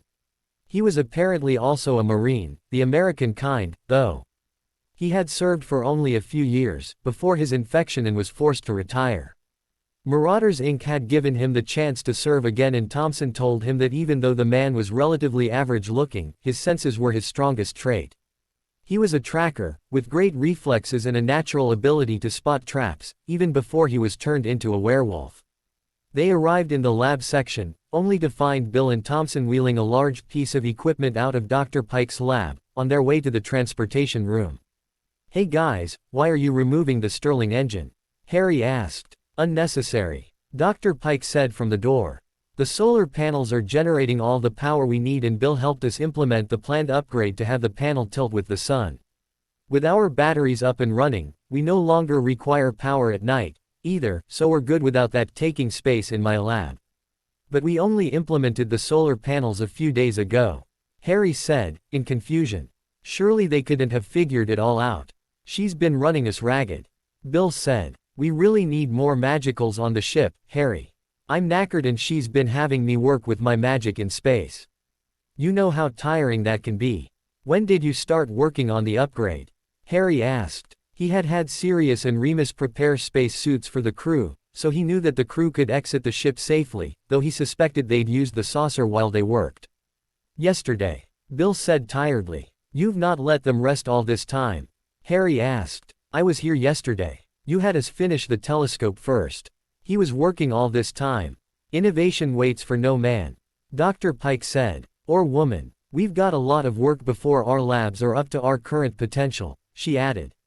Easy for you to say. Bill said. You stayed on the deck and watched as Thompson and I did all the work. Fine, you can get some rest after this. Pike relented. We've got Harry here now with, sorry, who are you? She finally asked Fleur. Oh, right, Harry said, after he sent a commiserating look after Bill. Dr. Samantha Pike, engineer. Meet Fleur Delacour. She just finished her magical education in France. She'll be joining me for a while, to see what I do and where she'd like to fit in. Good afternoon, Fleur said with a smile at the doctor. It's a pleasure to meet you.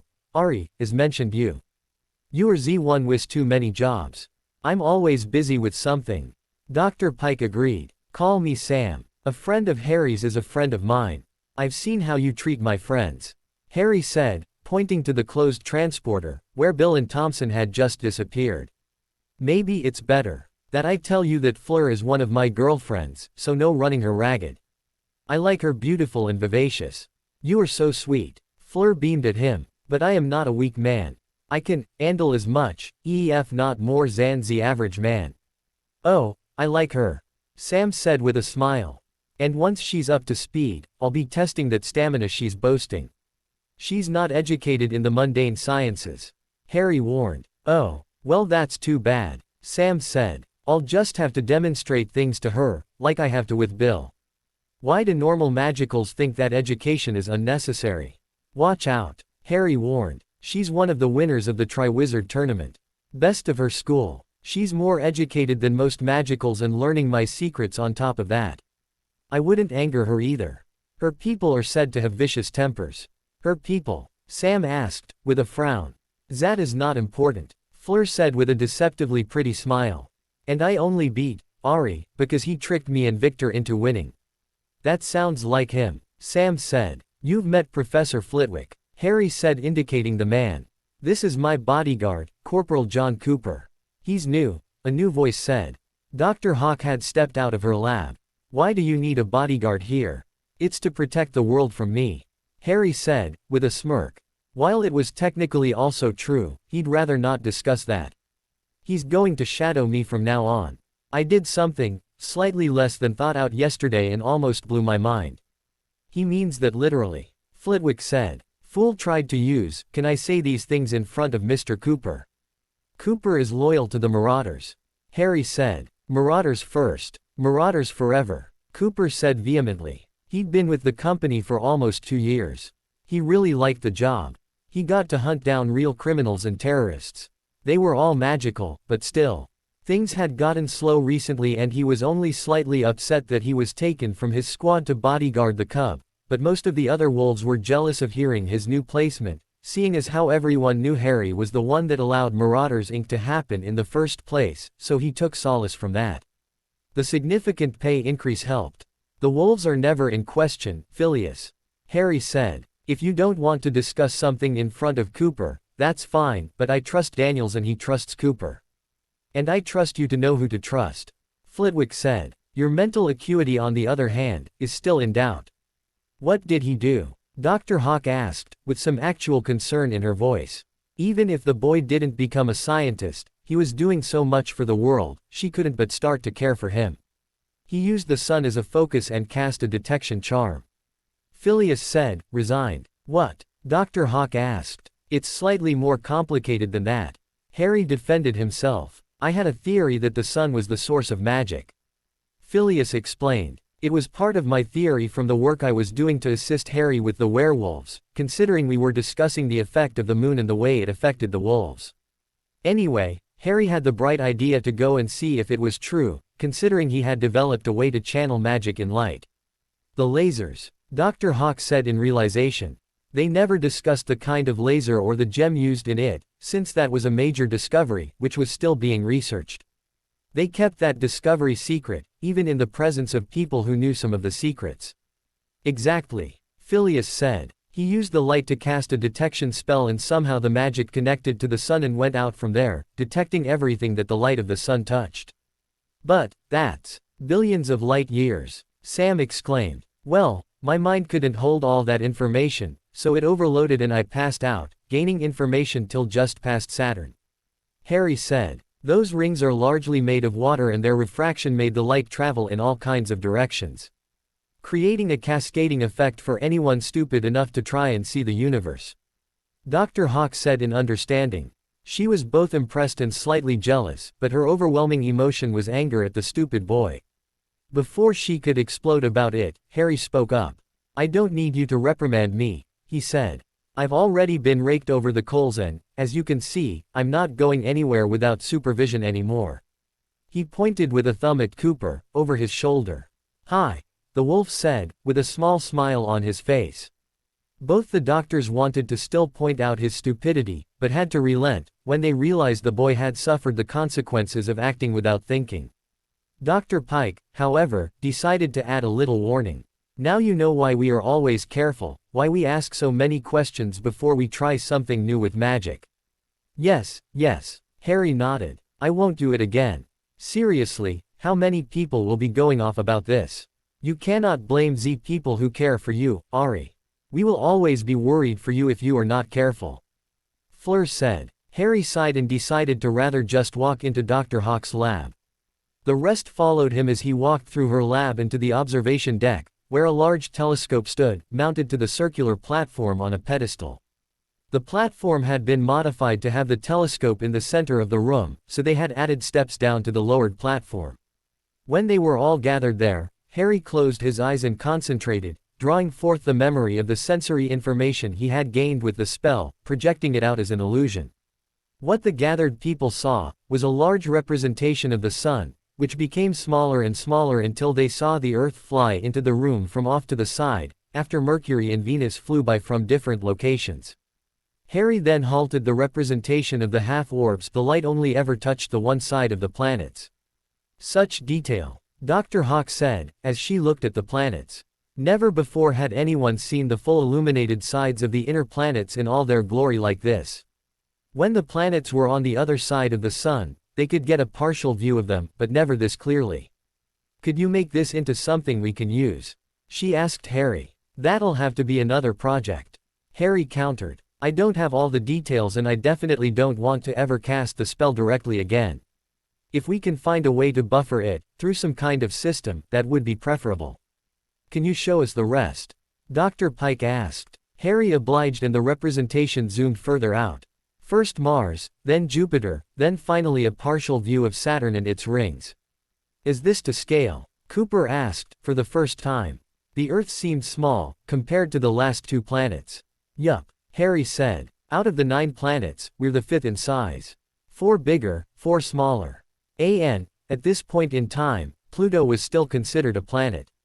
What astronomers the world over would give to see this, Dr. Hawk said, in awe. She was quickly planning to help Harry with a project to use this somehow. If he could work out a system that could feed this kind of information directly to the Prometheus, she'd be the most informed astrological scientist in the solar system. That's not the best part, Harry said, as he zoomed into the Earth, to a place he had focused on before. The resort soon zoomed into view, and Harry oriented the building so that they could see the sun above them. The roof of the resort had gravel and they looked down at the illusionary stones. Now you know why I passed out. I had this level of detail in my head, for everything the sun touched. My brain was still trying to process everything, even when I woke up. I ended up having to remove the rest of the information, which was fortunately still being channeled into me from my focus. If I had all the details in my head, I'd definitely be dead. Harry said. This is both astounding and worrying. Phileas said, bending down to see the detail. It looked real to his eyes. We will have to work on a way to use something like this, but I agree with you, Harry. I don't think any human mind was meant to hold such a large amount of information. You say your focus was still feeding you the information. As quickly as my mind could hold it. Harry agreed. It's safe to assume that the focus was holding the information for you then. Dr. Hawk asked, in understanding. She looked at the small professor, with some respect. Harry nodded in understanding as well. I see what you're saying. Obviously the specific materials used in the focus can store more information and in more detail than I had originally anticipated. I'll add that to my projects.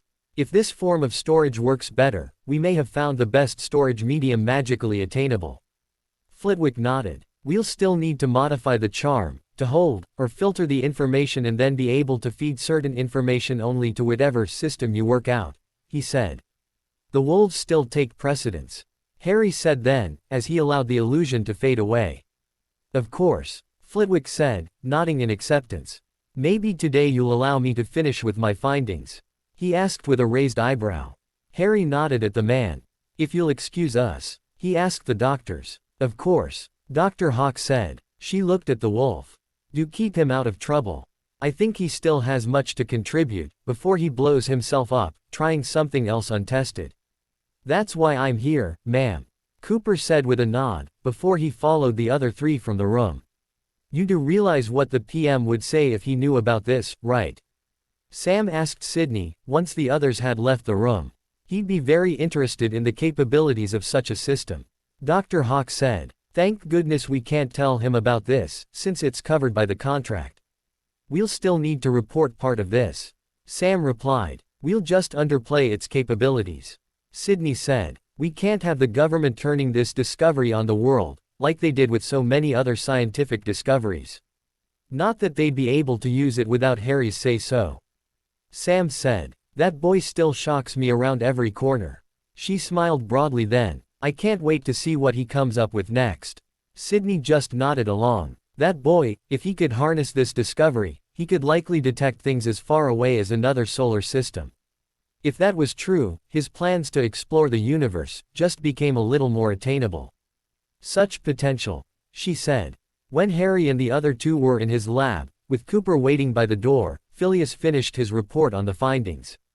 It turned out that the reflected sunlight from the moon, while still minimized, carried just the right amount of magic, to affect its properties in things like plants that actually only bloomed in the light of the full moon.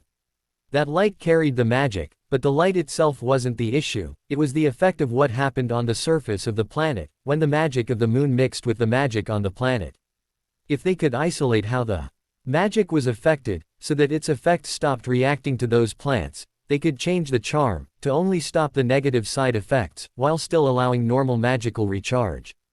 The way Phileas explained it wasn't quite that simple, of course, but that's what it boiled down to, and they were soon discussing magical theory and how Harry's current shield worked. By the time the meeting had ended, it was almost the end of the day for Harry, so he decided to rather go home. Before he left, however, he needed to test another thing he'd thought about, while lounging around in bed the previous evening. Soon enough the Prometheus was hidden, not by disillusionment like it had been, but by a Fidelius. He'd brought the ward stones from their stock of pre-charged stones, which Harry tended to make on occasion, so that Remus and Sirius could place them on newly acquired properties. The most magic was in the casting, after all. The stones could be moved before activation, as long as the one placing them was keyed into the wards and knew how the charm worked. By the time they left, Harry was secure in the knowledge that neither he nor Bill had to keep on refreshing the spells on the ship. It had been something either of them had to do on a daily basis. It came as a surprise to him, when he received a call from the Prime Minister that evening shortly after dinner. He excused himself from his friends and family and took the call on his way to his room. Mr. Minister, Harry greeted. Good evening, sir. Good evening, Mr. Black, the minister said. How are you feeling today? Better, I hope. The grapevine has been buzzing, I take it? Harry asked, with a bit of a smile. You do come up in reports quite often, yes. John said. I hear you were experimenting and experienced some sort of backlash.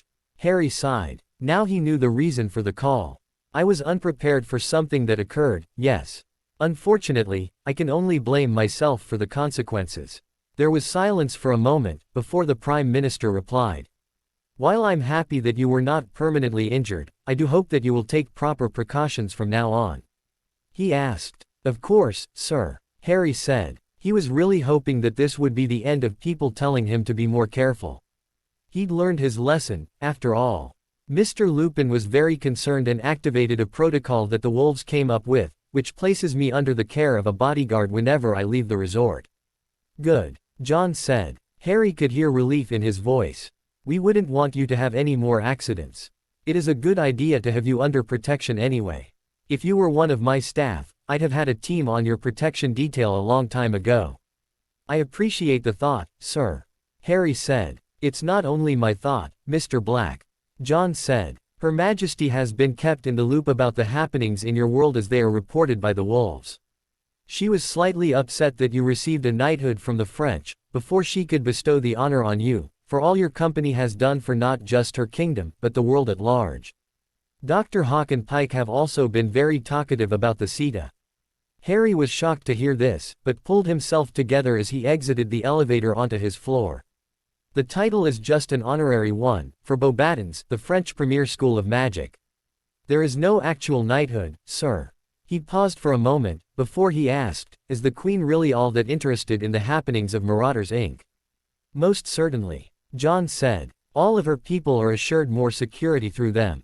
They've already been given an official position in the Queen's armed forces. Hasn't anyone told you? They must have forgotten to tell me, sir. Harry said, thinking Remus must have kept that from him, to surprise him, when the time came. If you want to knight Mr. Lupin, I'd be all for it, though. The wolves are his initiative and they were both formed and led by him. Daniel's too. He's the leader of the wolves' security forces. You're not interested in a knighthood? John asked. He'd somehow expected that. I'd be honored, sir, but as I understand it, I already have many lordships.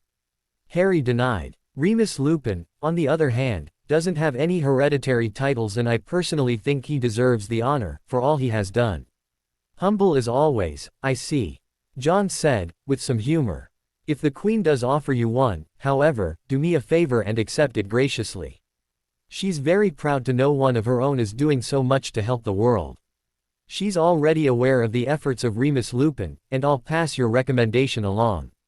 Of course, sir. Harry said. Thank you, sir. Now that that bit of business is taken care of, why don't we discuss your projects for the holiday? John asked. He loved hearing about the happenings at the hangar, and in their new headquarters. He was shocked to hear about the Prometheus, and had talked to Dr. Hawk about it at length. He already planned to visit, sometime in the next week. What's the status of the werewolves? He asked. He knew that had been a focus of Harry's for a while now. I've recently started working with Professor Phileas Flitwick on that project. Harry said. He's the charms master and professor at Hogwarts. He's very experienced and recently came to some interesting findings. I have no doubt that we'll finally have a solution in place by the end of the holiday. That is good to know. John said. And what about the Prometheus? Are you still planning on making a sojourn to our celestial neighbor? The mission to Mars is still on the books, yes. Harry said. I just need to test a theory I have for our communications array. We wouldn't want to be cut off from home while we are away. And your sensor is working as you had hoped? John asked. Exactly as hoped, sir. Harry said. It's still a bit taxing, and I'm the only one that can use it at this point, but I'll be working on a solution for that in the near future as well. You have quite the list of projects, then. John said. Will you be able to make another delivery in the next week or two? I don't see why not, sir. Harry said. Until I have communication confirmed and have run a few tests, we'll still be around. Were you able to find out how the Russians got word of our operation? We've taken steps to ensure nothing further gets out. John confirmed. It seemed that someone on the original development team for the previous satellite was on the take. They had followed the money trail and MI5 had taken the foreign threat into custody, secretly. Rest assured that that particular door has been thoroughly closed. That's good to hear, sir. Harry said in relief. Don't worry, Mr. Black. We take your security and the security of the Prometheus team quite seriously.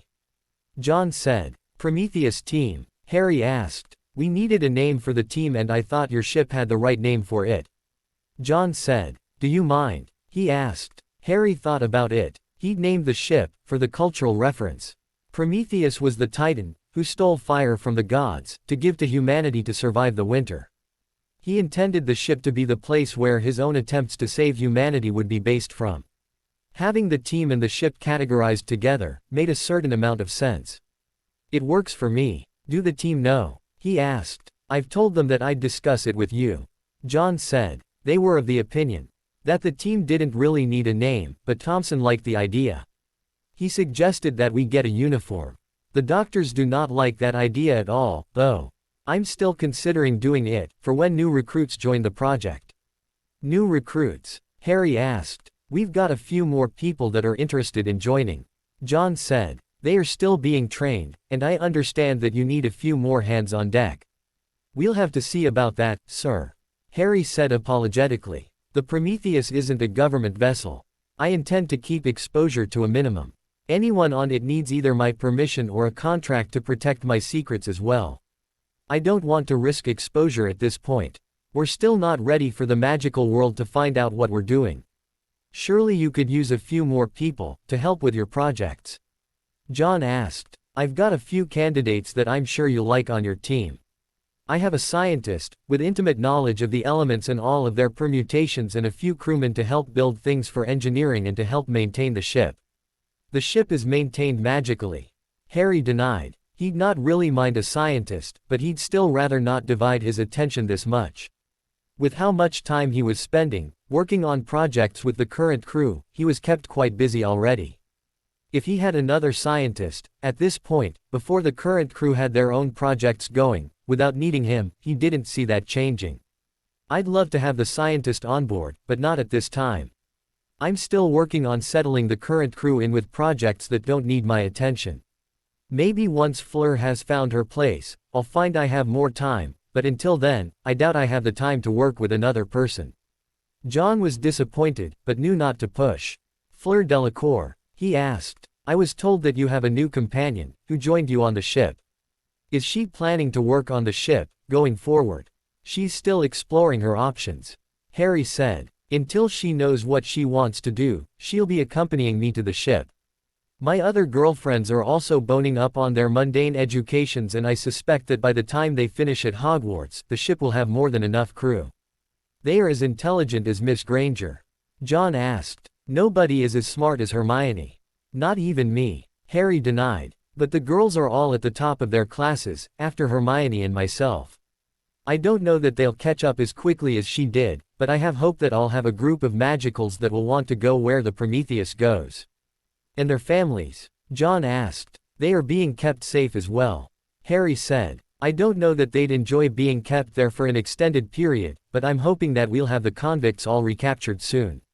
If the reports are anything to go by, quite a few of them went to ground. I don't know that you'll have them all arrested anytime soon.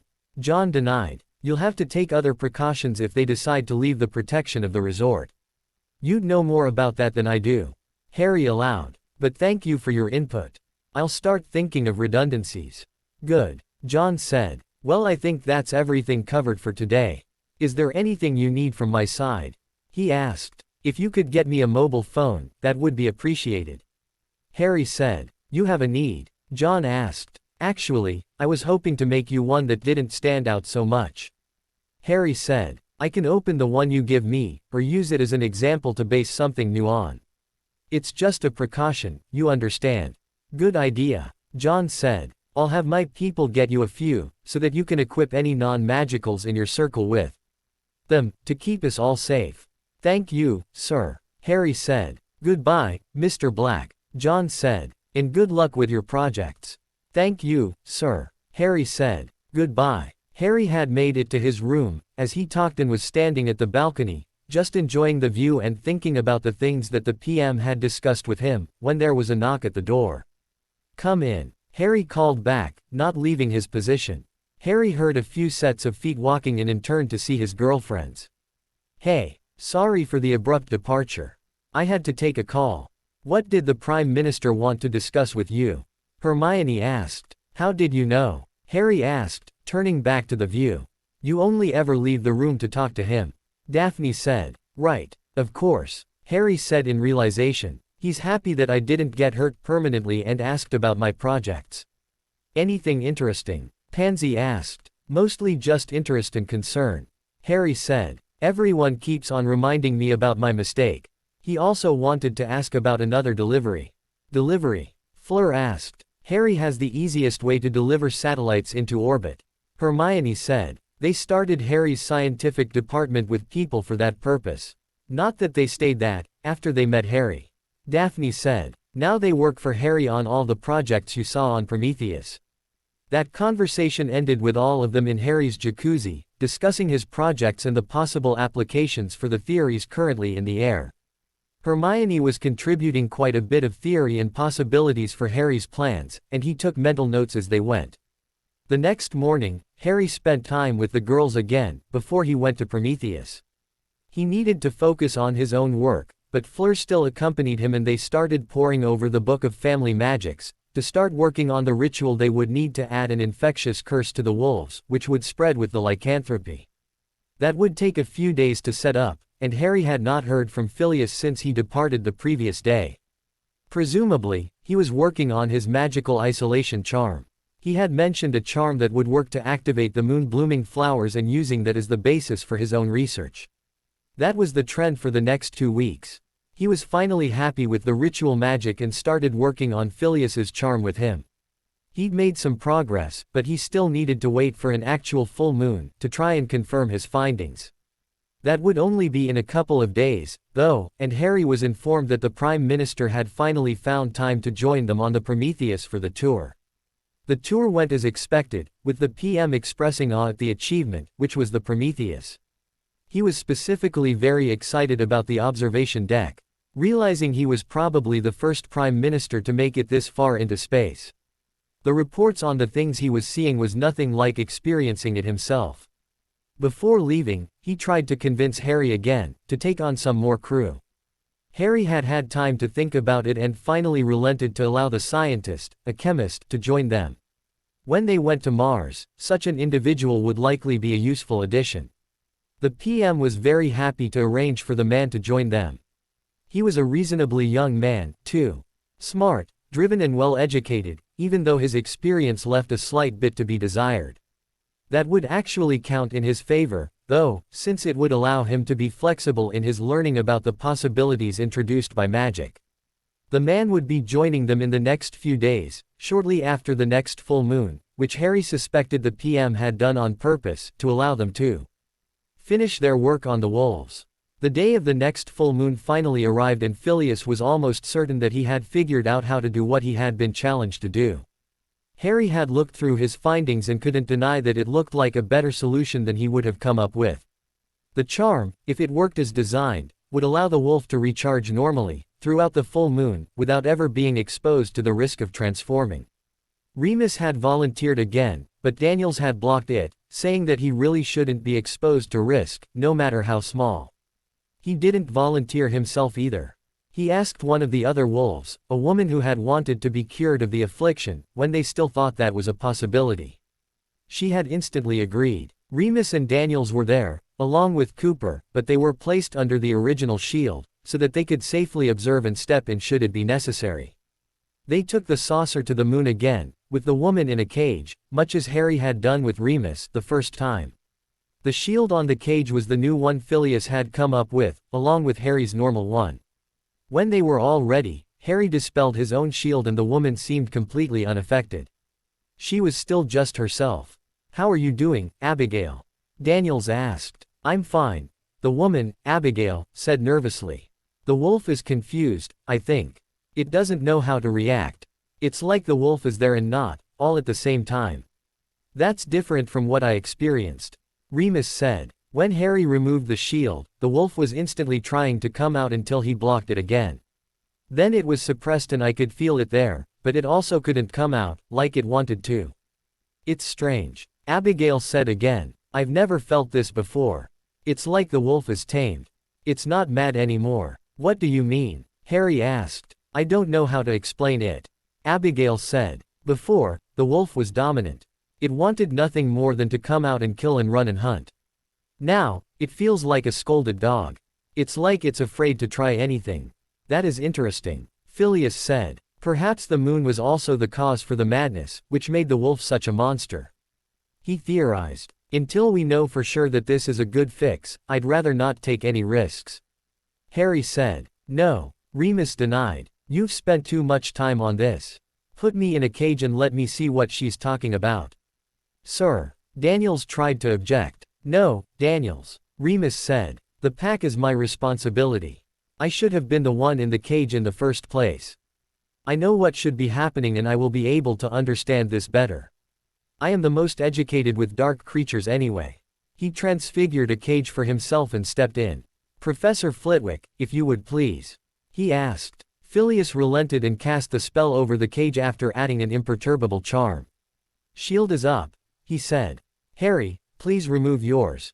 He asked. Done, Harry said. He'd not moved a finger, but he kept his magic at the ready, should something strange happen. What are you feeling, Moony? Sirius asked. I see what you mean, Abigail.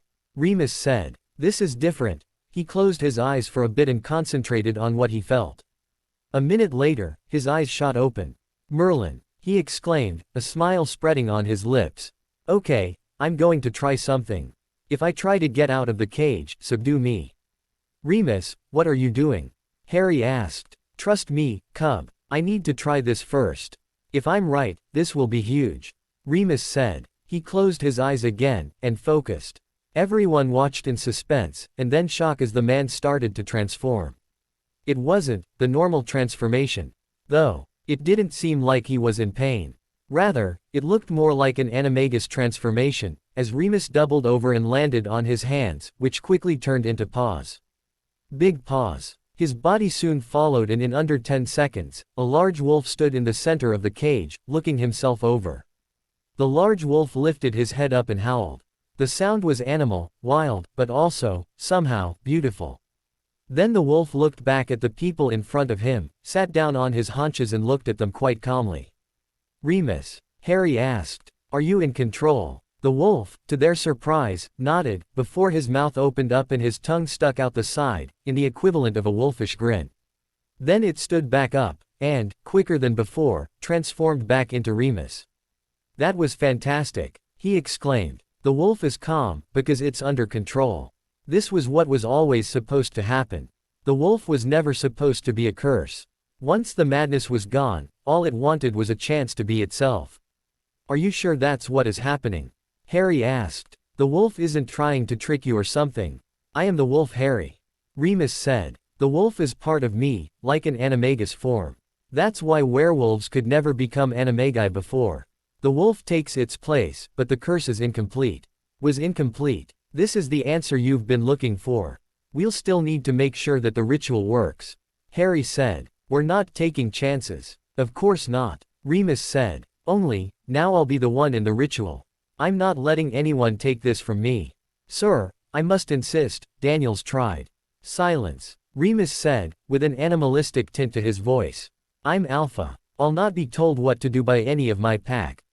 Sorry, sir. Daniels retracted. Something had changed with the Alpha. He was more wolf now. He could tell his own wolf had shied away at the command. The Alpha knew it was in charge. The flame of hope suddenly burned brighter in Daniel's heart. He could tell this was right, that his own wolf was not complete. He was currently an abomination, standing before a true wolf. What was that? Harry asked. He'd heard the change in Remus's tone. The wolf in me is awake, for the first time. Remus said. It knows it's in charge, and didn't like a subordinate acting like he was in charge. He turned to Daniels. Sorry, Daniels. I didn't mean to snap at you. This is new to me. Harry could tell Remus was excited. Something had fundamentally changed. He'd also never seen so much joy and peace in Remus's face.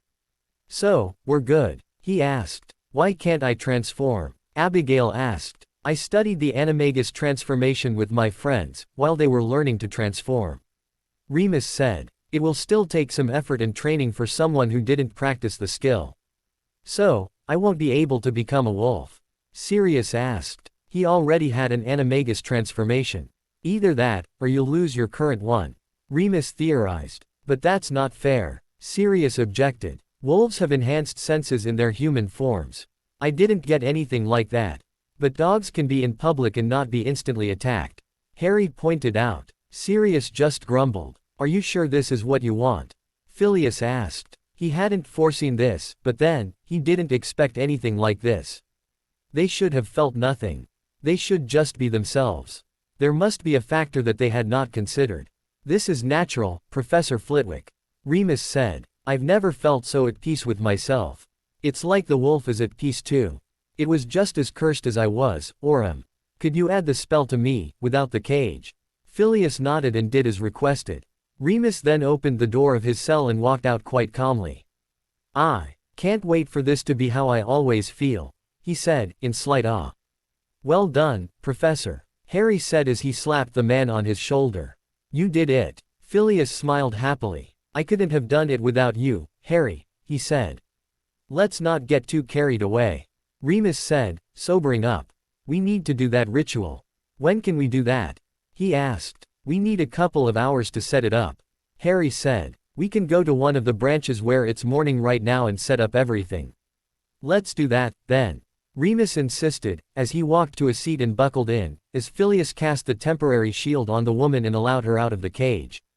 It took a bit of time, which was why they started in the morning, before they were ready for the ritual.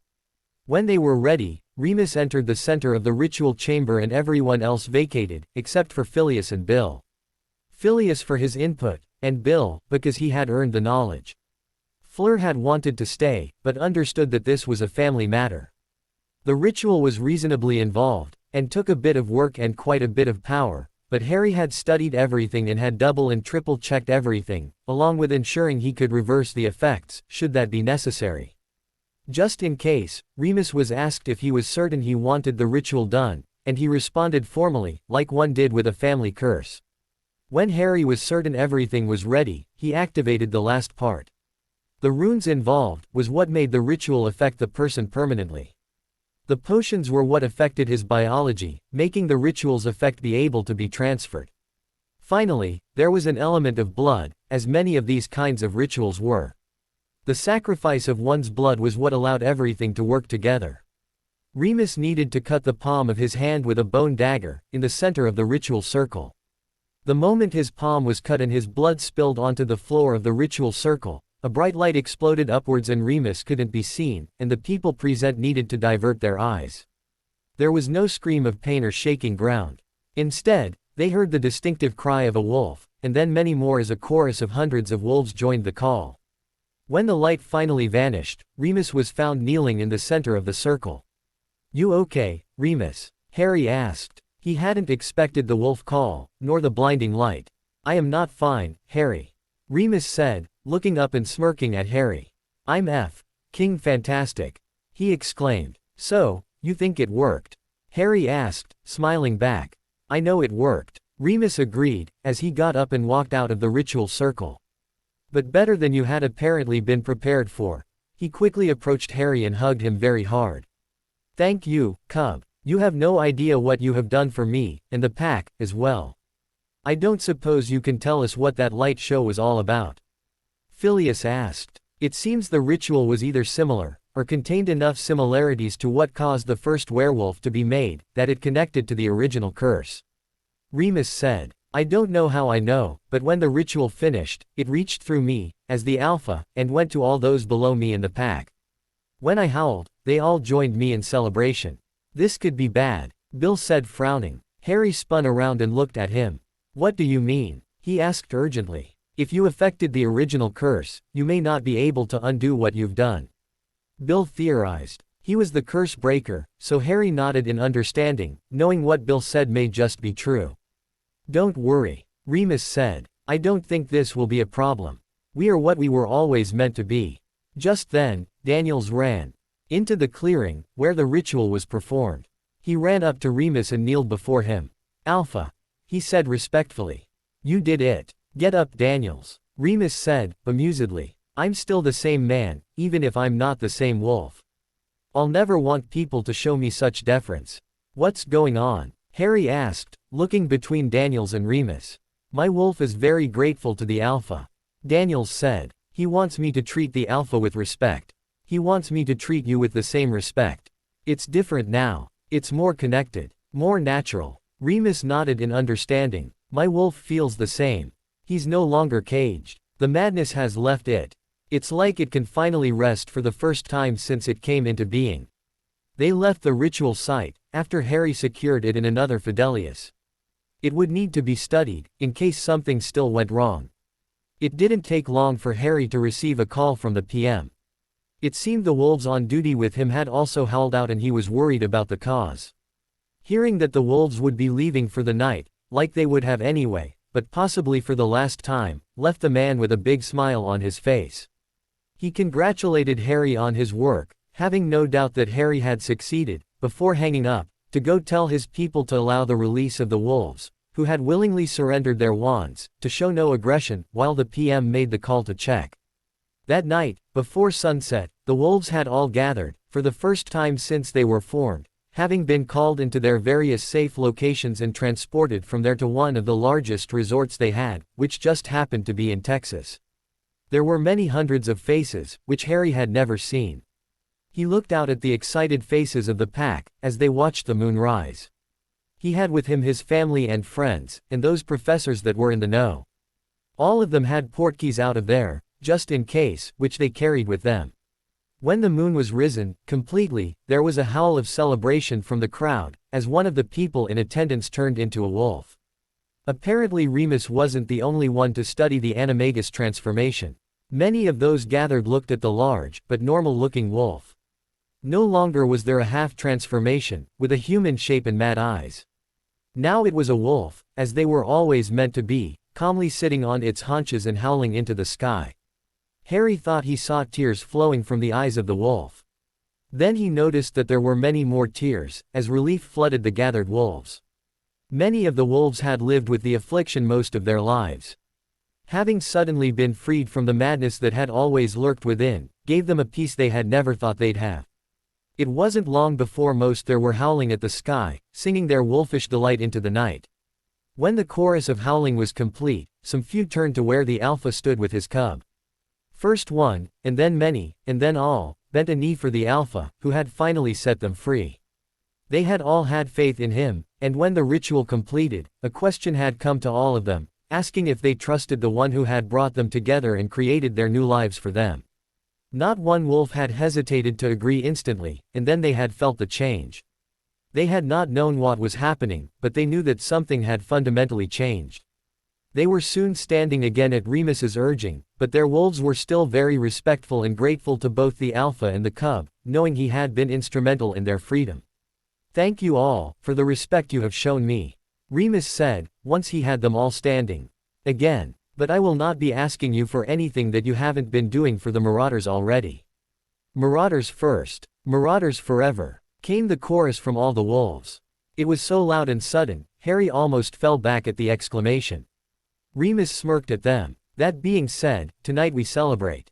There is food and drink for all and we expect all of you to take the day off. Those of you who have had a full day, may go to rest, but the celebration will last the next 24 hours, so be merry and celebrate the fact that Harry Black has fulfilled his promise to the pack. He has freed you from the madness and will be one of the pack, as soon as he reaches his majority." There was a large cheer from the gathered wolves as they started celebrating on the spot, many hugging and dotting their partners. There were even some children with their families. Children born from wolves, who had unfortunately been cursed as well. It was rare, but it happened. Harry scowled at Remus, though. "Why wait for my majority?" he asked. "This is a lifestyle choice," Remus said. "Since there can be no accidents anymore, I'm thinking you can choose, when most people get a choice." "I agree," Madame Pomfrey said. "There are always choices that become available only after majority is reached. This should be one of them." "But," Harry started. "No buts, young man," Sirius said. "This has been decided. Let's take the time and study why this happened the way it did." Phileas said that the wolves should have felt nothing. "This is not the expected result, so we need to understand it." "I'll do that in my spare time," Bill offered. "Harry, you've spent enough time on it. We'll look into what exactly happened. I personally think that this was because of the original curse.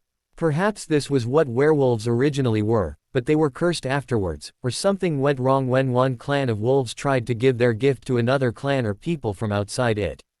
"That is most insightful," Phileas agreed. "I can see you took your studies seriously." I still am a curse breaker, after all.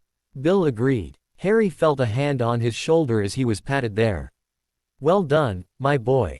Dumbledore said. I always expected big things from you, and this is bigger than even I had expected. Says the man who has seen Prometheus. Daphne scoffed. You really don't know how big an achievement that was, do you? I assure you, Miss Greengrass, that I do in fact understand the enormity of that achievement. Dumbledore denied. What Harry has achieved today, however, will have far-reaching effects on the planet he currently calls home. For the time being, Harry said with a smirk. After all, this is just another thing that the ICW will likely try and use against me, when they start building a case against me. Why are you so certain that they will turn against you in the first place? Dumbledore asked. Simple logic. Hermione interjected. Harry knows that the existence of magic will come out at some point. The steps he's taking in preparation will look like he was responsible, and the ICW will be looking for someone to blame, as they've always done. Exactly like the Ministry. When that happens, Harry's actions will be blamed. It really doesn't matter if it's good or bad, he'll be vilified and attacked for his efforts. Pansy said. We've been watching his actions for years now. He's not wrong for expecting resistance. You, yourself, have not been open to the changes he brings, sir. If the Supreme Mugwump is resistant to change, and he's this close to the person bringing it, what will happen with the other members of the International Confederation of Wizards? I see your point, Dumbledore said, thinking of all he had witnessed over the last few years. Harry was definitely bringing positive change, but he could also see that with every good thing, there was the chance that someone could see the opposite. Not because it's true, but because it would be more believable that he'd done it against the statute of secrecy, rather than regardless of it. It had been protecting wizarding kind for more than 300 years, after all. It was tried and trusted. Anything new would be blamed for the breach of security.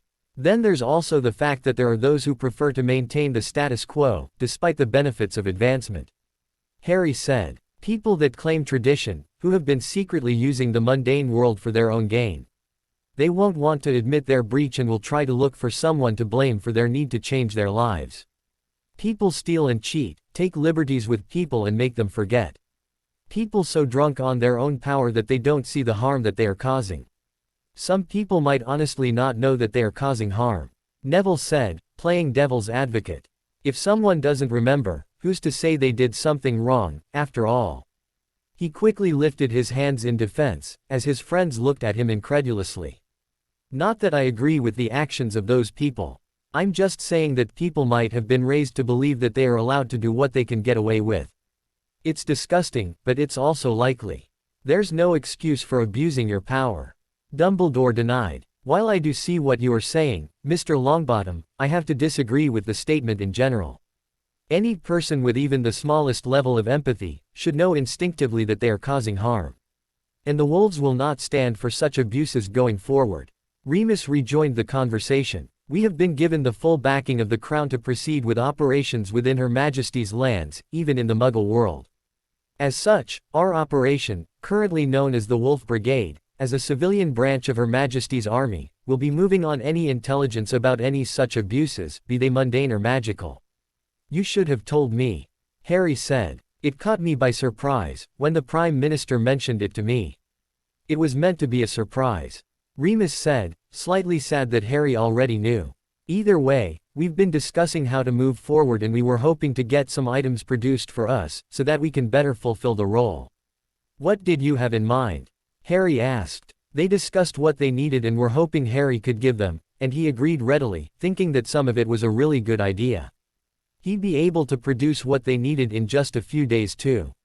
The celebration finished the next day, but Harry and his friends had already gone home, when the celebration got to be a bit much for them. With alcohol and Vila around, at some point inhibitions started flying out the window and it was deemed that the younger people should rather go home. With the wolves finally sorted, Harry could finally focus on his next project. He wanted to work on a communications device. He spent most of his time, when he was not hanging out with his girlfriends, on the Prometheus. Dr. Pike, or Sam, as she preferred these days, and Harry worked on a slew of tests and then finally came up with a form or satellite dish.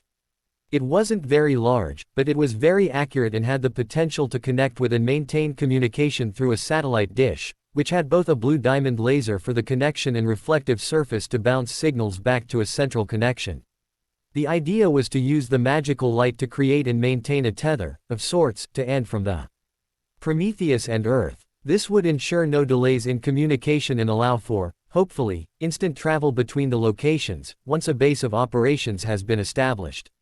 Harry also worked on Hermione's idea for a refracted light system, where the light from the laser gets spread over a larger area.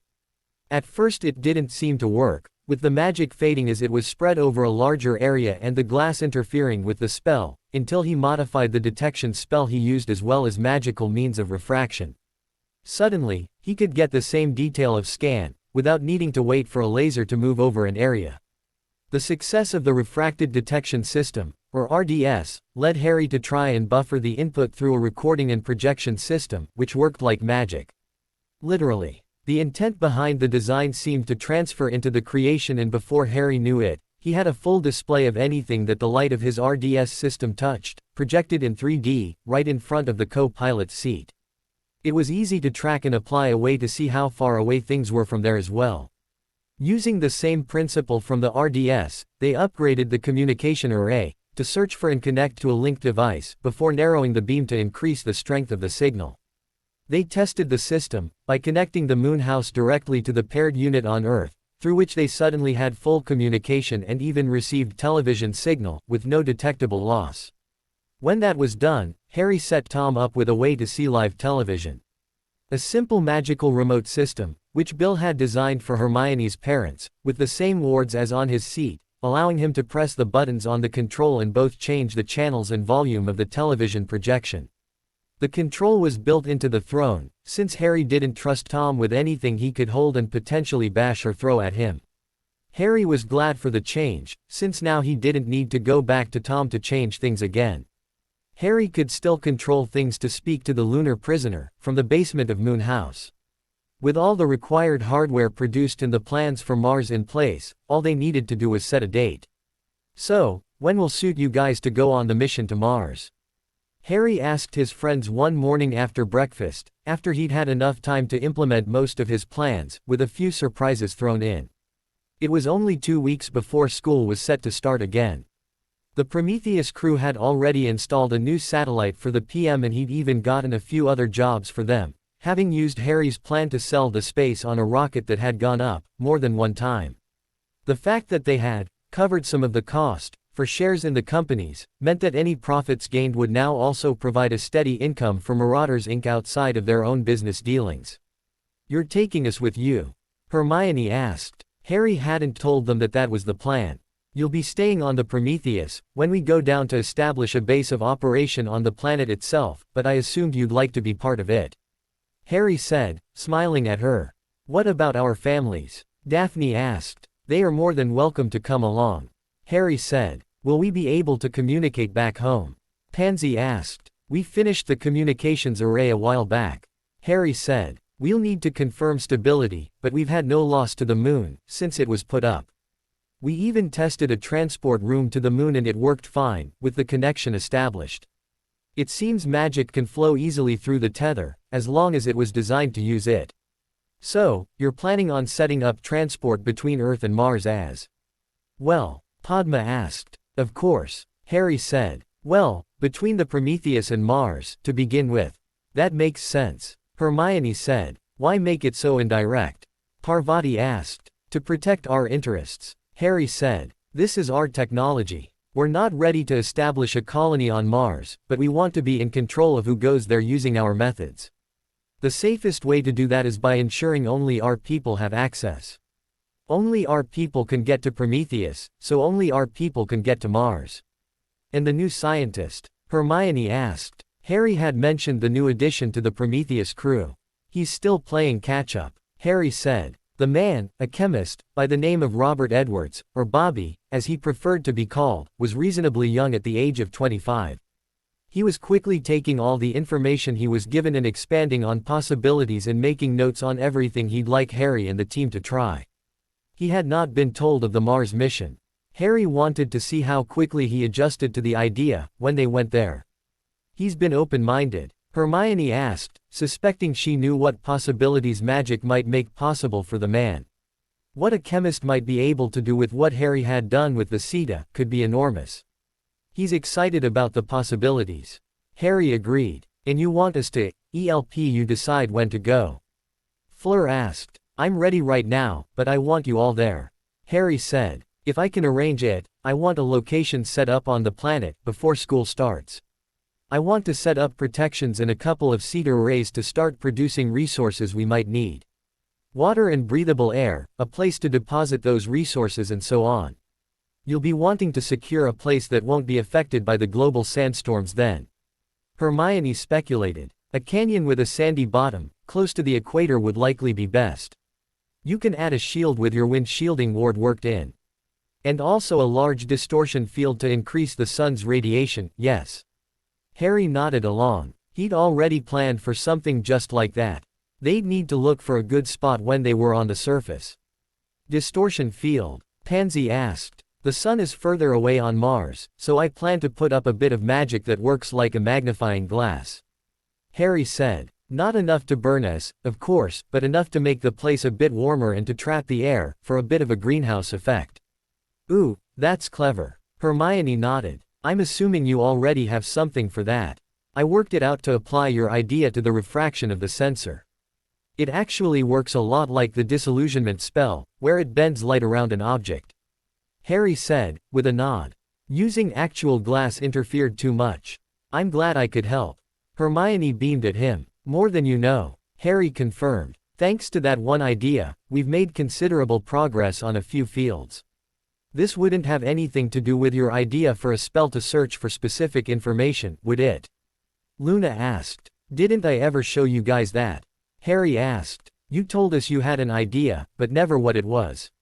Luna said. Oh, sorry about that. Harry said. It slipped my mind. He rubbed behind his head embarrassedly. Okay, back in another life, the smartest witch I knew came up with a spell that could point things out, to help in a tournament I took part in. You've been in more than one tournament? Fleur asked. No, Harry said. He means his last time through. Susan said. He's saying Hermione did something then that she didn't do this time around. Exactly. Harry agreed. He conjured a wand and focused on the spell. Point me, he said. The wand spun in his hand until it pointed north. That's north, he said. I made a spell in English. Hermione asked. Why did I do that? I don't know. Harry said. I didn't make the spell, I only modified it. My version points out things I know, so if I thought of Sirius, for example, he focused the spell in the wand-shaped stick, with a narrow point, turned and settled off to the side. They looked and saw Sirius chatting with the Pottle parents. The spell seemed to need to be within a certain distance from the target, which was why he had needed to aim the laser closer to the house, when he was on the moon, to fix the garage. You made a divination charm? Padma asked, looking at Hermione. Hermione famously disliked divination. No, Hermione said. I'd have made it work like a magnet. North has a magnetic pole. It's all basic science. Harry must have turned what I did into a divination spell. I hate to argue with you, Hermione, but this spell is rooted in divination. Harry smirked at her. You wanted me to use it to keep track of which direction I had to go in the labyrinth. It still helped me when I lost track of direction, but I needed the spell to be more versatile, so I used your spell as the basis, to allow for more kinds of directions.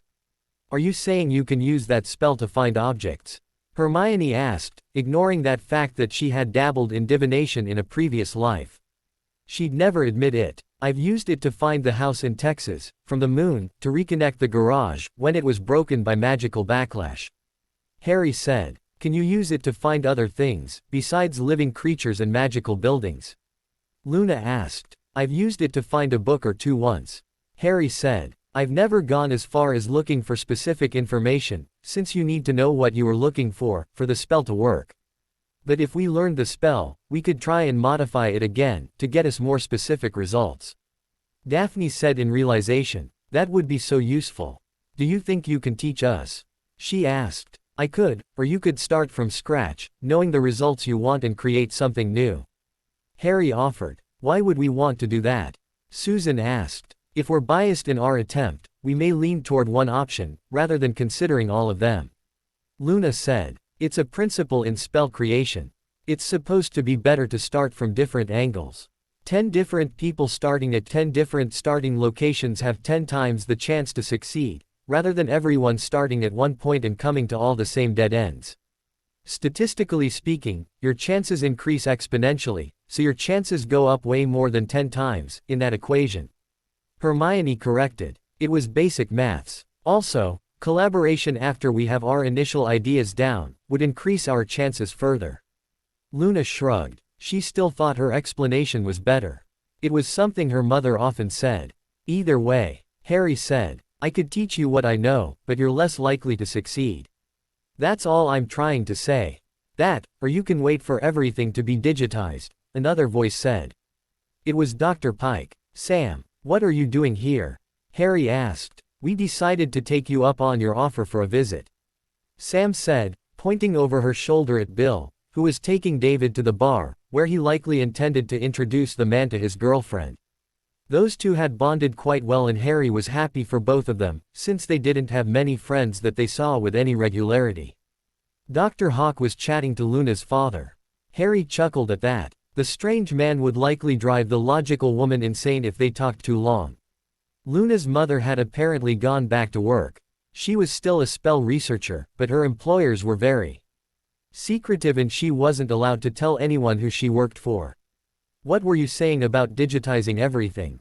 Hermione pressed. I've started scanning some of the books into our server.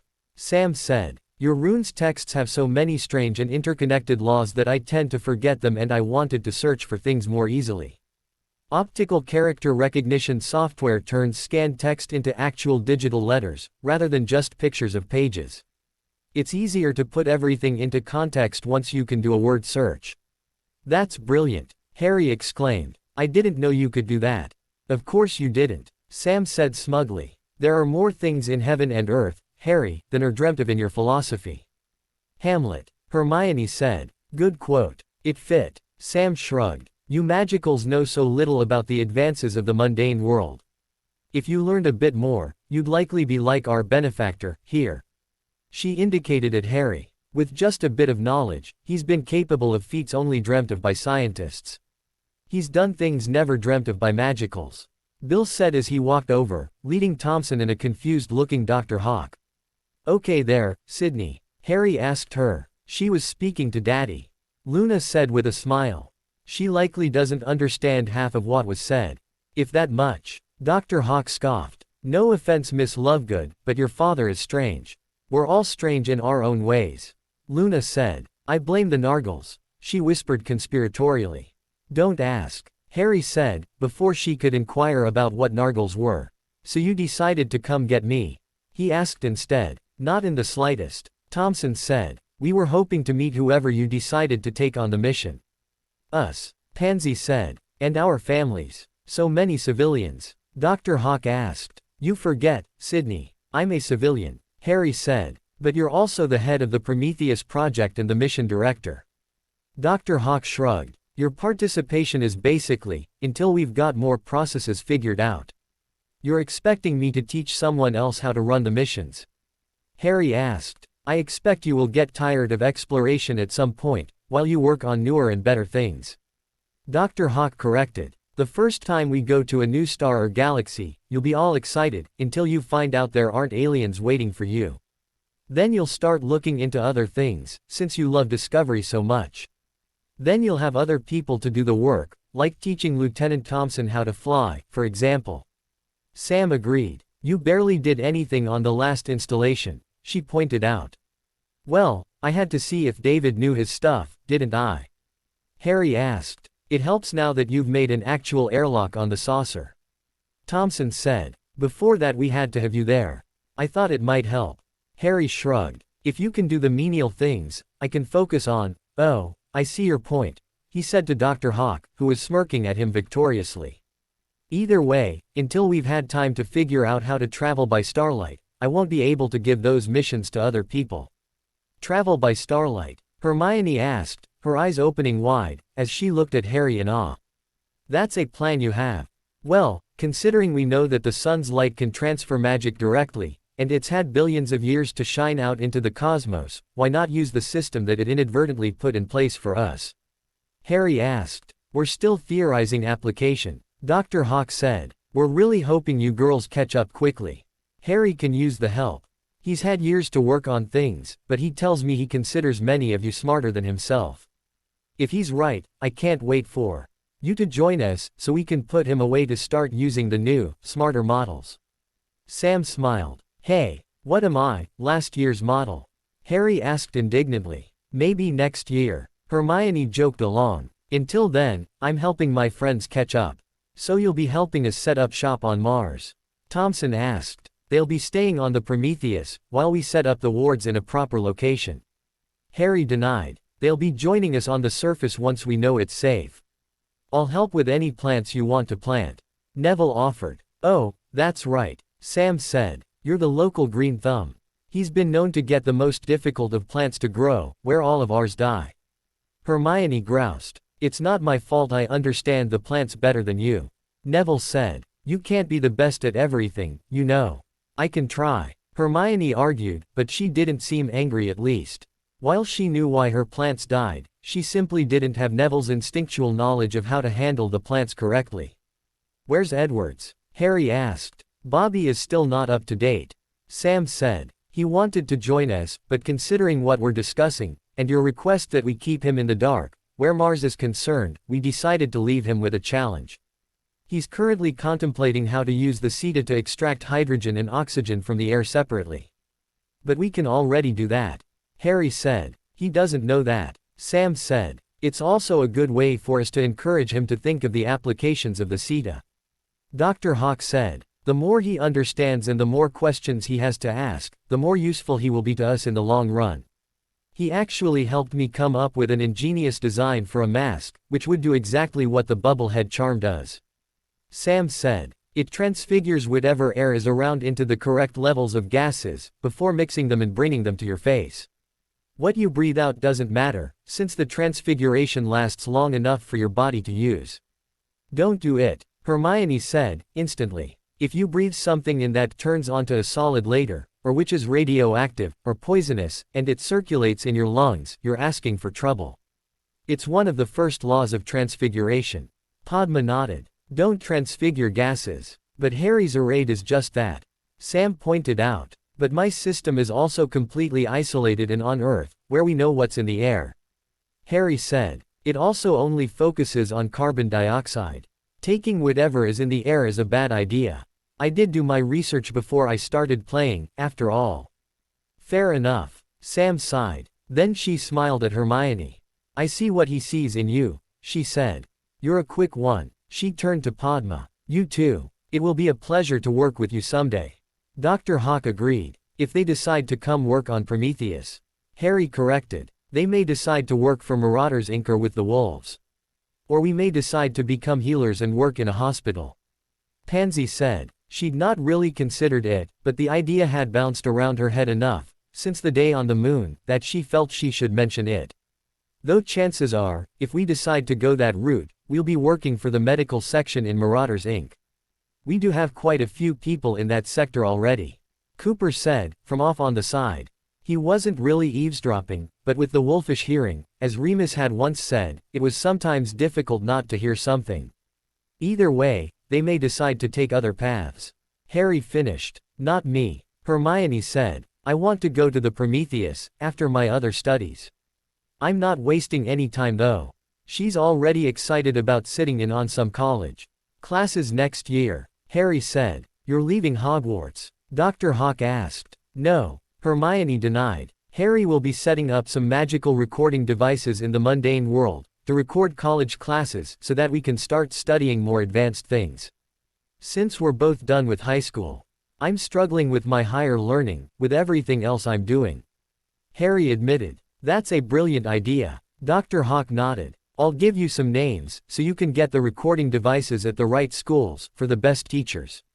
We wouldn't want you to get subpar educations. I'm sure Edwards would know some people as well.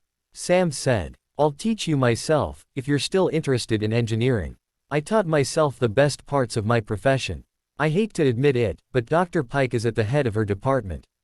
Dr. Hawk said. People were trying to recruit her from across the globe.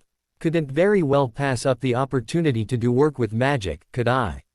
Sam asked. No other mundane companies or governments are even allowed. She looked at Dr. Hawk, then. Didn't I hear that NASA was trying to recruit you? Yes, but they wanted me to work under someone I despise. Dr. Hawk said. I'd try anything else, before working for an idiot who thinks the sun shines out of his ass, no matter how prestigious or top secret the mission. Good to know I'm just a way to avoid that. Harry grumbled. Oh, shove it. Dr. Hawk said. We both know with you I'm working on better than anywhere else on the planet. It's just that I didn't know it at the time. So, do we know when we're departing?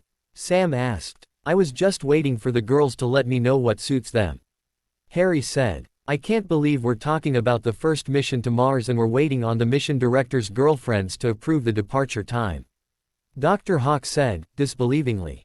And our parents. Padma said primly. And the family. Sirius said, as he walked up to them.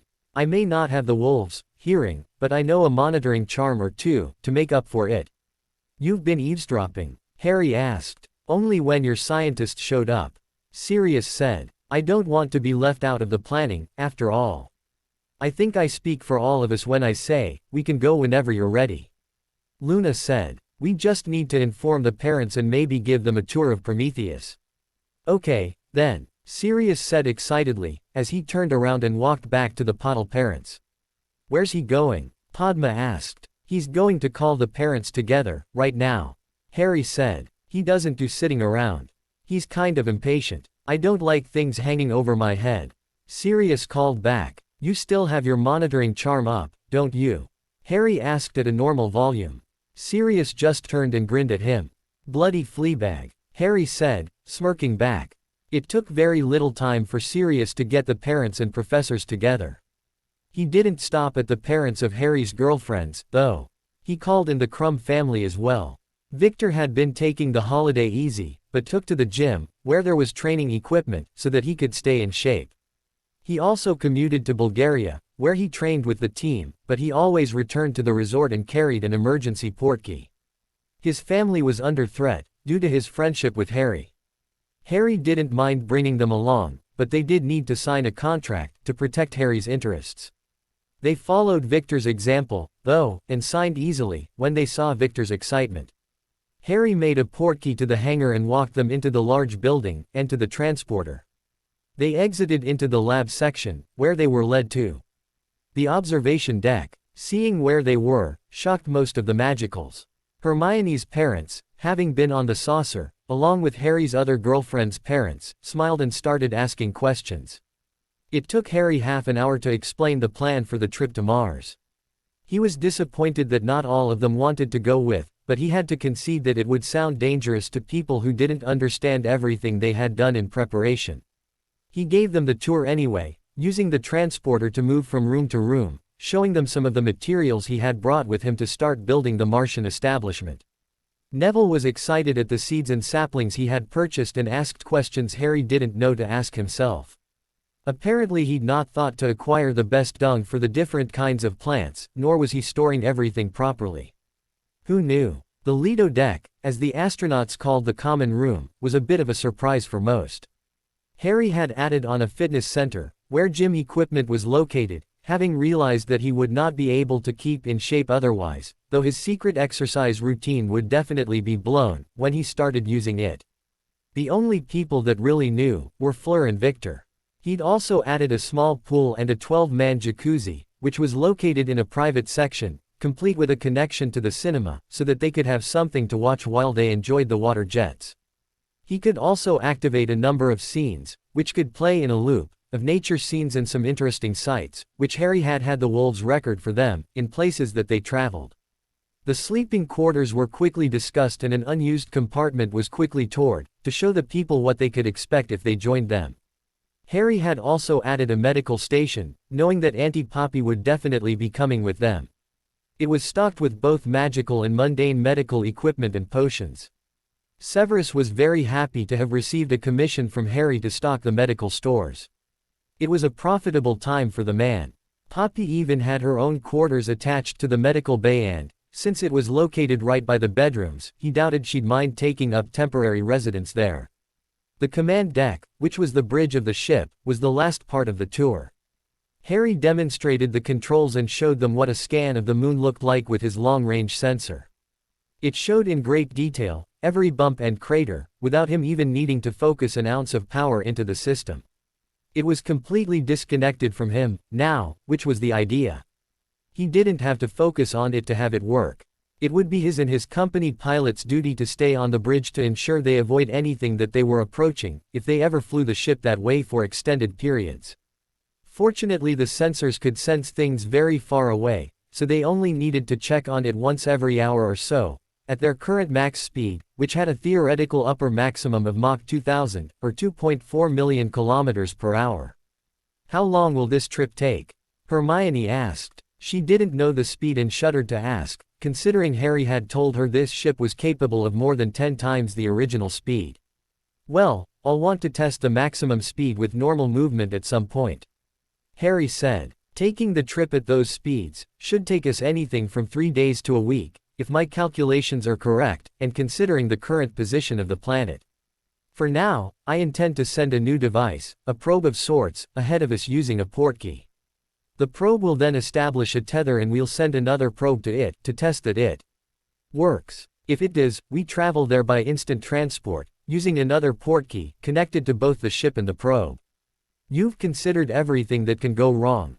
Monsieur Delacour asked. We've been planning this trip for quite a while. Dr. Hawk said. I've discussed every contingency with the captain, and we're as prepared as we can get, she confirmed. Captain? The man asked, looking at Harry. That would be me, yes. Harry said. Though, since Dr. Hawk is the only astrophysicist on board, I made sure to consult her for everything as well. The hull of the ship could also likely survive a direct hit from something like a nuclear bomb, with all the protections placed on it. The special material that coats the outside of the ship is called tungsten carbide. Its hardness is just below the strength of a diamond, and that's before I added runes to make it even more durable. He didn't mention that, should a nuke actually hit them, the ship would survive, but the chances that they survived inside it was questionable. They didn't know what effect such a weapon would have on magic after all. We've confirmed that there are no obstacles in our path as well, using the ship's long-range sensors, which are the most advanced deep space sensors available and were developed by Captain Black, himself, with input from Hermione Granger. Dr. Hawk said. She turned to the Granger parents. You should be really proud of your daughter. Her contribution was large, even if it was a simple idea. The sensors we have now are so far beyond next generation, it would be laughable to think that scientists would develop something similar in the next 100 years. I wouldn't even know where to begin. Our daughter makes us proud every day. Mr. Granger said proudly, as he hugged her to him. We've known she was special, since the day she was born. We all like to think that about our children, the Greengrass matriarch said. And while we're certain our Daphne will achieve some great things, even she talks highly of Hermione's intelligence. I was working on the sensor for quite a while, and Hermione just mentioned something in passing, which made the current system possible. Harry added with a nod. Hermione was blushing at all the attention she was receiving. Harry still did most of the work, she mumbled. I was just using information that smarter people than me already figured out. Harry said. You had the original idea which led to my success. Don't downplay your own input. Hermione beamed at him, but decided to stay quiet. Anyway, he said, turning back to the Delacour patriarch, we've done everything we can to ensure our safety. Once we've established a permanent link and a base, and set up a couple of satellites for both observation and connectivity, we'll be heading back home. We're estimating 2 days of work, before we head back home. Dr. Pike said. When everything is done, we'll be able to travel back and forth between the Prometheus and our Mars settlement, to work on further advancements. What we'll be able to learn from the Martian surface, will be something we wouldn't have been able to do for probably around 40 to 50 years. What Harry plans to establish there will be 1,000 years more advanced than what is currently estimated as possible for the planet. Dr. Hawk said. If his plans work out, people will be able to inhabit the planet in the next few years, even if it will be only in specific locations. Why do you want to inhabit the planet? Pansy's mother asked. To establish a place where magical and non-magical people can live in peace, all with the knowledge of magic. Harry said easily. Just imagine, a place where magic and science can work together to create wonders of not even dreamed of. With the expansion of human knowledge at both cultures' fingertips, there will be no limits on the possibilities that open to us. Whole fields of research that will become available. Giant machines that can study the effects of subatomic energies. Research into what makes magicals magical in the first place. Harry enthused. I can't wait for the day when the universe becomes my children's playground. People visiting far-off planets, on vacation, to see things no person has seen before. He trailed off with a far-off look, imagining a bright future for any and all who decide to embrace the fundamentals of the universe, with him learning everything he could or wanted to. No limits on what you could or were allowed to do, within reason, of course. Your dream is large, Lady Parkinson said. She was awed at the boy. Suddenly she wanted to see what this dream could become. She didn't know that most of the other parents and professors were having similar thoughts. I've changed my mind. I'm coming with you, she said. Me too, Lady Greengrass said. They had both decided to keep their daughters at home, for their safety, but now they wanted to be there, to see the beginning of it all. If Harry succeeded, as he seemed to always do, he'd be establishing a true utopia, with no limits on what could be done. A place where the limiting laws of the current regime could not affect them, or even know what they were doing. A true place of freedom. A new planet, where they made the rules they lived by. The other parents had all internally agreed, though some would still end up staying behind, hoping to see what became of Harry's dream, when he returned. The professors had unanimously agreed to go with them. They couldn't miss the start of a unified magical and mundane world. With everything Harry had done to date as a measuring staff, the future was an exciting place, and Harry wouldn't even be leaving their world behind if his plans to create a connection to N from Mars worked out. They soon returned to the resort, with heads full of plans to get ready for the mission, which had been decided would start in 2 days, which unfortunately left Dumbledore out, since he was needed for an ICW conference. Harry wouldn't delay launch for him, though, since he realized he would not be able to spend all the time he'd want to on Mars, once school started. He'd be busy with his college classes, after all. Harry started working on producing the satellites, which he had only really thought of as he spoke of the plans. He'd not really thought of that, but it made sense to him, since otherwise, he might lose contact between the locations, as the planet spun, and they lost line of sight with the connecting locations. The moon was closer, and as long as one of the 2 locations that had communications up were able to see the moon, connectivity was maintained. He didn't know if Mars could function the same way, since its atmosphere was so thin and it was so far away. 2 days later, they all gathered. The Grangers, Susan Bones, her aunt, couldn't arrange the time off, since they didn't know how long they'd be gone. The Lovegoods, the Greengrass and Parkinson families, the Pottle twins and their mother, Bill Weasley, the Crumb and Delacour families, the professors, excluding Dumbledore, Madame Pomfrey, Sirius, Remus would stay behind to run things for the company, the Prometheus crew, except for Bobby, and finally Harry and his bodyguard, were all gathered and ready to go. Everyone had bags, with some clothes and belongings that they wanted in their bunks. They took a portkey to the hangar again, from where they transported into the lab section on Prometheus. They then went to the dormitory section. Harry was on his way to his own, slightly larger bedroom, when he spotted something through Sam's bedroom door. Sam, have you been living here? Harry asked. Of course. Sam shrugged. Her bedroom was made up, but Harry could see personal items around the room. I work here and it's cheaper than renting an unneeded apartment. I thought you said these quarters were ours. I don't have a problem with it. Harry said. I just didn't realize you had moved in. Isn't it a little small to live in permanently, though? It's a bedroom, Harry. I sleep in it. When I'm not asleep, I work, or I go to the hangar to go buy groceries in town, she said, with a smile at him. Okay, then, Harry said, shrugging. Dobby, he asked the heir. Master Harry calls Dobby. Dobby asked as he appeared. Could you claim a room for yourself and serve as the ship's cook for meal times? Harry asked. You want Dobby to have a whole room? Dobby asked. Stop acting surprised, Dobby. Harry chided. You knew I'd give you a room. I've treated you like the friend you are, since we met. Dobby's shock faded, and he pouted. Harry Potter, sir, is ruining all of Dobby's fun. Too bad. Harry said. If people think I'm only offering you equality now, they'll think I normally treat you badly. The non-magic people on the ship are going to be angry with me if they suspect me of such things. Dobby nodded in understanding, before he walked off to one of the rooms. He looked at it and snapped his fingers, making the door much smaller. Dobby will have meals prepared at the right times, he said as he smiled back at Harry and walked into his room. He's a funny little guy. Sam said. She'd not left yet. He's my house elf. He functions as my personal assistant, when I remember to ask him to do things.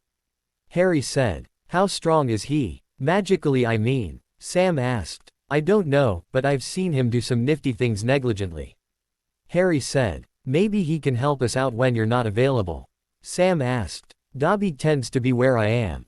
Harry said. I don't know if he's just invisible, or if he's popping from place to place, but he always knows when I call him and never has issues appearing by my side. I don't even know if he's in his room. He may have just decided to make it look like that. He's your elf, Harry. McGonagall said, as she exited her room.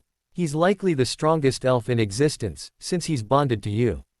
Harry shrugged and continued into his room, where he placed his bag on the king-sized bed, before returning to the hallway and going to the bridge. He waited there for the others to arrive. When they took too long, Harry placed a finger on a button and said, "Could all guests and crew please report to the bridge? We're going to start the operation in the next 5 minutes." He'd added the intercom system for cases like these. He'd not made it capable of speaking to only specific rooms, just yet, but that would take negligible effort. When the people started filing in, the floor opened up and a few rows of seats moved up from below, locking into place when they were out. Take a seat, Harry instructed. Everyone that has a station knows where to be.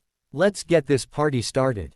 When everyone was seated and buckled in, Harry switched over to another set of controls. They were similar to his current ones, but he used them to manipulate a small craft, of which there were quite a few in a special bay, which opened from the bottom of the ship. The small display in front of the controls showed him what the small craft saw. He maneuvered the small craft until it was in front of the large display. This is the link vessel. It's also what we'll be tethering to, once it reaches its location. It's called a Eudemon, he said. The vessel wasn't built to be aerodynamic, but it was pretty. It was constructed almost entirely of quartz and looked almost like a snowflake, except for having 8 sides, instead of 6. It was thin and partially transparent, with its functions all magically worked out and incorporated. The snowflake design was basically just done for the visual appeal, even if only he and his people knew they were there. The bearings for some of the mechanical functions were made of corundum. Harry had been delighted to discover that that was another use for rubies. Eudemon, Hermione asked. An angelic protective spirit, from Greek mythology. Bill said. Following your theme, from Prometheus. Exactly. Harry said. This is Eudemon 1. We have 10 on board. I will place 4 of them around the planet, and they will link to both each other and one of the hidden locations of Marauders Inc., he said. To use as a connection point for corresponding vessels around Mars. Dr. Hawk asked. She knew part of the plan, but not all, since Harry wanted to impress her. Exactly. Harry said again. This is our tethering mechanism, he said. He changed the main display, to show what the Eudemon saw, and everyone watched as it flew out and away from the ship, a smaller display showing the planet behind it. You made a remote control system. Hermione said, pleased. This was much safer than she had been expecting. It only works within a certain range of us, a couple of miles at most, until the link is established. Harry said, shouldn't you put your satellites in place first? Dr. Hawk asked. Harry smirked and pressed a single button, activating a sequence of events, which portcade 4 of the Eudemon units to their correct locations.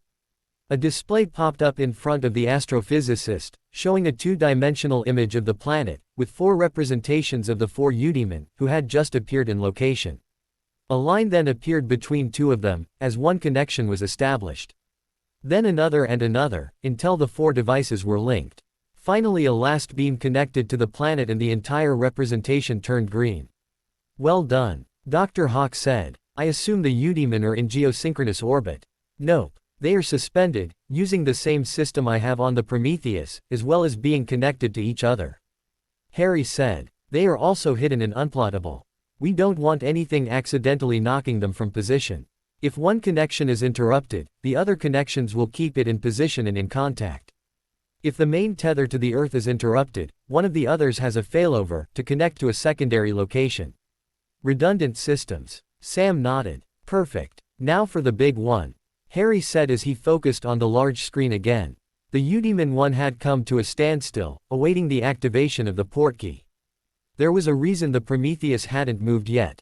Harry had set up a laser to point at the arrival point for Udemon 1, so that it could establish the first connection, when it arrived, using the laser light as its magical pathway. It would then use the same beam to create the initial tether. Once connected, two tethers would try to maintain connection to the orbiting Udemon around the planet, to ensure yet another failover. Portkey activating in 5, 4, 3, 2, 1. Harry counted down before activating the portkey. The display went blank, as the portkey activated. Then they saw the normal display again. What's happening? Parvati asked. The connection was lost, since it's too far away. Sam said. She had expected this. How long till we know if it's safely arrived? A couple of seconds if my plan works out. Harry said. He waited and watched on the monitor in front of Dr. Hawk. A few seconds later, there was a ping, as a new tether connected to one of the Udemon, followed by another. Connections established. He crowed, before he pressed a button and the display changed again, showing a dark sky full of stars. Harry manipulated the display and the view changed, looking down at the red planet. Ladies and gentlemen, Udemon 1 is suspended over Mars. Connection stable and redundancy confirmed. Incroyable! Fleur exclaimed, as she looked at the celestial sibling of Earth. That's only the first part. Harry denied, before he activated his next phase, pressing another button. Having known how big Mars was, and having used the observation deck to plan things out, Harry had set the other satellites to portkey through the connected system, to their new locations, much like what he had just done with the satellites around Earth. Dr. Hawk watched in shock as her display changed again, showing the other, smaller planet, while 3 other Udemon appeared around the planet and linked up. Another one of them created 2 connections to the available Udemon around Earth, seconds later. Well done, she said, with a nod. Multiple redundancies. Nothing but the best for my family. Harry said. He was internally celebrating, since the fact that this worked, confirmed that he could activate the last part of his plan. Ready? He asked. For what? Sam asked. Just as Harry activated the final portkey and the entire ship was hurled through space, only to appear over the planet, Mars. Welcome to Mars, Harry said. But that was nothing, Hermione exclaimed. Just like that, we didn't even need to buckle up. What's the point of a whole excursion and packing when we can travel instantly? Didn't expect it to be that simple, did you? Harry chuckled. I know why Harry took the precautions. Dr. Hawk said, but Sam interrupted. It's because the system is based on the travel of light. Sam said. He likely used the Prometheus to create the initial tether, and used that for the other connections. But it should take longer. Hermione objected. Light travels slower than that. It should have taken minutes for the connections to be established. Even if magic can travel instantly through the light still needs time to reach the correct locations. Except for one thing, Harry said. These lights may carry the magic, but magic can also carry light. I simply used the pre-existing connection to funnel the connection and light up the intervening space magically, creating the connections more quickly. You didn't tell me that. Hermione said. Since when have you been experimenting with that? She asked. Since about a minute ago. Harry smirked. He'd theorized, but couldn't have known. He needed it to work, though, so that the connections could keep each other stable. If a connection was lost, he didn't want to have to wait minutes for it to re-establish a connection. With the distances involved, it could have disastrous consequences if a connection failed while it was in use. I have tried a few things of course, but couldn't know that it would work otherwise. My biggest source of information on this was my experience with the sun. Technically, the connection was established through the light which was already there. You've been experimenting with the sun again? Hermione asked dangerously. Of course not. Harry scoffed. Knowing something is just useful. The fact that I have the means to tap into it, means I am uniquely qualified to use it. The next hour was spent searching for the perfect location to place their initial Martian base of operations. Dr. Hawk was the one with the most knowledge, and she had discussed some of the plan with Harry beforehand. She had been looking for the best locations, and her observation deck had helped tremendously. Unfortunately, they would need to wait a couple of hours before the perfect location, a gorge which would help provide cover from the global sandstorms, when they occurred, would have light. It was also not so deep as to affect the amount of sun that would reach the surface, as well as being connected to a system of canyons, which could be used for expansion of their plans, when the time for expansion came. The group all returned to the Lido deck and took a bit of time to come to grips with the idea that they were millions of miles away from Earth. The idea hadn't really settled with all of them until they were stationed above the planet. Having watched as Harry and Dr. Hawk planned out the location of the first Martian base of operations, however, had brought the thought home. Harry and the astronauts all descended to the planet on the saucer, taking ward stones and 4 separate seated devices with them. They would start producing the water, air and other necessities for the base, while they worked on building the first building, which needed to be safe from the elements, in case something interfered with the wards, somehow. They all used suits, which Harry had produced for them. These looked like simple blue jumpsuits, but they had all the protections of Harry's original suit, with the added benefit of expanded pockets. Harry didn't feel right doing labor in a tux, after all. Remus had been busy with some paperwork in his office. The goblins sent him reports on the happenings at the penitentiary. Every one of them that noticed anything out of the ordinary, even if it was an increased need to go to the bathroom, was reported on. He had to go through all of those reports, as the goblins needed to file the duplicate paperwork with his signature, to prove to their clans that they were doing their duty as was stipulated in the contract between Marauders Inc. and the Goblin Nation. Bill had simply laughed at him, when he had complained about it one day. He did not miss writing out reports until his hand ached. There was a ping from his comm and he looked up, to see a message from one of their people, who were keeping an eye on the ICW conference. The wolves had not been requested to go, since many of the other nations did not approve of their conduct, even if the results were irrefutable, but that didn't mean that they would not send someone to keep a lookout. Suspicious activity at the conference. Read the message from Daniels. Anything to be worried about. Remus sent back. No patrols in the last 10 minutes. Sent a scout. Will confirm. Daniels sent back. Remus returned to his paperwork, but was distracted by another message. Death Eaters confirmed. Dementors sighted. Making the call. Shit. Remus exclaimed, as he jumped up, grabbed his comm and started getting ready to join the wolves, who would all be gathering at the location they had taken to stand sentinel. Harry and his team had just returned from their first day of work, tired and dirty, when he received a call on his comm. Daniels. Harry asked, answering the call. We have a situation, sir. Daniels said urgently. The rest of the crew had split off to go get cleaned up and Harry was still on his way to his own room, when he received the call. He had planned on cleaning up before going to tell his friends and family of the progress. Hopefully they'd be able to join them the next day. Having a few extra magicals around would be very useful. What's going on? Harry asked, stopping in his tracks.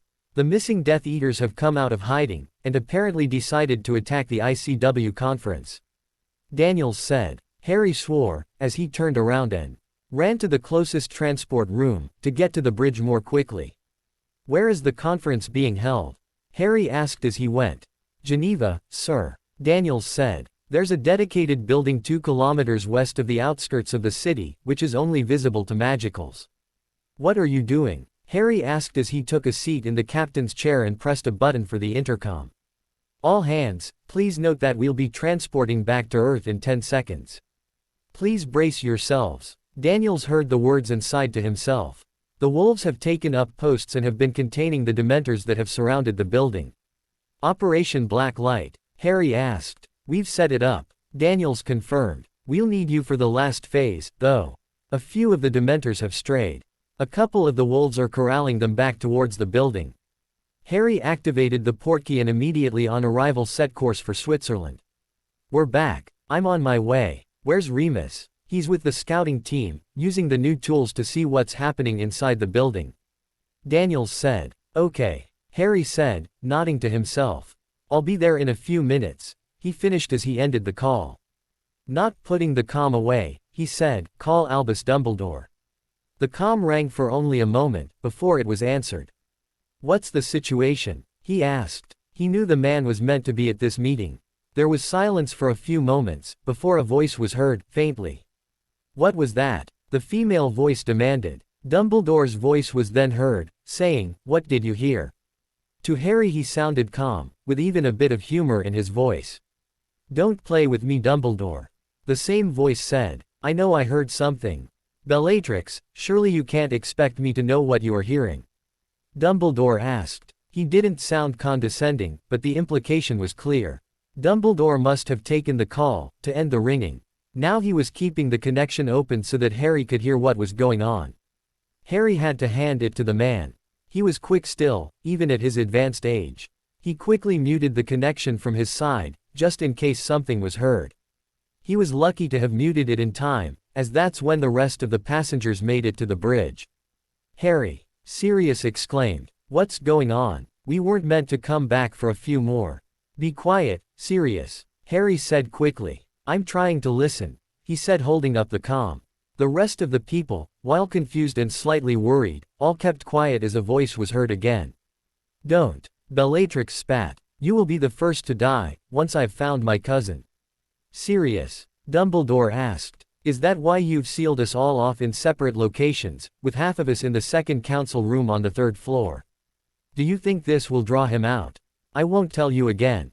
If you say one more thing, I'll start killing these people, she whispered then. Her voice had changed to the deranged voice Harry knew so well. He could practically see her face in his mind. Maybe I'll start with this one. Maybe my little cousin will come out of hiding, once we start sending body parts to the ministry. Please, don't do this, another voice pleaded. Harry was almost certain Bellatrix was now holding a hostage at one point. Okay, people, Harry started, as he passed his comm to Cooper, to continue listening. The ICW conference was attacked by the missing Death Eaters and the place is surrounded by Dementors, likely to keep everyone contained and people out. It seems they were hoping to use the hostages as a way to draw out Sirius, for some reason, but I don't think they'd risk everything just for him, though. I think we have to assume that they have ulterior motives. Why would they take hostages to draw out Lord Black? Lady Greengrass asked. What would they want from him? Lady Parkinson added. I am in a leadership position and have access to Lupin Penitentiary. Sirius said. They'll likely want me to free more Death Eaters. He actually suspected she wanted the cup, which used to be stored in the Lestrange vault, but that wasn't something they advertised. If the look on Harry's face was anything to go by, he suspected the same thing. If she somehow made it into Gringotts undetected, the goblins would have informed her that the vault no longer contained anything and the account closed by him. The goblins would not be allowed to tell them about it as it would go against their own privacy clauses. Either way, we're not going to allow this to continue. Harry said, we'll be taking care of the Dementors first, before we take the operation inside the building. The wolves are already scouting. He turned to Sirius. Under no circumstances are you to present yourself to them. I could still, Sirius started. You will stay on the ship, or I will knock you out myself. McGonagall said, you heard the woman. When they have you, they'll kill the hostages.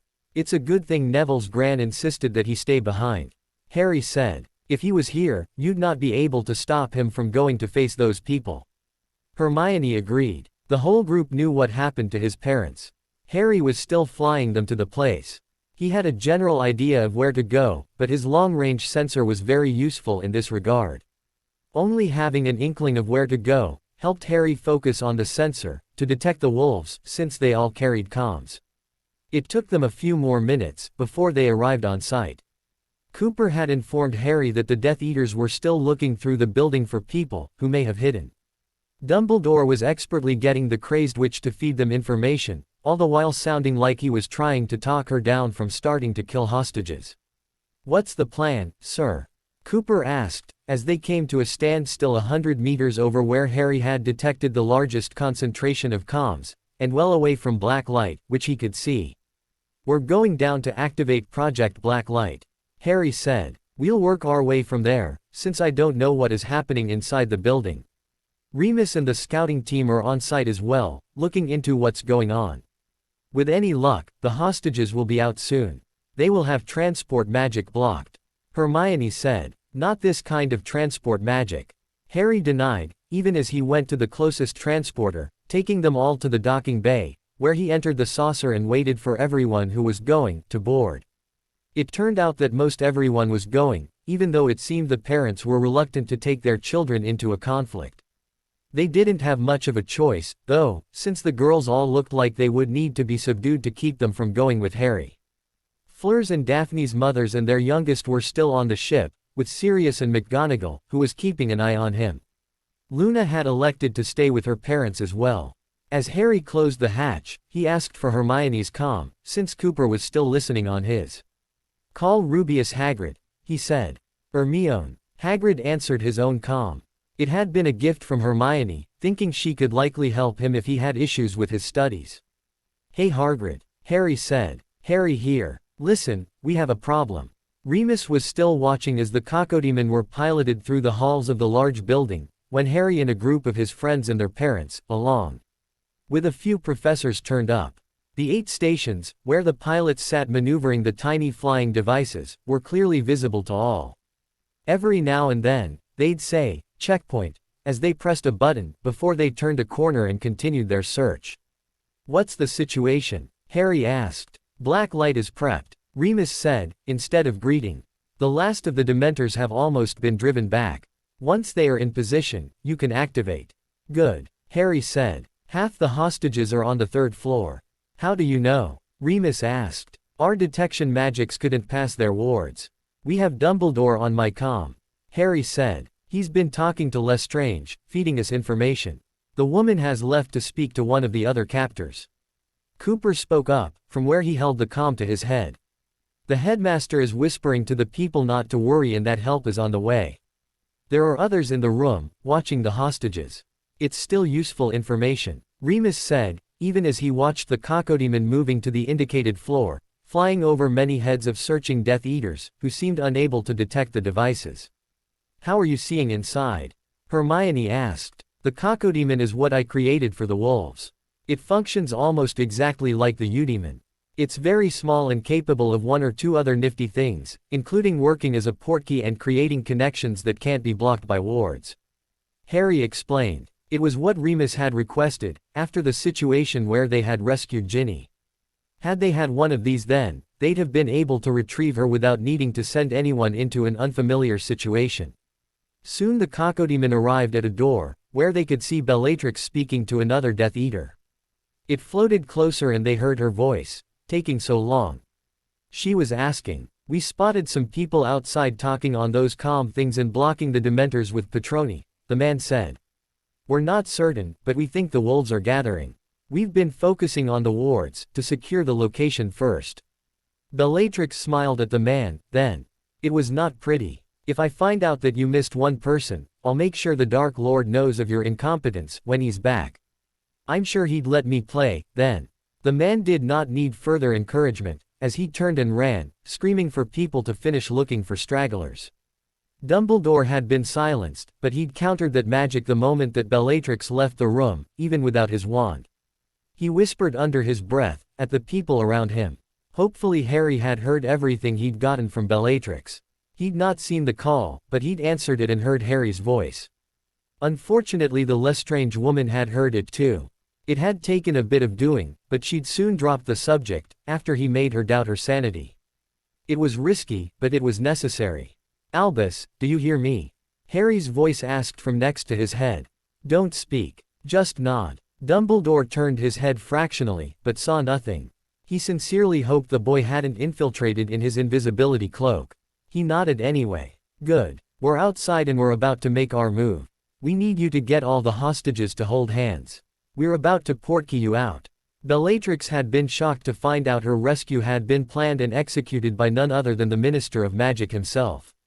His toady, Umbridge, had been slipped a wand, as she was being transferred to Azkaban. She had been presented with an option. Get out and take down the Potter brat, or stay behind. She had easily agreed, for the opportunity to get out and played along, until they were free. Getting rid of the woman had been a pleasure. She was probably dead by now, having been tortured into insanity and unable to even move, let alone feed herself. The fact that the Dementors had followed her orders to beep out the woman's soul, when she promised them free reign, once she brought the Dark Lord back, had just been the cherry on the cake. She had quickly taken control, stating that she even had a way to bring back the Dark Lord. It came as a surprise then, when she found out the Lestrange vault had been cleared out and everything she had been planning went down the drain. She spent the next few weeks planning with her husband and his brother and getting information. Sirius Black was never seen in public these days, and his company had an army of werewolves, so he'd be untouchable. His godson, however, the same Potter brat for which she was broken out of prison, was vulnerable, sometimes. He, on the other hand, turned out to be difficult to track down, since school was out. He had secured all his vulnerabilities too, spiriting away anyone she could use to get to him, and through him, to Sirius. She was seething when she found out, torturing the man who brought her the news that Harry Potter had used some sort of flying machine to take all the foreign officials back to their home countries, on the same night they had broken out. It had been a big story in all the papers of the participating countries and for their magical communities. Finally she had caught a break, though. The headmaster, while at odds with the boy at times, was often seen chatting with the boy and taking part in his strange adventures. Some people even speculated that he was grooming the boy to take over from him as the leader of the light. Why else would he be allowed to order staff around and break rules as he saw fit? She had marshaled the troops and planned for a mission to take the old man, but she couldn't let anyone know that he was her primary target. Even her master wouldn't dare face him directly.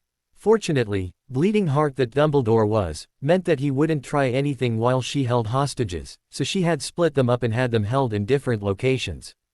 They weren't too far apart, as she still needed to be able to threaten them and produce them quickly as a threat to anyone that opposed her. Getting into the event wasn't hard. The Aurors and security personnel had been killed quickly and efficiently with killing curses. Just because it was illegal, wouldn't stop these people from using them, after all. Once security was taken care of, they started picking off people who had taken the opportunity to use the facilities. From there the hostages were all the leverage they needed to secure the rest. A whole room full of magicals, incapable of using a hostage as fodder, to secure their own freedom. Idiots, she had thought. No wonder the wizarding world is going to the dogs, with these pacifists in charge. When Bellatrix walked back into the conference room, where Dumbledore was, she saw that all the hostages had huddled up in a corner. "What are you doing?" she demanded of the group. Nobody said anything, but looked on in fear as she approached, wand drawn. Then they vanished. Bellatrix stopped dead in her tracks, as she felt more wards go up, wresting her control from the current ones as they went. Then she started screaming obscenities, as she turned and sprinted from the room. When she arrived a few corridors away at the location of the other hostages, she found the guards all unconscious and the hostages all gone. "What the hell is happening?" she screamed. The ward should have notified her if people entered the building, and she knew that anti-apparition and portkey wards were up. The people who had been guarding the first group had followed her, fear on all their faces. The woman leading them was clearly deranged and had killed more than one of their number for not doing as she said instantly. The problem, then, was that she was one of the first to have a wand, having taken umbrages for herself. She'd since had her pick of any wands they came upon, and found something that worked well for her. Now they were all armed, but she was still powerful, crazy and very liberal with her use of magic as a punishment. When she turned on them with that mad gleam in her eye, all of them considered, for a moment, turning on her and getting themselves out. None of them acted on it though. "Round the others up," she said finally. "We're about to have company. Shouldn't we retreat?" one of the men asked. "Our wards were just replaced," she said, her mad eyes glistening with a vindictive kind of anger. "We're about to show them what wild animals do when they are cornered." Back at the wolf post, the hostages were all being looked at, after being portkeyed out. The wolves had called in their own healers, but Madame Pomfrey was helping. The cacodemon controllers had their wands drawn and inserted into a slot in their controllers, which was how the wolves had cast spells into and through the cacodemon system. The hostages who were finished being checked, were watching as the wolves all ranged out around the building, never coming near the invisible barrier. There was a construct of pillars of some sort, which had been erected outside the building and the black boy was standing there with his hand on one of the pillars, quite calmly, as the Dementors converged, but couldn't pass the same barrier, seemingly connected between the pillars and the horizontal bars, which connected them. "What is he doing?" one of the people asked. "He's containing the situation," Dumbledore said, as he walked past. He'd just finished his own checkup. He approached Harry, who was chatting with one of his girls. "So, when they change direction, they need to leave a new relay, which allows the laser to reconnect and then send the spell to the new location." Harry was explaining. "So, it's like mirrors?" Hermione asked. "Every time they were saying, 'checkpoint,' they were leaving a relay, through which they could send spells." "Exactly," Harry said. "Knowing how the system works, allows them to have their own magic access the line, to portkey people through wards.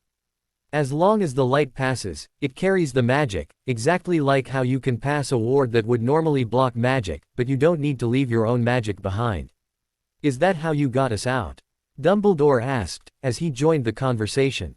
"That was part of it, yes," Harry said, as Hermione excused herself to go help.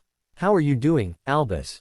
"I'm doing well, considering what could have happened," Dumbledore said, nodding. "What is this construct, and how is it keeping the Dementors back and their effect from reaching us?"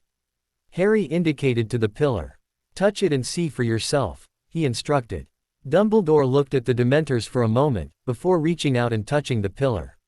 Suddenly his entire field of vision was filled with a glowing, blue-tinged, white light. He looked to the side and saw that the pillar was connecting to the other pillar, as if the light was a wall, a visible ward. "What is this?" he asked. "A laser field, projecting a single Patronus in an ever-cascading reflection, around the entire building," Harry said, matter-of-factly. "Science," Dumbledore said in wonder, looking at the laser field, finally seeing the thin lines which made up the wall. When he let go of the pillar, the light disappeared and he saw the Dementors properly again. "Why do I need to touch the pillar to see the field?" "This is Project Black Light," Harry said. "Its primary purpose is to contain and spread magical effects. In this case, a Patronus and a shield, to protect the construct. Its other function, I have a suspicion you'll find out soon enough. The reason you can only see it when you touch it, is because we used a hand of glory, which is built into the pillar." He'd no sooner said it, than a spell flew at them from one of the upper floors. Harry didn't seem to notice, and Dumbledore was about to cast a shield, to block the boy, when Harry's free hand caught his wrist. "Don't. Trust me," he said, even as the spell hit the wall and disappeared. Dumbledore was dumbfounded. "How?" he asked. "The other function," Harry explained. "The specifics are protected information, but suffice it to say, we're safe on this side." He leaned closer. "As long as I'm powering the field anyway, so unless someone casts spells at me from the outside, we're perfectly safe." Dumbledore noted Harry's bodyguard, close by, with a few other wolves standing sentinel as well. "What a marvel," Dumbledore whispered, looking at the pillar again, as the spells started increasing in frequency and power. The next moment, a green spell streaked at Dumbledore and he dived out of the way, but the spell simply disappeared when it came to the invisible wall of light. "Ari!" Hagrid's voice reached them, as he jogged to where they were standing. "Sorry about bein' late. I had to catch a lift."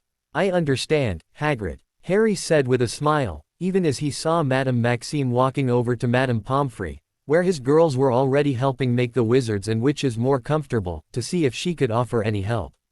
"As I told you on the call, we have a problem."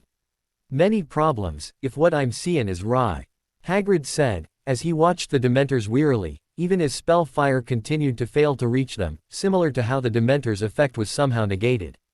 "Ignore the spells," Harry said. "Care to solve a couple of my problems?" Hagrid reached into his jacket and pulled out the weapon, looking at Harry in question. "Well, what are you waiting for? Have it, the soulless bastards," Harry said with an evil smirk. Hagrid needed no further encouragement. He pulled out his sunglasses and put them on, donning the persona of a Viking rock star cowboy, and pointed his weapon. "Harry should really get him a hat, or something. Le's see if you monsters like playing with lasers," he said, as he pulled the trigger. The closest Dementor ignored the tiny speck of blue on its tattered robe, until it suddenly caught fire. The Dementor let out a wail of pain as it flew off and the fire soon died out, not really seeming to have done much damage. "That didn't seem to work, did it?" Harry said, thinking about it. "Well, it is basically just heat and light. I suppose it was too good to think it could actually hurt them. He thought about it some more, already having an idea, but working it out in his head. He supposed it could work though, so he extended a tendril of power into the blue diamond in Hagrid's gun and cast the same Patronus into it as he was doing with his hand on the pillar. "Try it again," he said. Hagrid shrugged and aimed the gun again. This time, the Dementor he was aiming for instantly flinched as the blue dot alighted on it. Hagrid didn't let it escape though, and pulled the trigger again. The laser seemed thicker somehow, as it became visible. This time, the Dementor screamed an unholy scream of agony, before the entire thing caught fire and crumbled into ashes in less than 5 seconds, tiny dots of white light escaping its form. "This seems to work." Hagrid grinned. "How many do you want to put down, Ari?" he asked. "Go nuts, Hagrid," Harry encouraged. The spell fire had stopped at the destruction of the Dementor, as the assailants watched in awe-filled horror as their strongest protectors started lighting up and burning into ash. The Dementors, though, didn't take long to start flying off to hide from the big man's equally big weapon. They went to the farthest part of the Patronus wall, which was on the other side of the building, with Hagrid only having killed 4 of them. "There's no fun," Hagrid called after them. "Harry, what did you do?" Dumbledore asked. The gathered officials were also gaping at the piles of ash, which used to be Dementors. Harry contemplated it for a moment, before he beckoned the man closer. "If you'll help Hagrid hunt them down, I'll tell you how I did it." "Deal," Dumbledore said instantly. Destroying the dark creatures was something that was never achievable before. They were simply stopped from feeding too much, so that they couldn't reproduce, as they did when they beaked up enough souls. "This is still a trade secret, so no telling anyone, okay?" Harry asked. Pretty soon, Dumbledore was off with Hagrid, channeling a Patronus for the weapon. His control over wandless magic wasn't powerful enough to do as Harry had done, so he cast the shield form of the spell in front of the gun, using Hagrid's wand, since he still didn't have his own, allowing the beam to take the spell with it when Hagrid fired. When they were gone, the spell fire started up again. "Professor Flitwick," Harry called out, behind him. The small professor had been with them on the Prometheus and had refused to be left behind. "What can I do for you, Harry?" the man asked as he rushed over. "Do you remember the magic charging block I taught you?" Harry asked. "You're being sneaky again, aren't you?" Flitwick asked, smirking at him. "I was thinking the people in there are expending quite a bit of power on trying to attack us right now," Harry said. He saw one of the attackers scowling at him and he aligned his ring on the man, summoning him from the window of the 3rd floor. At first he looked like he was going to crash to his death, but Harry kept the ring trained on him and levitated him up by the leg, just before he hit the floor. "How do I cast it on him?" Flitwick asked. He'd realized what the wall was doing, even if he didn't know how. "Not him," Harry said, stunning the man, and looking for his next victim. They were being quite smart and only popping out for a moment, before casting a spell and disappearing again. "I want you to touch the pillar and cast the spell into the wall. It'll keep magic from entering the field from outside. I do it myself, but I'm thinking I don't want to advertise too much," he said, flicking his eyes back at the watching leaders of nations. "Oh, I see," Flitwick said. "Good thought," he said as he took out his wand and cast the spell on the wall, while touching the pillar. The spell flared the laser beams for a moment, before they disappeared again, showing all who were watching the actual effect of the pillars, including the Death Eaters. The spell fire soon ended, so it turned out that that avenue had unfortunately closed to them. The Death Eaters, knowing how to counter shields, had even tried firing at the ground in front of the pillar, but the shrapnel seemed to be blocked by a spell as well, the ground reforming under it to keep the construct steady. Bill had done good work when he raised their wards. "That's too bad," Harry said, realizing that they were not going to tire themselves out that way anymore. "Potter," a female voice yelled from inside the building. "I dare you to face me." Harry ignored the voice. "Are you afraid of me, Harry Potter? Do you intend to cage us and hope we surrender?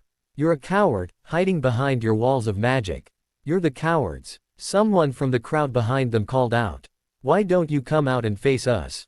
Whoever the speaker was, had obviously forgotten that they currently didn't have any wands.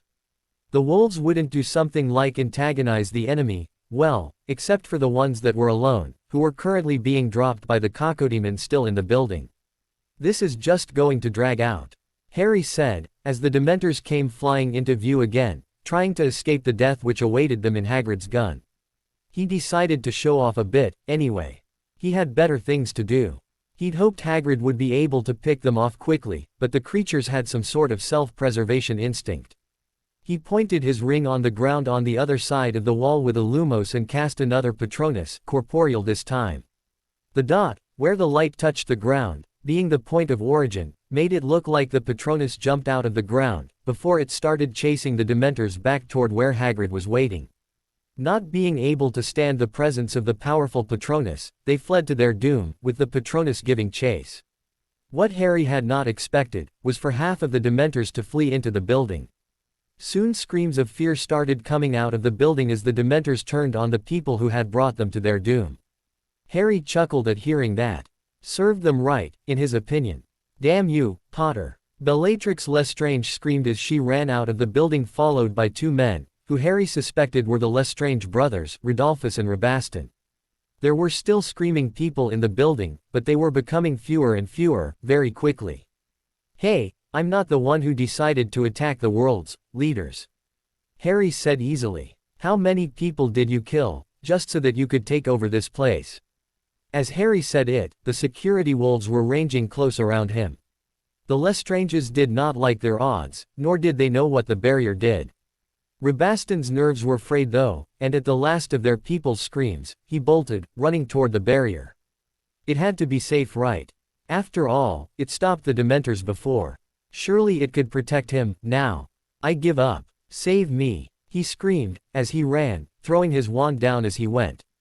Harry didn't do anything as he reached the barrier, and turned to dust. I'd advise against trying to leave the barrier just now, Harry said, mildly. It's currently keeping all of the spells you idiots threw at us. Do you know how many killing curses are currently trapped in it? I stopped counting at 20. Harry, Remus said carefully, as she approached. He didn't mind him standing there, since he was safe. After all, they'd tested Project Blacklight.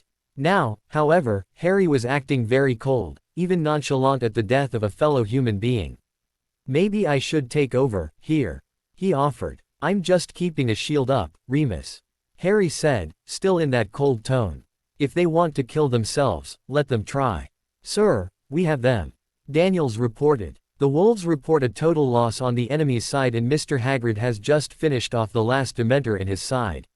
Lower the shield. We've got this from here. The last Dementors won't be able to take all of us. No, you won't take me. Bellatrix spat at them. I demand the right to challenge.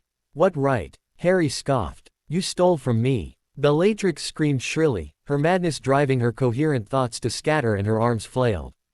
You don't even know what you've taken. Give it back. Spit was now flying from her mouth, as she screamed in impotent fury. Harry just sighed and lifted his hand, his ring lighting up with a light. Bellatrix saw his move and readied herself for anything that may come her way. She did not see the dot on her forehead. She did not hear a spell. She simply slumped and fell, followed shortly by her husband. Harry had been tempted to summon her into the barrier, to make her become what her brother-in-law had. Dust. Unfortunately, he was not a cold-blooded murderer. Are you sure that everything has been cleared up? Harry asked Daniels. Besides the Dementors hiding in the building, were clear, Daniels said. He quickly made his Patronus expel the Dementors from the house, before driving them to the slaughter on the other side as well. The last 5 minutes, he spent in complete silence. Until it was confirmed that the Dementors were all taken out. He wished he had allowed someone else to learn how to use the device properly. Activating the only other function that the pillar had, he made one of the magical mirrors at the top transparent, under which there was another set of mirrors, which pointed the light straight up as they came from both sides of the topmost reflective surface, which made all the light and the spells they contained shoot up and into space, where they would likely travel until the light hit something in space. I need to get cleaned up and rest, Harry said hollowly. I'm going home. Then he apparated away. Harry was lying in bed. He couldn't stop seeing the man as he exploded into a cloud of dust. He had done nothing to save him, knowing what the wall of stored magic would do. The wall had been an idea of his, when he realized that any spell the laser from his ring hit would be swallowed by it and taken to the point of contact. At the time, he had been thinking of the usefulness of rebounding the laser light around and creating a wall, through which spells couldn't travel, or the usefulness of being able to store spells this way. Maybe not in a wall, but something smaller, perhaps. It had only been after his first success that he realized what he had created. You couldn't block an unforgivable, but you sure as hell could redirect magic. It had been Sirius's idea to use the Hand of Glory, a dark magic object in the form of a petrified hand, which allowed only the holder to see the light or its source. It had turned into Project Black Light. Harry had known the man would not survive. He had allowed him to die. In that moment of cold detachment, he felt like a monster, and he couldn't shake the feeling that this wasn't the last man he would kill in his life. So he just lay there, looking up at the ceiling, which showed the stars outside. He felt so empty. After a while his bedroom door opened and all his girls walked in. None of them said a word, as they walked in, closed the door and climbed into bed with him. Harry said nothing as Pansy took up position on one side of him, with Fleur having snagged the other. The other girls all found space next to them, since Harry's bed was so large. They were all looking up at the ceiling with him, and the silence stretched out.